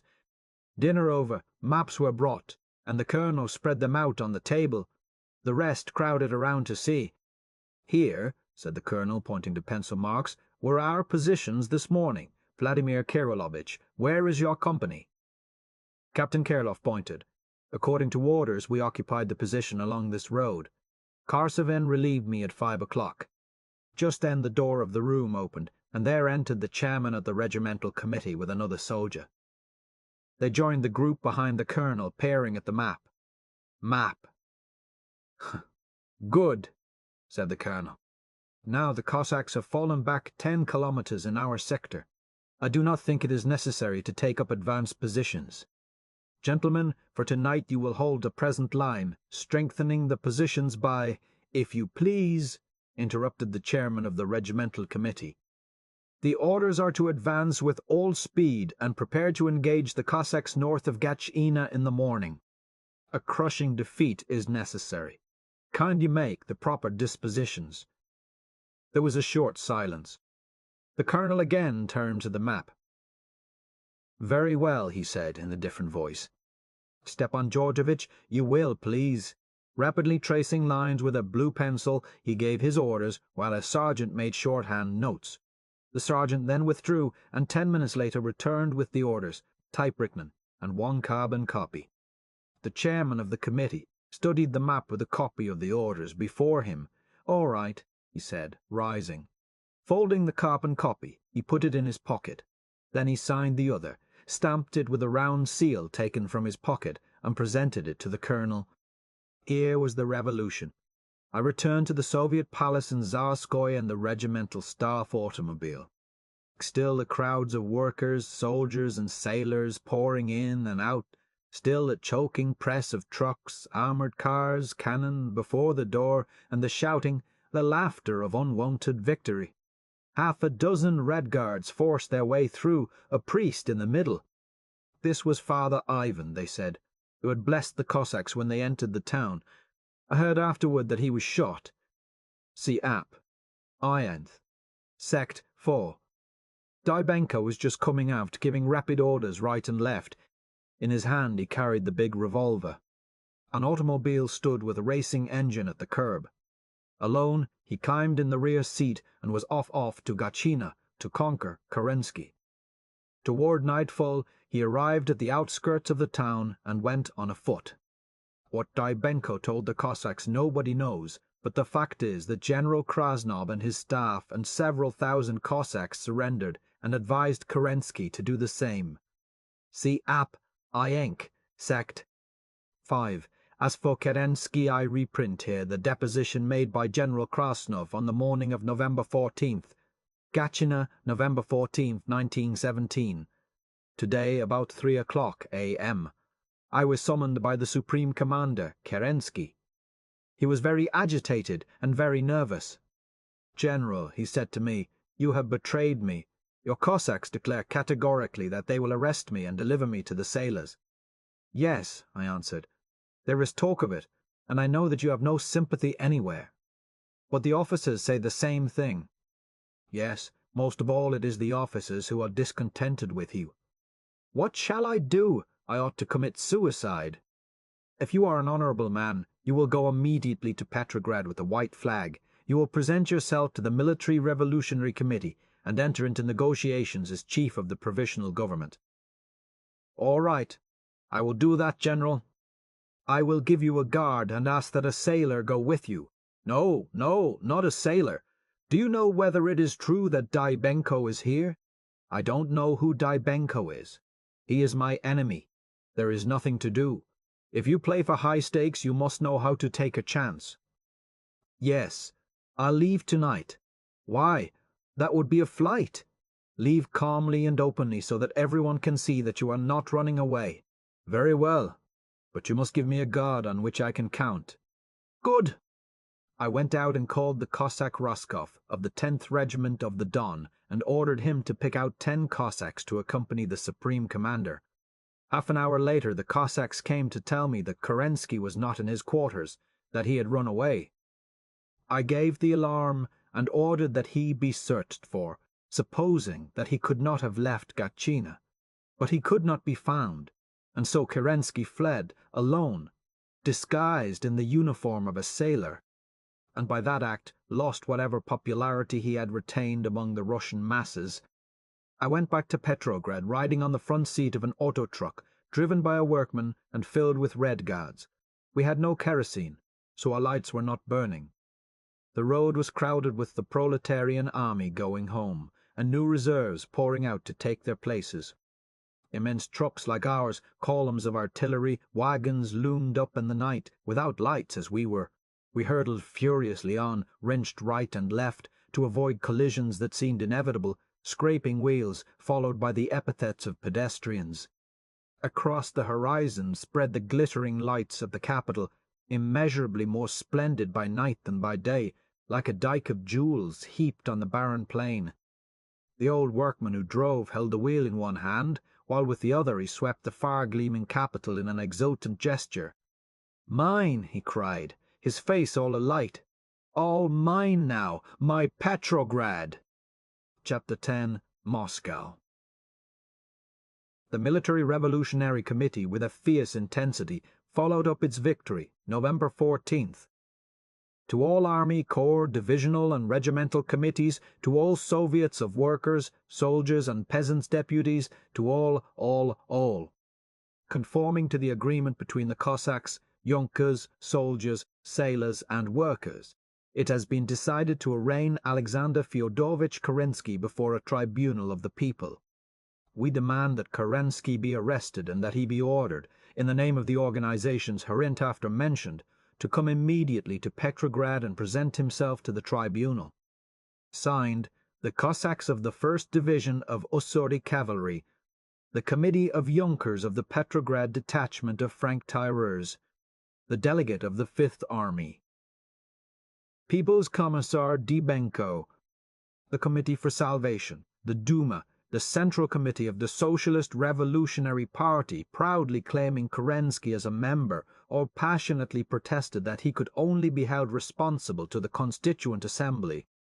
On the evening of November 16th, I watched 2,000 Red Guards swing down the Zagorodny Prospect behind a military band playing the Marseillaise, and how appropriate it sounded, with blood-red flags over the dark ranks of workmen, to welcome home again their brothers who had defended Red Petrograd.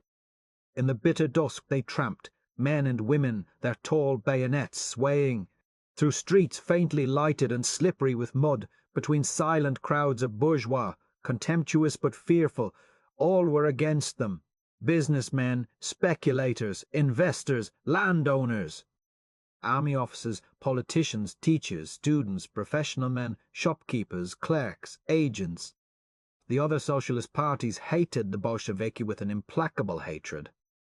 On the side of the Soviets were the rank and file of the workers, the sailors, all the undemoralized soldiers, the landless peasants, and a very few intellectuals, from the farthest corners of Great Russia, whereupon desperate street fighting burst like a wave. News of Kerensky's defeat came echoing back the immense roar of proletarian victory. Kazan, Saratov, Novgorod, Vinnytsia, where the streets had run with blood. Moscow, where the Bolsheviki had turned their artillery against the last stronghold of the bourgeoisie, the Kremlin. They are bombarding the Kremlin. The news passed from mouth to mouth in the streets of Petrograd, almost with a sense of terror. Travellers from white and shining little Mother Moscow told fearful tales. Thousands killed, the Tverskaya and the Kuznetsky most in flames, the church of Vasily Blaginy a smoking ruin, Uspensky Cathedral crumbling down, the Spasskaya gate of the Kremlin tottering, the Duma burned to the ground. See App X Sect. 1. Nothing that the Bolsheviki had done could compare with this fearful blasphemy in the heart of Holy Russia. To the ears of the devout sounded the shock of guns crashing in the face of the Holy Orthodox Church and pounding to dust the sanctuary of the Russian nation. On November 15th, Lunacharsky, Commissar of Education, broke into tears at the session of the Council of People's Commissars and rushed from the room crying, "I cannot stand it! I cannot bear the monstrous destruction of beauty and tradition." That afternoon his letter of resignation was published in the newspapers. I have just been informed, by people arriving from Moscow, what has happened there. The Cathedral of St. Ba, Basil the Blessed, the Cathedral of the Assumption are being bombarded. The Kremlin, where are now gathered the most important art treasures of Petrograd and of Moscow, is under artillery fire. There are thousands of victims. The fearful struggle there has reached a pitch of bestial ferocity. What is left? What more can happen? I cannot bear this. My cup is full. I am unable to endure these horrors. It is impossible to work under the pressure of thoughts which drive me mad. That is why I am leaving the Council of People's Commissars. I fully realize the gravity of this decision. But I can bear no more. See App X Sect 2. That same day, the White Guards and Junkers in the Kremlin surrendered and were allowed to march out unharmed. The treaty of peace follows. 1. The Committee of Public Safety ceases to exist. 2. The White Guard gives up its arms and dissolves. The officers retain their swords and regulation sidearms. In the military schools are retained only the arms necessary for instruction. All others are surrendered by the Junkers. The Military Revolutionary Committee guarantees the liberty and inviolability of the person. 3. To settle the question of disarmament, as set forth in Section 2, a special commission is appointed, consisting of representatives from all organizations which took part in the peace negotiations. 4. From the moment of the signature of this peace treaty, both parties shall immediately give order to cease firing and halt all military operations, taking measures to ensure punctual obedience to this order. 5. At the signature of the treaty, all prisoners made by the two parties shall be released. For 2 days now, the Bolsheviki had been in control of the city. The frightened citizens were creeping out of their cellars to seek their dead. The barricades in the streets were being removed. Instead of diminishing, however, the stories of destruction in Moscow continued to grow. And it was under the influence of these fearful reports that we decided to go there. Petrograd, after all, in spite of being for a century the seat of government, is still an artificial city. Moscow is real Russia, Russia as it was and will be.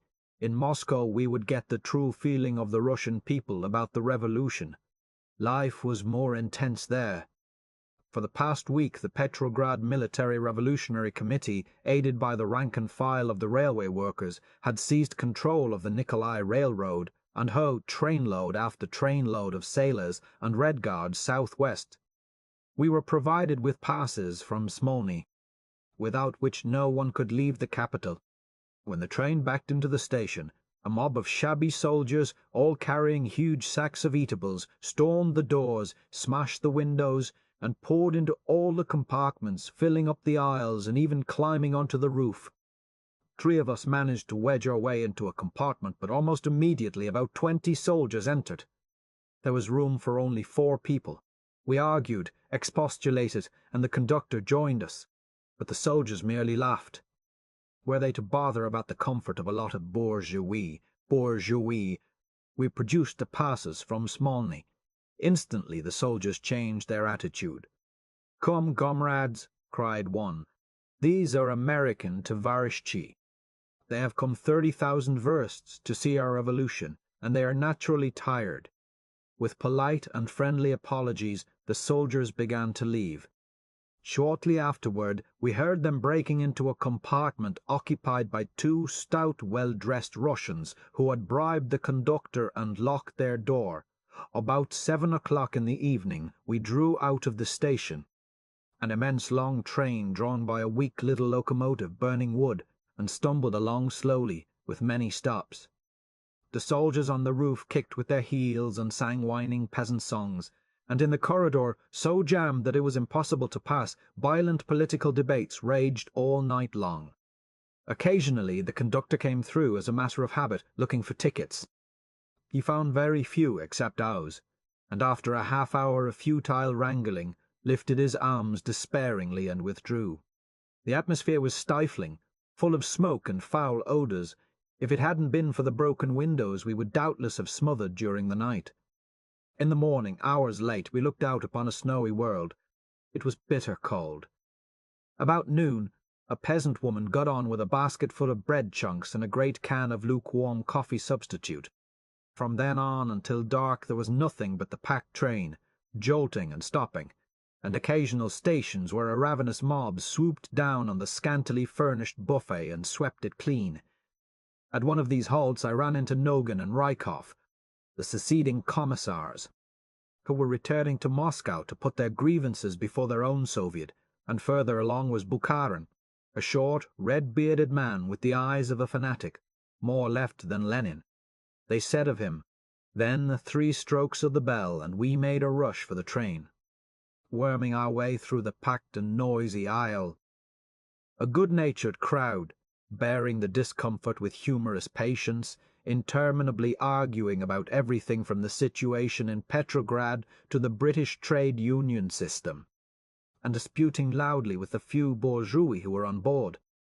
Before we reached Moscow, almost every car had organized a committee to secure and distribute food, and these committees became divided into political factions who wrangled over fundamental principles. The station at Moscow was deserted. We went to the office of the commissar in order to arrange for our return tickets. He was a sullen youth with the shoulder straps of a lieutenant. When we showed him our papers from Smolny, he lost his temper and declared that he was no Bolshevik, that he represented the Committee of Public Safety. It was characteristic in the general turmoil attending the conquest of the city. The chief railway station had been forgotten by the victors, not a cab in sight. A few blocks down the street, however, we woke up a grotesquely padded izvoshchik asleep upright on the box of his little sleigh. "How much to the centre of the town?" He scratched his head. "The Barini won't be able to find a room in any hotel," he said. "But I'll take you around for 100 rubles. Before the revolution it cost 2. We objected, but he simply shrugged his shoulders. It takes a good deal of courage to drive a sleigh nowadays," he went on. We could not beat him down below 50. As we sped along the silent, snowy, half-lighted streets, he recounted his adventures during the 6 days' fighting. "Driving along, or waiting for a fare on the corner," he said, "all of a sudden, poof! A cannonball exploding here, poof! A cannonball there, rat rat, a machine gun. I gallop, the devils shooting all around. I get to a nice quiet street and stop, doze a little, poof! Another cannonball, rat rat. Devils! Devils! Devils! Brr!" In the centre of the town, the snow-piled streets were quiet, with the stillness of convalescence. Only a few arc lights were burning. Only a few pedestrians hurried along the sidewalks. An icy wind blew from the great plain, cutting to the bone. At the first hotel we entered an office illuminated by 2 candles. Yes, we have some very comfortable rooms, but all the windows are shut out. If the Gospodin does not mind a little fresh air. Down the Tverskaya, the shop windows were broken, and there were shell holes and torn-up paving stones in the street. Hotel after hotel, all full, or the proprietors still so frightened that all they could say was, "No, no, there is no room, there is no room." On the main streets, where the great banking houses and mercantile houses lay, the Bolshevik artillery had been indiscriminately effective. As one Soviet official told me, whenever we didn't know just where the Junkers and White Guards were, we bombarded their pocketbooks. At the big Hotel National they finally took us in, for we were foreigners, and the Military Revolutionary Committee had promised to protect the dwellings of foreigners. On the top floor the manager showed us where shrapnel had shattered several windows. "The animals," said he, shaking his fist at imaginary Bolsheviki. "But wait, their time will come. In just a few days now their ridiculous government will fall, and then we shall make them suffer." We dined at a vegetarian restaurant with the enticing name "I Eat Nobody" and Tolstoy's picture prominent on the walls, and then sallied out into the streets. The headquarters of the Moscow Soviet was in the palace of the former Governor-General, an imposing white building fronting Skobeliev Square. Red Guards stood sentry at the door. At the head of the wide formal stairway, whose walls were plastered with announcements of committee meetings and addresses of political parties, we passed through a series of lofty ante-rooms, hung with red-shrouded pictures in gold frames, to the splendid state salon, with its magnificent crystal lustres and gilded cornices.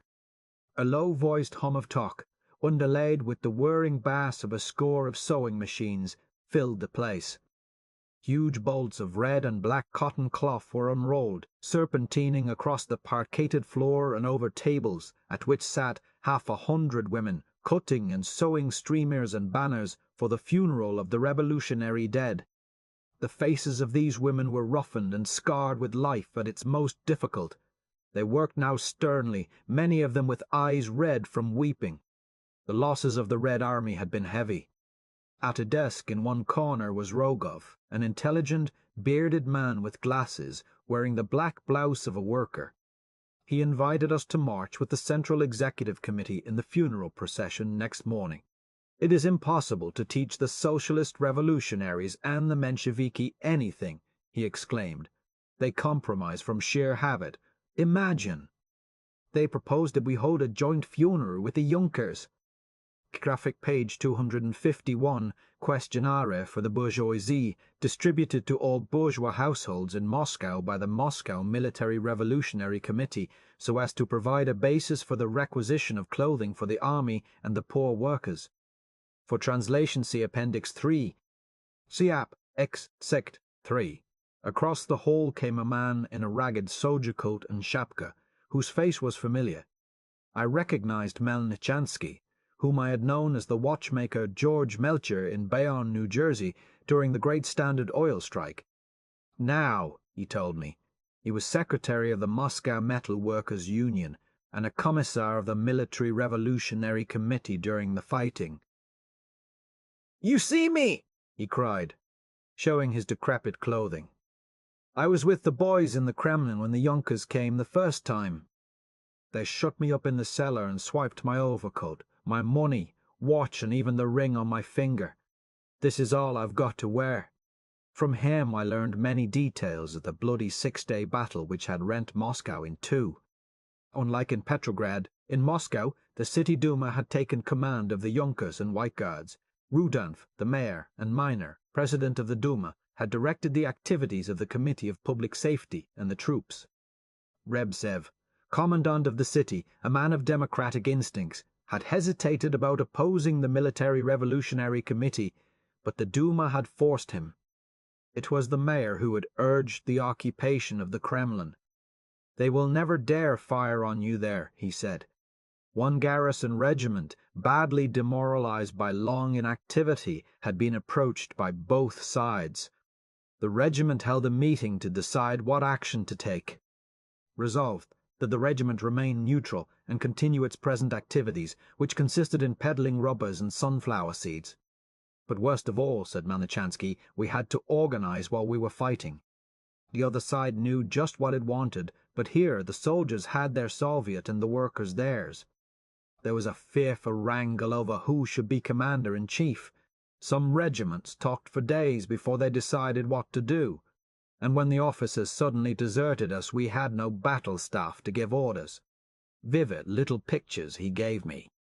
On a cold grey day, he had stood at a corner of the Nikitskaya, which was swept by blasts of machine-gun fire. A throng of little boys were gathered there, street waifs who used to be newsboys.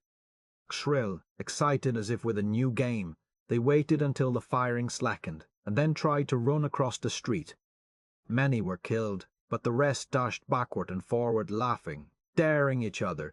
Late in the evening I went to the Dvoryanskoye Sobranie, the Nobles Club, where the Moscow Bolsheviki were to meet and consider the report of Nogin, Rykov, and the others who had left the Council of People's Commissars.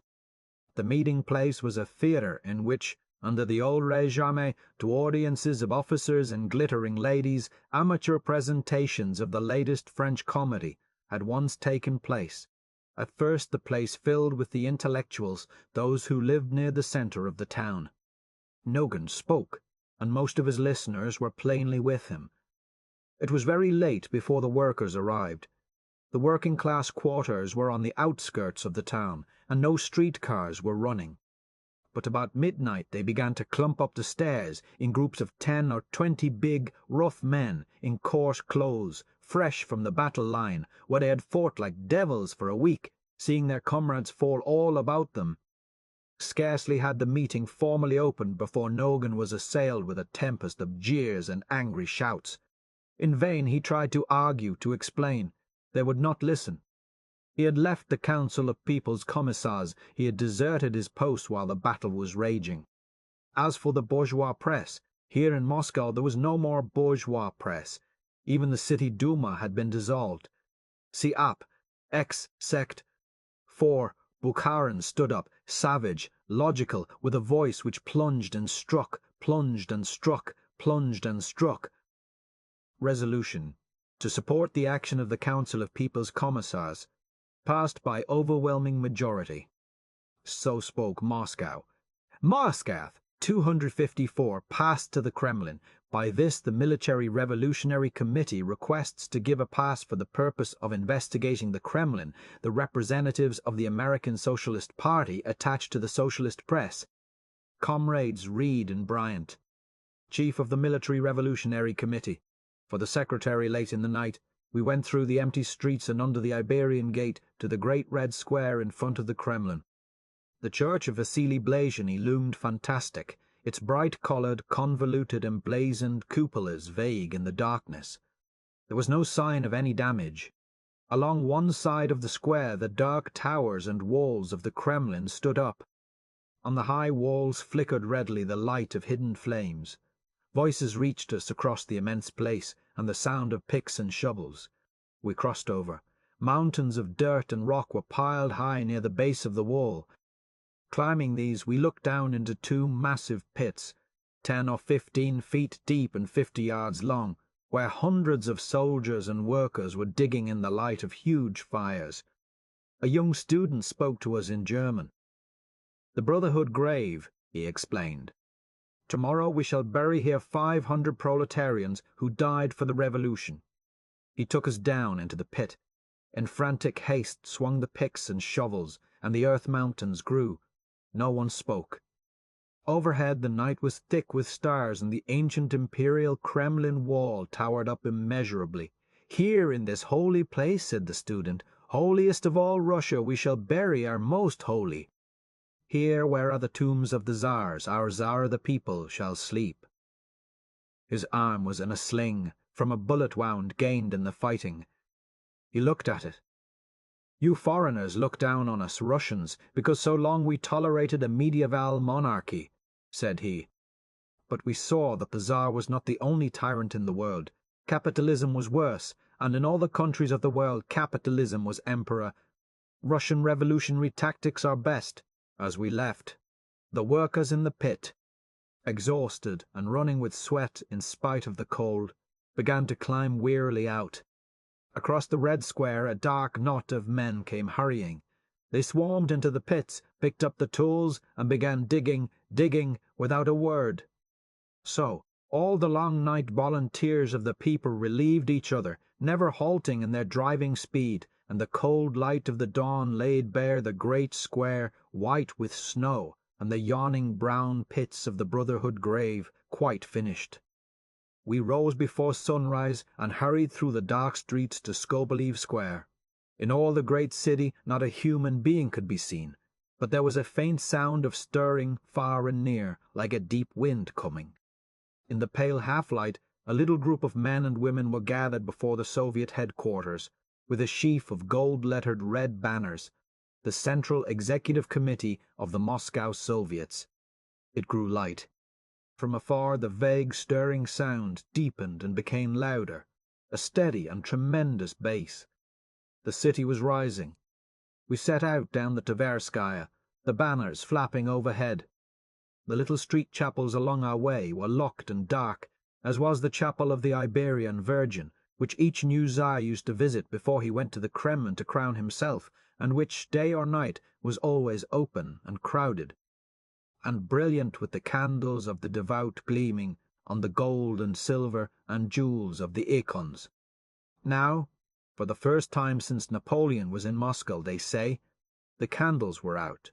The Holy Orthodox Church had withdrawn the light of its countenance from Moscow, the nest of irreverent vipers who had bombarded the Kremlin. Dark and silent and cold were the churches.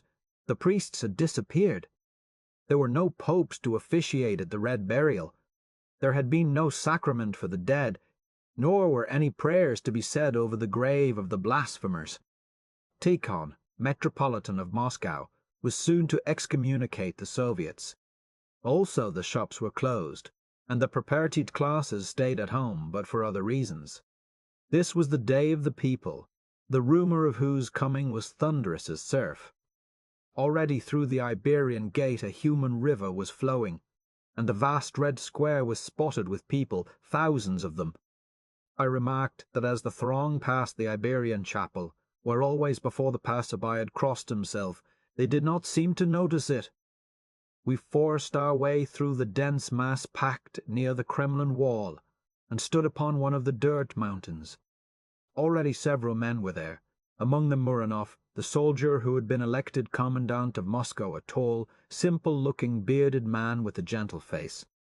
Through all the streets to the Red Square the torrents of people poured, thousands upon thousands of them, all with the look of the poor and the toiling. A military band came marching up, playing the Internationale, and spontaneously the song caught and spread like wind ripples on a sea, slow and solemn. From the top of the Kremlin wall gigantic banners unrolled to the ground, read with great letters in gold and in white, saying, "Martyrs of the beginning of world social revolution," and "Long live the brotherhood of workers of the world." A bitter wind swept the square, lifting the banners. Now from the far quarters of the city the workers of the different factories were arriving with their dead.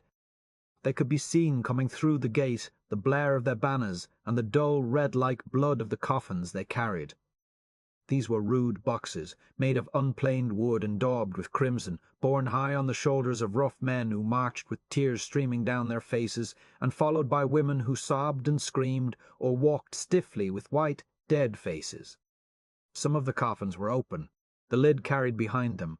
Others were covered with gilded or silvered cloth, or had a soldier's hat nailed on the top. There were many wreaths of hideous artificial flowers. Through an irregular lane that opened and closed again, the procession slowly moved toward us.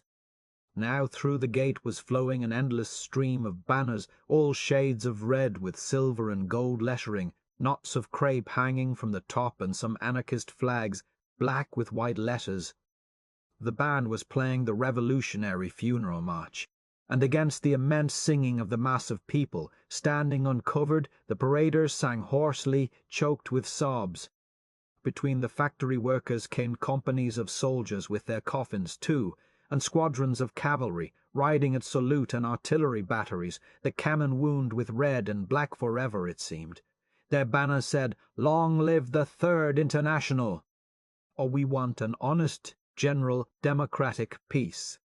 Slowly the marchers came with their coffins to the entrance of the grave, and the bearers clambered up with their burdens and went down into the pit. Many of them were women squat, strong proletarian women. Behind the dead came other women, young and broken or old, wrinkled women, making noises like hurt animals, who tried to follow their sons and husbands into the brotherhood grave, and shrieked when compassionate hands restrained them. The poor love each other so. All the long day the funeral procession passed, coming in by the Iberian Gate, and leaving the square by way of the Nikolskaya, a river of red banners, bearing words of hope and brotherhood and stupendous prophecies against a background of 50,000 people, under the eyes of the world's workers and their descendants forever. One by one the 500 coffins were laid in the pits. Dusk fell, and still the banners came drooping and fluttering. The band played the funeral march, and the huge assemblage chanted. In the leafless branches of the trees above the grave the wreaths were hung, like strange multicolored blossoms. 200 men began to shovel in the dirt. It rained dully down upon the coffins with a thudding sound audible beneath the singing. The lights came out. The last banners passed, and the last moaning women, looking back with awful intensity as they went. Slowly from the great square ebbed the proletarian tide. I suddenly realized that the devout Russian people no longer needed priests to pray them into heaven. On earth they were building a kingdom more bright than any heaven had to offer, and for which it was a glory to die. Chapter 11. The Conquest of Power. Si ap avai sect 1. Declaration of the Rights of the Peoples of Russia. Si ap avai sect 2. The First Congress of Soviets, in June of this year, proclaimed the right of the peoples of Russia to self-determination. The Second Congress of Soviets, in November last, confirmed this inalienable right of the peoples of Russia more decisively and definitely. Executing the will of these congresses, the Council of People's Commissars has resolved to establish as a basis for its activity in the question of nationalities the following principles. 1. the equality and sovereignty of the peoples of Russia. 2. The right of the peoples of Russia to free self-determination, even to the point of separation and the formation of an independent state. 3. The abolition of any and all national and national religious privileges and disabilities. 4. The free development of national minorities and ethnographic groups inhabiting the territory of Russia. Decrees will be prepared immediately upon the formation of a commission on nationalities. In the name of the Russian Republic, People's Commissar for Nationalities USLV DG Ueshbashvili Stalin, President of the Council of People's Commissars V. Ulyanov, the Central Rada at Kiev, immediately declared Ukraine an independent republic, as did the government of Finland, through the Senate at Helsingfors. Independent governments spring up in Siberia and the Caucasus. The Polish Chief Military Committee swiftly gathered together the Polish troops in the Russian army, abolished their committees, and established an iron discipline. All these governments and movements had two characteristics in common. They were controlled by the propartied classes, and they feared and detested Bolshevism. Steadily, amid the chaos of shocking change, the Council of People's Commissars hammered at the scaffolding of the socialist order. Decree on social insurance, on workers' control, regulations for lost land committees, abolition of ranks and titles, abolition of courts, and the creation of people's tribunals. See AP, Evive, Sect. Free, army after army, fleet after fleet, sent deputations joyfully to greet the new government of the people. In front of Smolny, one day I saw a ragged regiment just come from the trenches. The soldiers were drawn up before the great gates, thin and grey-faced, looking up at the building as if God were in it. Some pointed out the imperial eagles over the door, laughing. Red Guards came to mount guard. All the soldiers turned to look, curiously, as if they had heard of them, but never seen them. They laughed good-naturedly and pressed out of line to slap the Red Guards on the back, with half-joking, half-admiring remarks. The Provisional Government was no more. On November 15th, in all the churches of the capital, the priests stopped praying for it. But as Lenin himself told the Tsay ee Kah, that was only the beginning of the conquest of power. Deprived of arms, the opposition, which still controlled the economic life of the country, settled down to organize disorganization, with all the Russian genius for cooperative action to obstruct, cripple, and discredit the Soviets. The strike of government employees was well organized, financed by the banks and commercial establishments. Every move of the Bolsheviki to take over the government apparatus was resisted. Trotsky went to the Ministry of Foreign Affairs. The functionaries refused to recognize him, locked themselves in, and when the doors were forced, resigned. He demanded the keys of the archives. Only when he brought workmen to force the locks were they given up. Then it was discovered that Neratov, former assistant foreign minister, had disappeared with the secret treaties. Shliapnikov tried to take possession of the Ministry of Labor. It was bitterly cold, and there was no one to light the fires. Of all the hundreds of employees, not one would show him where the office of the minister was.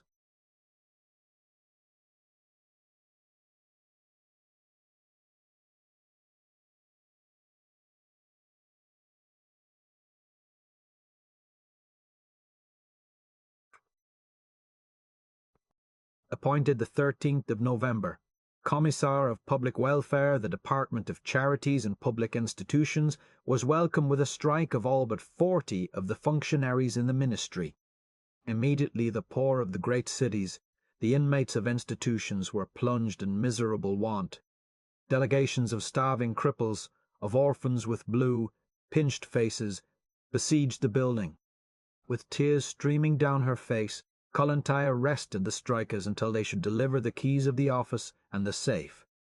When she got the keys, however, it was discovered that the former minister, Countess Penina, had gone off with all the funds, which he refused to surrender except on the order of the Constituent Assembly. A. See Ap. Evs. Sect. 4. In the Ministry of Agriculture, the Ministry of Supplies, the Ministry of Finance, similar incidents occurred, and the employees summoned to return or forfeit their positions and their pensions either stayed away or returned to sabotage. almost all the intelligentsia being anti-Bolshevik, there was nowhere for the Soviet government to recruit new staffs. The private banks remained stubbornly closed, with a back door open for speculators. When Bolshevik commissars entered, the clerks left, secreting the books and removing the funds. All the employees of the state bank struck, except the clerks in charge of the vaults and the manufacture of money, who refused all demands from Smolny and privately paid out huge sums to the Committee for Salvation and the City Duma. Twice a commissar, with a company of Red Guards, came formally to insist upon the delivery of large sums for government expenses. The first time, the City Duma members and the Menshevik and Socialist revolutionary leaders were present in imposing numbers and spoke so gravely of the consequences that the commissar was frightened. The second time he arrived with a warrant which he proceeded to read aloud in due form. But someone called his attention to the fact that it had no date and no seal, and the traditional Russian respect for documents forced him again to withdraw. The officials of the Credit Chancery destroyed their books, so that all record of the financial relations of Russia with foreign countries was lost. The supply committees, the administrations of the municipal-owned public utilities, either did not work at all or sabotaged. And when the Bolsheviki, compelled by the desperate needs of the city population, attempted to help or to control the public service, all the employees went on strike immediately, and the Duma flooded Russia with telegrams about Bolshevik violation of municipal autonomy. At military headquarters and in the offices of the Ministries of War and Marine, where the old officials had consented to work, the army committees and the High Command blocked the Soviets in every way possible, even to the extent of neglecting the troops at the front. The Vikzhel was hostile, refusing to transport Soviet troops. Every troop train that left Petrograd was taken out by force, and railway officials had to be arrested each time, whereupon the Vikzhel threatened an immediate general strike unless they were released. Smolny was plainly powerless. The newspapers said that all the factories of Petrograd must shut down for lack of fuel in 3 weeks. The Vikzhel announced that trains must cease running by December 1st. There was food for 3 days only in Petrograd, and no more coming in, and the army on the front was starving. The Committee for Salvation, the various central committees, sent word all over the country, exhorting the population to ignore the government decrees, and the Allied embassies were either coldly indifferent or openly hostile. The opposition newspapers, suppressed one day and reappearing next morning under new names, heaped bitter sarcasm on the new regime. See App, Aviv, Sect 5. Even Novaya Zhizn characterized it as a combination of demagoguery and impotence. From day to day, it said, the government of the People's Commissars sinks deeper and deeper into the mire of superficial haste. Having easily conquered the power, the Bolsheviki cannot make use of it. Powerless to direct the existing mechanism of government, they are unable at the same time to create a new one which might work easily and freely according to the theories of social experimenters. Just a little while ago, the Bolsheviki hadn't enough men to run their growing party of work above all of speakers and writers. Where then are they going to find trained men to execute the diverse and complicated functions of government? The new government acts and threatens. It sprays the country with decrees, each one more radical and more socialist than the last. But in this exhibition of socialism on paper more likely designed for the stupefaction of our descendants, there appears neither the desire nor the capacity to solve the immediate problems of the day. Meanwhile, the Vikzhel's conference to form a new government continued to meet night and day. Both sides had already agreed in principle to the basis of the government. The composition of the People's Council was being discussed. The cabinet was tentatively chosen, with Chernov as premier. The Bolsheviki were admitted in a large minority, but Lenin and Trotsky were barred. The central committees of the Menshevik and Socialist Revolutionary parties, the executive committee of the Peasant Soviet, resolved that, although unalterably opposed to the criminal politics of the Bolsheviki, they would, in order to halt the fratricidal bloodshed, not oppose their entrance into the People's Council. The flight of Kerensky, however, and the astounding success of the Soviets everywhere altered the situation.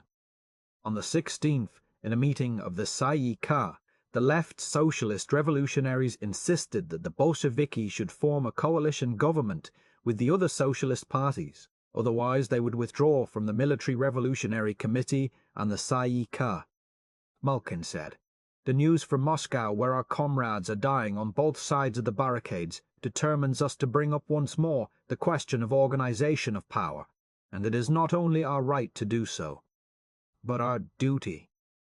We have won the right to sit with the Bolsheviki here, within the walls of Smolny Institute, and to speak from this tribune. After the bitter internal party struggle, we shall be obliged, if you refuse to compromise, to pass to open battle outside. We must propose to the democracy terms of an acceptable compromise, after a recess to consider this ultimatum." The Bolsheviki returned with a resolution, read by Kamenev.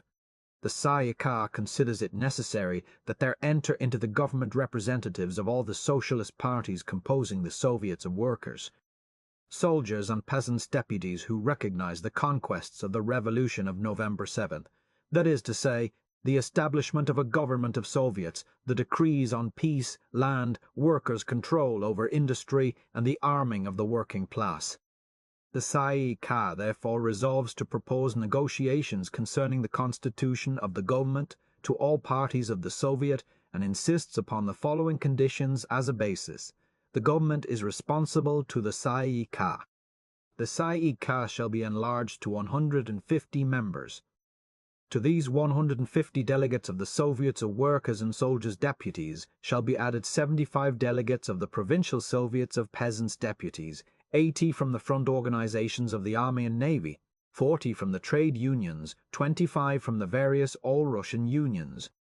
In proportion to their importance, 10 from the Vikzhel, and 5 from the post and telegraph workers, and 50 delegates from the socialist groups in the Petrograd City Duma. In the ministry itself, at least one-half the portfolios must be reserved to the Bolsheviki. The ministries of Labor, Interior, and Foreign Affairs must be given to the Bolsheviki. The command of the garrisons of Petrograd and Moscow must remain in the hands of delegates of the Moscow and Petrograd Soviets. The government undertakes the systematic arming of the workers of all Russia. It is resolved to insist upon the candidature of comrades Lenin and Trotsky. Kamenev explained, "The so-called People's Council," he said, "proposed by the conference would consist of about 420 members, of which about 150 would be Bolsheviki. Besides, there would be delegates from the counter-revolutionary old Tsay-ee-kah, 100 members chosen by the Municipal Dumas Kornilovtsi all, 100 delegates from the Peasants' Soviets appointed by Avksentiev, and 80 from the old army committees. Would no longer represent the soldier masses. We refuse to admit the old Tsay-ee-kah, and also the representatives of the Municipal Duma. The delegates from the Peasant Soviets shall be elected by the Congress of Peasants, which we have called, and which will at the same time elect a new executive committee. The proposal to exclude Lenin and Trotsky is a proposal to decapitate our party, and we do not accept it. And finally, we see no necessity for a People's Council anyway. The Soviets are open to all socialist parties, and the Tsay-ee-kah represents them in their real proportions among the masses." Karelin, for the left socialist revolutionaries, declared that his party would vote for the Bolshevik resolution, reserving the right to modify certain details, such as the representation of the peasants, and demanding that the Ministry of Agriculture be reserved for the left socialist revolutionaries. This was agreed to later, at a meeting of the Petrograd Soviet. Trotsky answered a question about the formation of the new government. "I don't know anything about that. I am not taking part in the negotiations. However, I don't think that they are of great importance." That night there was great uneasiness in the conference. The delegates of the City Duma withdrew. But at Smolny itself, in the ranks of the Bolshevik party, a formidable opposition to Lenin's policy was growing. On the night of November 17th, the great hall was packed and ominous for the meeting of the Tsay-ee-kah. Larin, Bolshevik, declared that the moment of elections to the Constituent Assembly approached, and it was time to do away with political terrorism. the measures taken against the freedom of the press should be modified. They had their reason during the struggle, but now they have no further excuse. The press should be free, except for appeals to riot and insurrection. In a storm of hisses and hoots from his own party, Larn offered the following resolution: the decree of the Council of People's Commissars concerning the press is herewith repealed. Measures of political repression can only be employed subject to decision of a special tribunal, elected by the Taika proportionally to the strength of the different parties represented, and this tribunal shall have the right also to reconsider measures of repression already taken. This was met by a thunder of applause, not only from the left socialist revolutionaries, but also from a part of the Bolsheviki. Avanesov, for the Leninites, hastily proposed that the question of the press be postponed until after some compromise between the socialist parties had been reached. Overwhelmingly voted down. The revolution which is now being accomplished, went on Avanesov, has not hesitated to attack private property, and it is as private property that we must examine the question of the press. Thereupon, he read the official Bolshevik resolution.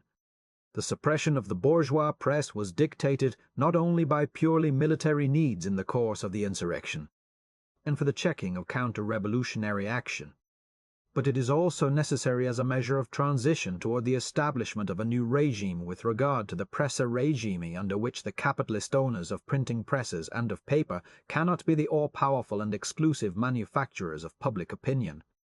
We must further proceed to the confiscation of private printing plants and supplies of paper, which should become the property of the Soviets, both in the capital and in the provinces, so that the political parties and groups can make use of the facilities of printing in proportion to the actual strength of the ideas they represent. In other words, proportionally to the number of their constituents. The re-establishment of the so-called freedom of the press, the simple return of printing presses and paper to the capitalists, poisoners of the mind of the people. This would be an inadmissible surrender to the will of capital, a giving up of one of the most important conquests of the revolution. In other words, it would be a measure of unquestionably counter-revolutionary character. Proceeding from the above, the Tsay categorically rejects all propositions aiming at the re-establishment of the old regime in the domain of the press, and unequivocally supports the point of view of the Council of People's Commissars on this question, against pretensions and ultimatums dictated by petty bourgeois prejudices or by evident surrender to the interests of the counter-revolutionary bourgeoisie.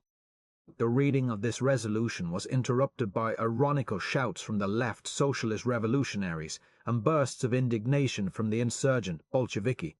Karelin was on his feet, protesting. 3 weeks ago, the Bolsheviki were the most ardent defenders of the freedom of the press. The arguments in this resolution suggest singularly the point of view of the old Black Hundreds and the censors of the Tsarist regime, for they also talked of poisoners of the mind of the people. Trotsky spoke at length in favor of the resolution. He distinguished between the press during the Civil War and the press after the victory. During civil war, the right to use violence belongs only to the oppressed. Cries of, "Who's the oppressed now? Cannibal!" The victory over our adversaries is not yet achieved, and the newspapers are arms in their hands. In these conditions, the closing of the newspapers is a legitimate measure of defense. Then passing to the question of the press after the victory, Trotsky continued, "The attitude of socialists on the question of freedom of the press should be the same as their attitude toward the freedom of business. The rule of the democracy which is being established in Russia demands that the domination of the press by private property must be abolished, just as the domination of industry by private property. The power of the Soviets should confiscate all printing plants. Cries, confiscate the printing shop of Pravda. The monopoly of the press by the bourgeoisie must be abolished. Otherwise it isn't worthwhile for us to take the power. Each group of citizens should have access to print shops and paper. The ownership of print type and of paper belongs first to the workers and peasants, and only afterwards to the bourgeois parties, which are in a minority. The passing of the power into the hands of the Soviets would bring about a radical transformation of the essential conditions of existence, and this transformation will necessarily be evident in the press. If we are going to nationalize the banks, can we then tolerate the financial journals? The old regime must die. That must be understood once and for all. Applause and angry cries. Karelin declared that the Tsay ee kah had no right to pass upon this important question, which should be left to a special committee. Again, passionately, he demanded that the press be free. Then Lenin, calm, unemotional, his forehead wrinkled as he spoke slowly, choosing his words, each sentence falling like a hammer blow. The civil war is not yet finished. The enemy is still with us. Consequently, it is impossible to abolish the measures of repression against the press. We Bolsheviki have always said that when we reached a position of power, we would close the bourgeois press.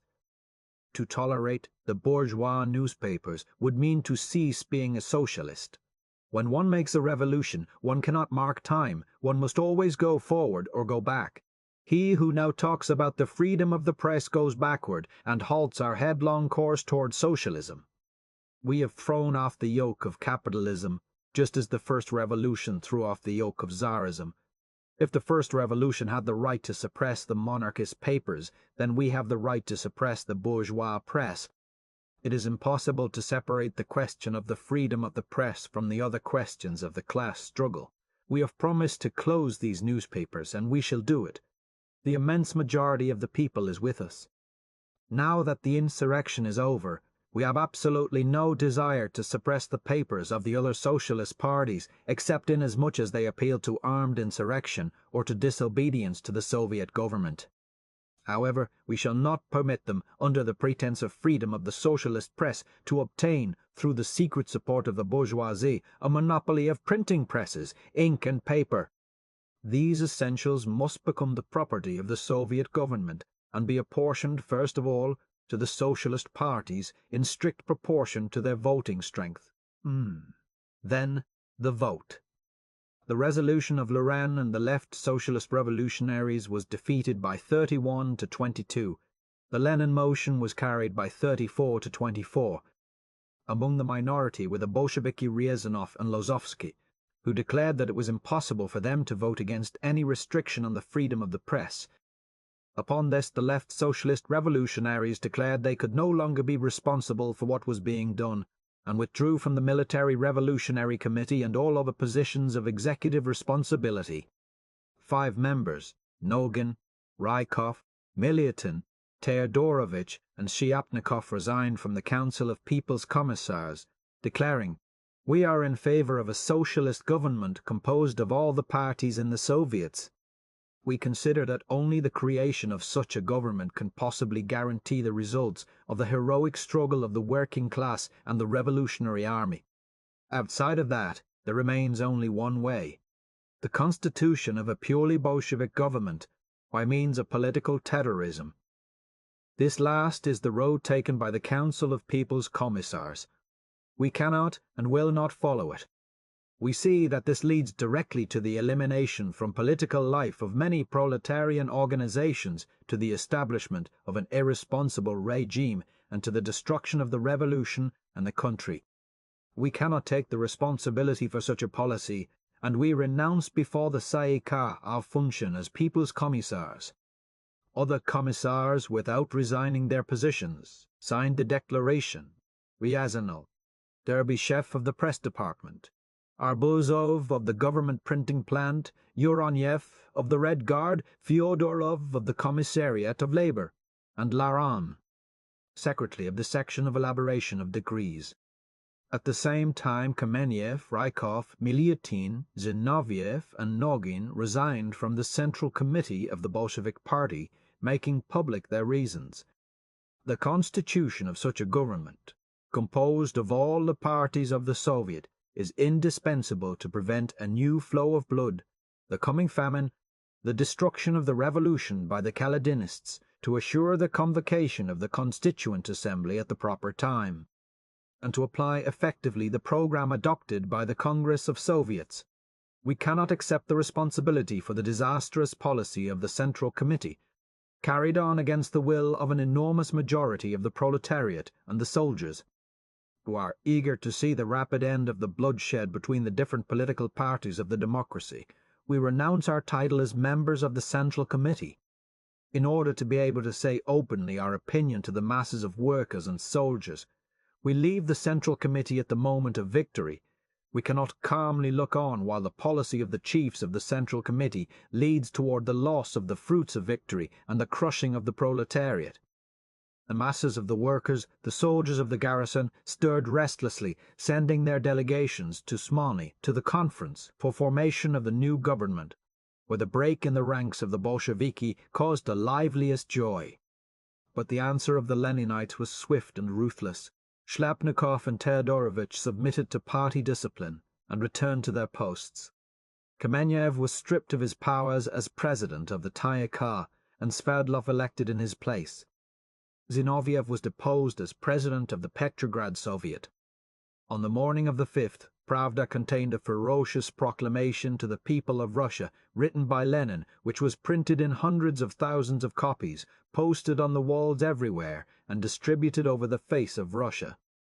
The Second All-Russian Congress of Soviets gave the majority to the Bolshevik Party. Only a government formed by this party can therefore be a Soviet government. And it is known to all that the Central Committee of the Bolshevik Party, a few hours before the formation of the new government, and before proposing the list of its members to the All-Russian Congress of Soviets, invited to its meeting 3 of the most eminent members of the left socialist revolutionary group, comrades Kamkov, Spiro, and Karelin, and asked them to participate in the new government. We regret infinitely that the invited comrades refused. We consider their refusal inadmissible for revolutionists and champions of the working class. We are willing at any time to include the left socialist revolutionaries in the government, but we declare that, as the party of the majority at the Second All-Russian Congress of Soviets, we are entitled and bound before the people to form a government. Comrades, several members of the Central Committee of our party and the Council of People's Commissars, Kamenev, Zinoviev, Nogin, Rykov, Milyutin, and a few others left yesterday, November 17th, the Central Committee of our party, and the last 3, the Council of People's Commissars. The comrades who left us acted like deserters, because they not only abandoned the posts entrusted to them, but also disobeyed the direct instructions of the Central Committee of our party, to the effect that they should await the decisions of the Petrograd and Moscow party organizations before retiring. We blame decisively such desertion. We are firmly convinced that all conscious workers, soldiers, and peasants belonging to our party or sympathizing with it will also disapprove of the behavior of the deserters.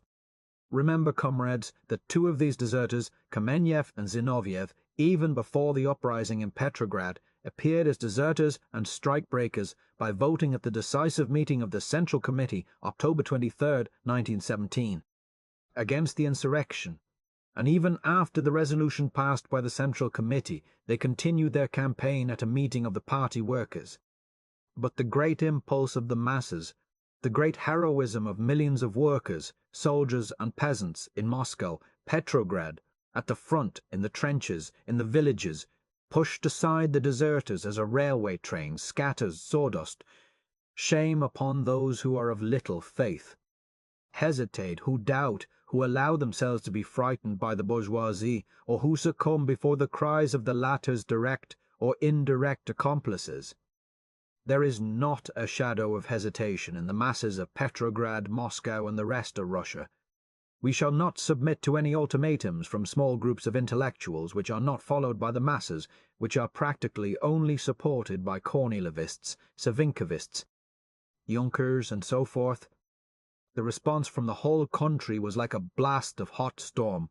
The insurgents never got a chance to say openly their opinion to the masses of workers and soldiers. Upon the Tsay ee Kah rolled in like breakers the fierce popular condemnation of the deserters. For days, Smolny was thronged with angry delegations and committees from the front, from the Volga, from the Petrograd factories. Why did they dare leave the government? Were they paid by the bourgeoisie to destroy the revolution? They must return and submit to the decisions of the Central Committee. Only in the Petrograd garrison was there still uncertainty. A great soldier meeting was held on November 24th, addressed by representatives of all the political parties. By a vast majority, Lenin's policy was sustained, and the left socialist revolutionaries were told that they must enter the government. See next page. The Mensheviki delivered a final ultimatum, demanding that all ministers and yunkers be released, that all newspapers be allowed full freedom, that the Red Guard be disarmed and the garrison put under command of the Duma. To this, Smolny answered that all the socialist ministers and also all but a very few yunkers had been already set free, that all newspapers were free except the bourgeois press, and that the Soviet would remain in command of the armed forces. On the 19th, the conference to form a new government disbanded, and the opposition one by one slipped away to Mogilev, where, under the wing of the General Staff, they continued to form government after government, until the end. Graphic page 276, meeting announcement. Announcement, posted on the walls of Petrograd, of the result of a meeting of representatives of the garrison regiments, called to consider the question of forming a new government. For translation, see App, Evine, Sect, 6. Meanwhile, the Bolsheviki had been undermining the power of the Vikzhel. An appeal of the Petrograd Soviet to all railway workers called upon them to force the Vikzhel to surrender its powers. On the 15th, the Tsay Ee-kah, following its procedure toward the peasants, called an all-Russian Congress of Railway Workers for December 1st. The Vikzhel immediately called its own Congress for 2 weeks later. On November 16th, the Vikzhel members took their seats in the Tsay Ee-kah. On the night of December 2nd, at the opening session of the All-Russian Congress of Railway Workers, the Tsay Ee-kah formally offered the post of Commissar of Ways and Communications to the Vikzhel, which accepted, having settled the question of power. The Bolsheviki turned their attention to problems of practical administration. First of all, the city, the country, the army must be fed. Bands of sailors and Red Guards scoured the warehouses, the railway terminals, even the barges in the canals, unearthing and confiscating thousands of food held by private speculators. Emissaries were sent to the provinces, where with the assistance of the land committees they seized the storehouses of the great grain dealers. Expeditions of sailors, heavily armed, were sent out in groups of 5,000 to the south, to Siberia, with roving commissions to capture cities still held by the White Guards, establish order, and get food. Passenger traffic on the Trans-Siberian Railroad was suspended for 2 weeks, while 13 trains loaded with bolts of cloth and bars of iron assembled by the factory shop committees were sent out eastward, each in charge of a commissar. To barter with the Siberian peasants for grain and potatoes, Kaledin being in possession of the coal mines of the Don, the fuel question became urgent. Smolny shut off all electric lights in theatres, shops and restaurants, cut down the number of street cars and confiscated the private stores of firewood held by the fuel dealers. And when the factories of Petrograd were about to close down for lack of coal, the sailors of the Baltic fleet turned over to the workers 200,000 poods from the bunkers of battleships. Toward the end of November occurred the wine pogroms, see App. Xi, Sect. 7. Looting of the wine cellars, beginning with the plundering of the Winter Palace vaults. For days there were drunken soldiers on the streets. In all this was evident the hand of the counter-revolutionists, who distributed among the regiments plans showing the location of the stores of liquor. The commissars of Smolny began by pleading and arguing, which did not stop the growing disorder, followed by pitched battles between soldiers and Red Guards. Finally, the Military Revolutionary Committee sent out companies of sailors with machine guns, who fired mercilessly upon the rioters, killing many, and by executive order the wine cellars were invaded by committees with hatchets, who smashed the bottles or blew them up with dynamite. Companies of Red Guards, disciplined and well paid, were on duty at the headquarters of the Ward Soviets day and night, replacing the old militia. In all quarters of the city, small elective revolutionary tribunals were set up by the workers and soldiers to deal with petty crime. The great hotels, where the speculators still did a thriving business, were surrounded by Red Guards and the speculators thrown into jail. See App. Evi. Sect. 8. Alert and suspicious, the working class of the city constituted itself a vast spy system, through the servants prying into bourgeois households and reporting all information to the Military Revolutionary Committee, which struck with an iron hand unceasing. In this way was discovered the monarchist plot led by former Duma member Poreshkevich and a group of nobles and officers who had planned an officers' uprising and had written a letter inviting Kaledin to Petrograd. See App. 11. Sect. 9. In this way was unearthed the conspiracy of the Petrograd cadets who was sending money and recruits to Kaledin. Neratov, frightened at the outburst of popular fury provoked by his flight, returned and surrendered the secret treaties to Trotsky, who began their publication in Pravda, scandalizing the world. Bolshevik order. A proclamation of the Committee to Fight Against Pogroms attached to the Petrograd Soviet. For translation, see App. Evine. Sect. 11. The restrictions on the press were increased by a decree. See App.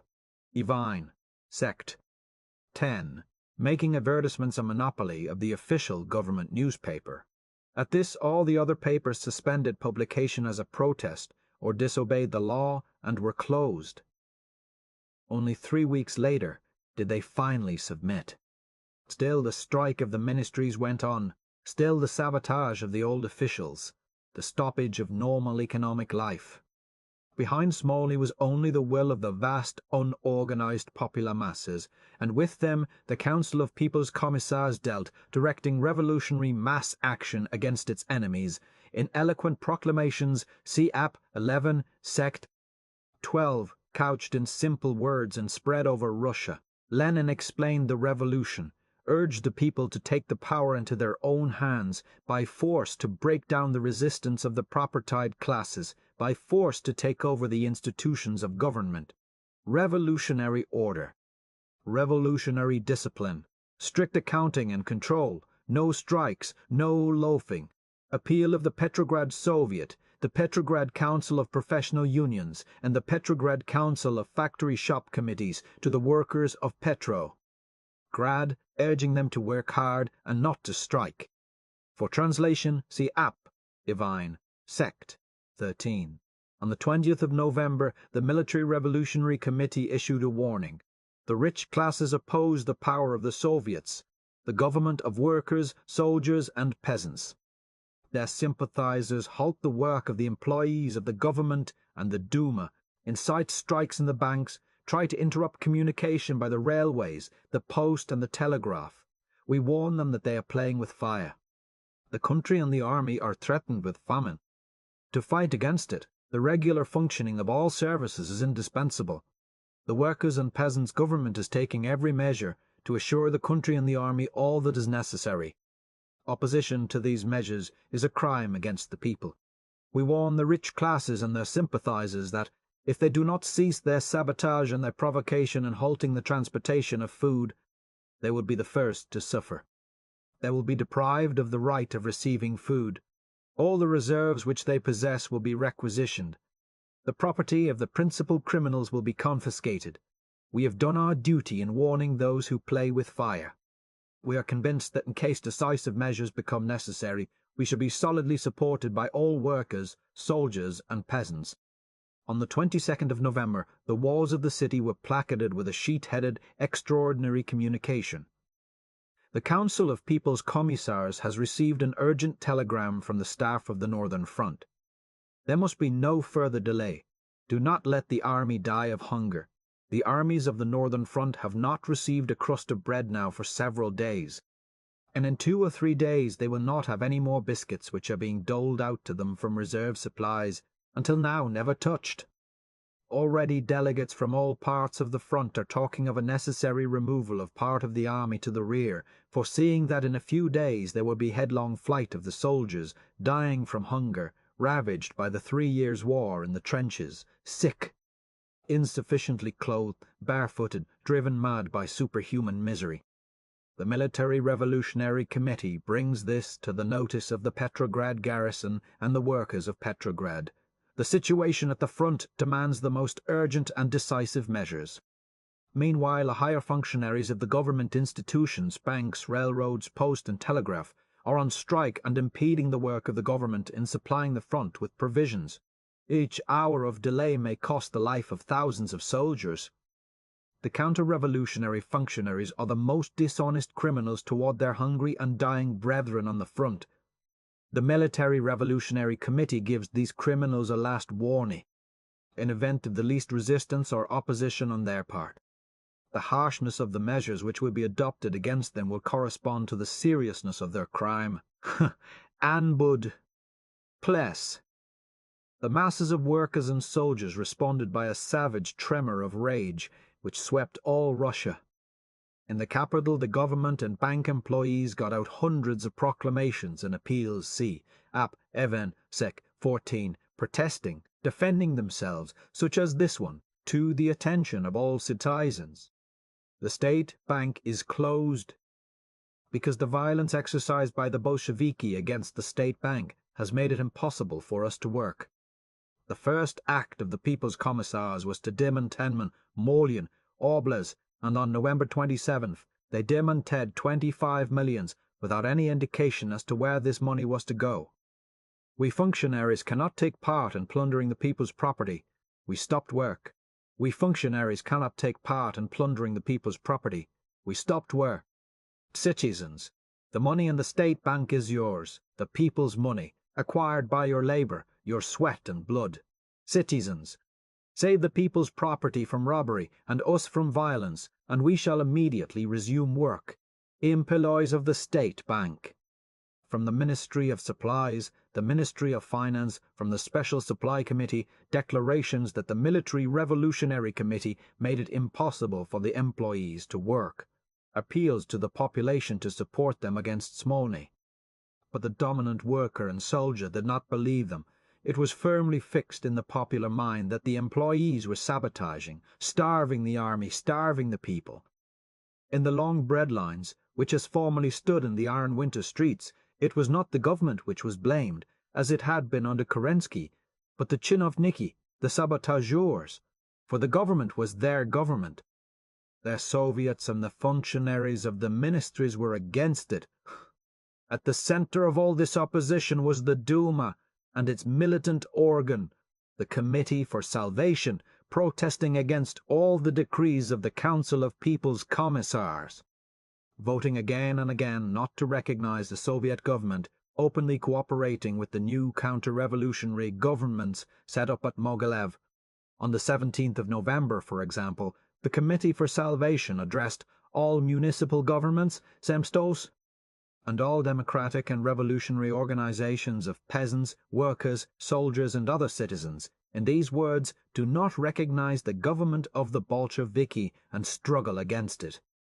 Form local committees for salvation of country and revolution, who will unite all democratic forces so as to aid the All-Russian Committee for Salvation in the tasks which it has set itself.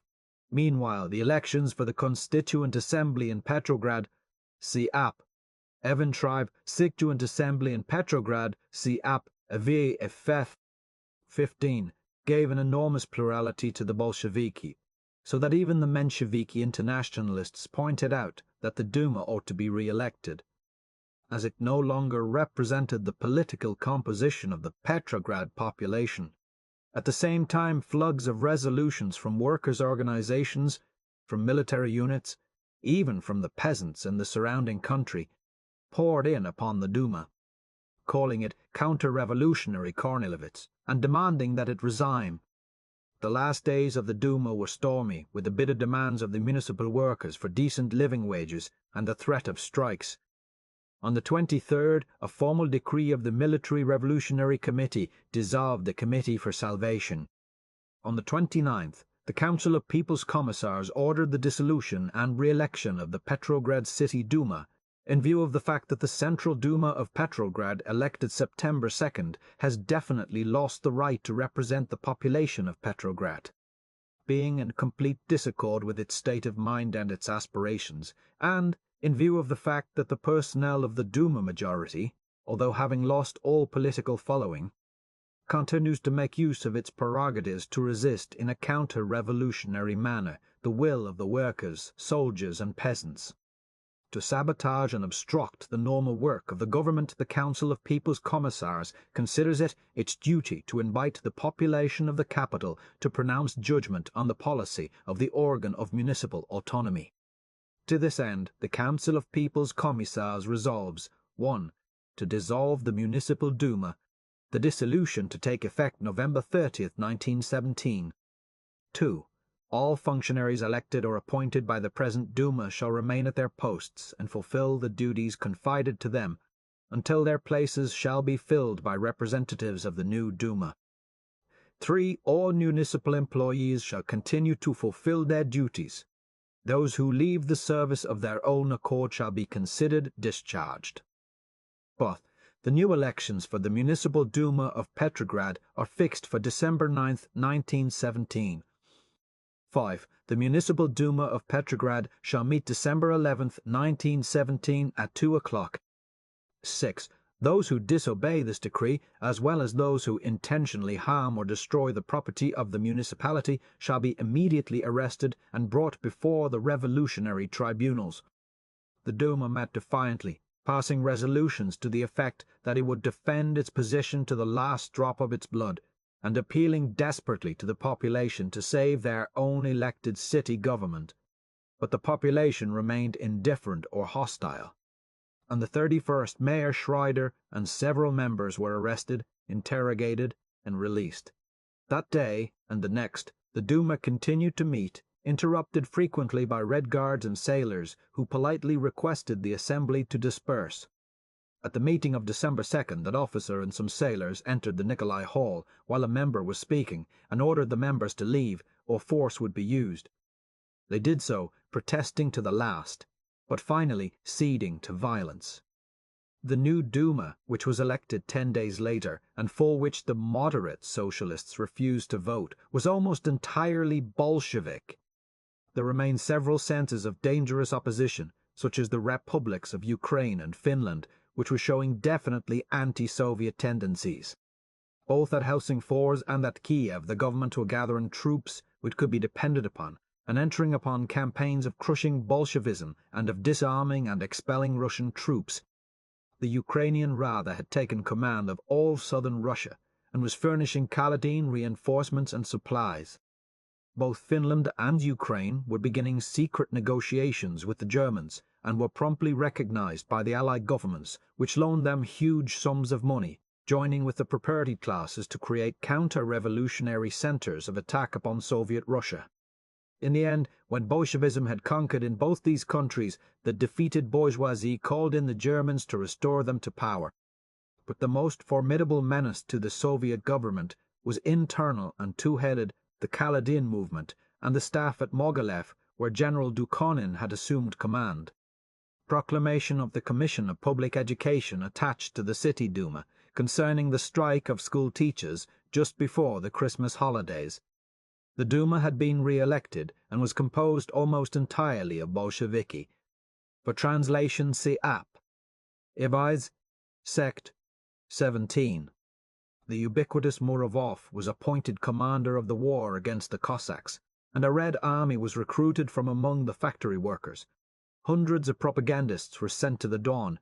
The Council of People's Commissars issued a proclamation to the Cossacks, see app. XI, Sect 16. With the Soviet government was, are the propertied classes, the chinovniki, landlords, bankers and their allies, the Cossack princes, landowners and generals were trying to destroy the revolution and prevent the confiscation of their wealth by the people.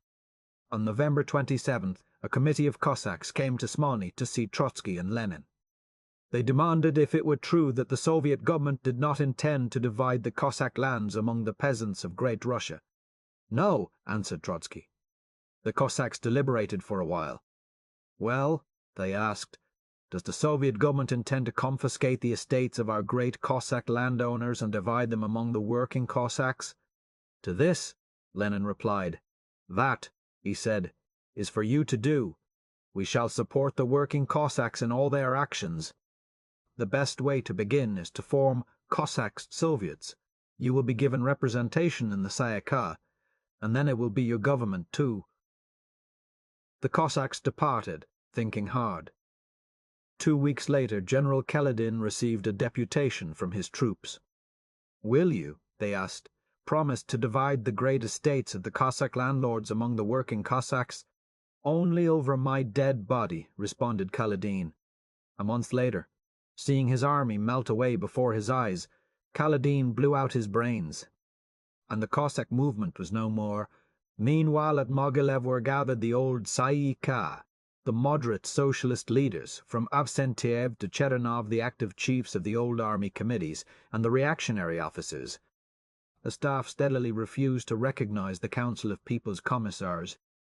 It had united about it the Death Battalions, the Knights of St. George, and the Cossacks of the front, and was in close and secret touch with the Allied military attachés and with the Kaledin movement and the Ukrainian Rada. The Allied governments had made no reply to the peace decree of November 8th, in which the Congress of Soviets had asked for a general armistice. On November 20th, Trotsky addressed a note to the Allied ambassadors. See App 11, Sect 18. "I have the honor, Sect 18. I have the honor to inform you, Mr. Ambassador, that the All-Russian Congress of Soviets on November 8th constitute a new government of the Russian Republic in the form of the Council of People's Commissars. The president of this government is Vladimir Ilyich Lenin. The direction of foreign affairs has been entrusted to me, People's Commissar for Foreign Affairs. In drawing your attention to the text approved by the All-Russian Congress of the proposition for an armistice and a democratic peace without annexations or indemnities based on the right of self-determination of peoples, I have the honor to request you to consider that document as a formal proposal of an immediate armistice on all fronts, and the opening of immediate peace negotiations, a proposal which the authorized government of the Russian Republic addresses at the same time to all the belligerent peoples and their governments. Please accept, Mr. Ambassador, the profound assurance of the esteem of the Soviet government toward your people, who cannot but wish for peace, like all the other peoples exhausted and drained by this unexampled butchery." The same night the Council of People's Commissars telegraphed to General Dukhanin, "The Council of People's Commissars considers it indispensable without delay to make a formal proposal of armistice to all the powers, both enemy and allied. A declaration conforming to this decision has been sent by the Commissar for Foreign Affairs to the representatives of the Allied powers at Petrograd. The Council of People's Commissars orders you, Citizen Commander, to propose to the enemy military authorities immediately to cease hostilities and enter into negotiations for peace. In charging you with the conduct of these preliminary pourparlers, the Council of People's Commissars orders you, 1. To inform the Council by direct wire immediately of any and all steps in the pourparlers with the representatives of the enemy armies. 2. Not to sign the act of armistice until it has been passed upon by the Council of People's Commissars." The Allied ambassadors received Trotsky's note with contemptuous silence, accompanied by anonymous interviews in the newspapers, full of spite and ridicule. The order to Dukhonin was characterized openly as an act of treason. As for Dukhonin, he gave no sign. On the night of November 22nd, he was communicated with by telephone, and asked if he intended to obey the order. Dukhonin answered that he could not, unless it emanated from a government sustained by the army and the country. By telegraph, he was immediately dismissed from the post of Supreme Commander, and Krylenko appointed in his place. Following his tactics of appealing to the masses, Lenin sent a radio to all regimental, divisional, and corps committees, to all soldiers and sailors of the army and the fleet, acquainting them with Dukhonin's refusal, and ordering that the regiments on the front shall elect delegates to begin negotiations with the enemy, detachments opposite their positions. On the 23rd, the military attaches of the Allied nations, acting on instructions from their governments, presented a note to Dukhonin.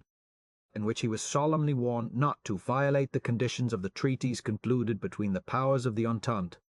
The note went on to say that if a separate armistice with Germany were concluded, that act would result in the most serious consequences to Russia. This communication Dukhonin at once sent out to all the soldiers' committee. Next morning Trotsky made another appeal to the troops, characterizing the note of the Allied representatives as a flagrant interference in the internal affairs of Russia, and a bold attempt to force by threats the Russian army and the Russian people to continue the war in execution of the treaties concluded by the Tsar. From Smolny poured out proclamation after proclamation. See app. XI, Sect 19.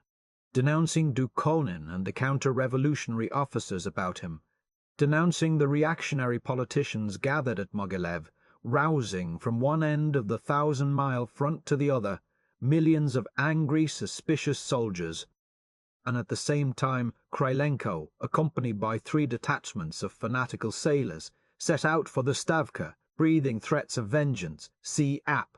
Evan, Sect 20, and received by the soldiers everywhere with tremendous ovations, a triumphal progress. The Central Army Committee issued a declaration in favor of Dukhonin, and at once 10,000 troops moved upon Mogilev. On December 2nd, the garrison of Mogilev rose and seized the city, arresting Dukhonin and the Army Committee, and going out with victorious red banners to meet the new Supreme Commander. Krylenko entered Mogilev next morning to find a howling mob gathered about the railway car in which Dukhonin had been imprisoned. Krylenko made a speech in which he implored the soldiers not to harm Dukhonin, as he was to be taken to Petrograd and judged by the revolutionary tribunal. When he had finished, suddenly Dukhonin himself appeared at the window, as if to address the throng. But with a savage roar the people rushed the car, and falling upon the old general, dragged him out and beat him to death on the platform. So ended the revolt of the Stavka, immensely strengthened by the collapse of the last important stronghold of hostile military power in Russia. The Soviet government began with confidence the organization of the state. Many of the old functionaries flocked to its banner, and many members of other parties entered the government service. The financially ambitious, however, were checked by the decree on salaries of government employees, fixing the salaries of the People's Commissars the highest at 500 rubles, about $50 a month. The strike of government employees, led by the Union of Unions, collapsed, deserted by the financial and commercial interests which had been backing it. The bank clerks returned to their jobs. With the decree on the nationalization of banks, the formation of the Supreme Council of People's Economy, the putting into practical operation of the land decree in the villages, the democratic reorganization of the army, and the sweeping changes in all branches of the government and of life, with all these, effective only by the will of the masses of workers, soldiers, and peasants, slowly began, with many mistakes and hitches, the moulding of proletarian Russia. Not by compromise with the propertied classes or with the other political leaders, not by conciliating the old government mechanism did the Bolsheviki conquer the power, nor by the organized violence of a small clique. If the masses all over Russia had not been ready for insurrection, it must have failed. The only reason for Bolshevik success lay in their accomplishing the vast and simple desires of the most profound strata of the people, calling them to the work of tearing down and destroying the old, and afterward, in the smoke of falling ruins, cooperating with them to erect the framework of the new. Chapter 12. The Peasants' Congress. It was on November 18th that the snow came. In the morning we woke to window ledges heaped white and snowflakes falling so whirling thick that it was impossible to see 10 feet ahead. The mud was gone. In a twinkling the gloomy city became white, dazzling. The droshky with their padded coachmen turned into sleighs, bounding along the uneven street at headlong speed, their drivers' beards stiff and frozen. In spite of revolution, or Russia plunging dizzily into the unknown and terrible future, joy swept the city with the coming of the snow. Everybody was smiling. People ran into the streets, holding out their arms to the soft falling flakes, laughing. Hidden was all the greyness, Only the gold and coloured spires and cupolas, with heightened barbaric splendour, gleamed through the white snow. Even the sun came out, pale and watery at noon. The colds and rheumatism of the rainy months vanished. The life of the city grew gay, and the very revolution ran swifter. I sat one evening in a traktir, a kind of lower-class inn across the street from the gates of Smolny, a low-ceilinged loud place called Uncle Tom's Cabin, much frequented by Red Guards. They crowded it now, packed close around the little tables with their dirty tablecloths and enormous china teapots, filling the place with foul cigarette smoke, while the harassed waiters ran about crying, "Sycas! Sycas! In a minute! Right away!" In one corner sat a man in the uniform of a captain, addressing the assembly, which interrupted him at every few words. "You are no better than murderers," he cried, "shooting down your Russian brothers on the streets." "When did we do that?" asked a worker. "Last Sunday you did it, when the Junkers. Well, didn't they shoot us?" One man exhibited his arm in a sling. "Haven't I got something to remember them by, the devils?" The captain shouted at the top of his voice, "You should remain neutral! You should remain neutral! You should remain neutral!" Who are you to destroy the legal government? Who is Lenin? A German. Who are you? A counter-revolutionist, a provocator, they bellowed at him. When he could make himself heard, the captain stood up. "All right," said he, "you call yourselves the people of Russia." "But you're not the people of Russia. The peasants are the people of Russia.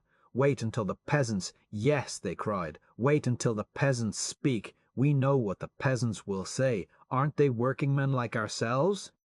In the long run, everything depended upon the peasants. While the peasants had been politically backward, still they had their own peculiar ideas, and they constituted more than 80% of the people of Russia. The Bolsheviki had a comparatively small following among the peasants, and a permanent dictatorship of Russia by the industrial workers was impossible. The traditional peasant party was the Socialist Revolutionary Party. Of all the parties now supporting the Soviet government, the left Socialist Revolutionaries were the logical inheritors of peasant leadership, and the left Socialist Revolutionaries, who were at the mercy of the organized city proletariat, desperately needed the backing of the peasants.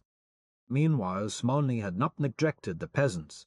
After the Land Decree, one of the first actions of the new Tsar had been to call a Congress of Peasants over the head of the Executive Committee of the Peasants' Soviets. A few days later was issued detailed regulations for the Volost, township, land committees, followed by Lenin's Instruction to Peasants, see App. 12, Sec. 1, which explained the Bolshevik Revolution and the new government in simple terms, and on November 16th, Lenin and Milutin published the Instructions to Provincial Emissaries, of whom thousands were sent by the Soviet government into the villages. 1. Upon his arrival in the province to which he is accredited, the emissary should call a joint meeting of the Central Executive Committees of the Soviets of Workers, Soldiers and Peasants' Deputies, to whom he should make a report on the agrarian laws. And men demand that a joint plenary session of the Soviets be summoned. He must study the aspects of the agrarian problem in the province. A. Has the landowner's property been taken over, and if so, in what districts? B. Who administers the confiscated land, the former proprietor or the land committees? C. What has been done with the agricultural machinery and with the farm animals? 3. Has the ground cultivated by the peasants been augmented? 4. How much and in what respect does the amount of land now under cultivation differ from the amount fixed by the government as an average minimum? 5. The emissary must insist that, after the peasants have received the land, it is imperative that they increase the amount of cultivated land as quickly as possible, and that they hasten the sending of grain to the cities, as the only means of avoiding famine. 6. What are the measures projected or put into effect for the transfer of land from the landowners to the land committees and similar bodies appointed by the Soviets? It is desirable that agricultural properties well appointed and well organized should be administered by Soviets composed of the regular employees of those properties under the direction of competent agricultural scientists. All through the villages a ferment of change was going on, caused not only by the electrifying action of the land decree, but also by thousands of revolutionary-minded peasant soldiers returning from the front.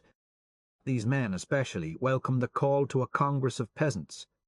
Like the old Tsay in the matter of the Second Congress of Workers' and Soldiers' Soviets, the Executive Committee tried to prevent the Peasant Congress summoned by Smolny. And like the old Tsay, finding its resistance futile, the Executive Committee sent frantic telegrams ordering the election of conservative delegates. Word was even spread among the peasants that the Congress would meet at Mogilev, and some delegates went there. But by November 23rd, about 400 had gathered in Petrograd and the party caucuses had begun. The first session took place in the Alexander Hall of the Duma building, and the first vote showed that more than half of all the delegates were left socialist revolutionaries, while the Bolsheviki controlled a bare fifth, the conservative socialist revolutionaries a quarter, and all the rest were united only in their opposition to the old Executive Committee, dominated by Avsentiev, Tchaikovsky, and Peshahonov. The great hall was jammed with people and shaken with continual clamour.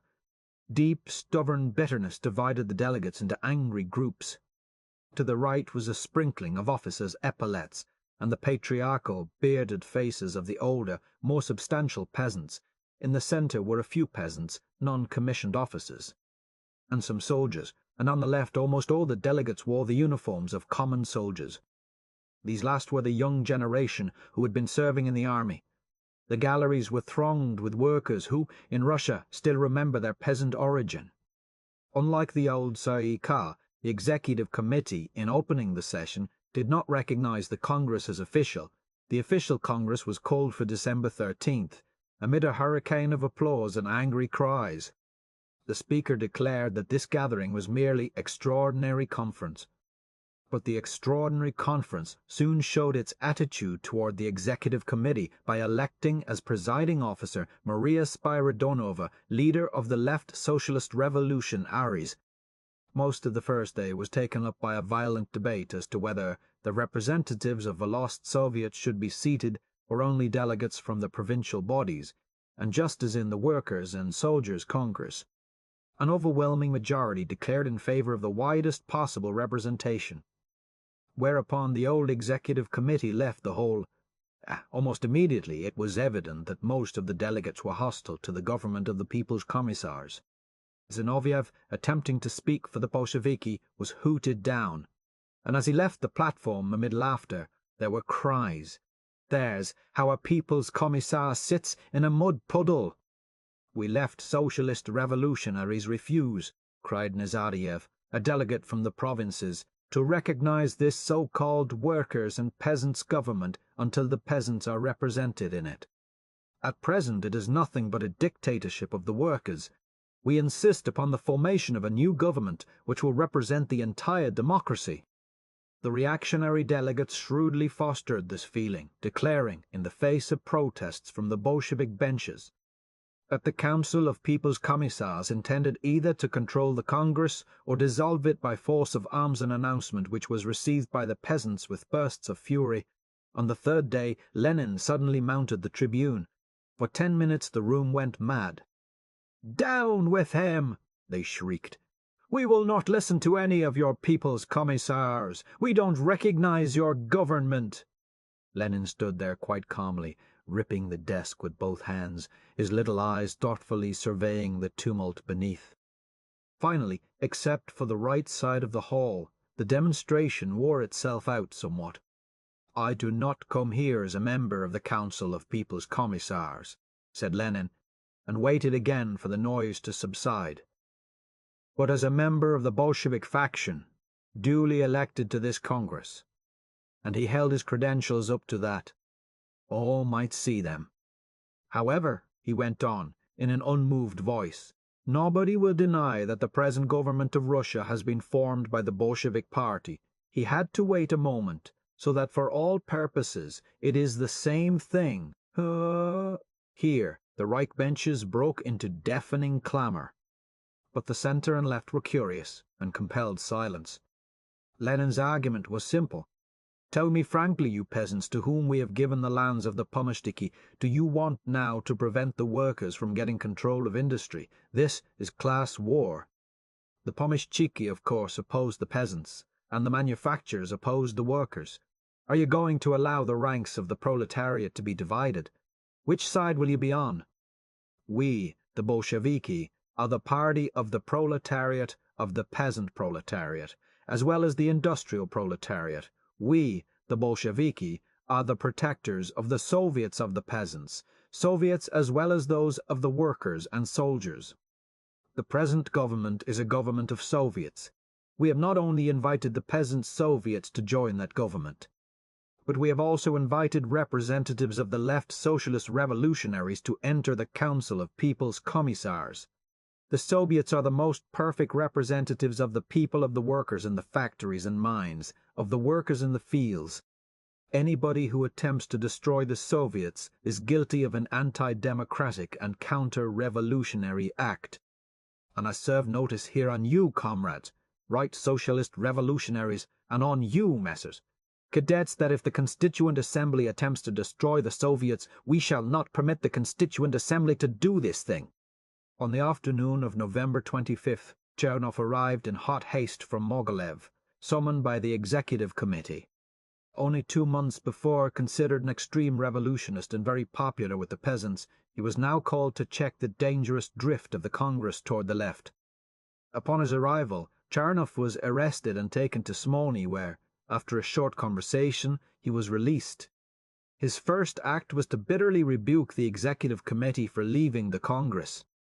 They agreed to return, and Chernov entered the hall, welcomed with great applause by the majority and the hoots and jeers of the Bolsheviki.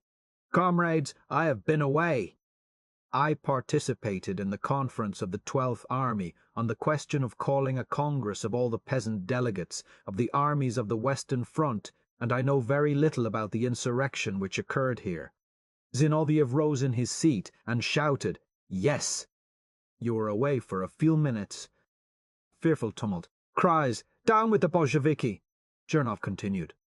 "The accusation that I helped lead an army on Petrograd has no foundation and is entirely false.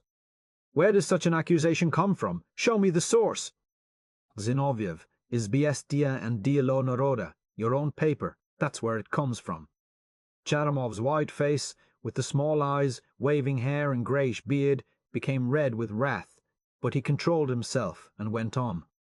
"I repeat, I know practically nothing about what has happened here, and I did not lead any army except this army," he pointed to the peasant delegates, "which I am largely responsible for bringing here." Laughter and shouts of "Bravo! Upon my return I visited Smolny."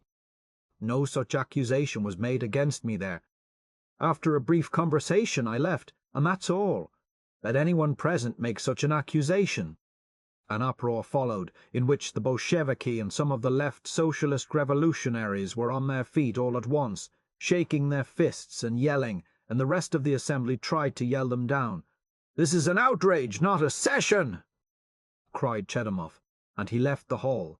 The meeting was adjourned because of the noise and disorder. Meanwhile, the question of the status of the Executive Committee was agitating all minds. By declaring the Assembly Extraordinary Conference, it had been planned to block the re-election of the Executive Committee. But this worked both ways. The left socialist revolutionists decided that if the Congress had no power over the Executive Committee, then the Executive Committee had no power over the Congress. On November 25th, the Assembly resolved that the powers of the Executive Committee be assumed by the Extraordinary Conference, in which only members of the Executive who had been elected as delegates might vote. The next day, in spite of the bitter opposition of the Bolsheviki, the resolution was amended to give all the members of the Executive Committee, whether elected as delegates or not, voice and vote in the Assembly. On the 27th occurred the debate on the land question, which revealed the differences between the agrarian program of the Bolsheviki and the left socialist revolutionaries. Kolchinsky, for the left socialist revolutionaries, outlined the history of the land question during the revolution.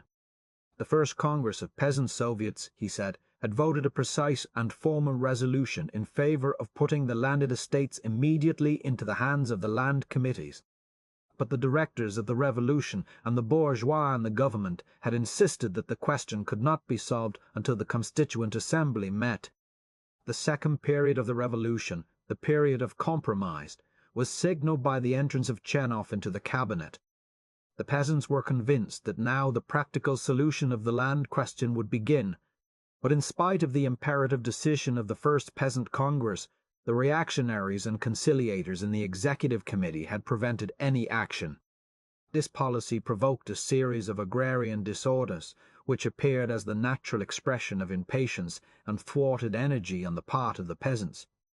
The peasants understood the exact meaning of the revolution. They tried to turn words into action. "The recent events," said the orator, "do not indicate a simple riot or a Bolshevik adventure, but on the contrary, a real popular rising, which has been greeted with sympathy by the whole country." The Bolsheviki in general took the correct attitude toward the land question, but in recommending that the peasants seize the land by force, they committed a profound error. From the first days, the Bolsheviki declared that the peasants should take over the land by revolutionary mass action. This is nothing but anarchy. The land can be taken over in an organized manner. For the Bolsheviki, it was important that the problems of the revolution should be solved in the quickest possible manner. But the Bolsheviki were not interested in how these problems were to be solved. The land decree of the Congress of Soviets is identical in its fundamentals with the decisions of the First Peasants' Congress.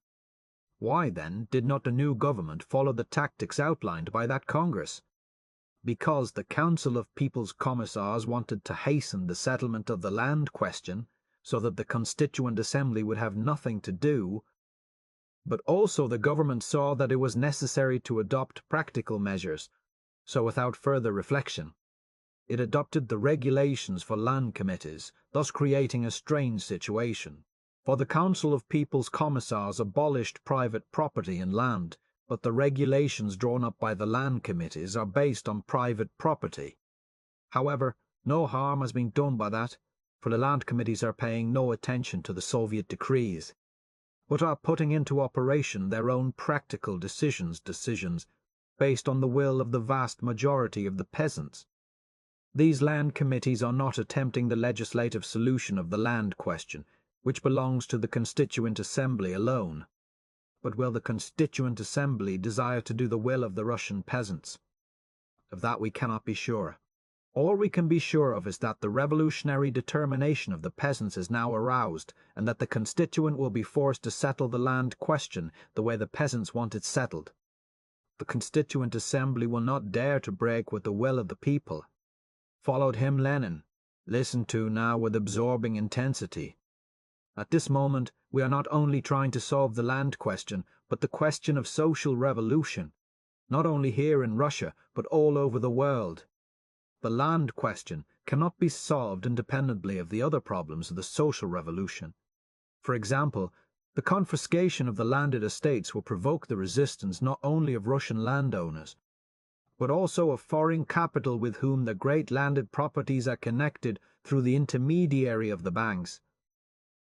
The ownership of the land in Russia is the basis for immense oppression, and the confiscation of the land by the peasants is the most important step of our revolution. But it cannot be separated from the other steps, as is clearly manifested by the stages through which the revolution has had to pass.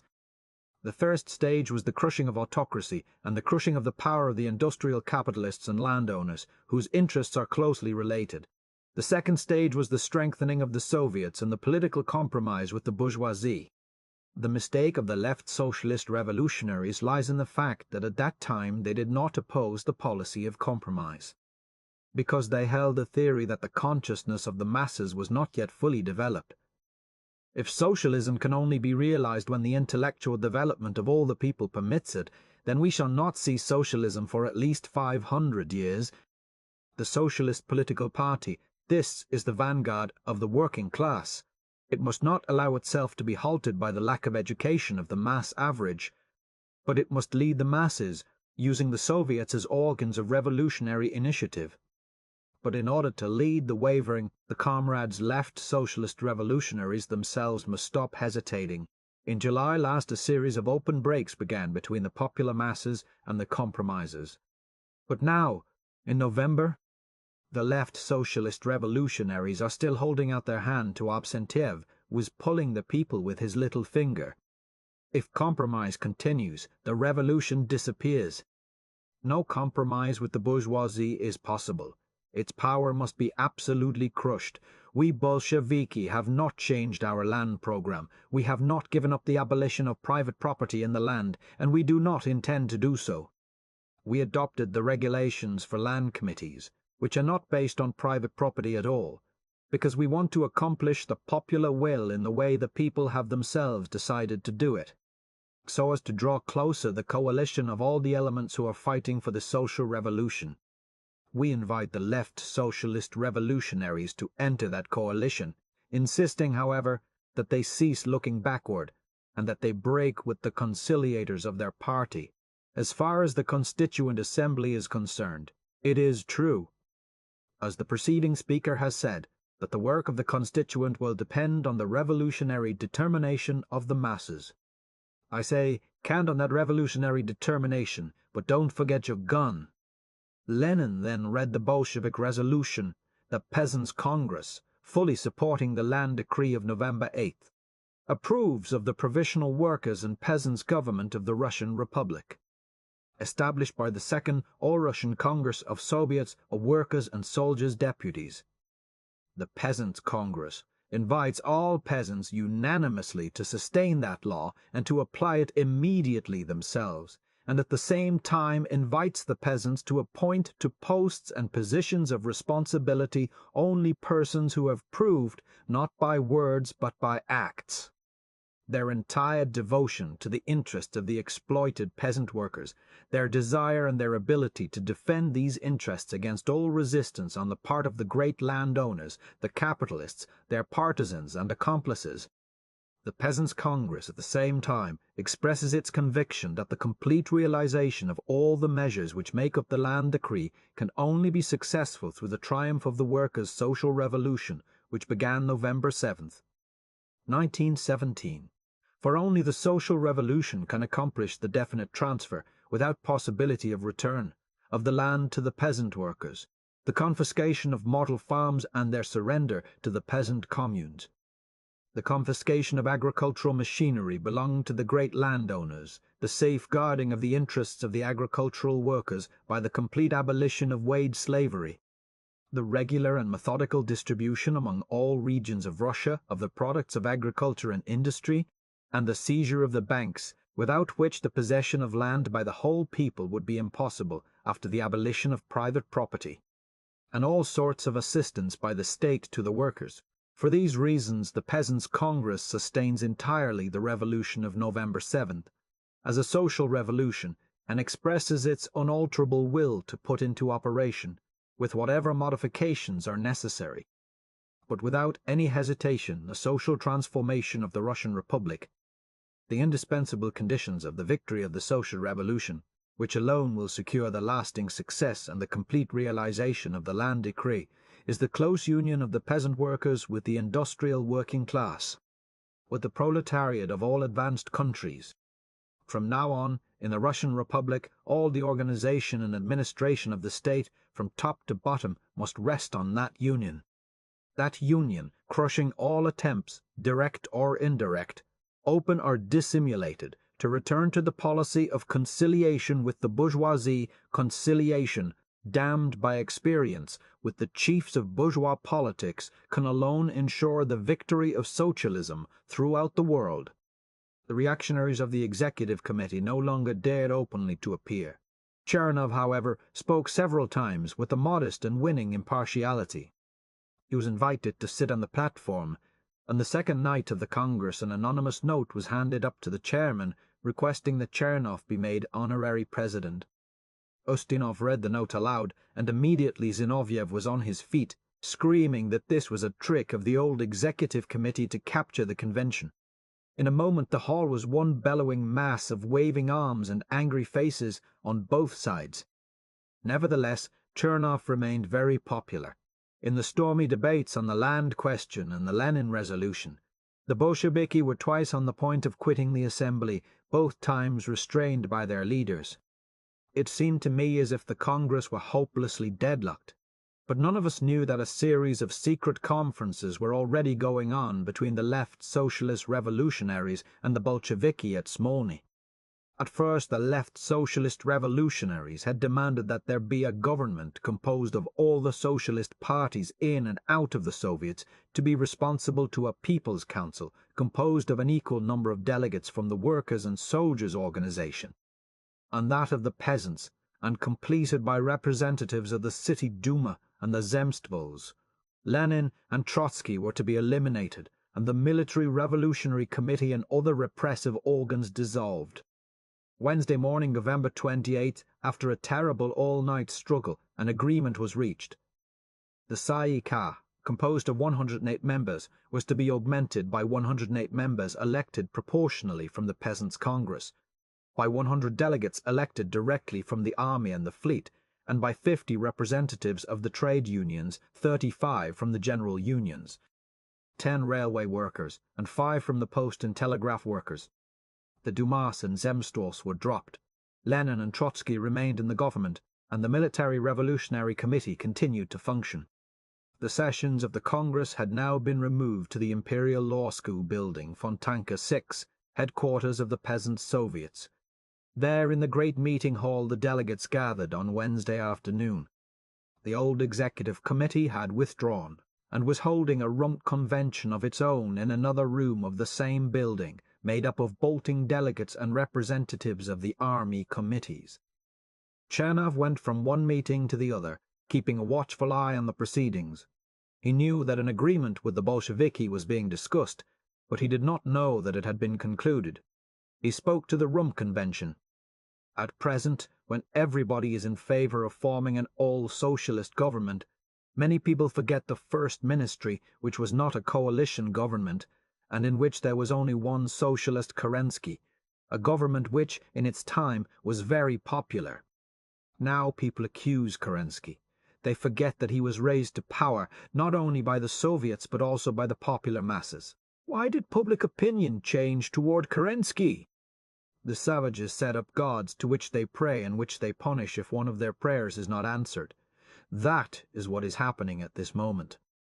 Yesterday Kerensky, today Lenin and Trotsky, another tomorrow. We have proposed to both Kerensky and the Bolsheviki to retire from the power. Kerensky has accepted today. He announced from his hiding place that he has resigned as premier. But the Bolsheviki wish to retain the power, and they do not know how to use it. If the Bolsheviki succeed, or if they fail, the fate of Russia will not be changed. The Russian villages understand perfectly what they want, and they are now carrying out their own measures. The villages will save us in the end. In the meanwhile, in the great hall Ustinov had announced the agreement between the Peasants' Congress and Smolny, received by the delegates with the wildest joy. Suddenly, Chanov appeared and demanded the floor. "I understand," he began, "that an agreement is being concluded between the Peasants' Congress and Smolny. Such an agreement would be illegal, seeing that the true Congress of Peasants' Soviets does not meet until next week. I want to warn you now that the Bolsheviki will never accept your demands." He was interrupted by a great burst of laughter, and realizing the situation, he left the platform and the room, taking his popularity with him, late in the afternoon of Thursday, November 16th. The Congress met an extraordinary session. There was a holiday feeling in the air. On every face was a smile. The remainder of the business before the assembly was hurried through, and then old Nathanson, the white-bearded dean of the left wing of the Socialist Revolutionaries, his voice trembling and tears in his eyes, read the report of the wedding of the Peasants' Soviets with the Workers' and Soldiers' Soviets. At every mention of the word union there was ecstatic applause. At the end, Ustinov announced the arrival of a delegation from Smolny, accompanied by representatives of the Red Army, greeted with a rising ovation. One after another, a workman, a soldier, and a sailor took the floor, hailing them. Then Boris Reinstein, delegate of the American Socialist Labor Party, the day of the union of the Congress of Peasants and the Soviets of Workers and Soldiers Deputies is one of the great days of the Revolution. The sound of it will ring with resounding echoes throughout the whole world, in Paris, in London, and across the ocean in New York. This union will fill with happiness the hearts of all toilers. A great idea has triumphed. The West and America expected from Russia, from the Russian proletariat, something tremendous. The proletariat of the world is waiting for the Russian Revolution, waiting for the great things that it is accomplishing. Sverdlov, president of the Tsay Ee-kah, greeted them, and with the shout, "Long live the end of civil war! Long live the united democracy!" the peasants poured out of the building. It was already dark, and on the ice-covered snow glittered the pale light of moon and star. Along the bank of the canal were drawn up in full marching order the soldiers of the Pavlovsky regiment, with their band, which broke into the Marseillaise. Amid the crashing, full-throated shouts of the soldiers, the peasants formed in line, unfurling the great red banner of the Executive Committee of the All-Russian Peasant Soviets, embroidered newly in gold, "Long live the union of the revolutionary and toiling masses." Following were other banners, of the District Soviets of Putilov Factory, which read, "We bow to this flag in order to create the brotherhood of all people." From somewhere torches appeared, blazing orange in the night, 1,000 times reflected in the facets of the ice, streaming out smokily over the throng as it moved down the bank of the Fontanka, singing, between crowds that stood in astonished silence, "Long live the Revolutionary Army! Long live the Red Guard! Long live the peasants!" So the great procession wound through the city, growing and unfurling ever new red banners lettered in gold. 2 old peasants, bowed with toil, were walking hand in hand, their faces illumined with childlike bliss. "Well," said one, "I'd like to see them take away our land again, now." Near Smolny the Red Guard was lined up on both sides of the street, wild with delight. The other old peasant spoke to his comrade. "I am not tired," he said. "I walked on air all the way." On the steps of Smolny about 100 workers' and soldiers' deputies were massed, with their banner, dark against the blaze of light streaming out between the arches. Like a wave they rushed down, clasping the peasants in their arms and kissing them, and the procession poured in through the great door and up the stairs with a noise like thunder. In the immense white meeting room the Tsay Ee-kah was waiting, with the whole Petrograd Soviet and 1,000 spectators beside, with that solemnity which attends great conscious moments in history. Zinoviev announced the agreement with the Peasants' Congress, to a shaking roar which rose and burst into storm as the sound of music blared down the corridor and the head of the procession came in. On the platform the Presidium rose and made place for the Peasants' Presidium, the two embracing. Behind them the 2 banners were intertwined against the white wall over the empty frame from which the Tsar's picture had been torn. Then opened the triumphal session. After a few words of welcome from Sverdlov, Maria Spiridnova, slight, pale, with spectacles and hair drawn flatly down, and the air of a New England school teacher, took the tribune, the most loved and the most powerful woman in all Russia. Before the workers of Russia open now horizons which history has never known. All workers' movements in the past have been defeated, but the present movement is international, and that is why it is invincible. There is no force in the world which can put out the fire of the revolution. The old world crumbles down. The new world begins. Then Trotsky, full of fire, "I wish you welcome, comrades peasants. You come here not as guests, but as masters of this house, which holds the heart of the Russian Revolution. The will of millions of workers is now concentrated in this hall. There is now only one master of the Russian land, the union of the workers, soldiers and peasants." With biting sarcasm he went on to speak of the Allied diplomats, till then contemptuous of Russia's invitation to an armistice which had been accepted by the Central Powers. "A new humanity will be born of this war. In this hall we swear to workers of all lands to remain at our revolutionary post. If we are broken, then it will be in defending our flag." Krylenko followed him, explaining the situation at the front, where Dukhonin was preparing to resist the Council of People's Commissars. Let Tukonin and those with him understand well that we shall not deal gently with those who bar the road to peace." Dybenko saluted the assembly in the name of the fleet, and Krushinsky, member of the Vikzhel, said, "From this moment, when the union of all true socialists is realized, the whole army of railway workers places itself absolutely at the disposition of the revolutionary democracy." Andrunaczewski, almost weeping, and Prussian for the left socialist revolutionaries, and finally Saharishvili for the United Social Democrats Internationalists, composed of members of the Martovs and of Gorky's groups, who declared, "We left the Tsay ee kah because of the uncompromising policy of the Bolsheviki, and to force them to make concessions in order to realize the union of all the revolutionary democracy. Now that that union is brought about, we consider it a sacred duty to take our places once more in the Tsay ee kah.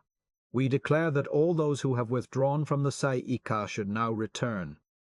Stachkov, a dignified old peasant of the Presidium of the Peasants' Congress, bowed to the four corners of the room. "I greet you with the christening of a new Russian life and freedom."